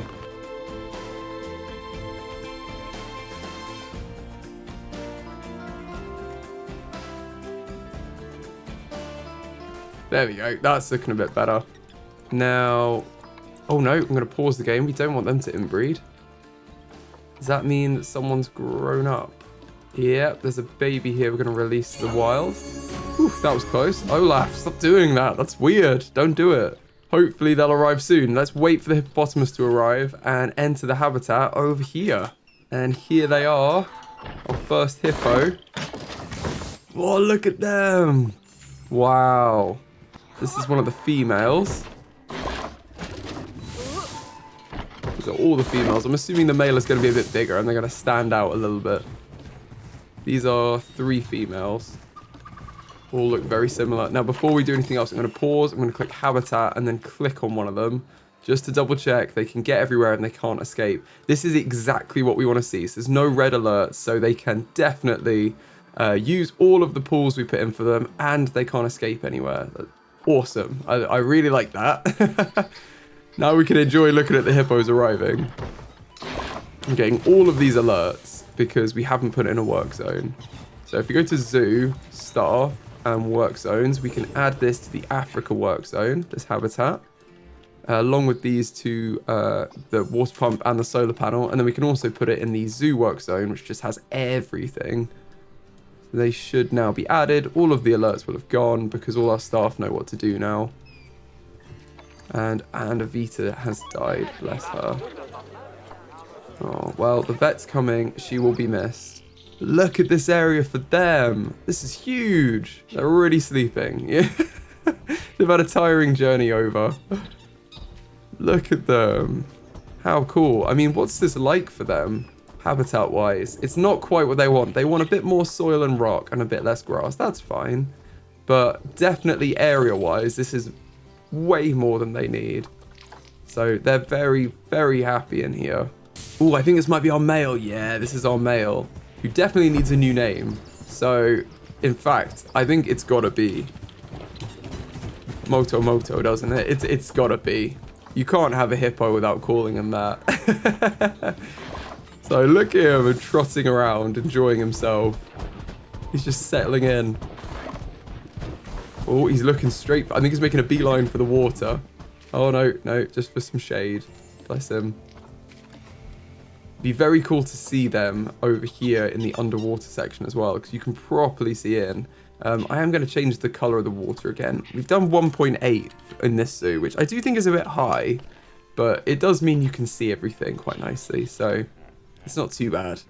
We could maybe lower it down though. Maybe we should lower all of them down, but let's try 1.4. Oh, I think that's okay. Maybe even like 1.2 would be fine. It's just so you get a bit more vision than you do on the standard one. Or 1.1? What's the issue? Is it the color? Yeah, maybe 1.2 is the sweet spot. I think that's okay, because you'll see them, but you can't, like, get massive amounts of detail on the floor, which you obviously wouldn't in real life. Look at them! Look at them going in! Wow. Very cool. It's like an infinity pool for them. Look.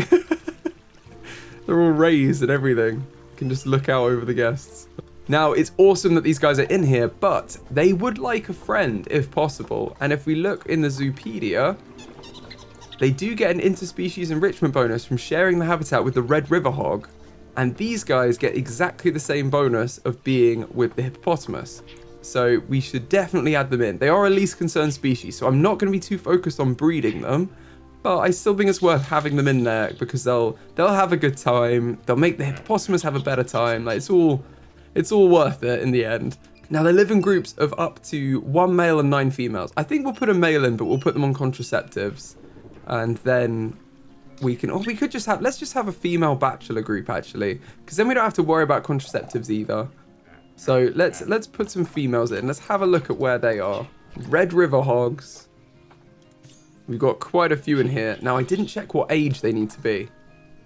Oh, it doesn't matter because, well, the breeding doesn't matter, but it does matter how long they live. So they live to 17 and a half, but we're not going to be breeding them. So let's get any of them that are under 17 and a half, really, which is going to be all of them.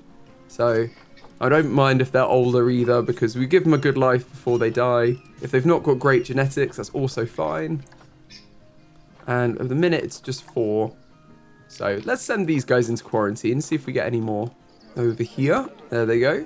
Oh, here he goes. He's having a bit of a swim. This also needs to be changed to 1.2. Just to get the consistency between them.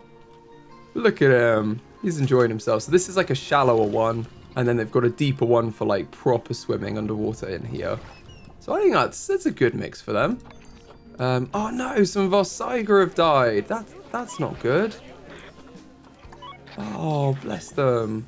I think we've still got a good herd size over here though, so we don't need to get any more, but that's very sad. It's the first Saiga that have gone. Now we should probably get some food in for these guys as well. So let's get some food and water, filter by the species. We're gonna go for the hippopotamus. And they use the large food troughs. Okay, cool. Let's whack one of them down here, I think. It's nice and easy for the keepers, and it's a good view for the guests. And then we can put another one over here. And maybe another one at the end. Because I think that's what we want. Oh, why not have another one here? Lots of food options. And they're starting to pass quarantine. So let's wait till these river hogs are past quarantine. And then we can release all of them into the habitat. Okay, let's move them now. They passed quarantine. Let's move them into this habitat. And we can change the name from hippopotamus to hippopotamus and Red River Hog. I do wonder whether we're going to need another keeper. I think let's just get one and put them onto the Africa work zone as well. And then we've definitely, you know, we're keeping up with the staff we need to run the zoo efficiently. I'm going to train up all the staff as well. So anyone who's not trained up can be. And these guys don't have too far to go because they do have keeper hut and staff room over here. So I'm expecting that they will kind of move around this area. But this is a little bit, this is kind of on the edge, this one over here. They've got to walk all the way down here. So it's a bit of a trek for them. Look at them. Oh no, why is it whenever I zoom in on one, they decide to do that? That is disgusting. That's probably the grossest one I've seen of all the animals. Why'd you do it like that? Right into the water as well. Like, this is where you guys drink. That's not good. You know how much cleaning that requires? I don't think they care. Well, you should think about where you poop more responsibly, madam. While we wait for the Red River Hogs as well, I'm going to duplicate these bins and add some bins and benches just along the outside of this habitat. So we've got everything that the guests need.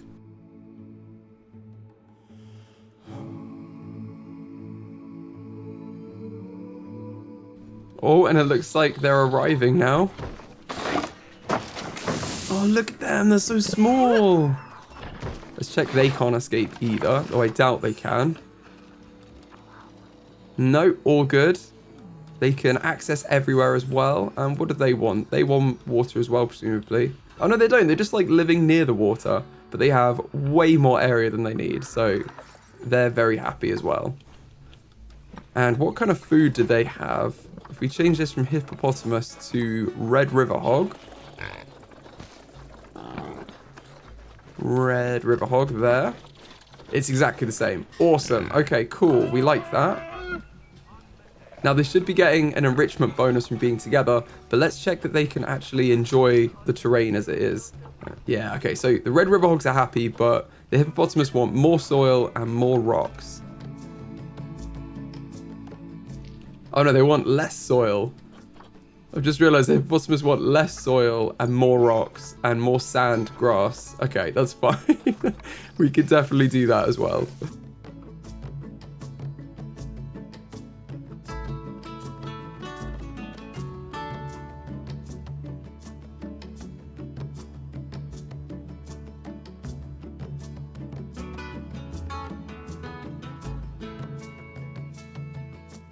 Okay, the hippopotamus is happy.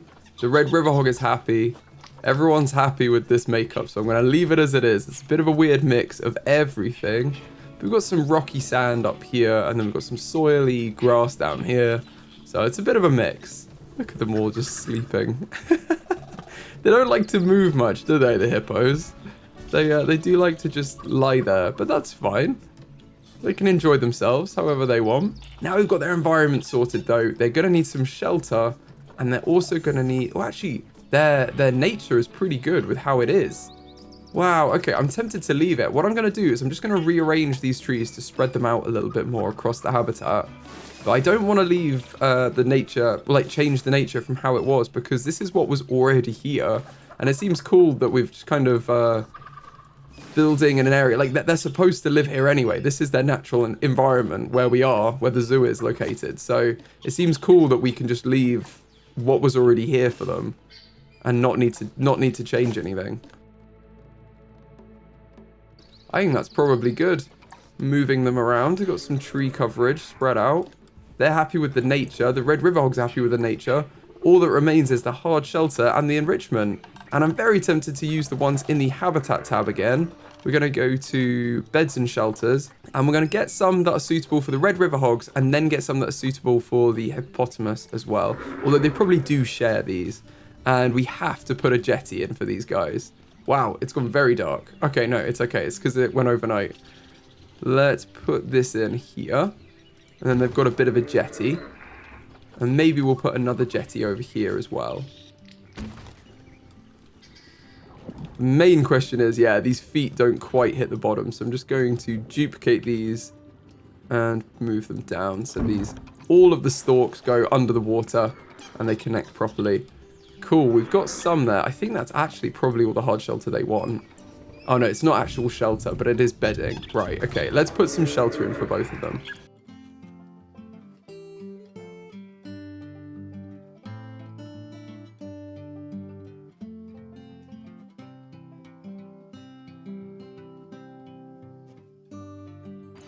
And just to interrupt us, we have some fighting for alpha status. I don't know who it is. Is it our red deer again? Oh my goodness. There's another male that's grown up. I'm gonna release them into the wild. Prongs is prolific with his breeding of other males. Look at our zoo as well, all lit up. That's so cool. Okay. Right, back to the bedding for these guys. Let's make sure we put enough bedding in for all of them.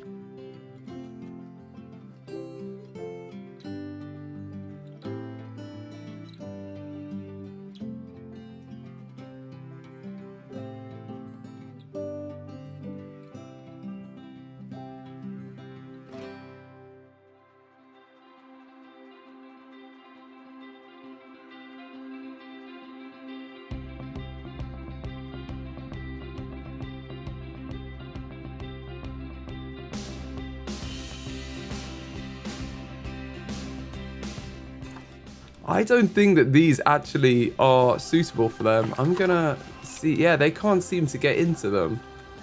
So although it's saying that they're suitable, I don't think they are. I'm actually gonna go back, delete all these shelters that were built for the hippos, and then replace them with larger ones, because it doesn't seem like they can actually use them.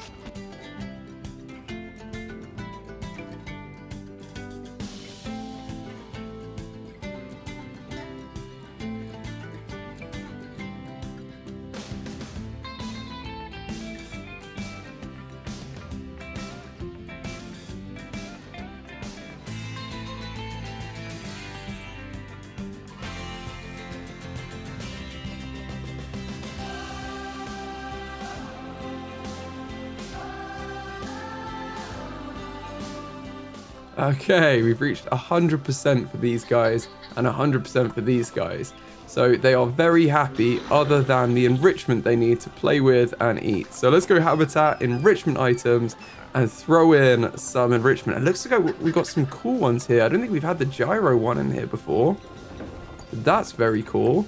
I'm going to try and put the food enrichment around where the guests can see them, because I think that's going to be interesting and it will draw the hippos to the areas the guests can see them effectively.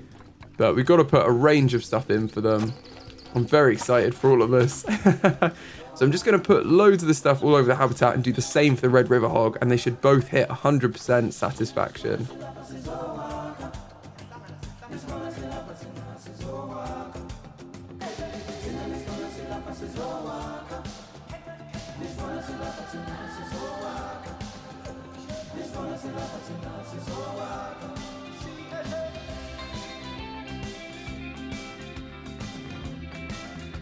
Okay, the hippos are at 100% enrichment, and where are the little river hogs? There they are.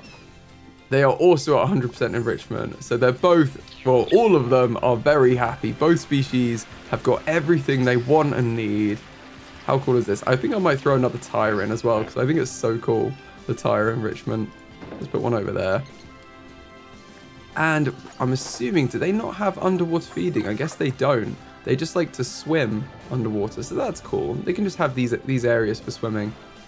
And guests can definitely see them. We do need to put in some education as well. So let's go through and add some education boards where we're missing them to teach our guests about our animals, and also add in the donation bins so that when they've learned about them, they can donate.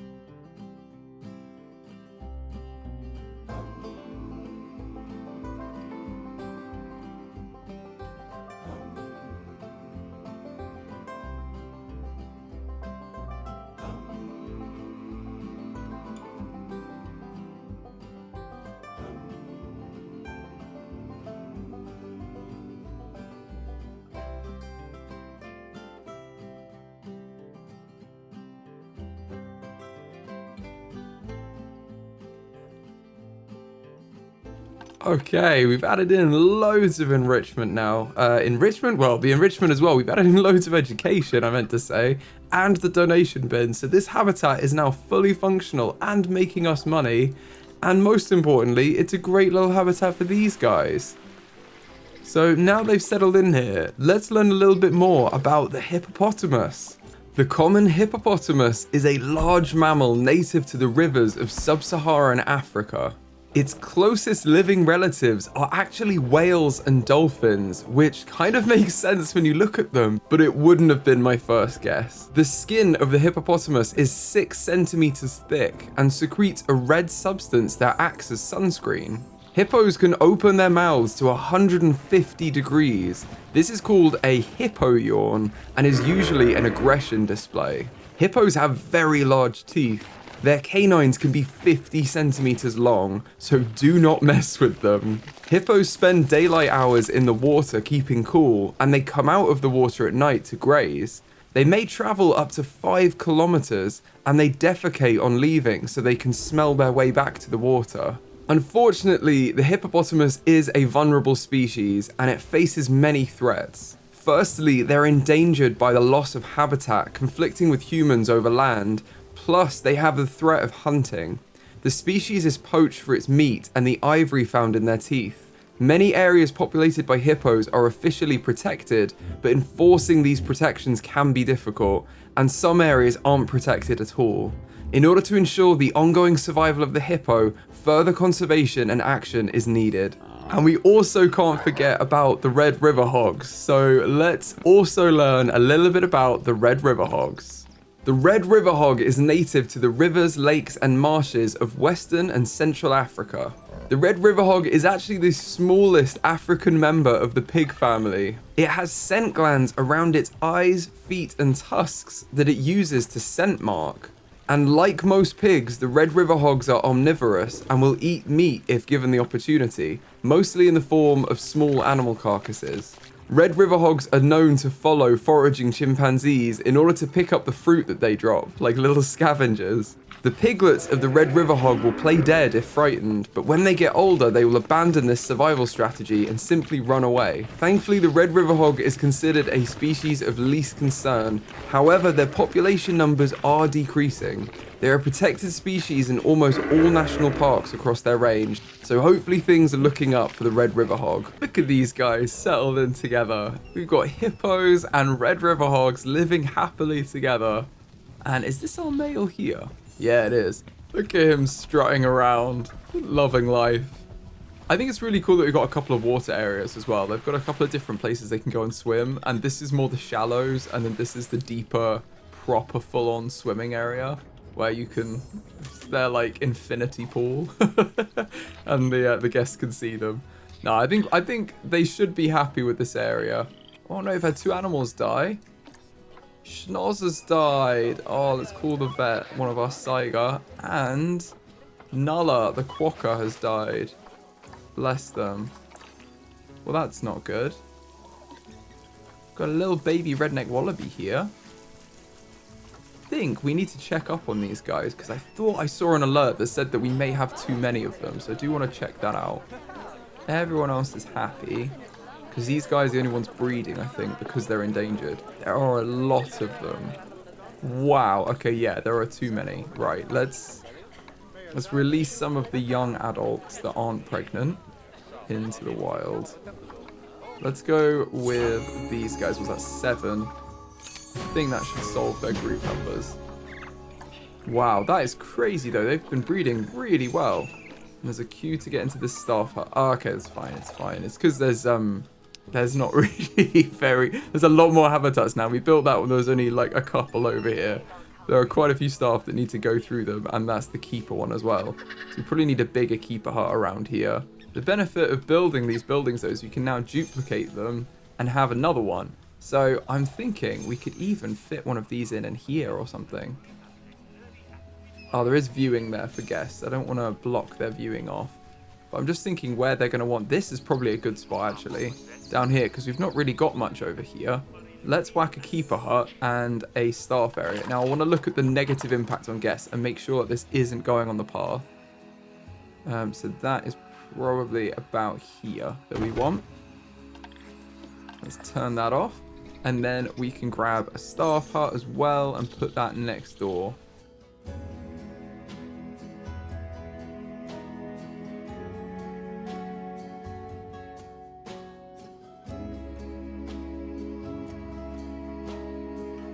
Okay, I think that's good. Everyone should be happy here. And we just need to put it in a work zone. So let's go staff, work zones, Africa, and then throw these in. We've just doubled the amount of keeper huts and staff rooms. And then we can also put them in the zoo work zone.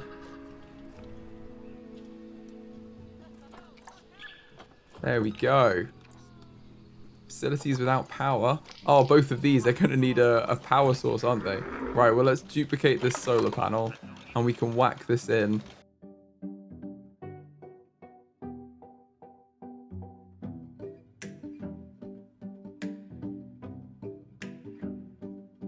There we go. Everything's connected up. And we're going to have to throw that into the same work zones as well. These work zones are getting massive now. It's kind of crazy. But that should have really helped relieve the tension placed on the staff. Because they've got a couple more areas they can go to rest and to get food and stuff for the animals. Now we do need to continue down this way. I want this whole section to join up with this section over here. So we're going to need to create a massive path down here. And then that should give us what we need to create the habitat I want to do next. So let's start by placing this path.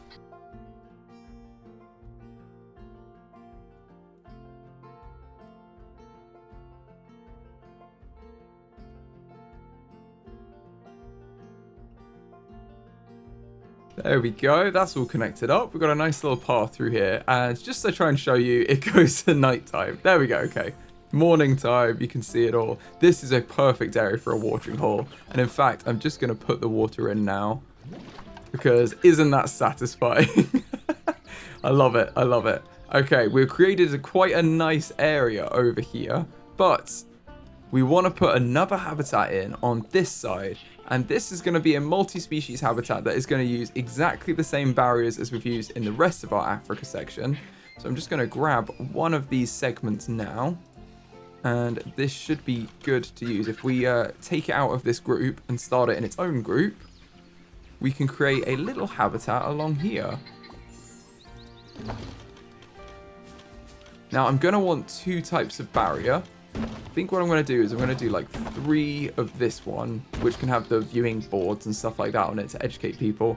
And then I want to use the glass ones as well that we've got over here. I don't know why this isn't aligning properly, so I'm just going to delete this and put it in manually. So we need a log border and then some decorations to make it in keeping with the other one.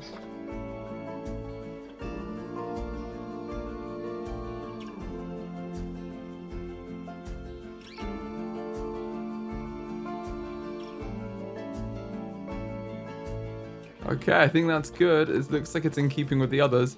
Now we can duplicate this across and kind of build out the area that we want our habitat to be in.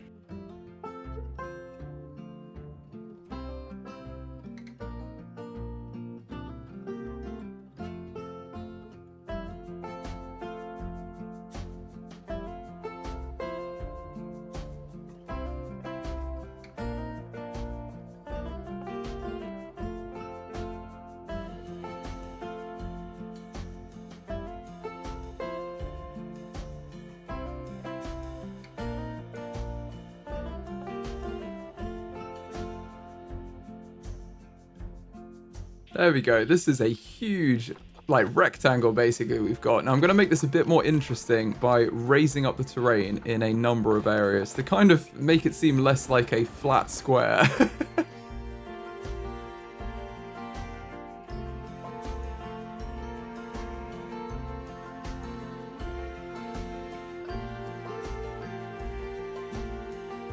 There we go. That's a more interesting habitat now. And what we're going to put in here is the dromedary camel. I don't know if I'm pronouncing that right. I'm probably not. This is actually domesticated, this animal, which is the first one I think we've seen in this zoo that is domesticated. So it's actually got a very stable population, and it's not one that we need to breed. Now, if we look at the species data, it looks like we can have quite a large group, 2 to 13, or we can have male and female bachelor groups. I'm not really sure. I'm thinking maybe we just have a bachelor group and we don't have to worry about breeding. So maybe we get, well, let's see what's on the market, and we'll either get males or females. It seems like the males are a tiny bit taller, but they're very, very similar by and large. Now, these guys live to 45. That is way older than I thought. They live to 45. Again, that's all we need to know. They're confident around humans as well, so you don't have to worry about it too much. And let's say we have a group of 10. We need 1,500 meters squared. Now, this habitat is absolutely massive, so I'm sure that's going to be way more than that. Now, let's go into animal trading and buy ourselves some dromedary camel. Okay, it looks like females have won this one. There's 3 females available, so let's get 3 females. There we go, we've got these 3. Let's refresh and see if we get any more. It looks like it's just the males. So we will put more in eventually. We just need to keep adding them. Now, what's the minimum size for females? 2. Okay, so they're happy with 3, basically. Let's have one final check. Refresh. No, okay, let's move them all into the quarantine then, and they can wait to go through quarantine. Now, this is a long way away, but it's okay. In fact, we could put it into this quarantine building. I think that's actually closer, which is kind of crazy. But, I mean, if it works, it works. We'll put them in there. And we do need to build out the actual barriers of the habitat. So we've built in the custom ones, but we need to put the in-game barriers in. So I'm going to use the null barrier and a wooden habitat gate. I think probably the best place for the gate is over near this keeper hut over here. So I'm going to put the wooden habitat gate in on this side, probably right here where we've got this fence panel in the middle, and then we can let them in through there. I think that's the way to do it, and then it's just going to be null barriers all the way.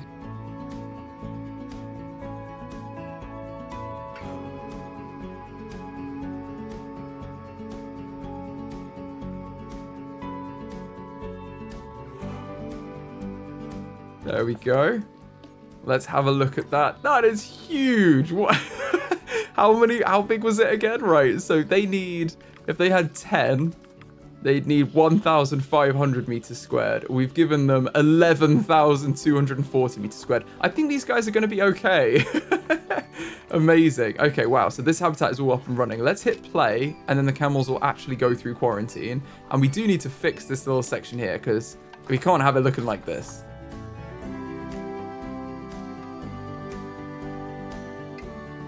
There we are. That looks much better, as I got a wooden gate to get in, and then we've got this whole area in here.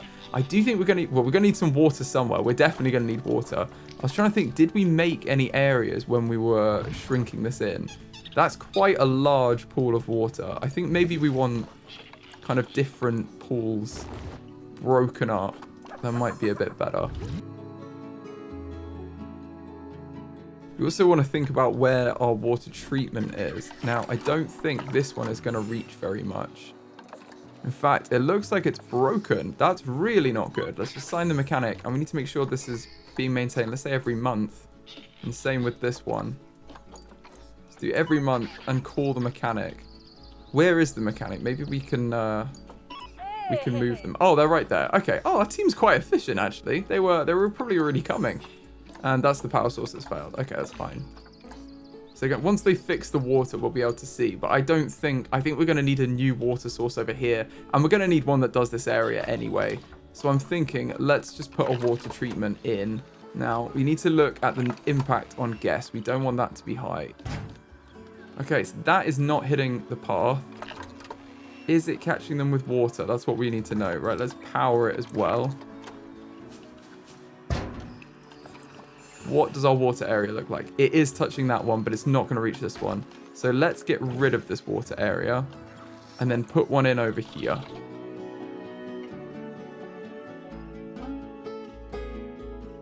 So basically, we're giving them a couple of small pools over here to drink from, and that are going to be cleaned by this one.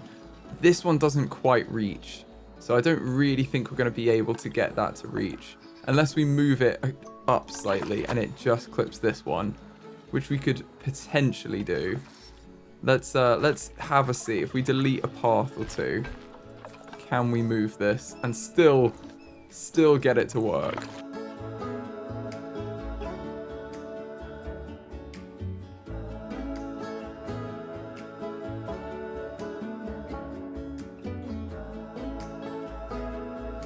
And it is touching, so we've got some water there, some water there, and some water there. I think that's pretty good. We've had a few animals die. Oh no, one animal's died. Sylvia. Bless them. Oh, have they? It doesn't seem like they have. Oh no. Oh, now we have to watch it. Why? Sylvia, no.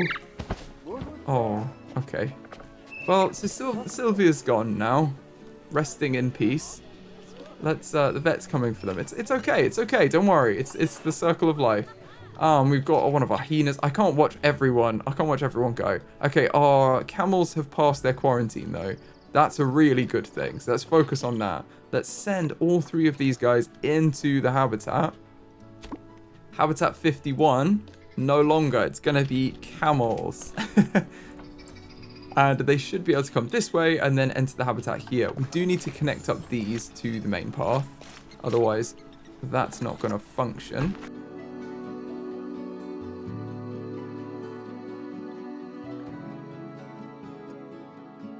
Okay, these work zones are huge now. They're absolutely colossal. We have so much in this zoo. It's like max capacity.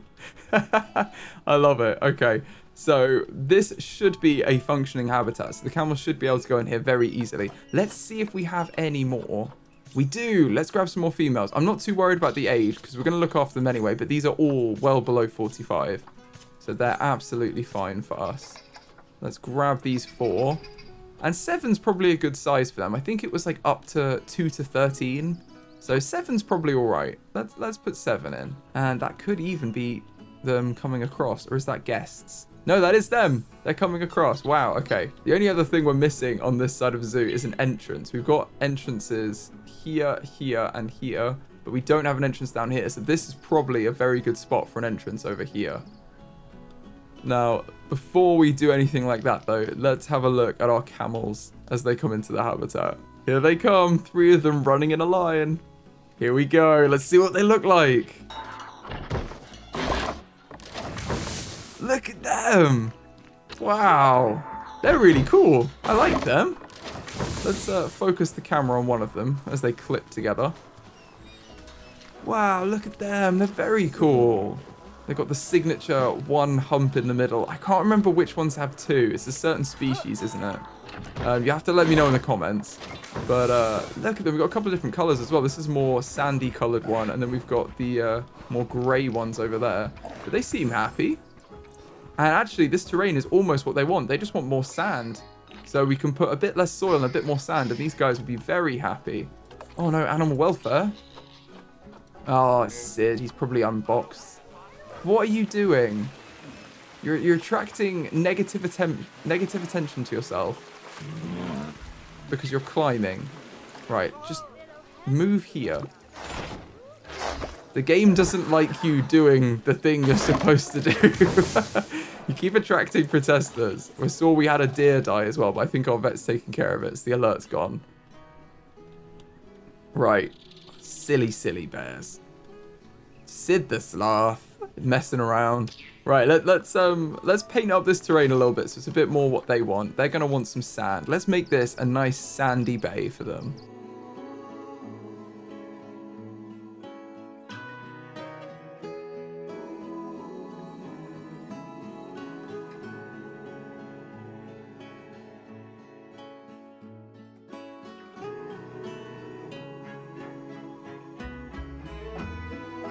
There we go. That is probably good for them. We've got a few like grassy, soily areas, but it's mostly sand, which is what they're after. Now, I think we've got 4 animals in quarantine that have now passed. They have. All of our other camels have passed. So let's grab all of them and move them in too. They can come join the party.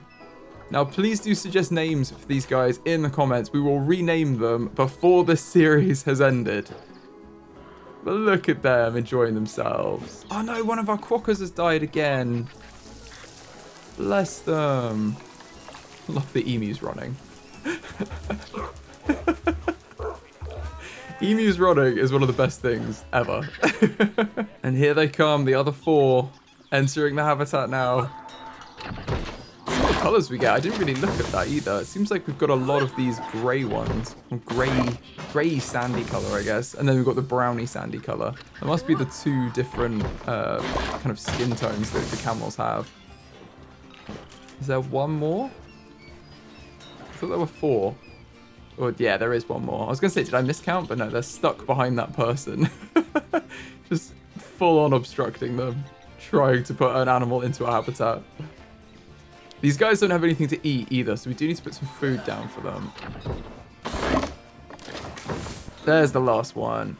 Okay, enjoying the exploration during the night. Now, these guys don't have any food either, so I do want to put that down as soon as possible, really. Let's get some food and water. That's what I'm after. And filter by their species. There they are. And we can see these are all the food and water that apply to them. Let's just get a large food trough.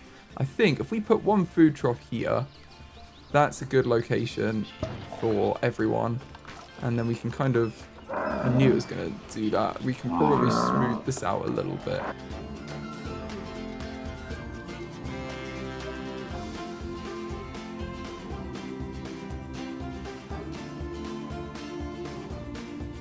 There we go. We've got a few in there. They can be fed. They seem pretty happy. It looks like these guys don't even need hard shelter, so they are actually just quite happy. Apart from enrichment, they're absolutely fine. So let's put some enrichment for them. Dromedary camel, we need a block of ice. Let's whack that in. That can be another food enrichment, so we'll put that over here. I'm just going to try and put the food enrichments by the kind of screen so the people can see them eating. And then we'll just put some other bits everywhere. Herb scent markers, graze ball feeder. That's another good one. You've got to have 1 or 2 grab balls. You've got to have a couple of grab balls for them to mess around with. Maybe we put a little stick feeder over here. That seems good to me. I think that's probably all they need. These are just more scratching posts, but they're trees. So I don't know what trees we're going to put in this habitat yet. And it doesn't seem like they care. They're happy with no trees. So these guys are actually happy exactly how this habitat is. Oh no! One of our badgers has died. It's the first badger to die, I think. Bless them. This habitat's really cute as well, isn't it, for them? Just chilling. Little badgies running around in the grass. Very like stark difference to this habitat too. The Africa section to the Europe section is quite a difference in vegetation, at least in these habitats. Now these guys are in here, let's learn a little bit about the dromedary camel. The dromedary camel lives throughout North Africa, the Middle East, and Western Asia.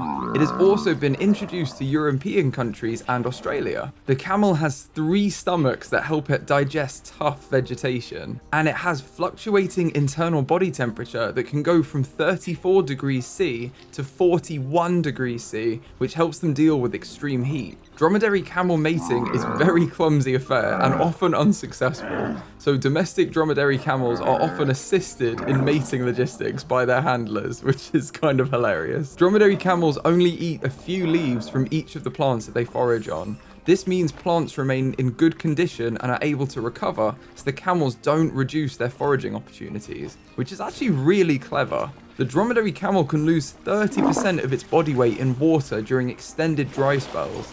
If an opportunity arises to restock its water reserves, it can drink 100 liters of water in 10 minutes, and that is a party skill. As a domesticated species, thankfully the dromedary camel is not endangered and the population remains stable. The dromedary camel has been used and relied upon by humans for its strength and endurance for a very long time, and it has played an essential part in the transportation of goods. In agriculture, this species is used to assist with ploughing, and its milk and meat are a valuable food source. So it definitely is one of humans' best friends. Okay, these guys seem pretty happy and settled, but we do need to bring a few more guests into the zoo to actually see them. So I think what I'm going to do is grab this entrance we have over here and duplicate this. And then we're going to add another entrance to our zoo down here near this section over here.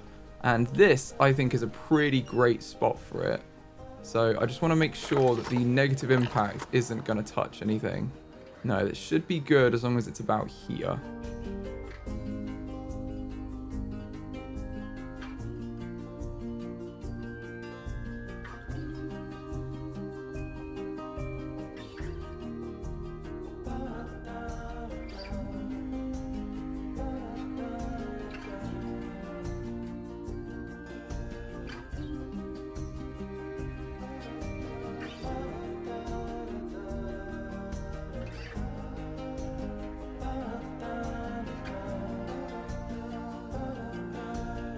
There we go. That is added in. We've got some horrible rain here, but at least they sell umbrellas in these kiosks. I'm going to add this whole section into the Africa work zone and the zoo work zone so that everyone can actually attend to everything, including the information shops. But generally, this is working now. We can see we've got a lot more guests in this area now. A whole new entrance to the zoo. We have 2 animals that have died. 2 of our meerkats, bless them. We've got Nox and Nelly. Poor things. We've just got so many animals in here. It seems like animals are dying all the time, but we've just got so many. That's the reason. It's nothing else. And it looks like a power source has failed. Let's make sure this is on the right maintenance. Yeah, it needs to probably be on every 3 months, if not every month, for the mechanic. But they're running over. I think these are probably better on 3 months than 1 month, actually. I'm going to put them to 3. Because it's every month is quite a lot of work for the mechanics. Let's have a look at our staff as well and see where we're at with training. If we train everyone up, there's still quite a few of them being trained up. And I think our Europe keepers could maybe do with someone else. And our Asia, maybe everyone. Let's pause because our Visan are fighting. Let's have 1 in Europe. And we're going to assign this person to the Europe work zone. And then we're going to do the same for Asia and Africa. And then let's check out our other jobs. So we've got educators in Asia could do with another one. Although they aren't super trained up, so that could be the reason. I think I will just leave them to train. Everyone else seems okay. The mechanics actually seem to be doing quite well. Security guards aren't bothered, and caretakers are doing pretty well. If anything, they're a bit low. And then it's just maybe another vendor in Asia. Yeah. Maybe a few vendors in Asia. Okay, let's just put a couple more vendors in the Asia section. And we'll assign them both. And that should be everyone. I think at that point, everyone's kind of being covered. All the staff should be pretty happy. Now, we did have dangerous fighting, so let's figure out this situation. Where are you? Olaf, fighting with your child again. We've had another albino one here. Look at them. So Olaf's fighting with them. Let's release them into the wild. 55. Wow, okay. We didn't really have a choice there with releasing them or not. I think it said that there was another male as well. It's good that we're breeding them though. Everyone's doing well. If we've got some young females, let's release these. Yeah, let's release the young adults into the wild because I believe they're his children. Let's just check first. Parents, Olaf, yeah, okay. So these 3 young ones need to be released into the wild because they're adults now. And they can be released together, which I think is really cute. They're a little herd of 3. They can go find a nice herd in the wild to join. But at least the sisters are together. Doing our part for the environment with the Vicent. And I don't know about you, but I think these dromedary camel are a little bit lonely. So let's get some other animals in here with them. And the next animal I want to get in this habitat is the Dharma Gazelle. And these guys are critically endangered. So we definitely want to be breeding them. This is crazy. These guys are critically endangered. We need to do our bit. So we can have 1 to 20. Wow, okay. Well, 3 to 20, sorry. 1 male and up to 19 females. We do want to breed them, so we're going to need a male and females. The relation with humans is shy. Okay, that's interesting. So we wouldn't actually want them to enter the habitat, even if they, even if they could. It seems that they can enter the habitat, but that's not really what's best for the animal. It just means it's safe for humans. And they only live to 15 years. Wow. 1 meter tall at shoulder. These guys are really small. So they can breed until death at least. And apparently it is easy to reproduce them. So that shouldn't be too hard. But let's get some in here and see what it's like in practice. It looks like we've got a male here that's not great. And a few females. But as soon as they're critically endangered, I think we need to get all of them that we can. We don't want to leave them. We want to adopt everyone we can and breed them. So as soon as we've got a male and 3 females, I'm not going to squander it. Let's grab as many as we can. These guys just need more numbers in their species. And then send the 4 of them into quarantine. I think I'm going to use this quarantine again because I think it's a bit closer. So if we send them to quarantine, that should be good. It was a group size of 2 again, wasn't it? And if we get more, we'll add more females. Oh, it looks like there are more females. Cool. Let's grab them. These are all 5 or younger, which is good. Let's send another 4 in. 8 is probably a good group size to start with.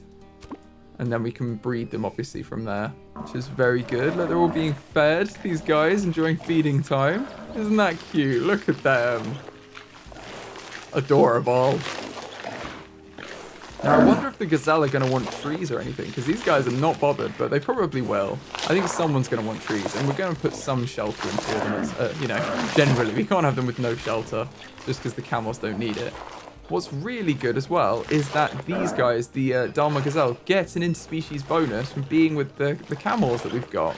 And they get the same bonus back, I believe, yeah, with being the Gazelle. So these guys will actually all be much happier from sharing their habitat with each other, which is awesome. And I also noticed we don't have any education on the front of our habitat, so let's rectify that. Oh, and these guys need repairing. Let's repair these. What maintenance are you on? Every year. Okay, that's why. Let's set you to every 3 months. I don't know why they're on every year, where if you leave them on that, they break. It seems like they should just default to like 3 months. I don't know. I don't know if it's me. Maybe it's what I'm doing. I don't know. But it just seems like it's always a problem. Right, I'm going to put some habitat education boards along here to educate our guests about our animals. And I'm going to do that for all of the habitat. And then we're probably going to find out we have no power the whole way along.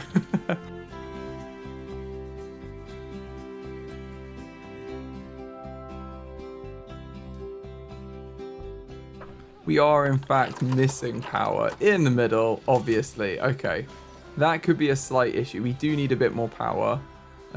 This can easily be rectified. This just needs to be moved. So let's just adjust where this one's located. But unfortunately, we are going to need another solar panel over here.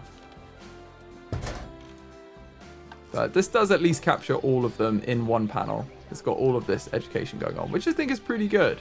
And we can change these when the other animals get added in. But at the minute, it's just camels. It looks like all of our gazelle have passed quarantine together.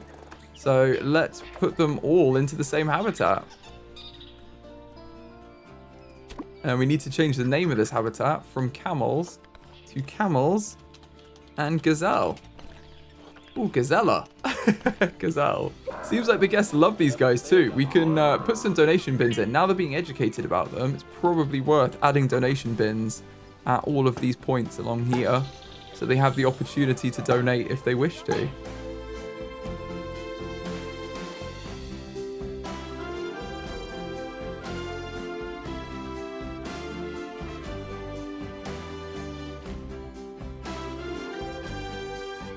There we go, just added some normal bins as well as donation bins, so guests can throw some rubbish away. And I believe the caretakers are running towards us currently with the boxes. You can see them here. They're bright blue trousers. Here they come. So we're going to have some Dharma Gazelle in the habitat very soon. Oh no, our giant anteaters died as well. Oh, let's send them to, let's bring the vet to them. Bless them. Poor thing, Heather's gone. And we've got some redneck wallabies about to inbreed, so let's release the young uns. I think we didn't release all of the young ones from this habitat. So let's quickly do that. Where is the entrance? It's over here. Redneck wallabies being rascals again. Maybe these are all the young ones. I'm not sure. I think actually that could have been the only one, because these all seem of similar age. So I'm going to leave them. I think they're probably okay. And here they are, the Dharma Gazelle.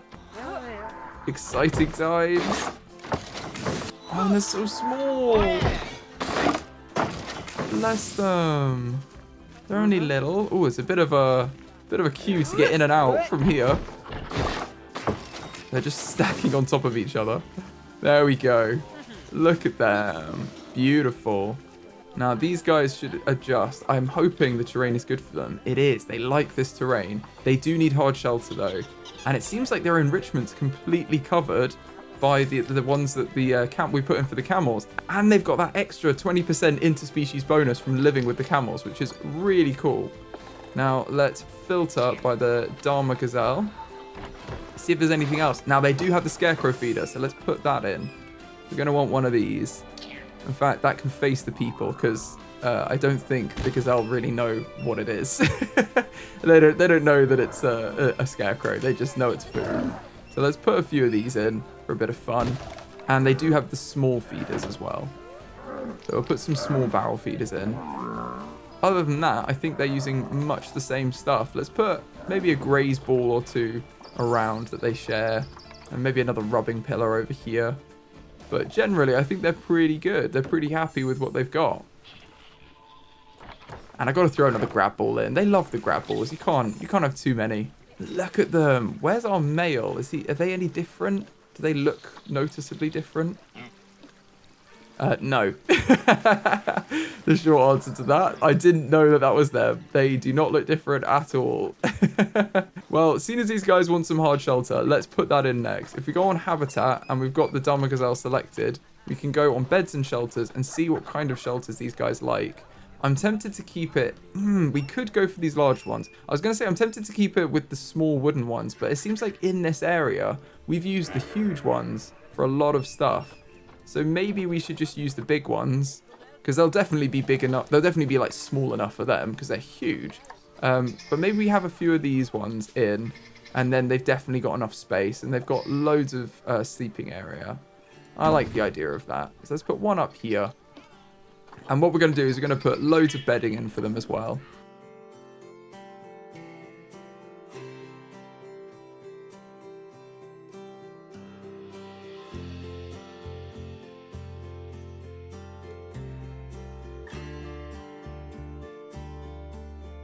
Seems like that's enough hard shelter. We've got 3 of them in there. They're only tiny, so they can probably all sleep in one of them. But at least this way, we've got a few areas that they can be. And, you know, it's protection from the sun, too. They may want to sleep in here preferentially, just to get out of the heat. They have got the water as well for that, but I like to give them the choice. They've got what they want. And these guys are also happy with no trees, so we could maybe see whether we want to add any later. But I'm tempted to leave it how it is, because if these guys are happy with no trees, it gives them more area to run around in. So I'm kind of tempted to leave it. and give them just more space. And now they're in here and seemingly very happy. Let's learn a little bit more about the Dama Gazelle. The Dama Gazelle is a species of ungulate living in the Sahara Desert and the Sahel. It has a short white coat on its belly, legs, hindquarters and face, and red-brown fur on its back, shoulders and neck. In Chad, the Dama Gazelle is a symbol of beauty and elegance. The Dama Gazelle makes a honking sound when alarmed, and much of the conservation information for the Dama Gazelle has been provided by desert nomads and pastoralists. The Dama Gazelle is the rarest gazelle in the world, with fewer than 400 remaining in the wild. The gazelle has been going through small-scale reintroduction schemes since 2015, which are believed to be its best chance to avoid extinction. Unfortunately, the gazelle at present is critically endangered,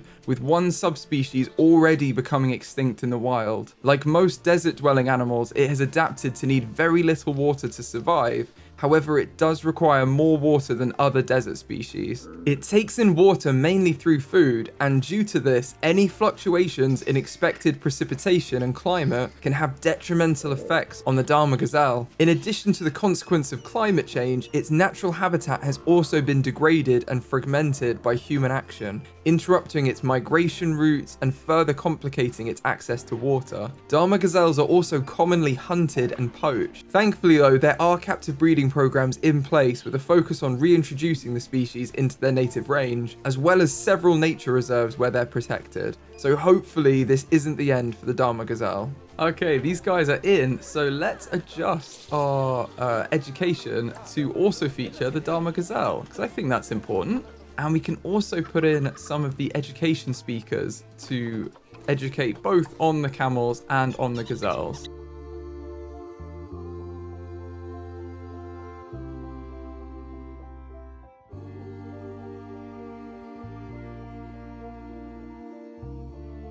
Okay, that's all in. That's looking good. Blues attracted protesters because they're probably doing exactly the same thing. Yeah, why are you enjoying your enrichment and climbing? Get down from there. It's so annoying that the game doesn't really recognize that that's absolutely fine and they're able to climb on it, but it is what it is. It's fine. And the final animal that I wanted to put into this habitat is the scimitar horned oryx. And these guys are endangered. So they're not critically endangered, but they are endangered and we definitely need to look after them. So these live in groups of 3 to 40. Wow, that's huge. Okay.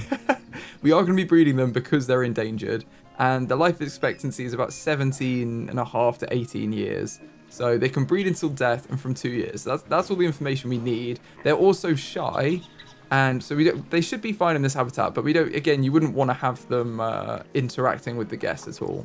But I don't think we need the quiet signs because this habitat is quite big. So let's get some scimitar horned oryx. We're going to want males and females. These females all look good. Let's grab all of them from Frontier Zoo. We've got loads of credits, so that's not a problem. Let's see if any more come onto the market. But let's put these 4 into quarantine, and then we can add them to the habitat. Another thing we've not looked at in a while is how much we're charging guests and what they think about the zoo. So they seem generally okay. They don't like the litter. I didn't think there was that much litter. Maybe the bins are full or something. Let's have a look at crime. Oh, wow. Okay, let's repair everything. We don't like that. Replace all. There we go. Everything's done. That could have been part of the problem is the bins were vandalized. But I didn't think there were that many areas of litter. Yeah, see, it looks fine. When you look at the map. Oh, no, there's quite a lot of litter around here. Where's this? Oh, this is in our Asia section. There's a lot of litter. I think the bins were a bit full. Or we've not got enough caretakers around here because this is grim. Okay, that is really bad. Right, let's hire another caretaker and just put them straight in here. And we'll put them on the Asia work zone. And they should be fine. And then again, let's just train up all our staff. Yeah, they're already getting to work. They will clean that up. That will resolve the issue as well. Okay, that's much, much better. Now, we've had those 4 past quarantine. Are there any more we can get? Oh, there's loads more females. All right, well, we'll get all the females. Why not? And we just need 1 male. Grab all of these. And then, yeah, I think after this, we've got all of those. That's probably enough of a herd. Then we'll just get one male to actually breed with, and they can all go in. I think we could probably put our ticket price up as well, because none of the guests are talking about it. So let's just make this 70, because we've added in quite a lot of animals since we last put it up.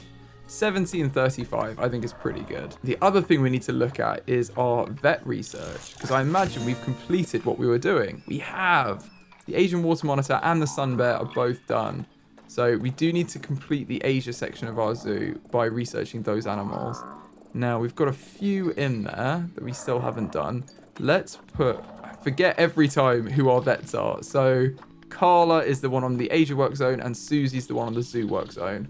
Let's put Carla onto the, where was it? The wild water buffalo. And we can have Susie can be on the Asian small-clawed otter. And then I believe in the Asia section, it's just the Caracal, which maybe should have come first, actually. Let's take you off of there. Let's put you onto the Caracal.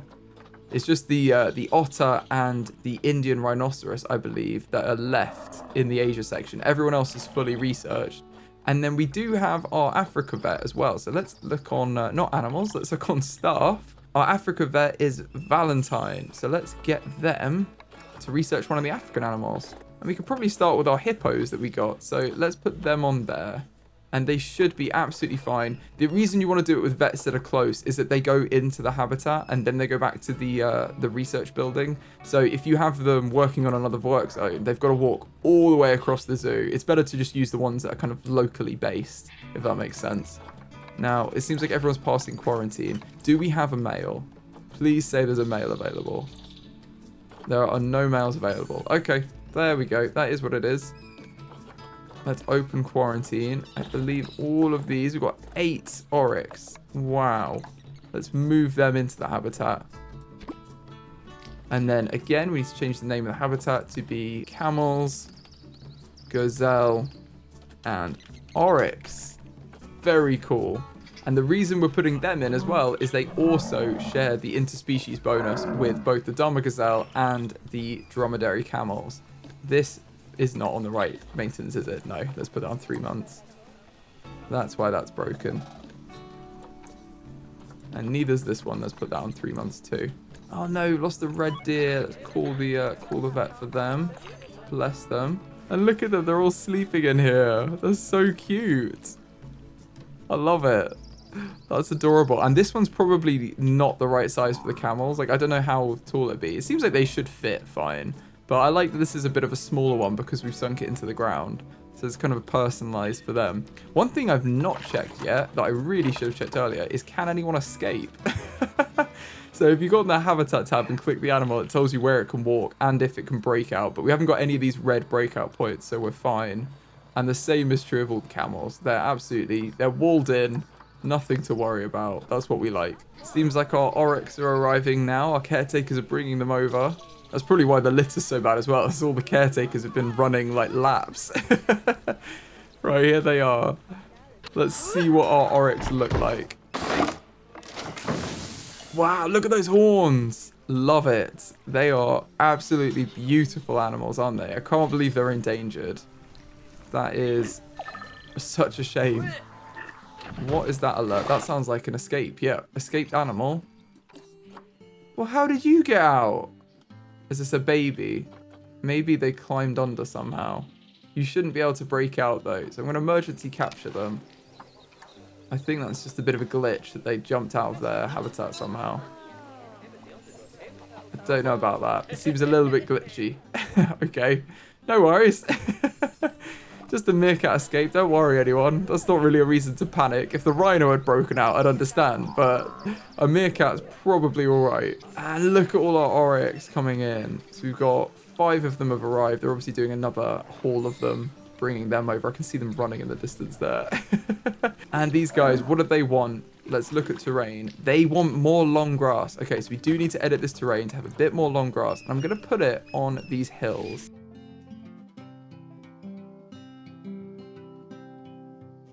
Okay, they're now happy though. Is everyone else happy? They're happy, and where are the gazelle? There's a gazelle.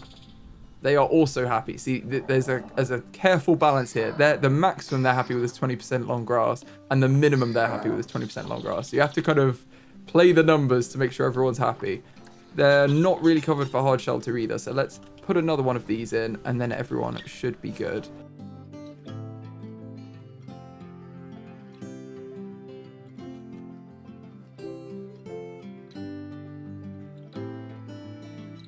There we go. They added them in. That's 2 more beds. It should be absolutely fine. Gonna shift that one in a little bit.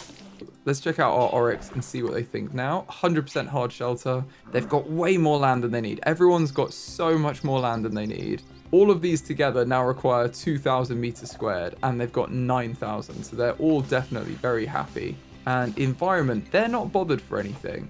Now I'm feeling, I thought they would be. Let's put a couple of trees in.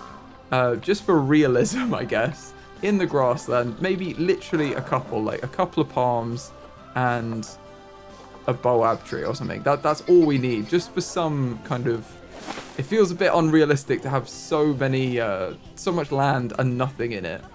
Let's put a couple of African palms over here, maybe one over here, and then maybe even an acacia tree or something instead. I think that's what they're called, yeah. Over here. Let's put one of these in on the top here. And then maybe another one back here. I think that's enough trees though, because they're not really that bothered. So we've just spaced a few out and we've given them a little bit of nature. Kind of grouped around the water areas, or we had to put something on here. Had to have something there, didn't we? On this little plinth that we've built. Right, these guys seem happy then. I believe that's everything. Do they need more enrichment? No, they're happy with everything as well. Let's check out what their enrichment is like if we filter by them. So it's the scimitar horned oryx. So S we're looking for. Scimitar horned oryx. Enrichment. They've got exactly the same enrichment. Let's maybe just put another hanging feeder and another melon in. And they're probably good. Maybe another small barrel feeder over here. And that should be everything that they need. Now, oh, we've got a quokka about to inbreed. I'm going to pause. Oh no, they've done it. I didn't see it till too late. Oh well, I guess it is what it is. We do need to add these guys to the education as well. So let's replace them with the scimitar horned oryx. And where there's 2 by the door, I think these guys should take priority because they're critically endangered and endangered. I think the camels can take the back seat on that one.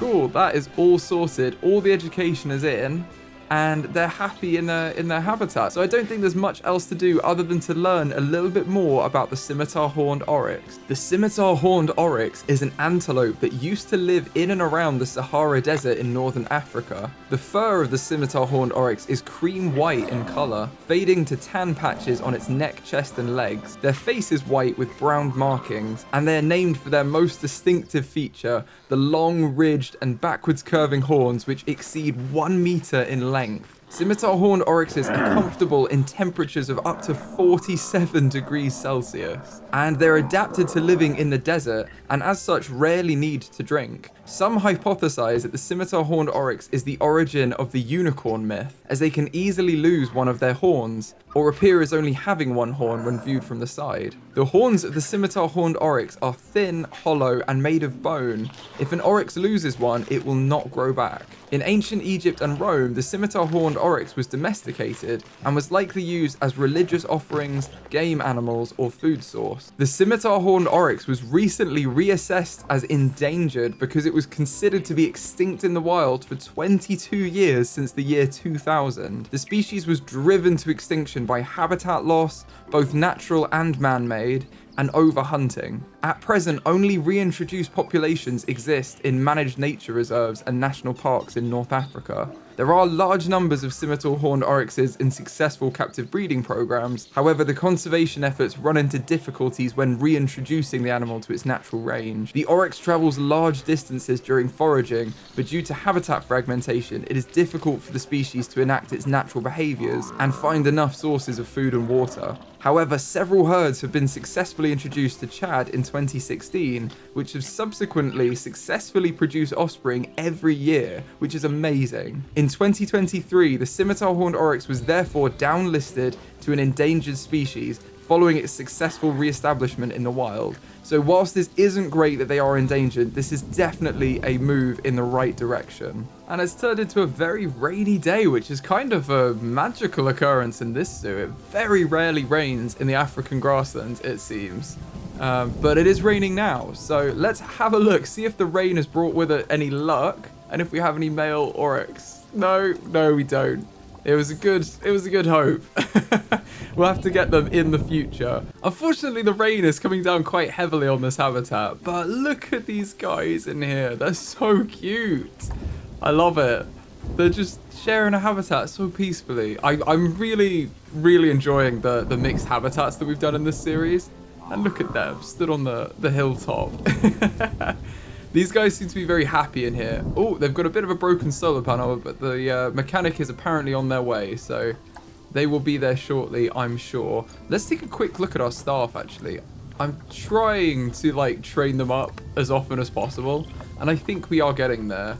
Oh, my goodness. Okay, I'm going to pause. We've got fighting with the cheetah habitat because the babies have grown up. That's amazing. Okay, let's release the babies into the wild. Well, the fighting isn't amazing, but the having babies is amazing, and them growing to adult age. That's perfect. Right.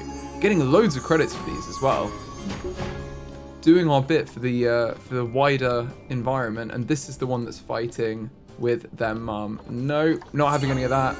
You're going to be released, which just leaves the 2 adult cheetahs to breed in here, which is perfect. See, we've had another bit of fighting over here due to overcrowding. In the platypus habitat, we have exactly the same thing. What I'm going to do is get the 2 young... In fact, I think they can have... Right, this is definitely the young male. I think it's the young adult here. I'm going to release them to the wild. I don't think this is related to the other one. Yeah, it's not. Which means that all of these in here are not related to each other because that was the youngest one. So they're okay. It was just that the male, there was a baby male that had grown up. And then we've got the same thing in the redneck wallabies. Again, these are breeding like crazy. And that's amazing because we want them to be. What I'm going to do is just take all of these young males and females down here. Probably of this age in the young adult section. And then I will release all 5 of them. 1, 2, 3, 4, 5, 6. I don't think they did all of them. Let's go again. 6. There we go. I'm going to release them. I just had loads of notifications pop up. So I think that all the babies have matured and the game is telling us, like, you need to sort it out. Right. There's too many in here. I think that's because of these. I'm going to release them into the wild. I can't remember with the Babirusa what the requirements are. Let's have a quick look at the Babirusa. It's 1 male and 4 females. So let's get rid of the second male as well.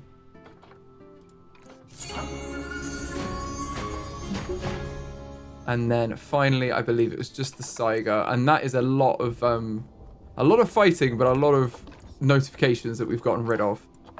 So, I mean, this is going to happen when they get older, and it looks like it's all males now because the females have passed away from old age. So what I'm going to do is I'm going to release this male here, and I think, how old is this one? 3.6. Oh, they're all quite young. I think they must all be brothers. Right. I'm going to take this one. Release this one. Are you related to the others? No. Okay. That's fine. We have a male and a female. And then we'll just get some more Saiga. So they've got more population in the zoo. It looks like there's loads of females. I don't know what their requirements are. Let's have a look. 1 male and 10 females. So let's just get the females from here, seeing as we have our male. And those 3 are absolutely fine. Send them to quarantine. And when they've been through quarantine, they can get added to the zoo. And then that way we've checked that they haven't got any diseases or injuries before they enter the zoo.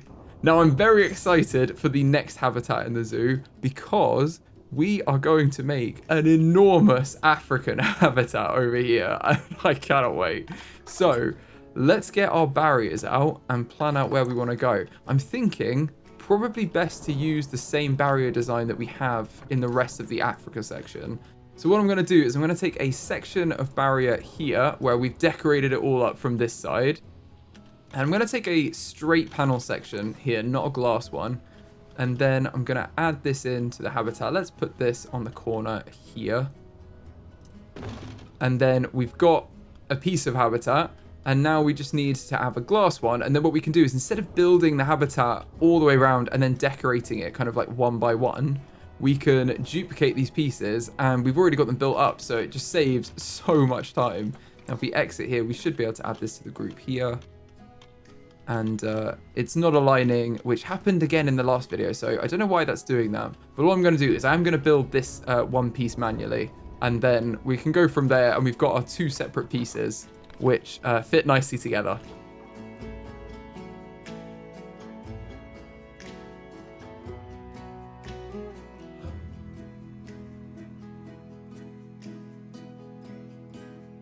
There we go. We've got both pieces now. And now I can duplicate them around and make the whole kind of barrier around this habitat where we need it. Because I think around here there are some cliffs as well that we can kind of leave. I don't think they're going to be able to get off the cliffs. So we probably don't have to put barriers on that side. But we'll have a look and see what we need to do.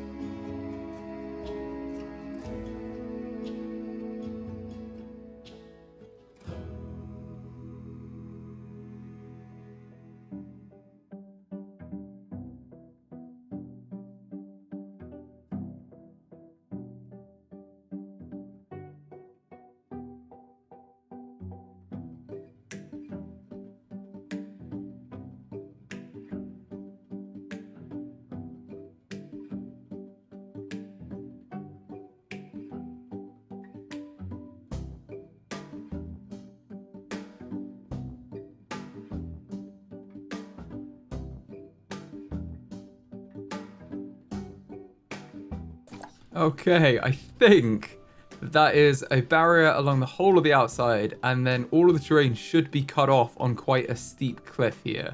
So my hope is that this will work. We do need to put actual like in-game barriers that the game will recognize. So we need to use the wooden habitat gate to have an entrance to it. And I want to have this close to the keeper hut over here. So I think I'm going to put the habitat gate maybe here and have animals enter on this side. It does seem quite far.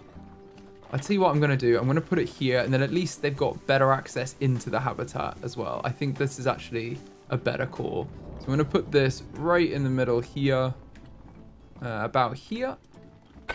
And then we're going to connect it up with a staff path that's going to join the rest of our path over here. And we could, yeah, we can join it from this side. It can just be a straight run that way. And we can even delete this little path and have that join on. Not there though. About here, like that. There we go. And then only staff are allowed on this bit. And this should be good. We do just need to go, so edit barrier, and then change this to be null barrier. And then I'm going to put a layer of null barriers all the way around the outside of this. This is such a huge habitat. I don't think I've ever built a habitat this big before. So this is going to be interesting. We're going to need null barriers, and we'll go all the way outside, and then we'll tidy up the door so it doesn't look strange and like there's a door in the middle of a glass panel.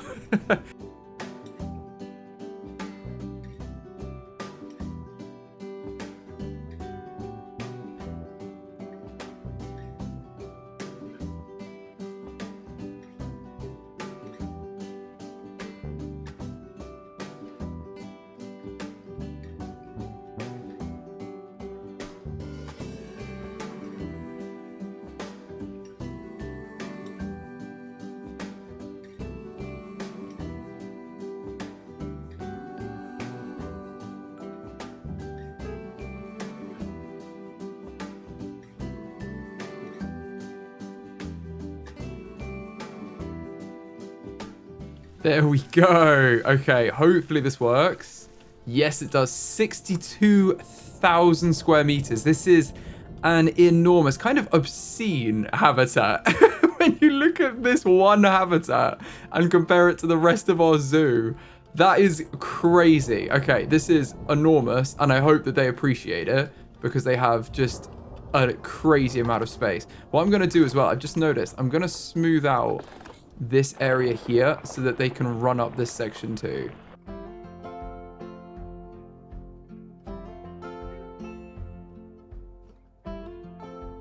Okay, this is absolutely enormous. Hopefully the animals appreciate it and we can start putting them in here. So the first animal that I want to get into this colossal multi-species habitat is the southern white rhinoceros. And these guys are adorable. Look at them.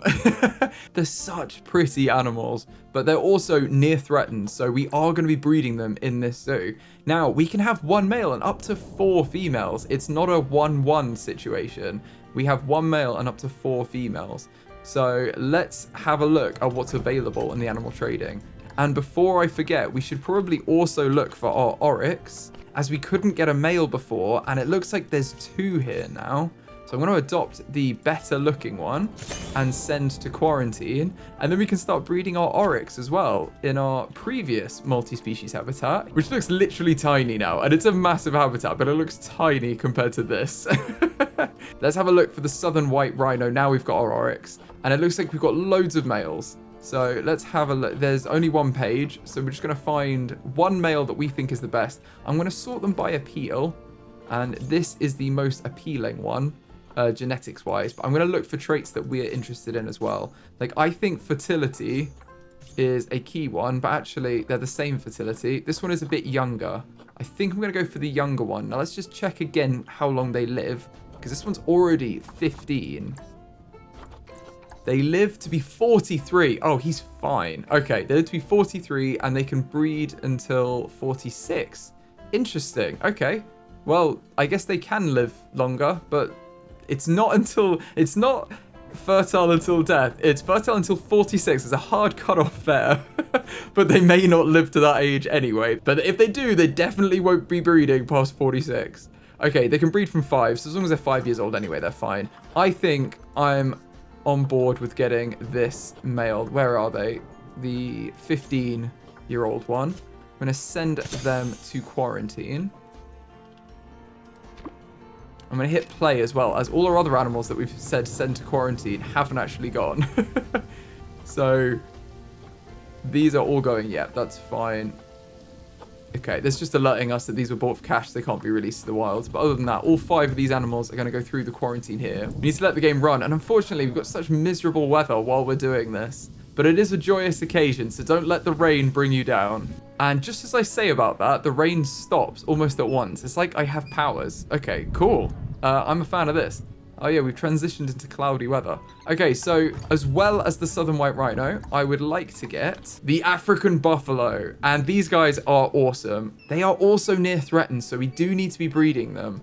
Now, how many live in a group? 3 to 15, 1 male up to 14 females. Okay, so again, it's one of those situations. 1 male and then a bunch of females. 14 is a good size as well. They live to 22, so that's what we need to keep an eye on. And they can breed until 20. So as long as they are of reasonable age, it should be fine. Okay, these females here are probably all fine. Yeah, let's grab all 4 of these females. And we can refresh the list and see if we get any more. No. Any more southern white rhino? Just males. Okay. Okay, well, we've got quarantine passed. I'll see what I'm going to do. I'm going to send all 4 of these into the same quarantine.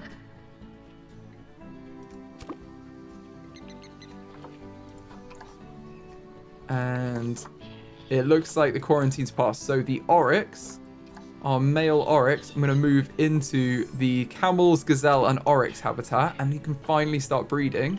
And then the southern white rhino, I'm going to move into habitat 52, which I'm going to have to rename to Rhino and Buffalo. Although we are going to have more animals in here. We have plenty planned. Looks like our Saiga are also passing quarantine. So let's move both of these into the Saiga habitat, which hasn't been renamed. How interesting. Okay. I'm going to rename that now. This should be Saiga. If I can spell it. There we go. Oh, I think the third one, there were 3, weren't there? I think the third one's just passed. Okay, let's move you into here. And then the last one's just passing. Okay, the last one's in quarantine, so we'll move them in when they've passed. It looks like our caretakers are coming with the boxes as well. So this is our scimitar horned oryx and our rhino. Very exciting. And they've got a long way to go because they've got to bring them all the way down here. And it may even be quicker to use the other quarantine. I don't know. Basically, there's no quarantine on this side of the zoo. So there's a bit of a long run whenever you want to go to quarantine or, you know, when there's a new animal. I'm going to see if there are any more rhinos or buffalo just periodically. Just because I'd like to get the group numbers we want. And there's some more females. So let's grab these 2 females. They're a little bit better genetically. And move them into quarantine. And then I believe our animals are arriving. So let's quickly head on over there. Who is it first? Is it it's our scimitar horned oryx is coming in. Look at him! Wow, look at those horns! That is a very, very handsome young man. He shall be very happy here. I believe he's got 9 females in this herd. So he can get busy and start getting us some babies. And our male is here. Look at this. Our southern white rhino male. They're huge. Wow, okay.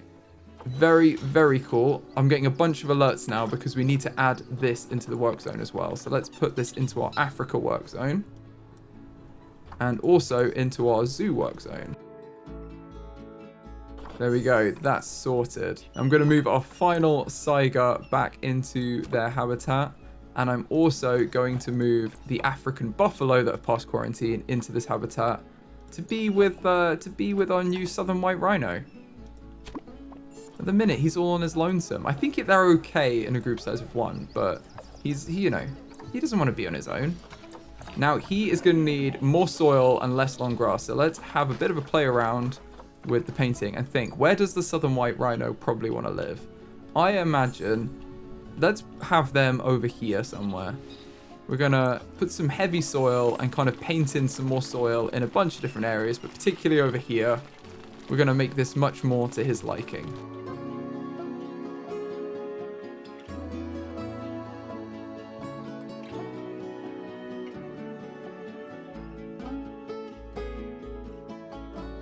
Okay, he's now happy. He's got the right terrain for the species, so he should be happy. He just needs a friend more than anything else. And it doesn't seem like there are any available. There's a lot more female African buffalo, but not many more southern white rhinos. Just males. Now, we can make a group of males if we need to. Oh, I'm going to pause. Dangerous fighting for alpha status. Who has grown up? Probably. It's not the deer. It's probably the bison, because they're actually breeding. Yeah, these guys are all okay. It's going to be the Vicent. Because we're trying to get the numbers back up, but that means new males, and that means fighting. So it's just this Ivan. It's going to be released to the wild. And we've lost the quokka. Bless them. Well, they will be missed in this zoo. This little guy needs a bit more though. He's going to need some hard shelter. So let's get in the habitat tab. If we select the southern white rhinoceros, it filters to just stuff he's interested in. Then if we go beds and shelters, these are all the beds and shelters that he will fit into. I think we're going to need some massive shelters in this habitat. So I'm going to use the big ones.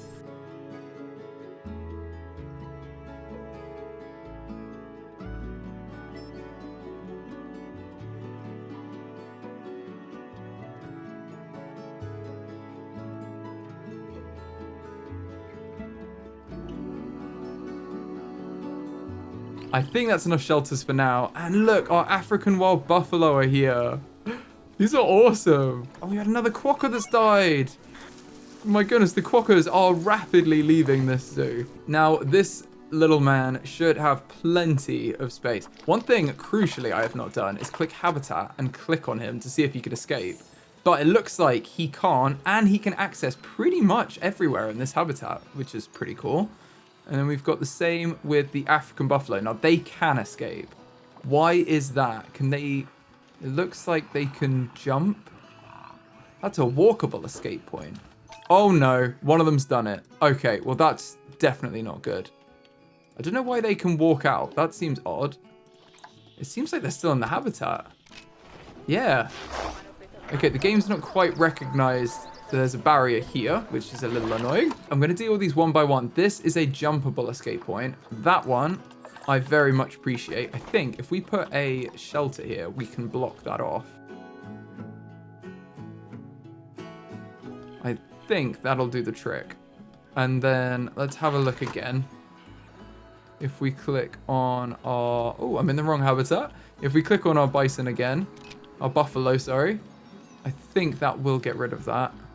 Recalculating, that's got rid of that one. Now, the only problem is here. They seem to be happy enough to walk out of the habitat, the glass here, which is interesting. I don't know why that is. Then they should be the same strength as everything else, which is strength 4. So I don't know why they can just walk out. What I'm going to do is turn off climbing on all of these walls and see if that fixes anything. Oh, unless they can leap over. How tall can they leap? Okay, if we go on natural habitat. Grade 3, taller than 1.25. That is definitely higher than 1.25 meters. I think we've encountered a small issue here. Oh, they're just running through it. I don't know why they're doing that. It may be that we just need to redo the habitat a bit over here. We've managed to find a glitch, unfortunately, over here where these guys are able to escape. What I'm going to do is I'm going to send them all to the trade center. And then I'm going to see whether we can do something else with them. Because this isn't going to work right now. I'm going to see if we can change the habitat up a bit. And if that will fix things. But thankfully, our white rhino is having a whale of a time. They're enjoying themselves just fine. They do need some food. That's the thing we're going to need to be careful of. So before I do anything further, I'm just going to make sure that this habitat has the basics in it. So let's put a large food trough in for all of these guys that are going to need it. I imagine we're just going to need large food troughs all over the shop. I'm going to put one in by all of the viewing as well. This is a bit narrow down here. I think a few over here is a good shout. And what I'm also going to do is just hire 2 keepers that are just assigned to this habitat, because I feel like that will be necessary. And I'm going to create a whole new work zone just for that. I'm going to call this work zone Safari, and then we can assign them to that so we know they are doing their job in there, and we can also train everyone up. But yeah, I think we're going to need at least 2 more keepers just to do this habitat. This habitat is always a bit of an experiment because it is absolutely massive. I'm just wondering what we do about the barriers. I'm hoping that if we move the buffalo back in, they won't have a problem. Although I think that might be optimistic. Let's grab the 2 new ones and we'll move them into the habitat and see what happens. Thankfully, though, there are some female southern white rhinos, so we can get all of these. It looks like they all look good. Okay, let's grab every single one of them. And we've got a nice little herd together, haven't we? And we can send all 4 of these into quarantine. and they can go through the quarantine process and enter the habitat, which would be awesome. Now, the water over here should be being cleaned by this water filter. I don't know what they're called, water filter, I think, water pump. So this is a massive drinking area that they should all have access to. I'm not worried about any of them not being able to get around the habitat because all of the animals going in here are quite large and they can cover a lot of distance when they run. So I think this is very accessible for all animals going in here as one massive watering hole. And then we can scatter their food around and they can have a bit more like variety of where that is, but that's kind of up to them. The rhino is going to need toys though. All of the rhinos are going to need toys. And if we go to enrichment, let's put in some of their enrichment for them so that they feel like there's a bit more going on for them.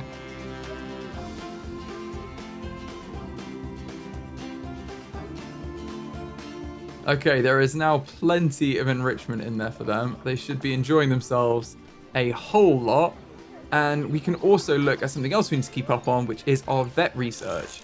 Now, we've been doing amazingly on the vet research. We've been getting everything done for all of our animal species. And I think the Caracal and the wild water buffalo are some of the last ones in the Asia section of our zoo that we have left to do.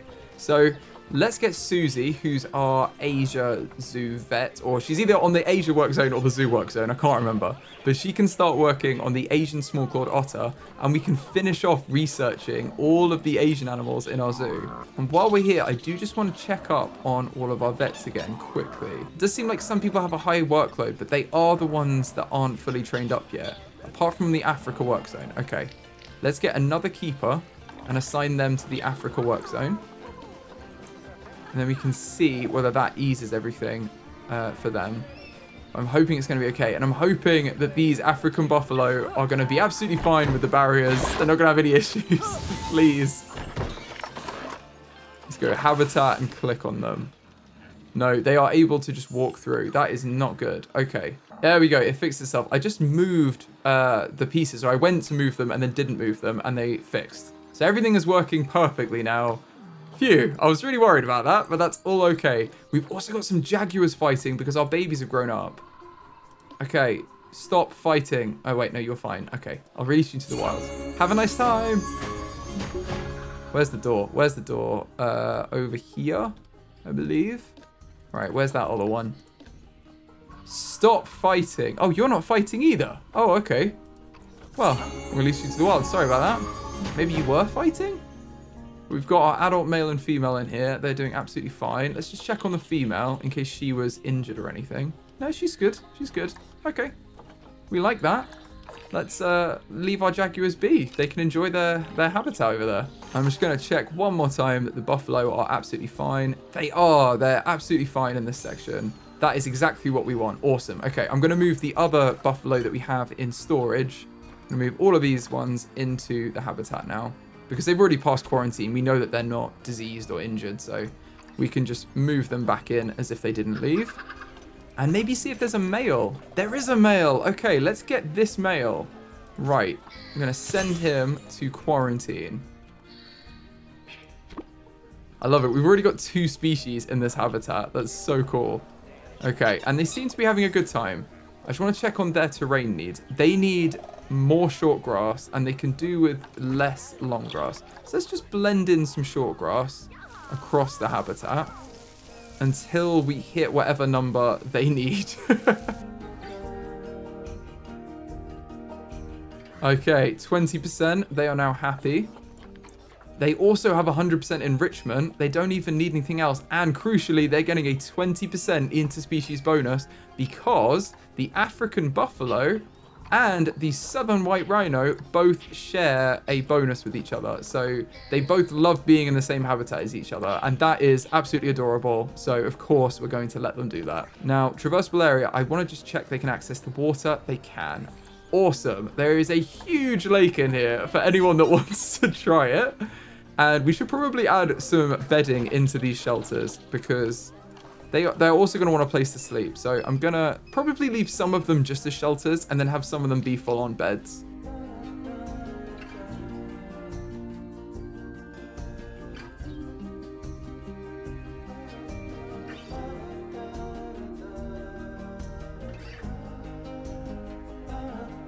Now, all of our white rhino females have passed quarantine, so let's move them into the habitat as well. And hopefully very soon our male buffalo will pass, and then he can move in with the others. Very exciting! Our Babirusa have bred again, or the babies have grown up again, so I'm going to release these two so they don't start fighting. And then we've had even more redneck wallabies, so we need to release some of them again also. It's great that we're getting so many babies, but they are a lot to handle. When the zoo is this size, it's like constant babies, constant deaths. I guess it's the circle of life, but it is a lot.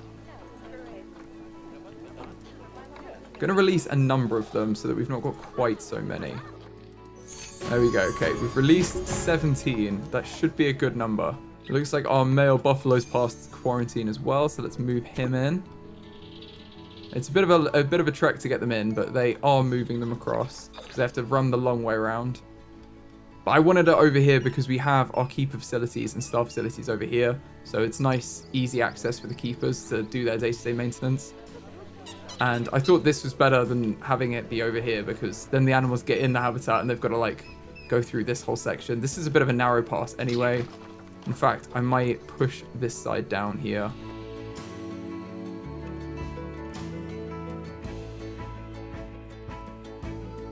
There we go. That's a bit more accessible. I think I may have messed up the ratios of everything though, so let's just check what everyone's thinking. The buffalo are happy with it, and the white rhino are also happy with it. Is this our male? No, it's a female. Well, I think this must be our male or one of them. No, it's our female rhino. There we go. Of course it is. Awesome. We've got males and females in here. What has happened over here? How have you escaped? Oh, it's a baby. I think it's glitched through. Sometimes the babies don't interact well with the barriers, but it's very rare. It's just because we have a massive zoo with about, I don't even know how many animals, hundreds of animals. And it seems to crop up more. But they're going to go find their future husband, I guess. Off they go. We've had a redneck wallaby die. I'm going to send them, bring them vet to them. I think this habitat looks cool already, though. I have to say, it's got like a few trees. It's got the shelters you can see. The massive pool really draws your eye. But like, it should be quite a cool area. And we need to change the education on the front because at the minute, this is all talking about the Oryx. And we want this to talk about the animals inside the habitat. So I'm going to set this to be the southern white rhino and the African buffalo. And then what I'm going to do is just go around and make sure that the signs are kind of repeating the same message of these animals as we go around the outside.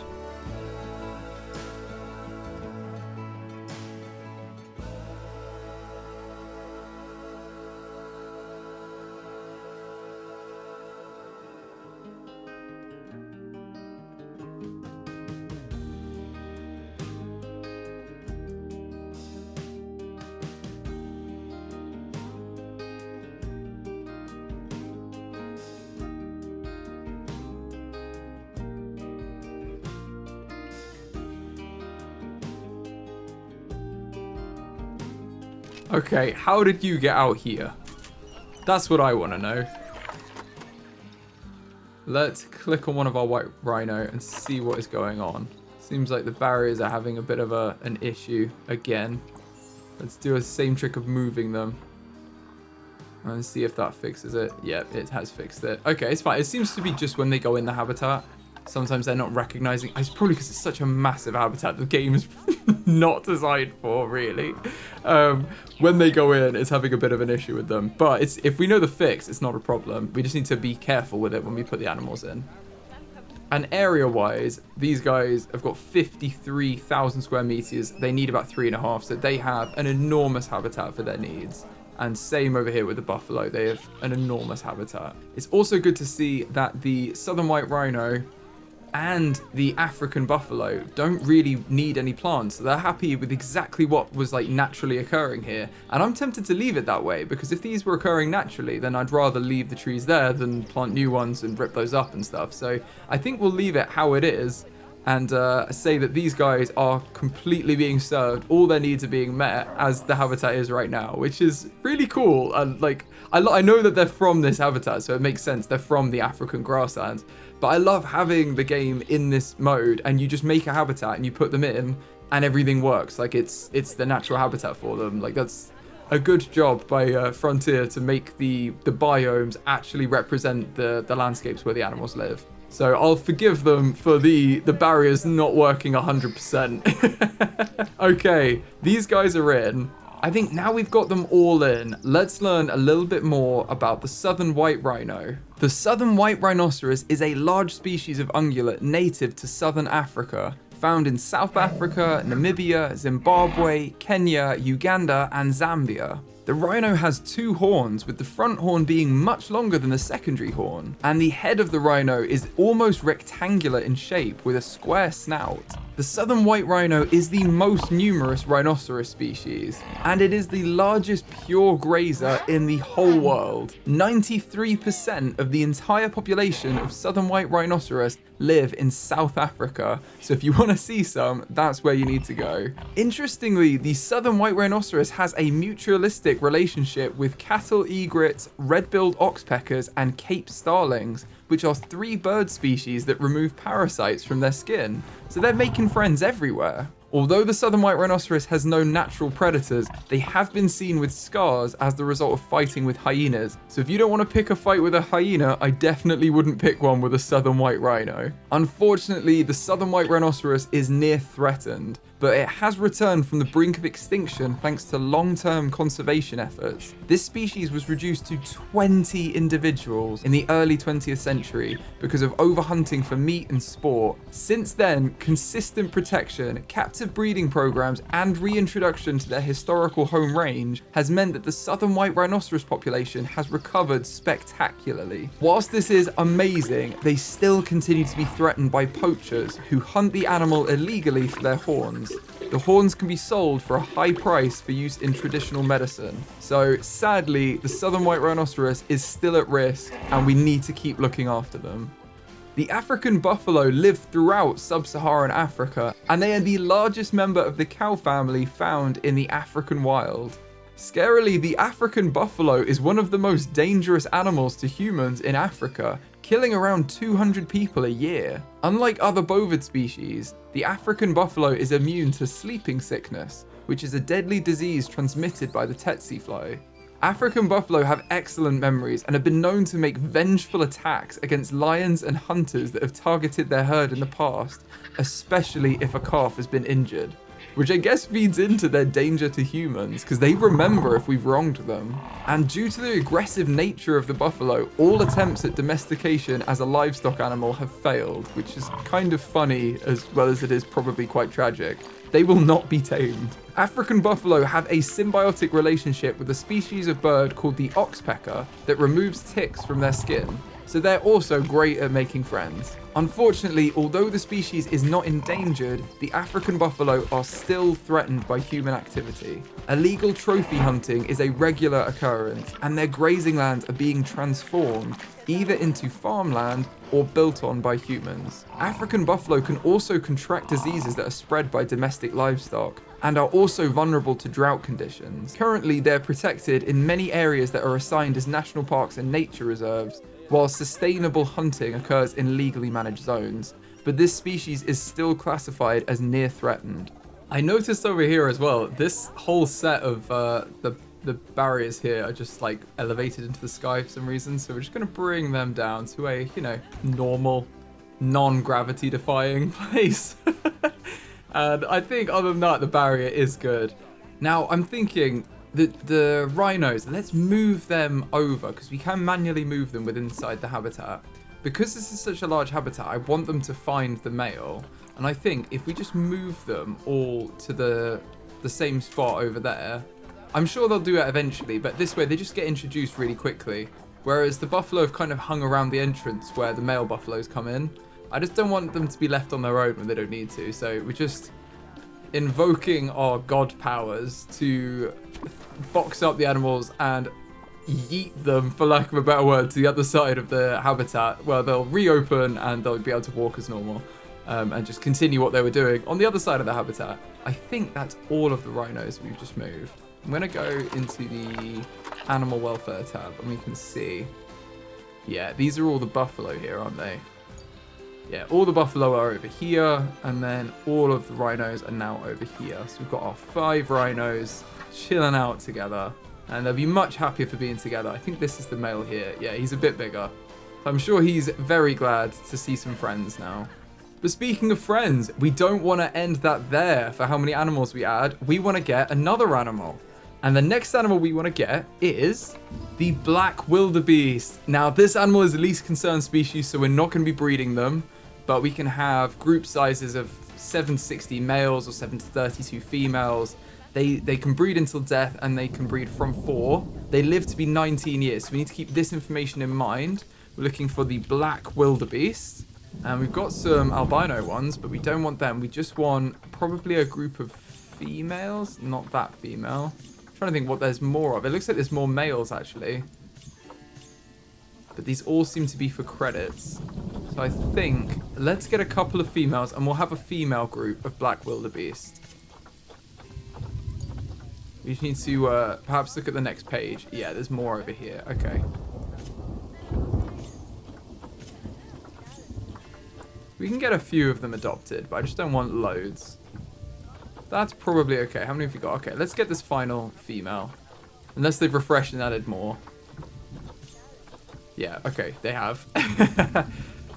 There's 6 females there. What were the group sizes again? They want group sizes of 7 to 32. Okay, so we do need a lot more. Let's get the females here. We've got all the credits. We can afford it. This one we probably don't need. That is a lot of credits. And seeing as every time we refresh, we get more females. Let's sort them by sex, and it's much easier. We can just see females. For now, that is a herd size. We've got 8 of them, so that's above the minimum herd size. Let's send them to quarantine, and then we can see if we want to get more, or whether we leave it at an 8 group size because they are happy with that herd. I think ethically, we probably should get more, because the whole point is to give them the habitat that's good for them. And a herd size of 8 is kind of on the tiniest size possible for them that they're comfortable with. So maybe they should have more. They get that kind of safety in numbers, don't they? And while we're adding wildebeest, let's get the blue wildebeest as well as the black wildebeest. And we can, again, these are least concern. We're not going to be breeding them. But these are a much smaller group size of 4 to 20 for females and 4 to 9 for males. So let's have a look at what is in stock for the blue wildebeest as well. Oh, there's one more black wildebeest here. Let's grab her. We'll send her in as well. I don't know what the capacity is for the quarantine in here. I have a feeling it may be 8, but I guess we'll find out when they try and move them in. I don't know whether it says on it, actually.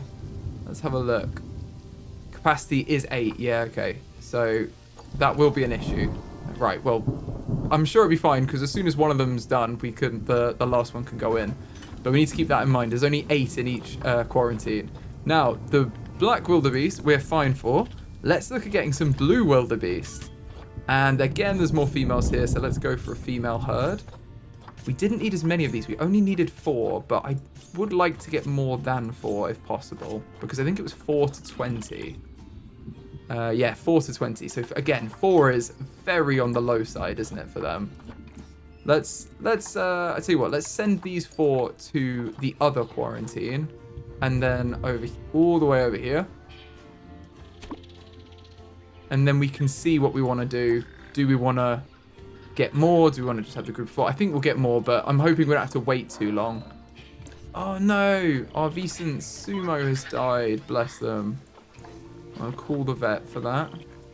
And the black wildebeest are passing quarantine, so we can already get them out, which frees up that slot we wanted.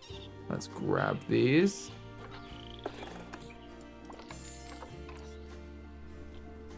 And move them into this habitat. Now we can rename this one to be Rhino, Buffalo, and Wildebeest. How do you spell wildebeest? I think it's like that. It's like wildebeest. Oh, it's double E. Okay. There we go.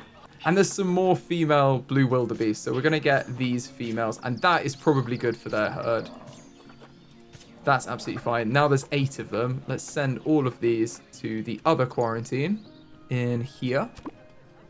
And there looks to be... There's another black wildebeest here and another one here. That's probably good.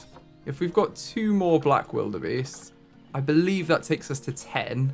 I think that's a good group size. If it was 7 to 20, I think 10 is a reasonable size of herd. Especially when it's quite hard to get them. I think that's absolutely fine. And we've passed adopt and place 6 different habitat species. We've definitely done that. So we've got that one as well. Perfect. Seems like everyone is passing quarantine. So I'm going to move them across to this habitat as well. And they can all go in. It's going to be quite a lot of stuff for the caretakers to do. And it looks like the caretakers are arriving with the first wildebeest. I believe these would be the black wildebeest from the other habitat, from the other quarantine. So let's see what these guys look like. Look at them. Are these the black wildebeest? Yes, they are. They look very cool, don't they? They're like really furry on top. They've got this huge mane, which is very cool. I'm a big fan of that. They kind of look like horses.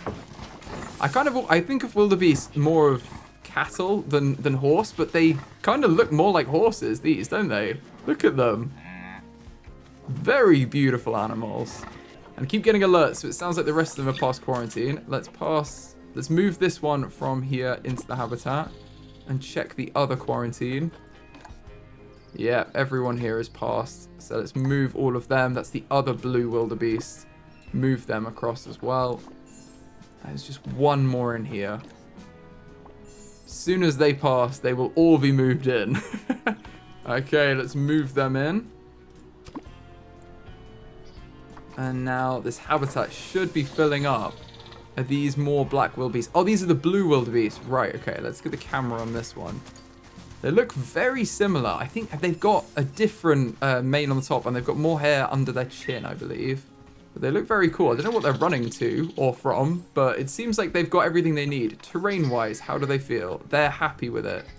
Is this more blue wildebeest? Yeah, we want the black wildebeest. Here we go. Terrain-wise, they're also happy. Environment-wise, they're happy. What about these guys? Oh no, I'm going to pause. Someone's escaped. Environment-wise, they're also happy. Escape-wise, they are kind of happy, I guess. They've escaped. That is the only other final check, which I should always do, is the first check. Can these guys escape? Now we've added them. Can they escape? So the black wildebeest, yes. It looks like they can jump down here. That's such a jump. Or are they coming down here? It says walkable. I think we just need to raise up this section a little bit.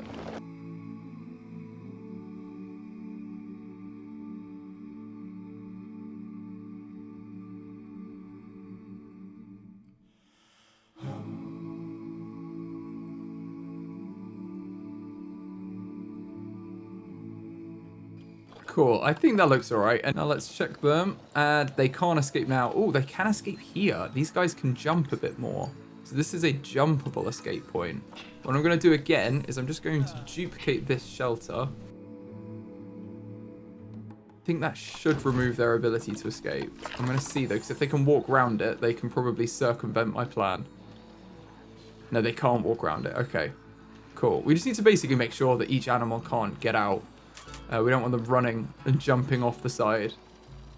Cool, that is good. And we have one of them here that we emergency captured. They'll be moved back into the habitat. I believe everyone else is A-okay, which is perfect. No one can get up here, though. That is a slight problem. That should do it. They should be able to climb up here now. And they've got that pinnacle, like the view over the zoo, which is all they could ask for. I think they're lacking food enrichment, though, are buffalo. So let's filter by the African buffalo. I thought they had everything, but it seems they have a few different enrichment items. And there's quite a lot of animals in here now. So let's just put a few more enrichment items in that match everyone.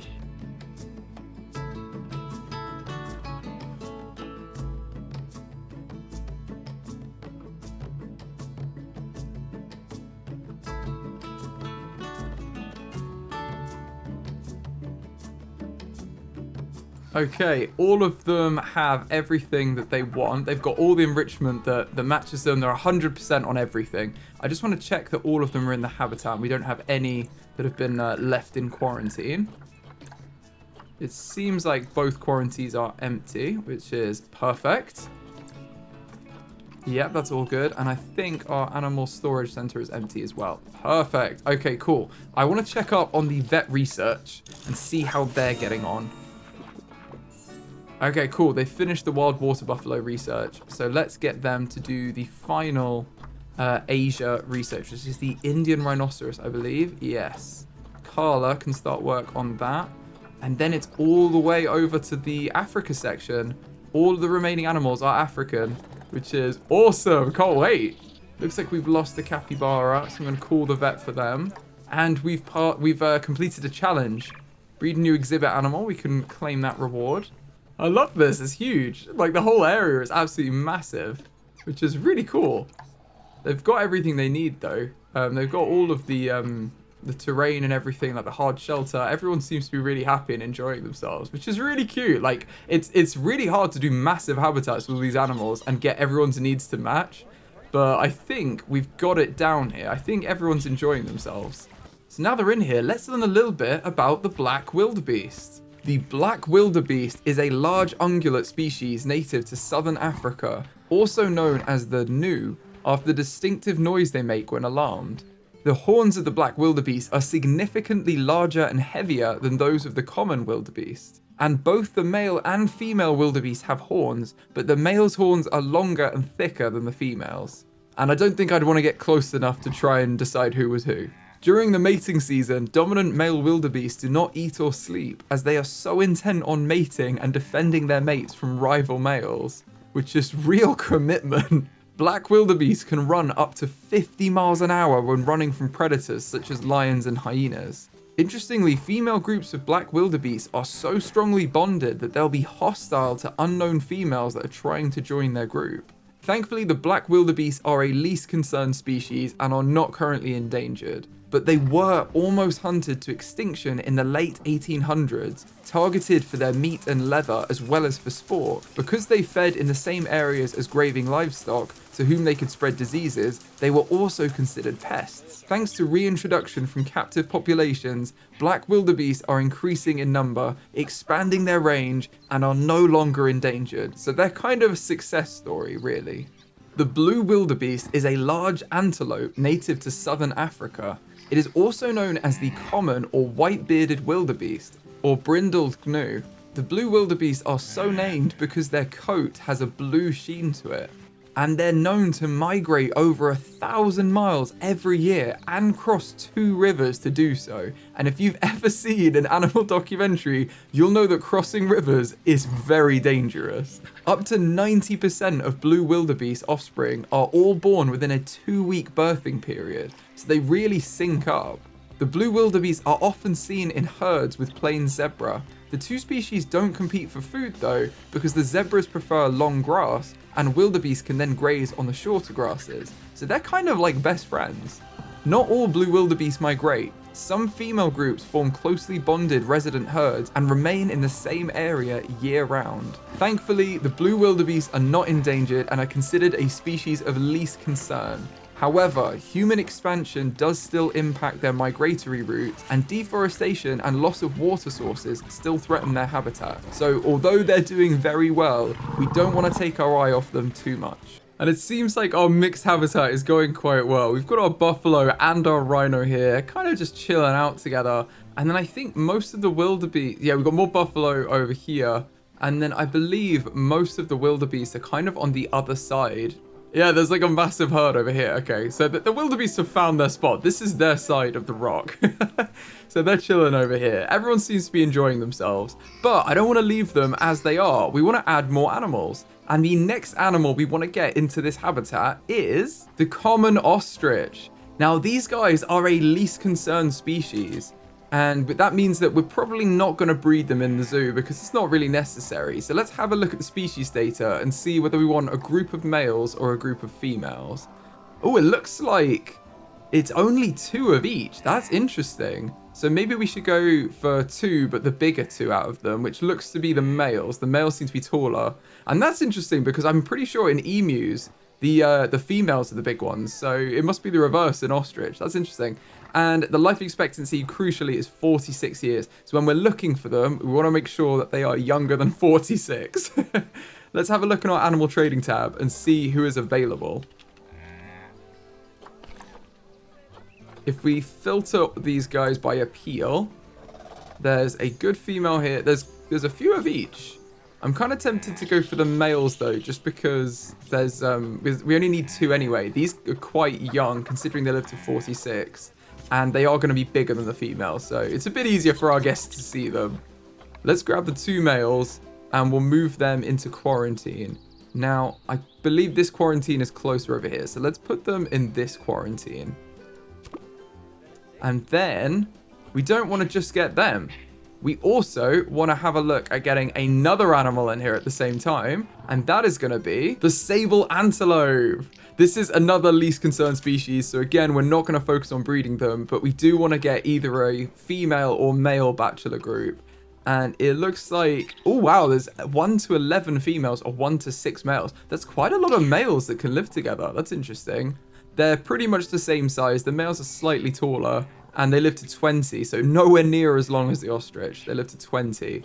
Let's see who we've got available, and that might decide whether we go for all male or all female group.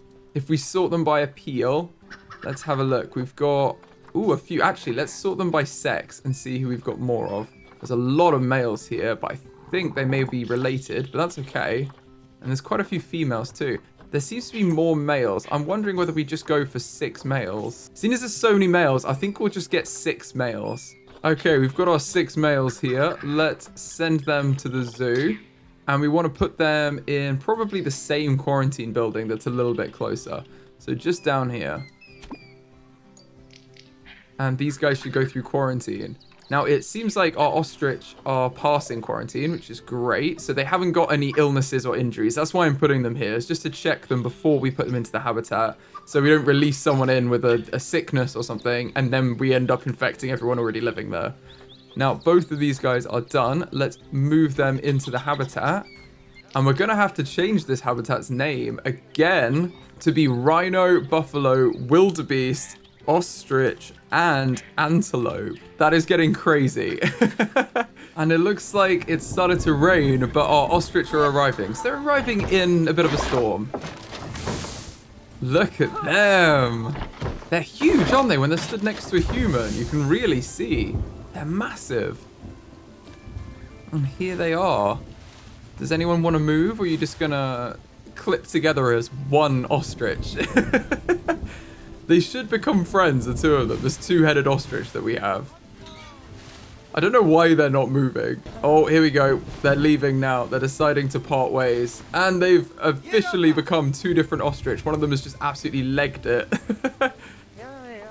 Here they are. They're very cool. I like them a lot. It's a shame that we can't have more in a group size than 2. But it was 1 to 2 for males and 1 to 2 for females as well. Where did that ostrich go? Oh my goodness, they really run, don't they? Is this ostrich like all the way over here already? How did you get all the way over here? My goodness, they're quick. Okay, all of our antelope have passed quarantine as well, so let's move them into this habitat too.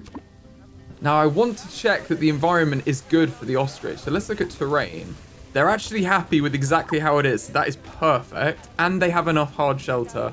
I'm wondering whether we're going to need more at some point, but let's see how we go in this habitat.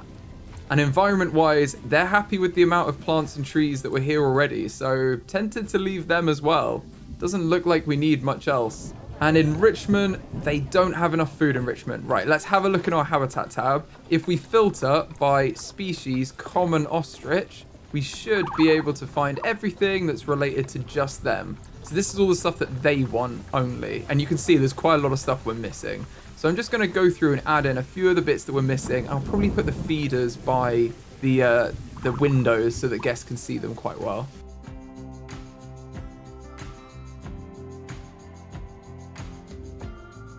Okay, that is looking good for them now. They have plenty of enrichment, and look at the interspecies bonus they're getting. They're getting an 80% interspecies bonus, and that is because they are another animal. Well, all of the animals we're putting in here have a bonus with one another. So this is the sable antelope.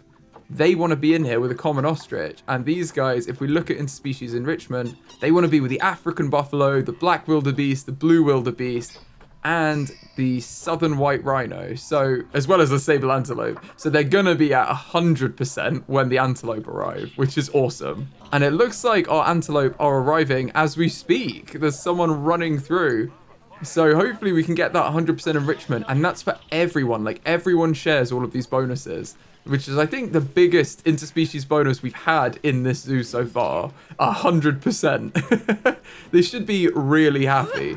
Oh, I'm going to pause because we have a redneck wallaby about to inbreed. So before we unveil, like, the suspense of the sable antelope, let's just sort these guys out because we don't want that happening. I'm going to say that the younger one is probably... Are they siblings? Oh, they've got a lot of siblings in here. It's a bit messed up, I think, this habitat. I'm going to release this female.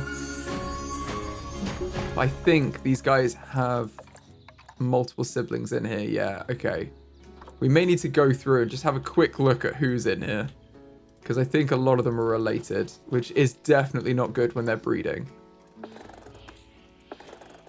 Okay. Oh, especially the younger ones. Yeah, I think this is the issue. There's some younger ones here. And this one, but this one is offspring due. Okay, well, that's not good. Well, presumably they may have bred with someone else, actually. That's okay. But they do have a brother in here. So that's not what we want. And then are you related to anyone, the other male? No. But your parent is in there. Okay, well, that's not good. Right. I don't like the look of this. I think, really, we just need to get rid of the males. We need to release all the males and then get some new males in here. That's probably the easiest solution. What group size do the redneck wallabies live in? That's the real question. Redneck wallaby. They live in... Oh, wow. Massive group sizes. Okay, so that's a decent amount of females. Where's the male? It says there's one male. Oh, is it the baby? Yeah, I think that's the baby. Okay. If we go to animal trading, let's have a look at redneck wallabies. And let's see if we can get some new males in here, because that's going to help us out. It looks like there's 3. Let's just get all 3 of these males. There we go. And then we'll send them to the zoo. Let's put them through quarantine. They can go through this quarantine. And this is way closer to them than the African animals quarantine. So that's fine. We just put them in there. And we can get rid of that alert. That's fine. Cool. Right, let's have a look at our antelope entering the zoo. Oh, look at these guys. They're really cool. Let's go on camera. Look at those faces. It's like really stark contrast between. They're just black and white. Kind of love them. They're really cool. And straight away playing with the food enrichment. So they clearly like it in here. What do they think about the terrain? There's not enough short grass for them. They need more short grass. This is going to be a bit of an art. So I'm going to go through with the short grass, add a little bit more short grass. And then we're going to have to check all the other animals that they're okay with it. And we've got a Veasan about to inbreed, which I think just means the young one has grown up. Yeah, let's release them into the wild. Stop trying to breed with Olaf. I know everyone wants to breed with Olaf because look at him, but you can't. It's not allowed.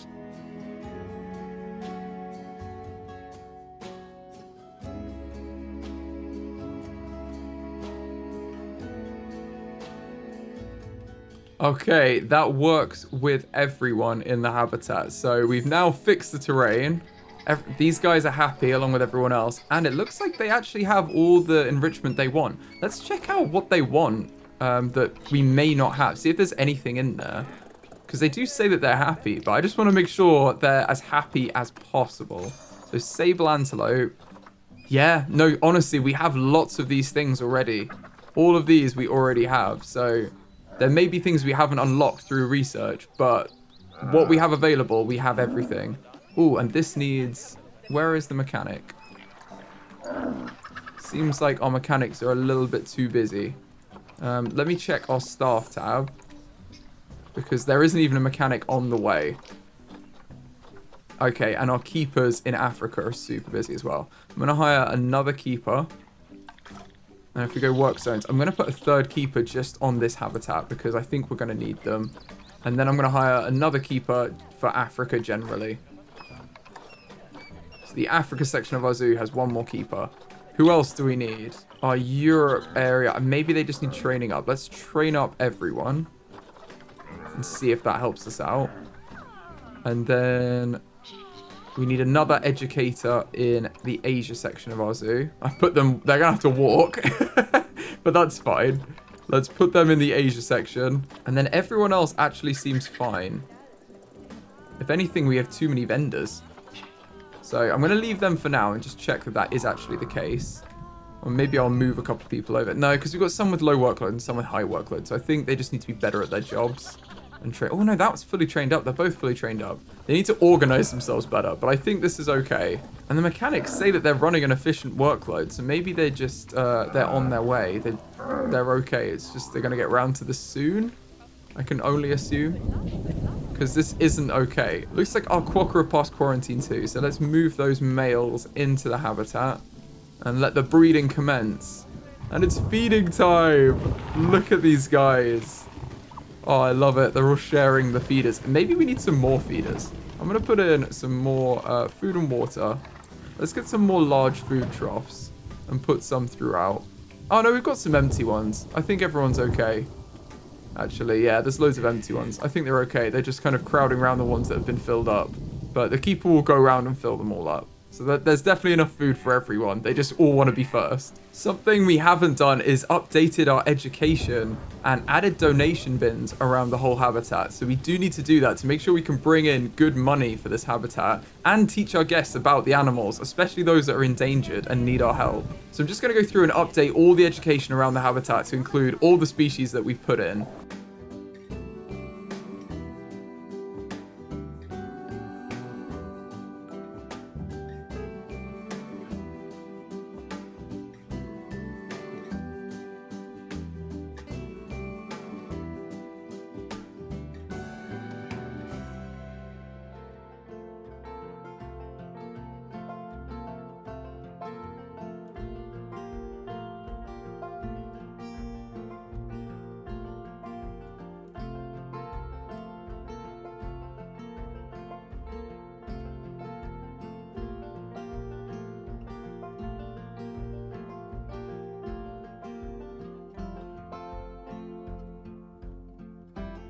There we go. Just added in loads of donations and education. Should be bringing in a lot more money for us now. I do want to check up on our finances because I don't know how we're doing. Yeah, we started to lose money. And that's probably because we need to put our ticket prices up again. I'm going to put this to 78 and make this half of that, which is 39. And then see what our guests are going to think of it as well, because I think they think the ticket price is fine.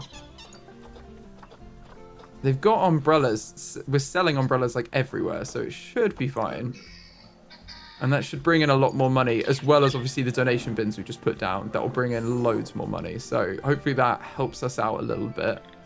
We do, unfortunately, on the other side, need to check up on our animals' food and make sure that everyone has grade 3 food quality where we can, where we've done the research for them, and then check up on our research. So we are trying to research all of our animals to 100%. Which obviously is a very good thing to do. Oh, see, so we've got grade 2 food quality now for the hippos. And I want to check in with the progress on our animal education. But it seems like a lot of people have unlocked grade 3 food quality. So I do want to give that to them. Because this is an ethical zoo after all. And we have to give them all the stuff we can. Let's have a look at our vet research and see how far they've got. Oh, they're carrying on. Well, we'll leave them to keep researching and doing their thing. It may be also that we need to let go some of our staff now. Like, some of our vendors seem a little unnecessary. Where we've got low efficiency workload, I think if we've got loads of that, we just need to start letting people go. I think a few of the vendors are definitely in this boat, yeah.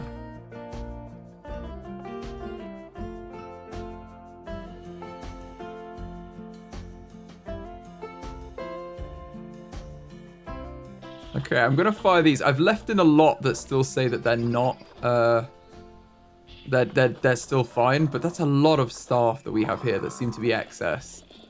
I'm slightly worried that it's too many, so I'm gonna reduce some of these because I don't want to do like an insane layoff process that we then regret, especially when these guys are all trained up.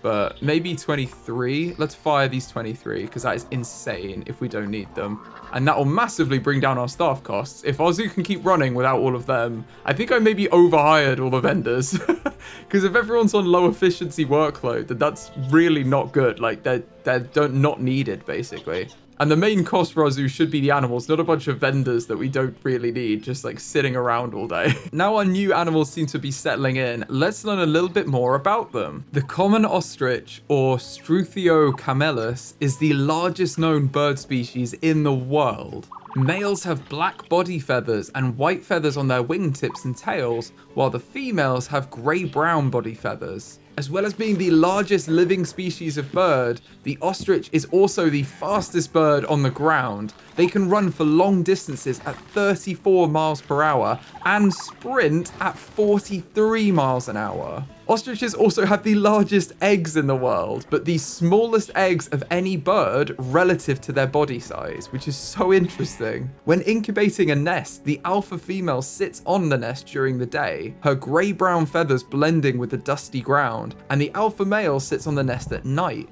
with his black feathers difficult to see in the dark, so they do a really good job of camouflaging the nest. The ostrich males also raise the ostrich chicks when they hatch. Contrary to popular belief, ostriches do not bury their heads in the sand. To hide from predators, they lie flat against the ground and their body blends with the horizon and the dust. So they do something, but it's definitely not burying their heads in the ground. Thankfully, as well as being widespread across the African continent, although not in the deserts or rainforests, the common ostrich has become common worldwide, often farmed for its meat, eggs, and feathers. However, although it's not currently endangered, the species range is becoming restricted, with subspecies of ostrich declining in number due to human population growth and land use change. So we just need to keep one eye on the ostrich for the future.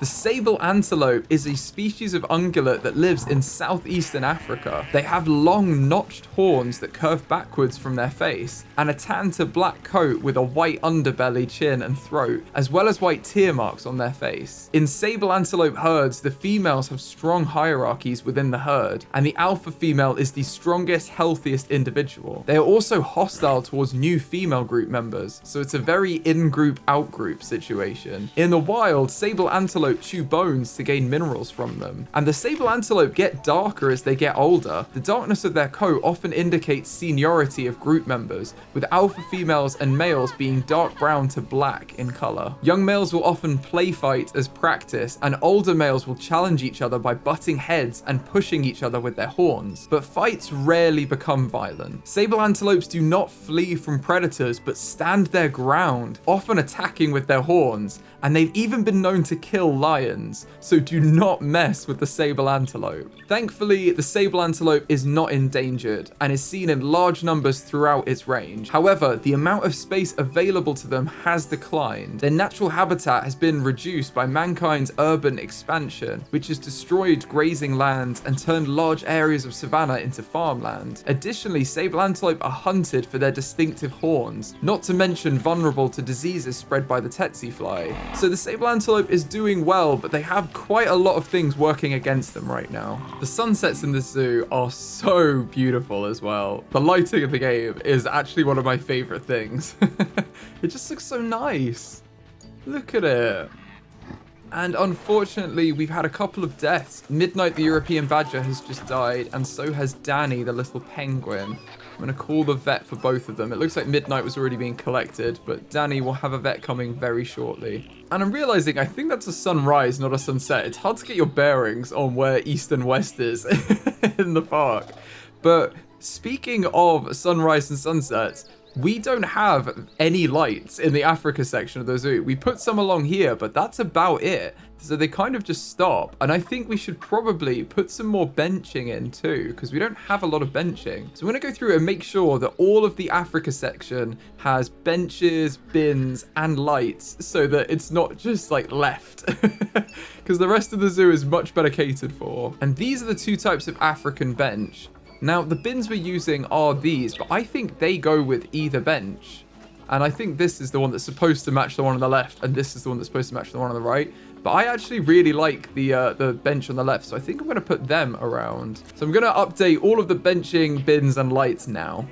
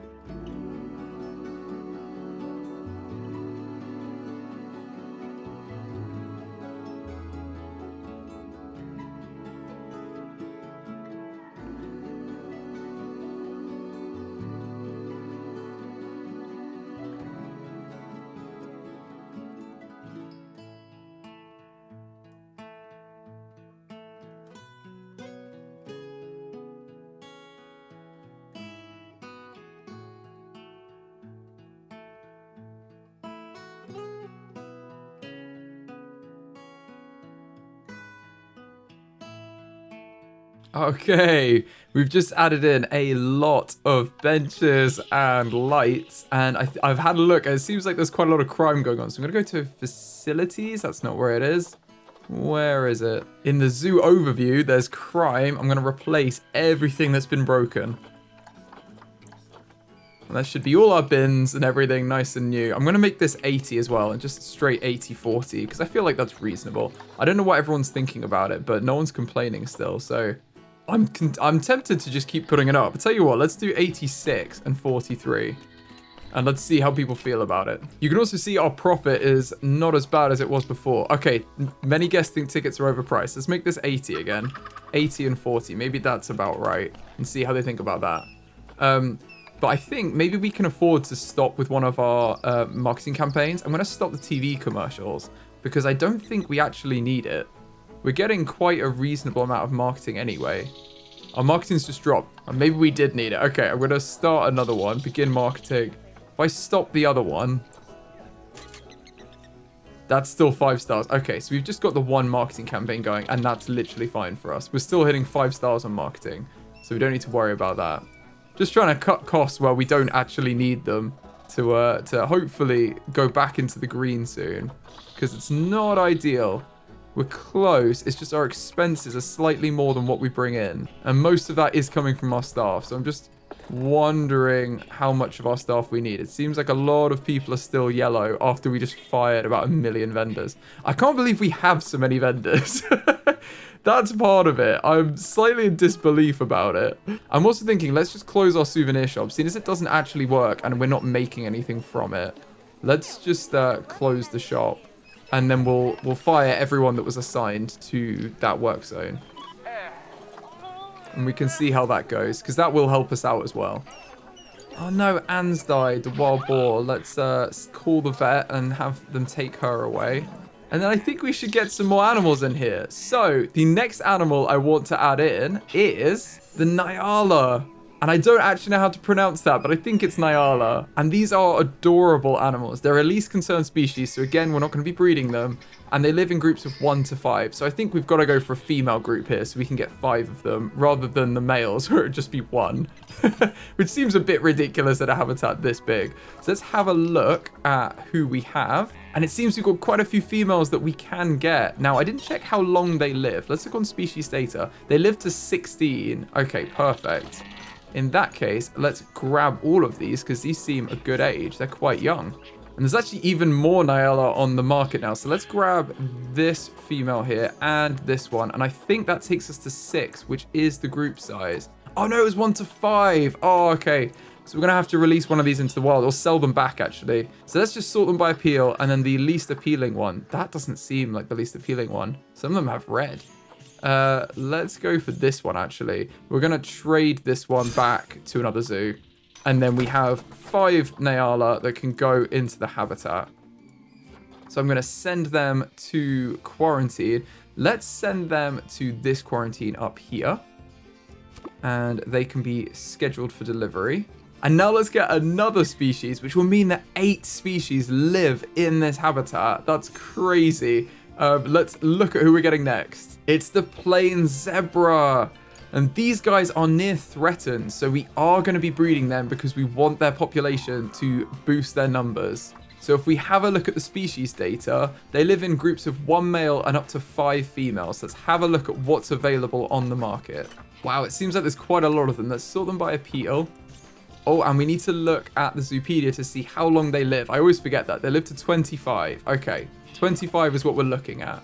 Now, there's a few here. I don't like it when they have 0 and stuff, but they're not too bad. And there are 5 females right here. So I think we're just going to adopt all of them because they have a safe home with us anyway. And then we will send all of these zebras into the quarantine that's closer over here. And it looks like all of our Nyala have passed quarantine, so let's move them into the habitat. And it seems like our zebras are doing the same. Oh no, one of our meerkats has died.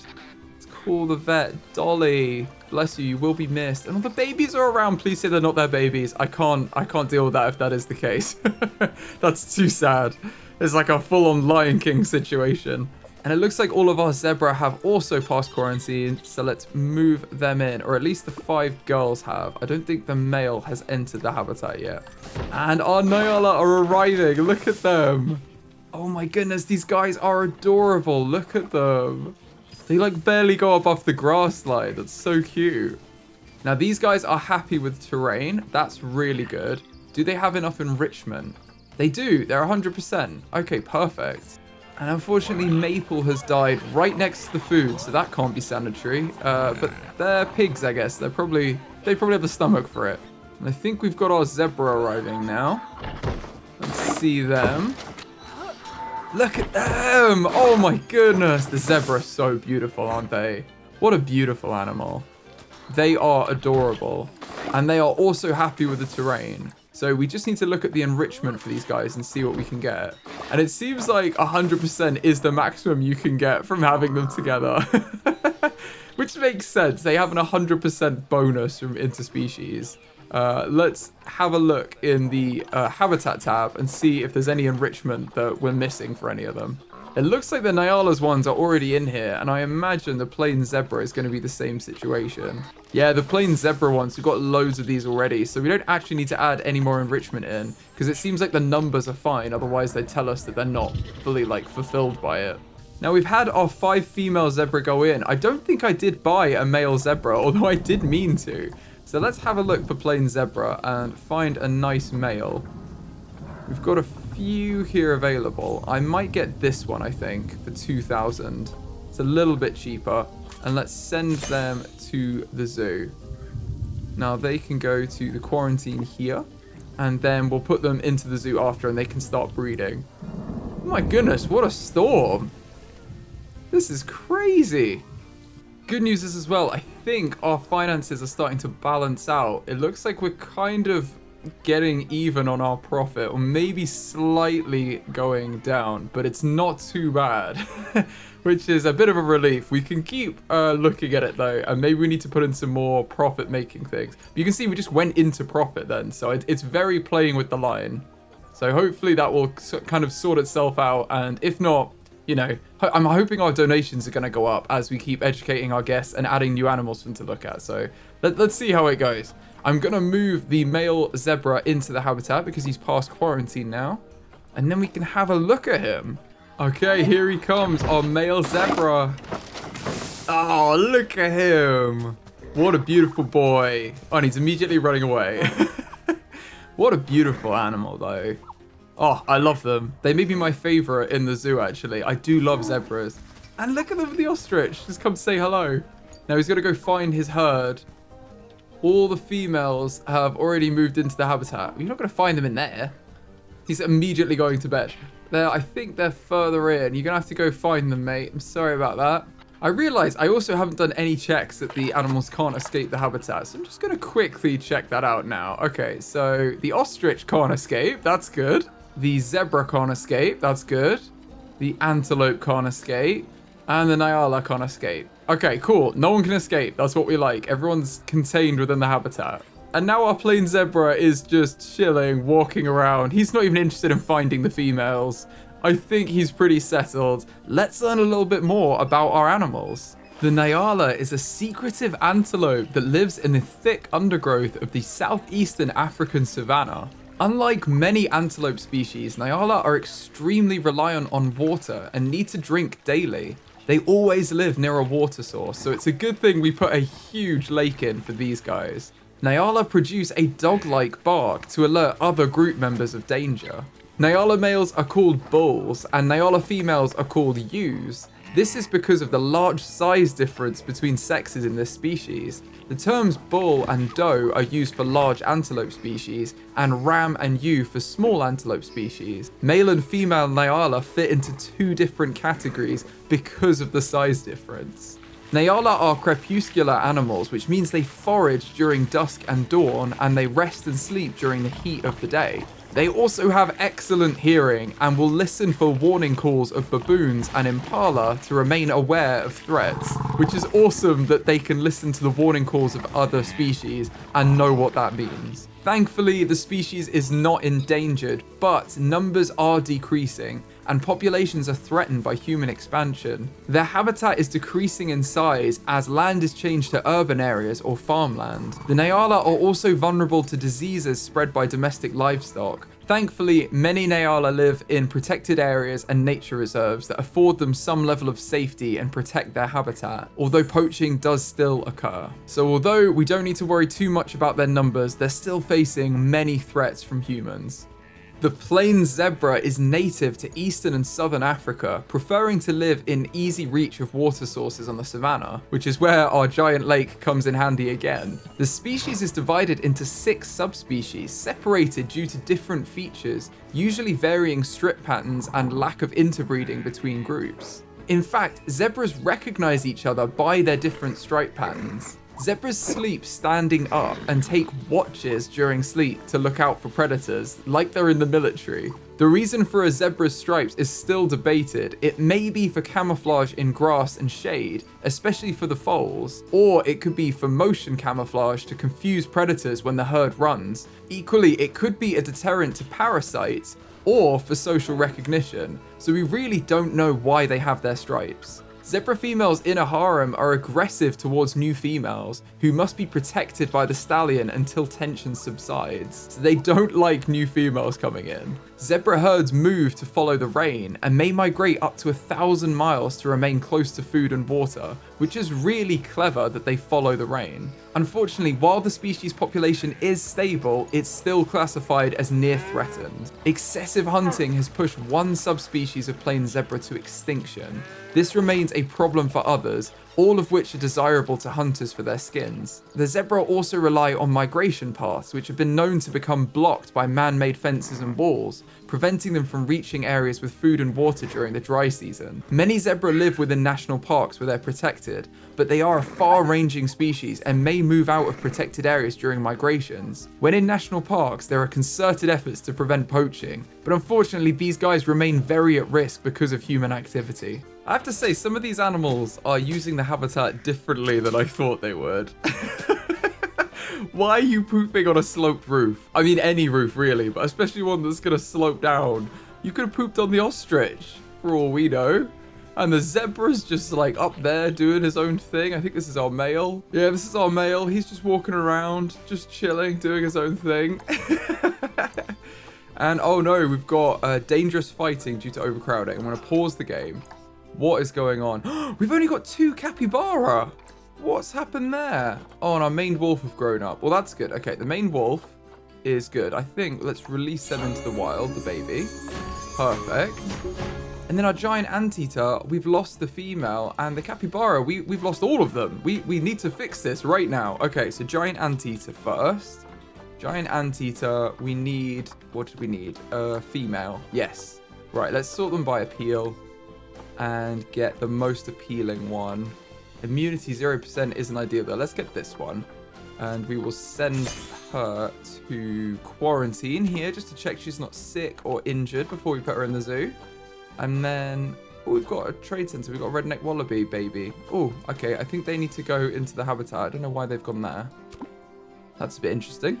And then we need our capybara. Let's reset the filters. Capybara. And sort them by appeal. And let's get some of these. Now we need, what do we need for capybara? I can't actually remember what their needs are. Let's have a look. So species data, it's 9 males and 19 females in a group, in a mixed group. But they are a least concerned species. So I think I'm going to do what we've been doing generally and just have females. Because we've already got a female group, because they don't need to breed. We've got loads of them in the wild, but at least we're providing a good home for these guys. And then if we refresh the list, is there, oh, there is another page. Okay. So if we sort them as well by sex, or we can probably filter to just be female, and then we can sort them by appeal. That's better. And I'm just going to grab the ones for cash from Frontier Zoo, I think, because we know they're not going to be related. Not that it matters for breeding, but we don't need to spend our conservation credits on capybara. I think they're fine. What's that? That's another 4. What were their group sizes again? A female size was 4 to 20, so I think that's probably fine. We're going to have 6 capybara. It's probably a bit less crowded in there as well now. So let's move them all into quarantine as well.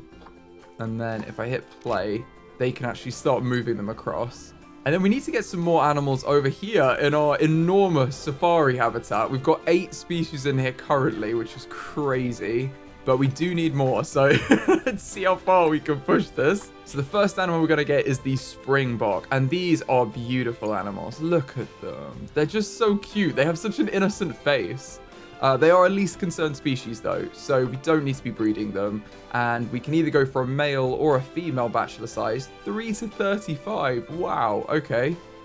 Good things to know about them. They live to 10. That's so young. Wow, they only live for 10 years. So we don't want to get any that are like, you know, getting on for 10.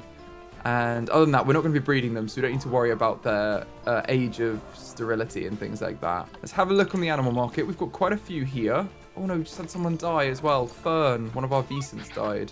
Poor thing. And then let's have a look at what we want to get. It looks like there's a lot of females here that are available for cash. So I think we're going to get them. Let's have a nice group of females. Where are they? Let's filter them all by female now. And see what we've got.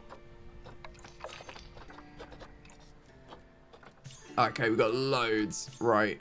Let's grab these. I suppose it doesn't really matter about their genes because they're, you know, we're going to give them a good home and they're not going to be breeding. So let's just grab a few. That's probably more than enough. Oh my goodness, how many did we get? 8. There we go. 8's a good number. And that will fill up our quarantine as well. So that's good. Let's send them to this quarantine that's close by for them. And they can go through the quarantine system as well. Speaking of, our giant anteater has passed quarantine, so let's move them into this habitat and they can start breeding. Now, I don't know if we should have done that, actually, thinking about it. Were the giant anteaters a least concerned species? I'm not sure. No, they're vulnerable. They were. Okay, they're vulnerable, so it's good that we're breeding them. Awesome. I like that. And our capybara have started to pass. So when they've all passed quarantine, we'll move them in as well. It looks like they've all passed. So let's move them back into this habitat. This zoo is crazy now. There's just so much going on. Someone is always dying or having offspring. I think at this point, the zoo starts to become unmanageable, at least for me. So we are definitely getting to max capacity here. It looks like our springbok have all passed quarantine as well. So let's put them into the habitat now. They're set for delivery. And the other animal I wanted to get is the common warthog, which is another least concerned species. These guys, again, with the springbok, all have the interspecies enrichment with all of the other animals in the habitat. So I just think this is going to be awesome to have them in there. We're going to have such a huge, like, bonus of everything. And these are if it's bachelor groups, it's 1 to 4 males or 1 to 7 females. So we can have a look at that. They're at least concerned, so we don't need to be breeding them. It looks like there's quite a lot of males. Maybe we should go for a male one here. Let's just sort them. If we filter by male and then appeal. Yeah, we got loads of males here. I'm tempted to go for the ones for cash again, but let's get a few males. We've got 3 males there. That's probably good because it was 1 to 4. So let's grab all of these guys and put them into the quarantine that the springbok have just left. There they go. They're in there. I didn't actually check how long they live, but they live to 18. So they're all about 5, which is absolutely fine. And I'm also just going to put the ticket price up to 82 and 41 and see what the guests think about that. Oh, and the springbok are here. Wow, look at them. Oh, they're already running away. Look at them. They're so tiny. They're so cute. How adorable. Look at all of them. They're all like sticking together. They're so cute. Okay, let's have a look at whether their terrain needs are being met. So they're super happy with everything. That's awesome. They have enough space. They've got hard shelter and everything. They're also happy with the plants. And I think, well, they seem to be happy with enrichment as well. Let's just double check their enrichment to see if we need to add anything additional that we don't have in here already. So if we go species and then go down to springbok, we can filter by the stuff that just they care about. So springbok's there. Yeah, I know we've got loads of all of this stuff already, so that's probably why they're happy. They've got plenty in here. So I don't think we really need to add anything for them. This habitat is already perfect for their needs, which is great. Like, we've done a really good job in keeping all of them happy, but it makes sense because they all live together in the wild anyway. So they should also have a massive, the interspecies bonus here, because they do also share all of the enrichment, the interspecies enrichment with the other animals in here. And I think it caps at 100% because we would have more than 100 based on the amount of species in here now. We've got 9 and our warthogs have passed quarantine. So let's move them in as well. Our little bachelor group of warthogs. And here they come. They're arriving now, the warthogs. Look at them. There's a little Pumbaa.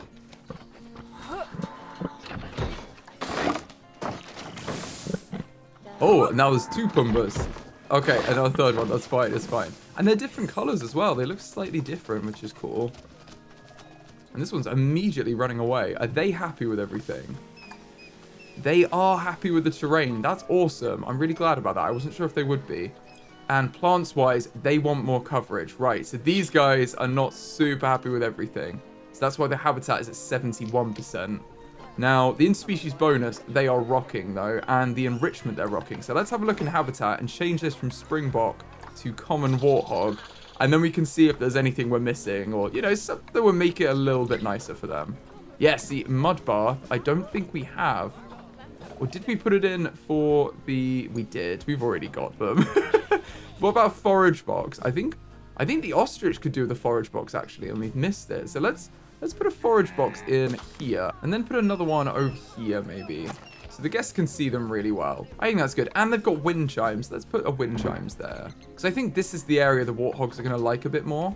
And then we can look at adding in a few more plants and everything. And I think our sloth bear babies have grown up. Yeah, they have. So let's release these two into the wild. Are these the ones fighting? No. It must be the adult, the young male and the alpha female. Wow, 205 credits just for one of them. That's amazing. Oh, and this one's snacking in. This is Sid. She must have been fighting with the boy, or they've just stopped fighting. But we will release the young male anyway. Or is it this one here? Yeah, okay, we'll release you into the wild. Wow, how awesome is that? I love that little habitat here with the the little cave system we've got. Now we should probably take a look at the plants for these guys and add in plants from the African grassland, because that's where we are.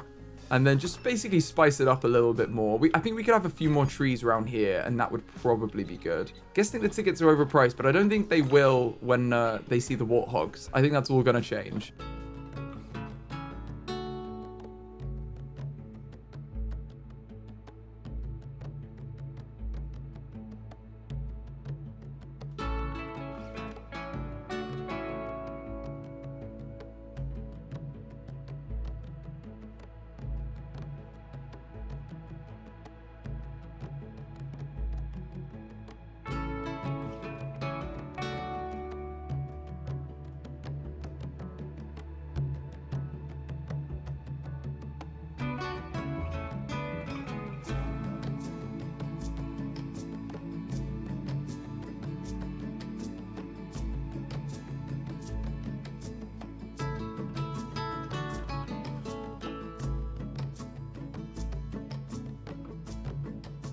We've now hit green on 15%, which I think is kind of where all the animals, the other animals want it to be as well. They're still happy with that. So we're going to leave the plants as they are here, and I think that's good.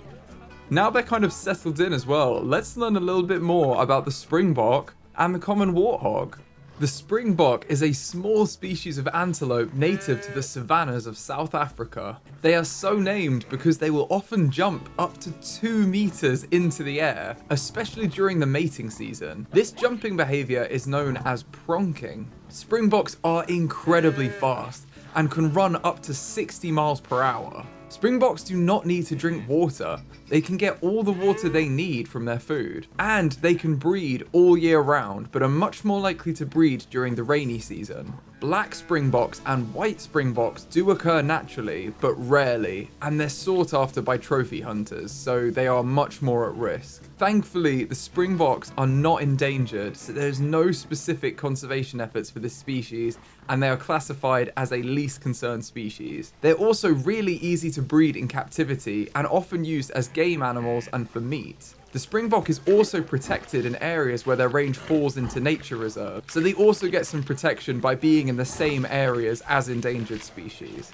The common warthog lives throughout sub-Saharan Africa in a wide variety of environments. The name for a group of common warthogs is a sounder or sounding. The upper tusks of the common warthog can grow up to 25 centimeters long, so do not mess with them. The warthogs sleep in abandoned burrows of other animals, usually aardvarks. They don't like to make them themselves. And the tusks of the warthogs shear against each other, making the bottom tusks razor sharp. Warthogs use these for attacking predators. Common warthogs back into their burrows so that they're facing outward and can charge at predators if they're at risk. So again, do not mess with the warthogs. Thankfully, the common warthog is not endangered and is a least concerned species. However, the species is vulnerable to drought and hunting, as they are often viewed by humans as pests. The reason for this is twofold. Firstly, they can spread disease to livestock, and secondly, they can destroy crops on farmland when rooting with their tusks. This has resulted in some pockets of the population being completely wiped out. So, although they are a least concerned species, we do need to keep an eye on the warthogs. And now we've got our springboks and our warthogs in here, I think it's time to expand this habitat again. And we're going to do that with the Thompson's Gazelle. These are adorable and look very similar to the springbok. Let's have a look at their species data to see what group size they live in. So it's 1 male and 35 females, but they're a least concerned species, so we're just going to keep them in their bachelor groups. It looks like we're looking at 3 to 36 for either. I'm going to pause the game because we've got some fighting with our Vicent, which means that one of them's grown up. Yep, we've got this male here, and we've got a young female here that needs to be released. So let's release both of them into the wild. 108 credits. Wow, okay. Not bad. Now let's have a look at getting some Thompson's Gazelle. Okay, it looks like we have a lot more females here, so I'm going to go for a female herd, I believe. Let's check them by appeal as well and get the most appealing ones. I'm just getting these ones because they're in cash as well, which is much cheaper for the zoo to manage. And it looks like there's 2 more females here. Sure, let's get them. Why not? And then we can send 6 of them into quarantine. Ideally, we'll get a few more, but 6 is fine for now. Let's put them into this quarantine over here. And then we can also look at getting the other species I want to get. The reticulated giraffe. And I'm so looking forward to getting these guys in here. They are absolutely adorable. And they're endangered, so we will be breeding them. Now, if we look at the species data, we need 2 to 12. So we need up to 4 males and up to 8 females. Wow, okay. So we'll try and get that 4 and 8, or at least lower than that, because you can't have more than 8 females. So the 12 is literally at max capacity for both males and females. What else do we need to know? They live to 25 and they become sterile at 25 years. Oh, okay. It's an estimate anyway. So as long as they're older than 4 and younger than 25, they are within breeding range. Looks like there's a few more females here as well. Let's grab these for the Thompson's Gazelle. And that will give them a better group size. That's already 10 now, I think. So let's grab these other 4 and we can send them to the same quarantine as the others and they'll just work their way through. And then I'll hit play while we look at the reticulated giraffe so we can start the quarantine process for them. Okay, wow. The reticulated giraffe are crazy. Let's sort by appeal and see who we can afford. There's a good female here for 409 credits. We're going to have to go for some cheaper ones, I think, because we just don't have the money. We can definitely get this female. Let's grab this female. And we can grab this male as well. I don't want this male because it's 0% fertility. This male is actually okay fertility-wise. And we can breed better genes in. Let's grab this one. I think we're going to have to wait for more females as well on them. So I'm going to hold them in storage before we move them in because I don't think... Can't remember. Oh, no. The minimum group size is 2. Okay. I'll put them through quarantine then and they can enter the habitat too. So let's send them to zoo. Let's send them to this one here. And then hopefully we can get some more giraffe in there too. But at least we do meet their minimum group size for now. So they can actually enter the habitat and start, you know, integrating with everyone else. And it looks like it's refreshed and there are a few more. So I'm going to grab another female here. And another male here that looks much better. And there's another female here too. Let's have a look at getting those 3 into the zoo as well. Let's put them in the same quarantine. That's at least a much better group of giraffe. So we'll have 5. I think that's reasonable. A group of 5, it seems good to me. It's a bit smaller, but they're sharing with a lot of other animals. Oh, I'm going to pause before you get pregnant. Must be the young one. It looks like this male we've bred. I'm going to release him into the wild. With great genes. And it looks like the Thompson's Gazelle have started to pass quarantine. So let's send them in. And that'll free up space for the others as well to be delivered. And then they can go through quarantine as well. And the last 4 have passed quarantine as well. So let's move them in. Into the same habitat. And then wait for them to arrive. Here they are. Here's the first one. Oh, look at them. They're so adorable. Look at their little faces. They look very similar to the springbok, but they've got like a black end to their nose and along their torso there, like a stripe. Very, very cute. And our giraffes have passed quarantine as well. So let's move all of these animals. There's a Thompson's gazelle in there too. Let's move all of them into the habitat too. And that will mean we have 12 species living in this habitat, which is insane. We've never had that many before. That is actually crazy. Okay, terrain-wise, the Thompson's gazelle are very happy. And environment-wise, they're happy too. They're happy with the plants. Do they have any other needs? I guess that's what we need to check. If we go to species, let's check if they're missing any enrichment. It looks like all of this stuff we've got loads of already. There's nothing new that they have. So I'm going to say that these guys are probably very happy. And they are also getting their interspecies enrichment bonus by being in a habitat full of other animal species that they like living with. Oh no, one of our capybara has died. Bless them. We'll call the vet for them. Poor thing. And we've got an animal entering the zoo. Is this going to be one of our giraffes? That's exciting. Oh no, it's another gazelle. That's fine though. We're happy with them. We like them too. This looks much more promising. Okay. Are you going to be a giraffe? Are you going to be a giraffe? Yeah, it's a big box. Whoa. Okay, that's definitely a giraffe. They are huge. This is one of our males. Wow. That is awesome. The Thompson's gazelle underneath. That's hilarious. The size difference between them is insane. Oh my goodness. Wow. Okay, let's check their needs though. So terrain-wise, it's calculating the space. I think they're fine though, I'm assuming. Yes, they're happy with the space and they're happy with all of the terrain makeup. They are also happy with the plant coverage, so we don't need to change anything about the habitat, but they are lacking enrichment. So let's get them up on the filters. Species, reticulated giraffe. And what are they missing? They're lacking food enrichment. Ah, suspended high grazer feeder. We don't have any of those. Let's put one here. And then maybe one over here. And another one over here. That should give them a few different areas. And they have a food cage instead of a normal feeder. So they're missing general feeding. Let's whack a food cage over here. Maybe over here. That should be good. Okay, yes, they've got everything they need now. Perfect. They're missing the social group because there's only one of them so far. But I can see more are arriving in a massive train. Here we go. There they are. Now we should probably go on habitat and just check that these guys can't escape also. Because that would be bad. No, they are fully contained within the habitat. That's good to know. And the Thompson's gazelle are exactly the same. Cool. Everyone could stay inside the habitat. Which means that these guys have everything that they need. 12 species happily living together. That's pretty cool. Now, there is a bit of neglected land over here that we did decide was going to form somewhat of an animal memorial for this zoo. And I think now is a great time to start doing that. So let's build ourselves a little memorial in this section. Maybe have a little grassy area, little plant area or something that has some signs up.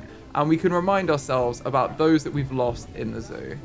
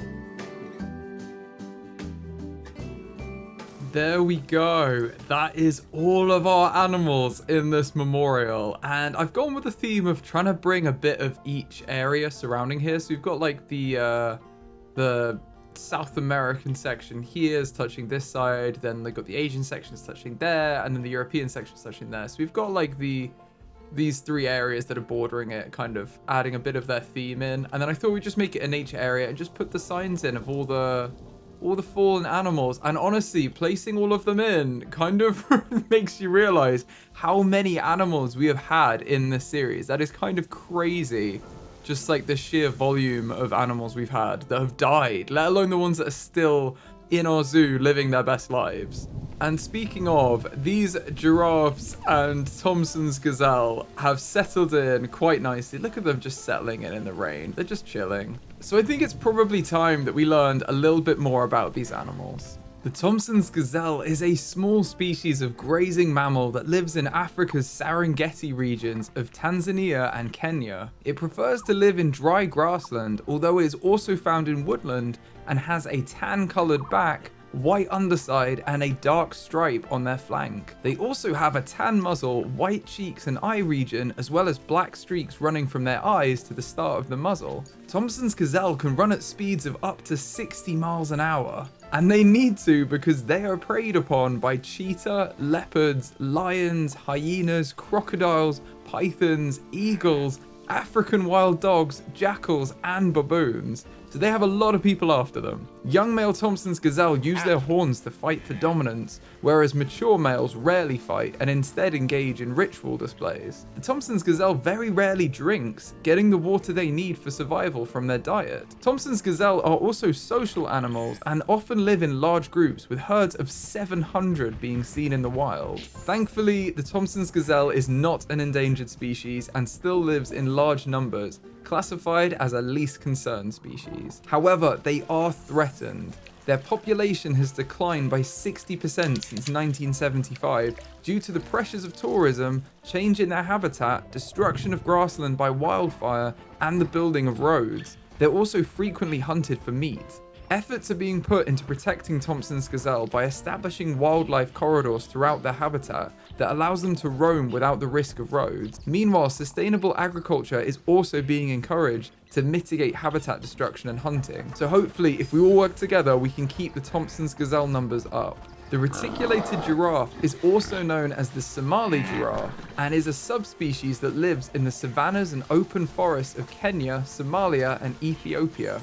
It's distinguishable from other subspecies thanks to its large polygonal spots, tan to red in color, that are divided by white interconnecting lines on the animal's fur. While both sexes are extremely tall, the males are significantly taller than females and have well-developed bony horns on their head. The horns of the female are smaller and thinner than the males. Giraffes are famous for their long neck, which is used for accessing leaves that are out of reach of other animals. And thanks to this long neck, the giraffe is the tallest animal in the world. The tongue of the giraffe is also huge, at 45 centimeters long, and it's prehensile. Male giraffes fight viciously by swinging their necks and horn heads into each other to win the right to mate with females. The skin of the giraffe secretes chemicals that repel parasites and gives giraffes a distinctive smell. The ancient Greeks and Romans believed that giraffes were a cross between camels and leopards. Thus, the Latin name for giraffe is Camelopardalis. Unfortunately, the reticulated giraffe is an endangered species and it's threatened by deforestation and the increase in agricultural land conversion, both of which are destroying their habitats. Further, the giraffes often live in areas of civil unrest and are likely to be killed indirectly through the human conflict occurring in those locations. Many conservation groups, such as the Reticulated Giraffe Conservation with Pastoralists Initiative, have been established, and they are dedicated to protecting these giraffes. Groups like this install cameras on giraffe trails to track the animals, locate snares, and prevent poaching. This activity also benefits other species that may live in the area, so it's doing a lot of animals a great service. The group also educates locals on giraffes and the local wildlife. Hopefully groups like this continue their hard work and we can protect the reticulated giraffe and increase its numbers so it's no longer endangered. And this zoo is colossal. I cannot actually believe how big the zoo is now. I think we've definitely reached the capacity of what we set out to achieve in this series. And looking at it now from the sky, like, I just can't believe how much we've got in there. It's been such a blast to make this zoo. And thank you so much for your support in following along and commenting along on name suggestions or things you wanted to see and liking the videos as we've gone along. It really helps the channel out, and the channel has grown a crazy amount since we started this series, and even recently hit 100,000 subscribers, which is like a lifelong dream for me. So thank you so much for all of your support. I hope you've enjoyed this video and this series, as this is the last episode, and we're gonna say goodbye to this series now and maybe start something new. So let me know in the comments if you want to see another Planet Zoo series, and if so, what you want to see. And for now, I hope you've enjoyed this video. If you have, please give it a like. It really helps the channel out, and I'll see you in the next one.